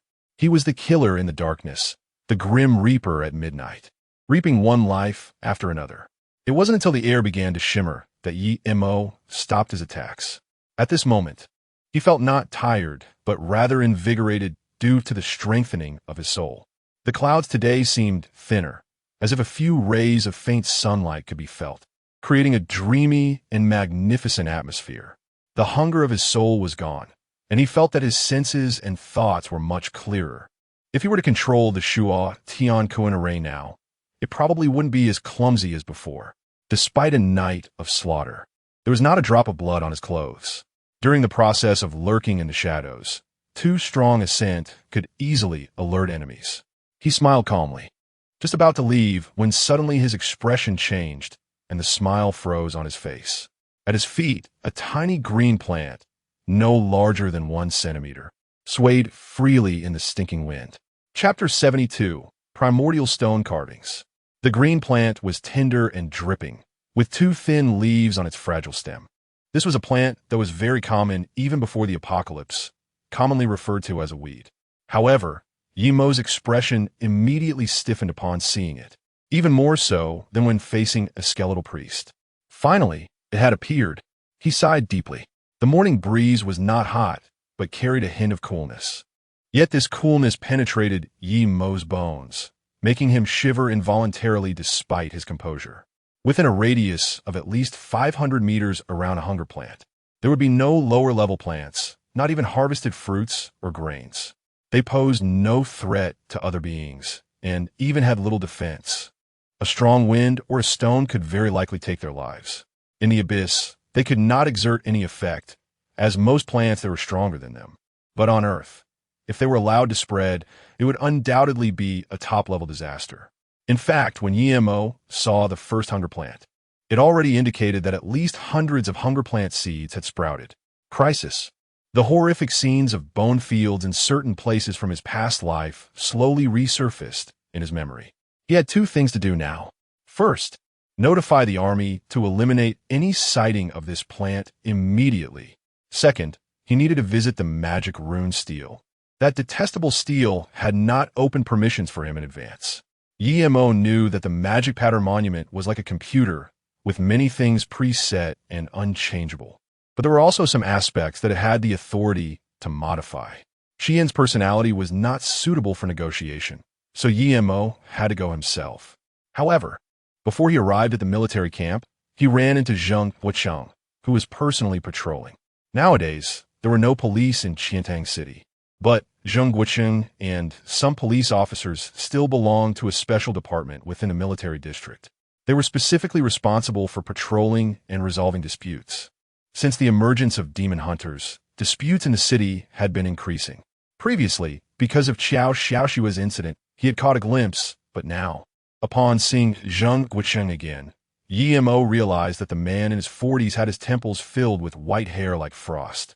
The crow's feet at the corners of his eyes were deeper, and the whites of his eyes were bloodshot. He was still wearing his police uniform, his gaze sharp, and a gun was holstered at his waist, polished to a shine. When Yimo met Zheng Guocheng, he was commanding his subordinates to fish a swollen corpse out of a stinking gutter by the side of the street. The corpse had a deep wound on its abdomen and neck, almost severing the head completely. The face was so swollen that it was unrecognizable. Incidents like this happened several times a day in Qiantang City now. Some people did it for money, others for revenge. In short, after darkness fell, people's actions became increasingly frenzied. Zheng Guocheng gestured to Yimo, and the two walked to the side of the police car to talk. Zheng Guocheng cleared his throat. It was evident that he hadn't slept in a long time, and his voice was hoarse. Regarding the last incident, I followed the clues and traced it back to a colonel in the military. That colonel has already been confined and stripped of all his duties. Yimo nodded, not surprised to find a colonel involved. Such collusion was still happening near the military district, and the big boss behind it was definitely formidable. In the era of sunshine, being discovered for such matters would likely lead to the death penalty. But now there's a real shortage of talent. Even if that colonel is not a powerful demon hunter, reaching this position surely requires exceptional talent, whether in military command or other areas. However, Zheng Guocheng shook his head and lowered his voice. I feel this is not the end. Although a lot of intelligence and evidence point to that colonel. Based on my years of experience in the police force, Zheng Guocheng tapped his finger on his head, his voice getting even lower. It feels like there is an invisible hand controlling everything. The intelligence and evidence seem too convenient and too smooth. After saying this, Zheng Guocheng himself gasped. Who could manipulate all of this must be of general rank. And now, in Qiantang City, there are only 3 people of that level. Major General Zhang Yu, Brigadier General Lin Hui, and Chang Ge. Each of these 3 has enormous influence in the military. If one of them encounters a problem, it will negatively impact the stability of the military's morale. Yimoga glanced at Zheng Guocheng and couldn't help but admire him as a veteran police officer. His intuition was surprisingly accurate. Yimo certainly knew that behind this matter was the cunning Zhang Yu, who was cultivating his own secret faction. However, The resources in the military could not be used indefinitely, so he could only find ways from elsewhere. But, as Zheng Guocheng was worried, these few people could not be moved at all, and they could not even have any problems, because no one could replace their positions in the military, at least not until the situation stabilized a bit. When the conversation reached this point, neither of them continued, as smart people could naturally understand. However, since he had run into Zheng Guocheng here, Yimo saved himself a trip to the military district. He took out the dead hunger plan from his pocket and handed it to Zheng Guocheng, explaining everything in detail. So serious. Zheng Guocheng's face changed drastically after hearing this. He no longer cared about his subordinates and drove away in the police car, heading straight for the military district. Moreover, Yimo could not guarantee that this time the hunger plant only appeared in Qiantang City in the southern region. Qiantang City, the demon pattern steel. This time he did not select a product, but directly transmitted his voice with his mind. Come out, I need to talk to you. Generally, demon hunters could not summon this big shot, but Yimo could be said to be the highest contributing demon hunter in all of Huaxia. No, the entire Earth at present, and would naturally attract attention. Yimo knew that the magic pattern monument could also evolve, and their evolution completely depended on the value of the contributions made by the demon hunters. For example, the value of the wolf-tooth clubs used by some green goblins was very low, while the value of a level 5 Scarlet Altar was entirely different. Once someone here reached level 10 and activated the Lord's Trial mission, the magic pattern monument could begin to upgrade. Kid, what do you need from me? The magic pattern monument did not respond immediately, but after a moment, an old voice finally echoed, even carrying a hint of impatience. Yimo Senirit. Pretending. You're still pretending. He knew that the magic pattern monument of Qiantang City was definitely a cub. It was just pretending to sound ancient to appear more authoritative and fool the demon hunters. Since the magic pattern monument had appeared, Yimo didn't expose it and directly said, "My follower has already come to discuss the matter of the heavenly realm's grain seeds with you. State your terms. What do you need to give me some?" The magic pattern monument pondered. If it were an ordinary demon hunter asking, it could completely ignore them. But since Yimo had come in person, it had to be cautious. Such a talented demon hunter must be treated with care, as it couldn't let other magic pattern monuments snatch him away. Originally, the Heavenly Realm's grain section wouldn't open for at least another year, but since you've spoken up, I'll grant you a privilege. Yimo nodded. There is no free lunch in the world, and everything comes at a cost. Outside Qiantang City, a small demon tribe had appeared. If you can eliminate it within 3 days, I will activate it ahead of time, the demon pattern monument said after pondering. A tribe formed by demons? Yimo was taken aback, as if he remembered something, and exclaimed, "Do you suspect they are preparing for the arrival of the primordial stone carvings? You actually know about the primordial stone carvings?" The voice of the demon pattern monument was filled with surprise. Chapter 73. The Commander of the Primordial Stone Carvings. This is something from the Abyss, and its function for the Abyss demons is similar to that of the demon pattern monument for the demon hunters. Strictly speaking, the strength of demons is suppressed after entering Earth. A demon's power is about 70% of what it was in the Abyss. However, once the primordial stone carvings arrive, within their range, the strength of the Abyss demons will be fully restored. On the other hand, if the demon hunters enter, their power will be halved. Just like Abyss demons entering the range of the demon pattern monument, humans need the help of the demon pattern monument to consolidate their territory. Conversely, Abyss demons also need the assistance of the primordial stone carvings to occupy territory on Earth. It seems that the demon pattern monument and the primordial stone carvings are natural enemies. Don't worry about how I know this, but this task is quite difficult. If the primordial stone carvings really do appear, then my chances of dying this time are too high. Yimo frowned. He did not want to enter the range of the primordial stone carvings. In that case, his current strength could only reach level 4 or 5 at most. A level 8 thief facing a small tribe is already very dangerous, let alone being suppressed to level 5. Moreover, the demon pattern monument is essentially a merchant, and Yimo must also strive to maximize his benefits. What I meant is that they have not yet arrived, only that there is a possibility of their arrival. However, kid, since you contributed a broken level 5 Scarlet Altar, I will give you another discount. Yimo became interested. If you can complete this task alone within 3 days, I will not only give you 1,000 seeds of celestial rice, but I will also help you directly open the dimensional belt. How about that? You should know that tasks related to the dimensional belt are usually available only after level 10, and I am allowing you to access it early. Deal.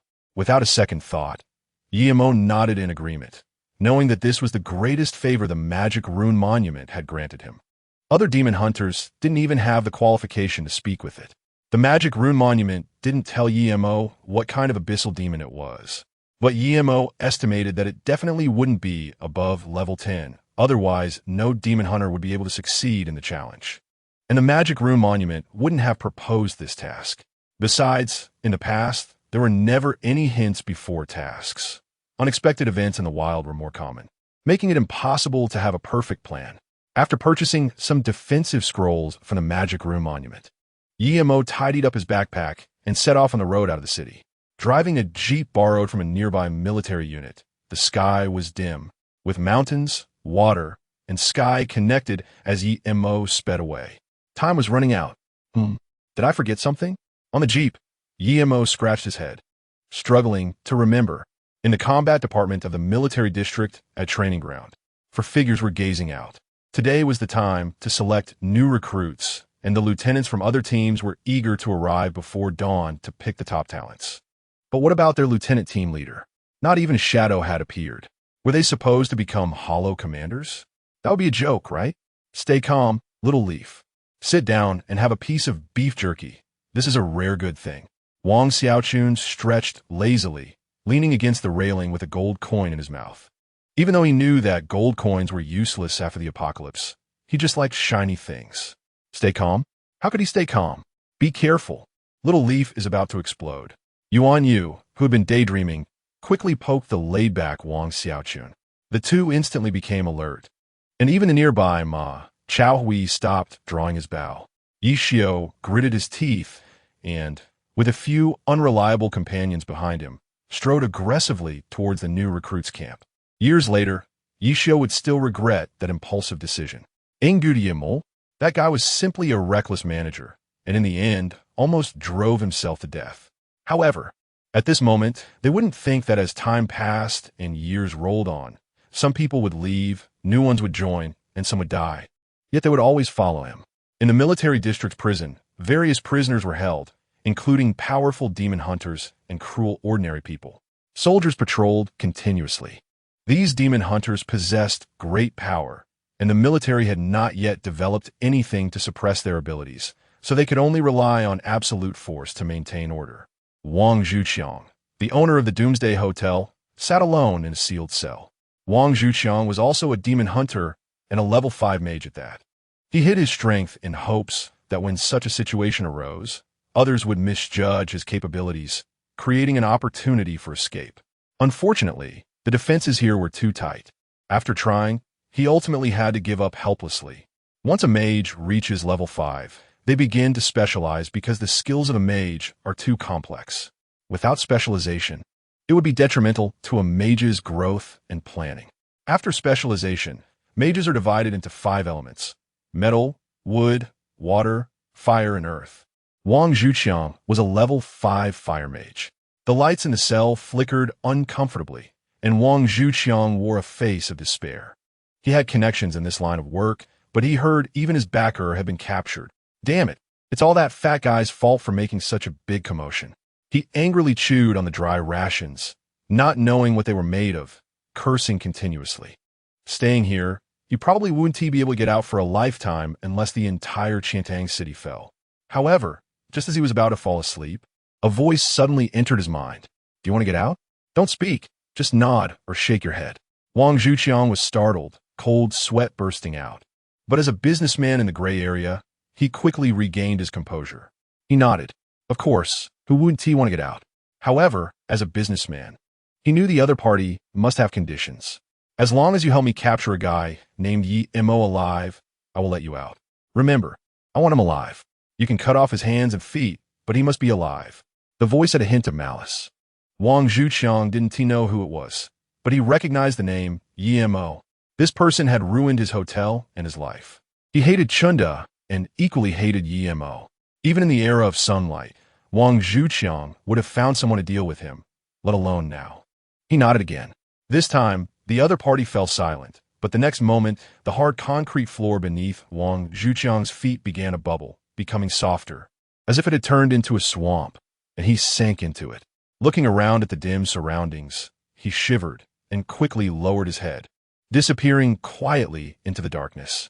Not long after, Wang Zhuqiang drove a big Mercedes, accompanied by 3 demon hunters, and disappeared from Chantang City. In the distant capital, the sound of people bustling filled the air. After experiencing a level 5 demon frenzy, this place had probably become the most prosperous in Huaxia, and the only place. In a normal yet somewhat dilapidated courtyard, a man dressed in a cloth shirt sat at a slightly shabby table. Knock, knock. Someone knocked on the door.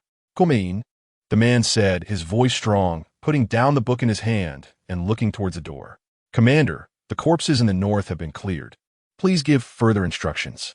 The man nodded and gave a few instructions, and the young soldier left respectfully. The commander, despite holding a high position, was willing to live in poverty, which was truly admirable. The soldier felt immense respect in his heart. Inside the house, candlelight flickered. Beneath the book were fragments of scroll. Hopefully, these 20,000 contribution points weren't wasted. Lin Lang Tian, it's time for your position to be changed. Chapter 74. Goblin Tribe. Yi Mo drove the jeep for nearly 3 hours before he could only get out and continue on foot. Ahead was a small town, with houses collapsed in a heap, bricks and tiles scattered everywhere. From a distance, it looked like a ghost town, with occasional faint howls echoing, resembling the cries of wolves at midnight, sending chills down one's spine. Yi Mo did not pass directly through the small town. Although taking a detour would increase the travel time, it wasn't necessary to risk wandering alone through a town filled with demons. Looking around, it was desolate. The once vibrant city had turned into ruins, and the former prosperity was overshadowed by darkness. Occasionally, one could see some abyssal weeds growing by the roadside. Their seeds had been spread to earth by abyssal demons, but fortunately, they didn't possess much attacking power. Otherwise, humanity would find it impossible to move forward. Yi Mo took a short break and gently washed a few daggers with clean water by the riverbank. He dared not drink the river water, as it was untreated and filled with a rotten smell. But nature is incredibly magical. After a few years, it would naturally be purified. Without the city lights and car exhaust, although the sky remained dark, the air was refreshingly clear. Yi Mo was dressed in black casual clothes, trying to hide himself in the darkness. He was very clean, without a trace of blood smell, as demons are always sensitive to blood. Suddenly, a bright figure slowly descended from the sky, its feathers radiating a soft light, with a long and graceful neck, especially 3 white, slightly transparent whiskers hanging from the top of its head.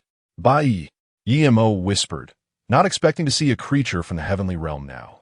Besides humanoid beings, the heavenly realm also has other creatures, some of which possess strong offensive capabilities, but they cannot dominate the heavenly realm. It is still the realm of humans.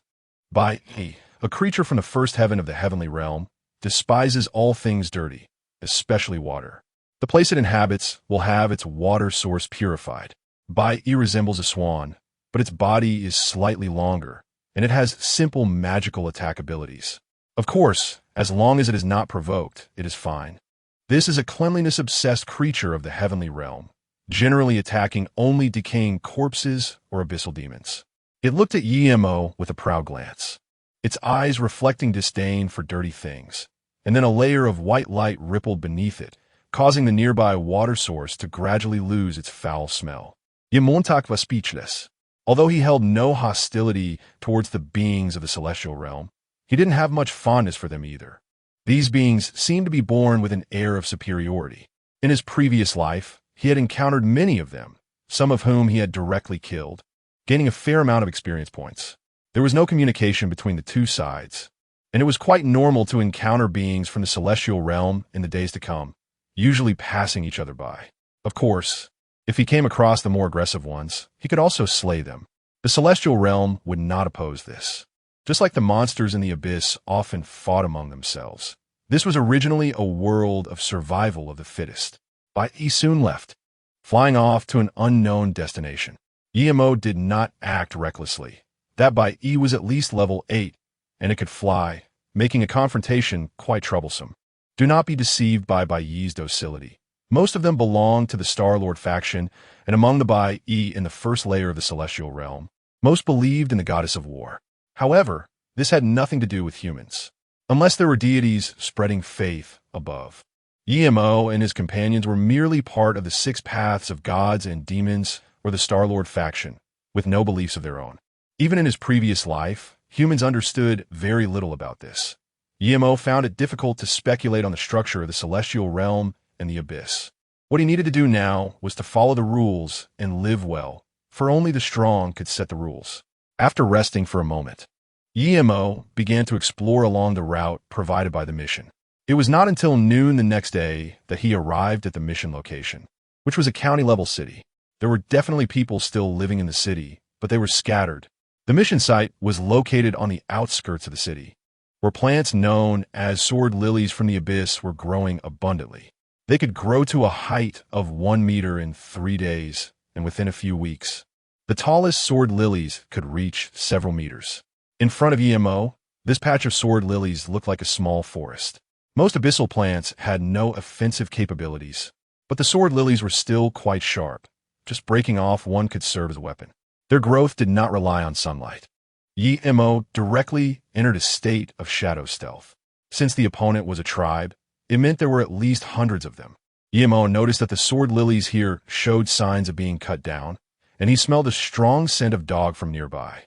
Could it be the gnolls? After about 10 minutes, EMO found some gnoll fur in an abandoned house. Gnolls come from the second layer of the abyss. Their lower bodies resemble those of humans except for a tail, and they walk upright covered in fur. Their heads are typically dog-like, with sharp fangs that they often use to gnaw on rocks to build their tribes. Adult gnolls have an intelligence roughly equivalent to that of a 5 or 6-year-old child. Each tribe has a gnoll wise one, which lacks offensive capabilities but possesses intelligence comparable to that of adult humans, specifically training the other gnolls in hunting, production, and labor. Entering the shadow plane, EMO made his way to the vicinity of the gnoll tribe. This area was originally supposed to be a standalone villa, but has now been flattened by the gnolls, who have used a large amount of wood to construct rows of wooden houses. The style of the wooden houses is also quite strange, with circular holes for entrances.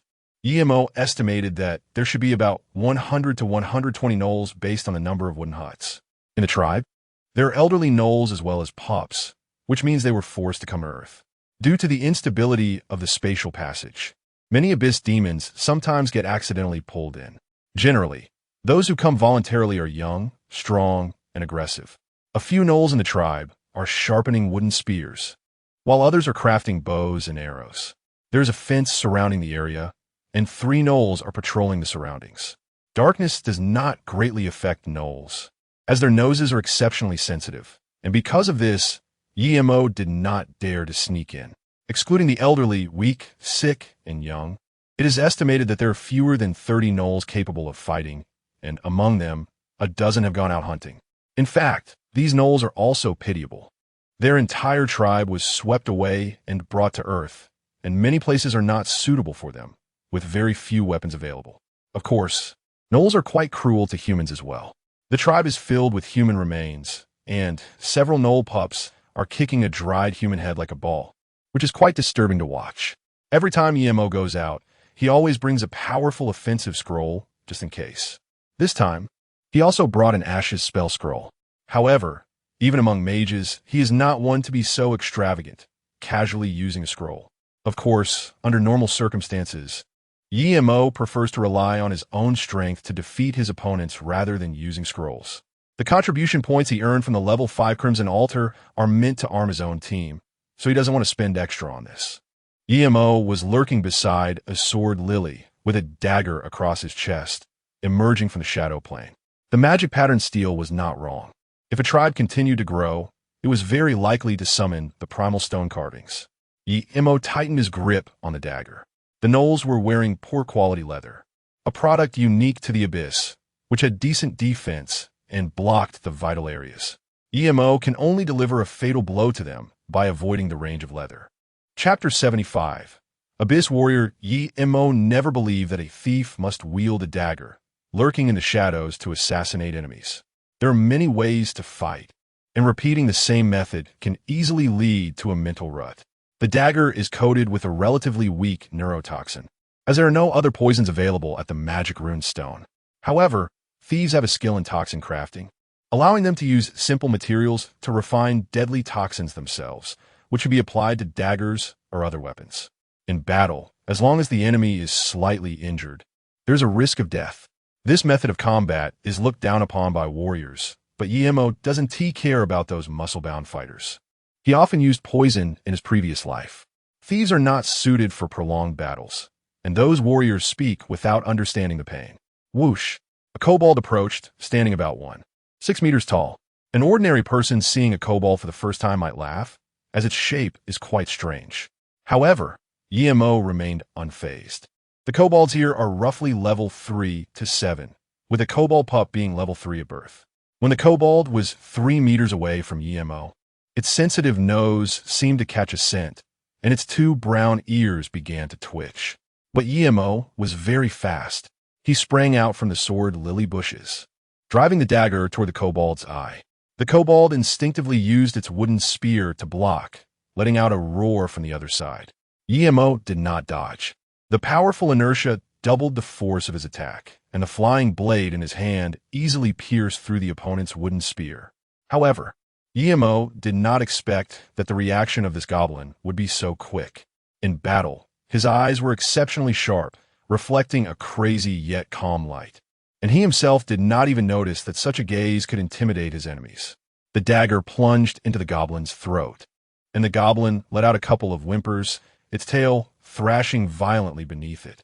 After the strike, Yi-Mo quickly left, as the commotion he caused was too loud. The other goblins had already rushed over, and the entire tribe had entered a defensive state. Yi-Mo slipped into the shadow plane and then hid his shadow within the sword lily. His right cheek had just been scratched by that dog-headed man. Burning with a fiery pain, the claws of the dog-headed man carried a slight toxin. However, it only numbed his right cheek and did not affect him otherwise. Nearby, the robust, dog-headed men had become vigilant. They walked upright, holding torches in their hands. Living in the jungle for so long, the dog-headed men were more adapted to the current environment of Earth and humans. A total of 12 of the strongest dog-headed men were divided into 4 groups. Approaching the sword lily thicket, the remaining dog-headed men surrounded the tribe with knives, guns, and other weapons. They lived in the marsh jungle of the second layer of the abyss, a place Yi-Mo had not visited but had heard of. A group of nearly level 20 demon hunters who went there ended up becoming dog food. This is the advantage of geography. In the marsh jungle, a group of dog-headed men around level 10 could take down demon hunters close to level 20.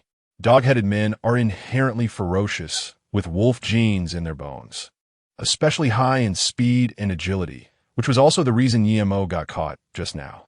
Yi-Mo quietly retreated a bit, then took out a small bow and arrows from his package, loading the arrows. The tips of the arrows were wrapped in a layer of oilcloth, and he took out a lighter to ignite them, causing them to all catch fire. Whoosh! Before the goblins discovered the area, Yi-Mo shot an arrow. The power wasn't great, but the target was precisely their granary. Goblins have a natural love for the seeds of sword lilies, and the area around the marsh jungle only has a winter and summer, so goblins have to endure a long winter. As a result, they often store food. Yi-Mo had just figured out the location of the opponent's granary during the reconnaissance. The granary caught fire, with many of the contents being sword lily seeds, which are extremely flammable. In just a moment, thick smoke billowed up and the flames crackled, lighting up the sky. Surprisingly, they still did not give up. Yi-Mo lurked in the shadow plane, his scent naturally weakened, making it nearly undetectable unless one was very close. However, the 3 gnolls had no intention of leaving at all. Yi-Mo's expression was somewhat serious. Just like the Dark Knight Hounds are one of the races most likely to produce low-level sorcerers, the gnolls are also very likely to give rise to abyss warriors. Those bulldozer-like existences. And if Yi-Mo's observation wasn't wrong, the gnoll in the middle holding a somewhat rusty iron hammer was indeed an abyss warrior. This special existence, like sorcerers, randomly emerges in various abyss tribes from time to time. From the distant tribe, the wails of gnolls could be heard, and nearby, 3 gnolls were getting closer to Emo, with the abilities of the gnoll abyss warrior, as long as they entered within 10 meters of him.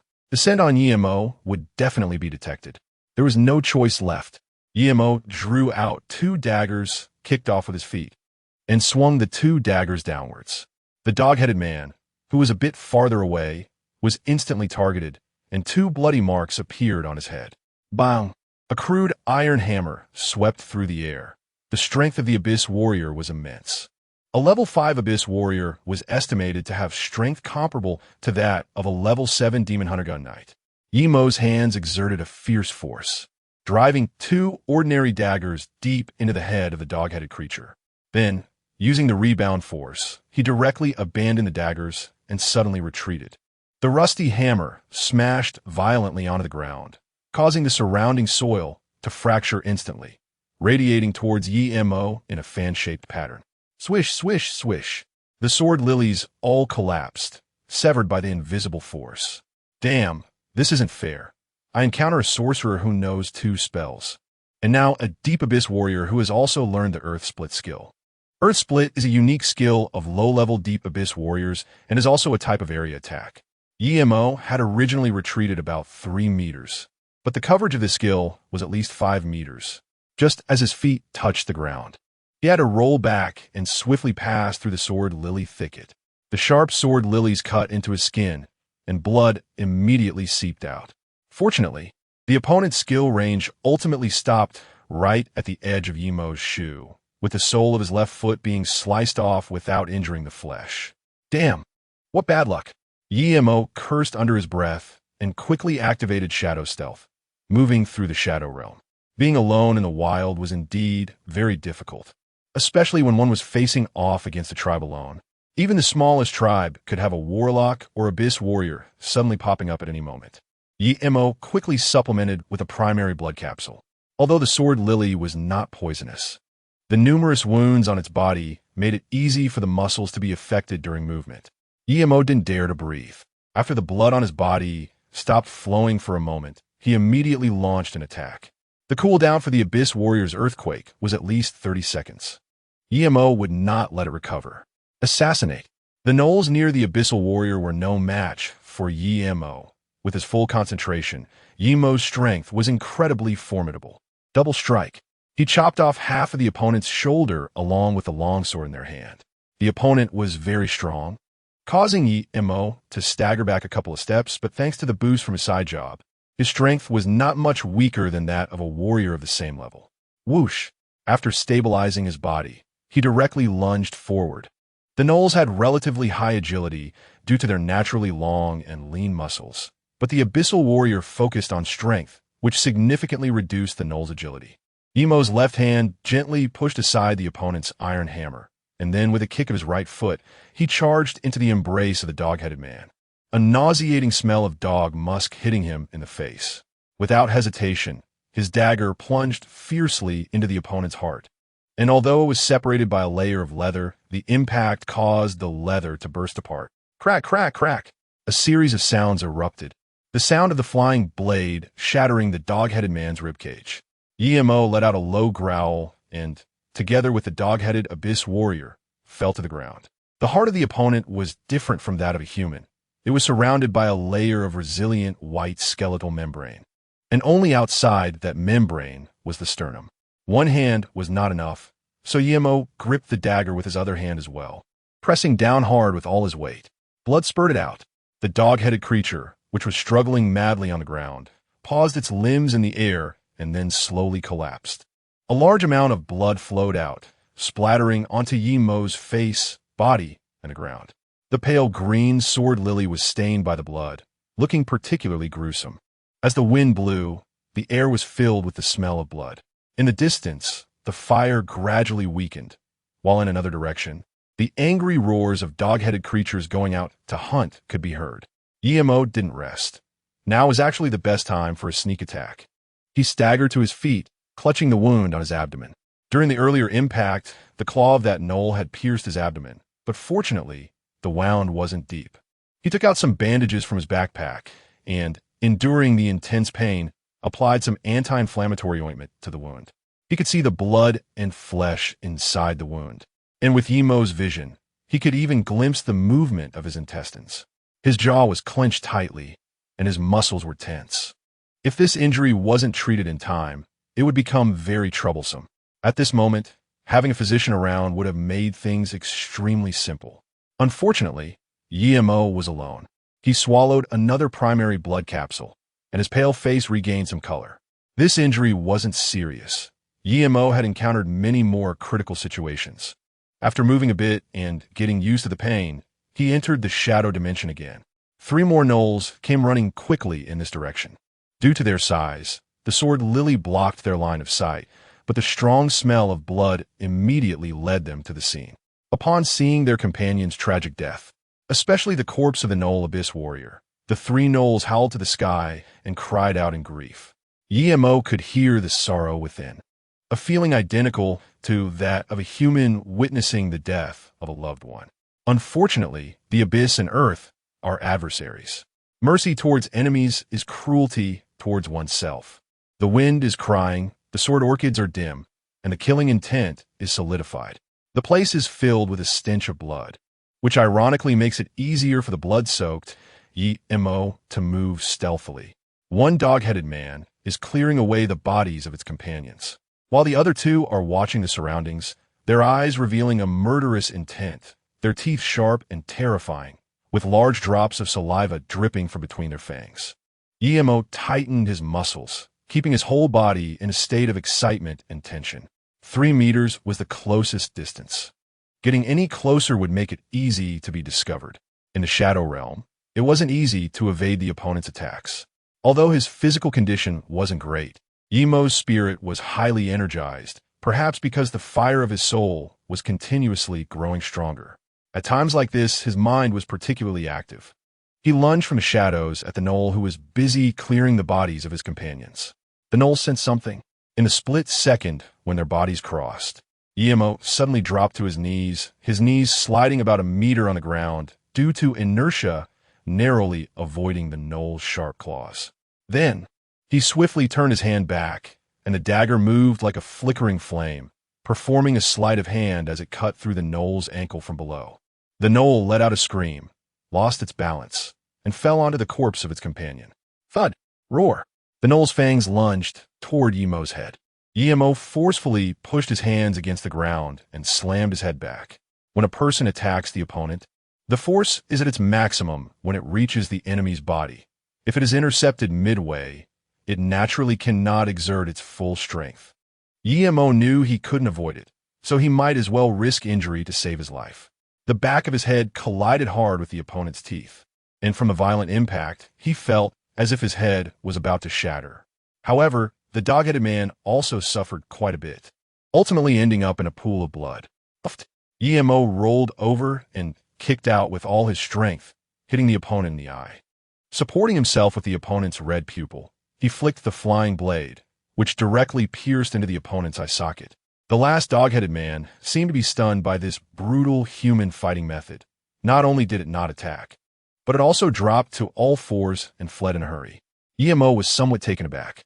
It was rumored that after the dog-headed people gained intelligence, they gradually learned to walk upright, and because of this, they considered all 4-legged creatures to be mindless beasts looking down on them.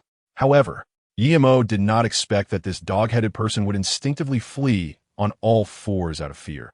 Although he was surprised, he immediately slipped into the Shadow Realm and distanced himself.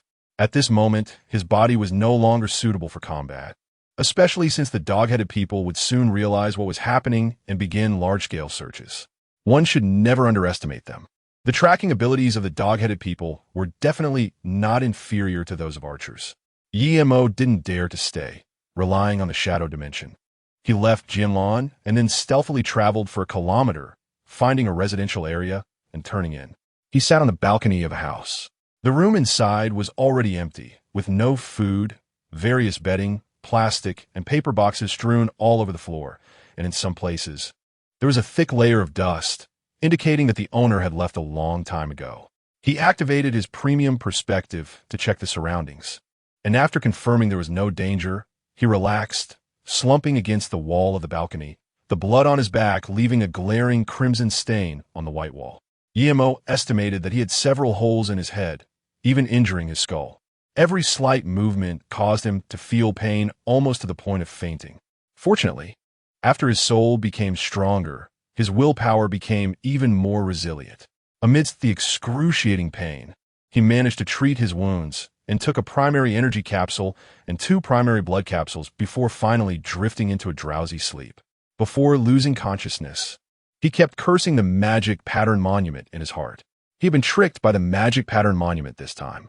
The opponent had summoned a deep abyss warrior. And to make matters worse, 3 dog-headed creatures that appeared afterward were all level 8 beings. Even a warrior would find it extremely challenging to deal with them. If it weren't for Yemo's rich experience and the support of his side professions, he could have applied to enter the abyss long ago. There was no doubt that, with his aptitude, he could communicate with the abyss consciousness with just a thought, whether to become a corpse or a follower of various lords. It was just a matter of a single idea. However, he usually blocked that information from his consciousness. Although his injuries were severe, Yemo never worried. In his previous life, he had always cycled between hunting, getting injured, and recovering. The dog-headed tribe. This was a united race, and unity was their most precious asset for surviving in the chaotic abyss. They knew that demon hunters had ambushed their tribe and killed their most cherished warriors and companions. They needed revenge. The dog-headed sage knelt piously before the corpses, silently reciting the common language of the abyss. Then it stood up and set the bodies ablaze. A mournful howl echoed through the sky. After a simple cremation ceremony, the dog-headed sage gathered more than 20 strong dog-headed creatures into a circle. It issued commands, watching as its kin fell, preparing to begin their revenge. Revenge is the instinct of all living beings. Chapter 77, Unexpected Helpers. The sky brightened and darkened, like a watercolor painting gradually transitioning from light ink to dark. The environment on Earth increasingly resembled the first layer of the abyss. Especially after those sporadic and strange plants thrived, one could see specks of starlight in the darkness. These are the most common plants in the first layer of the abyss. Known as starry sky, they did not need light, as they could emit their own glow. Of course, many of the plants that had descended to Earth were of a dark nature. The dog-headed tribe did not find Yemo's trace. Using shadow stealth to leave directly from the shadow plane, the scent left behind was too faint, and after yesterday's light rain, even the dog-headed creatures' noses could not detect it. However, many dog-headed creatures remembered Yemo's scent, and once they met him again, they would undoubtedly recognize him as the killer. Light rain gently fell, pattering against Yemo's face. This area was extremely desolate, with no signs of human habitation. Only a few green-skinned dwarves still shouting about the heroic scenes of the battle rehearsal of Ahiri in the community garden. This was also the green-skinned dwarves' usual form of entertainment. Although many abyss demons had appeared on Earth, tribes were almost non-existent because a tribe needed men, women, children, the elderly, leaders, and a complete production chain. However, the abyss demons that arrived on Earth were often highly aggressive, making the formation of tribes difficult. Emo was awakened by the cold rain. He glanced at his mechanical watch and was somewhat surprised to find that he had only been unconscious for 6 hours. What astonished him even more was that the wound on the back of his head had already scabbed over. It felt rough to the touch. A thief's recovery ability couldn't possibly be this good. He was certain that even a martial artist, the hunter profession most adept at healing injuries, wouldn't be able to recover from such a wound after just a sleep without the help of a healer, unless one had reached the extraordinary realm. The first transition still belonged to the human realm, but upon the second transition, one entered the extraordinary realm. Extraordinary meant transcending the mortal level. A hunter in the extraordinary realm could far surpass the effects of a basic blood capsule in terms of both vitality and physical recovery. In his previous life, Emo was at the peak of the extraordinary realm, with one foot almost stepping into the legendary realm, which was level 40, the third transition of a thief. Emo stood up. Apart from feeling a bit weak, he didn't have any significant aftereffects. He tapped his head. There was only a slight pain from an external injury, and any concussion symptoms had long since disappeared. Although the low-tier version of the Shuo-Tian-Kuan formation seemed to be made up of many materials. The key was the energy transfer between these materials and the chemical reactions produced with the incantations. If Yimo could completely analyze the low-tier Shuo-Tian-Kuan formation, it would mean that he wouldn't need these materials in the future. He could cast it automatically using only his vitality and incantations. This also indicated that his soul strength was already very close to the extraordinary realm. Moreover, Yimo noticed that the speed at which his soul strength was increasing was gradually slowing down, making it difficult to rival the soul strength of extraordinary realm mages. He shook his head and rummaged through the room for some young men's clothes, changing out of his blood-soaked and tattered clothing. From driving over to engaging with the dog-headed tribe, and then fainting for 6 hours, nearly 20 hours had passed. This dog-headed tribe wasn't too powerful. If there were no time constraints, Yimo would have patiently lurked around the tribe's periphery, waiting for a lone dog-headed person to eliminate one by one. But now, with the magic pattern steel only giving him 3 days, it was a bit challenging. He organized his backpack, which still contained a scroll of Ash technique. If time ran out and there were no other options, he would have to use the scroll. A scroll of Ash technique could definitely wipe out an Abyss demon tribe with an average creature level below level 8. Yimo once again infiltrated the vicinity of the Sword Orchid cluster.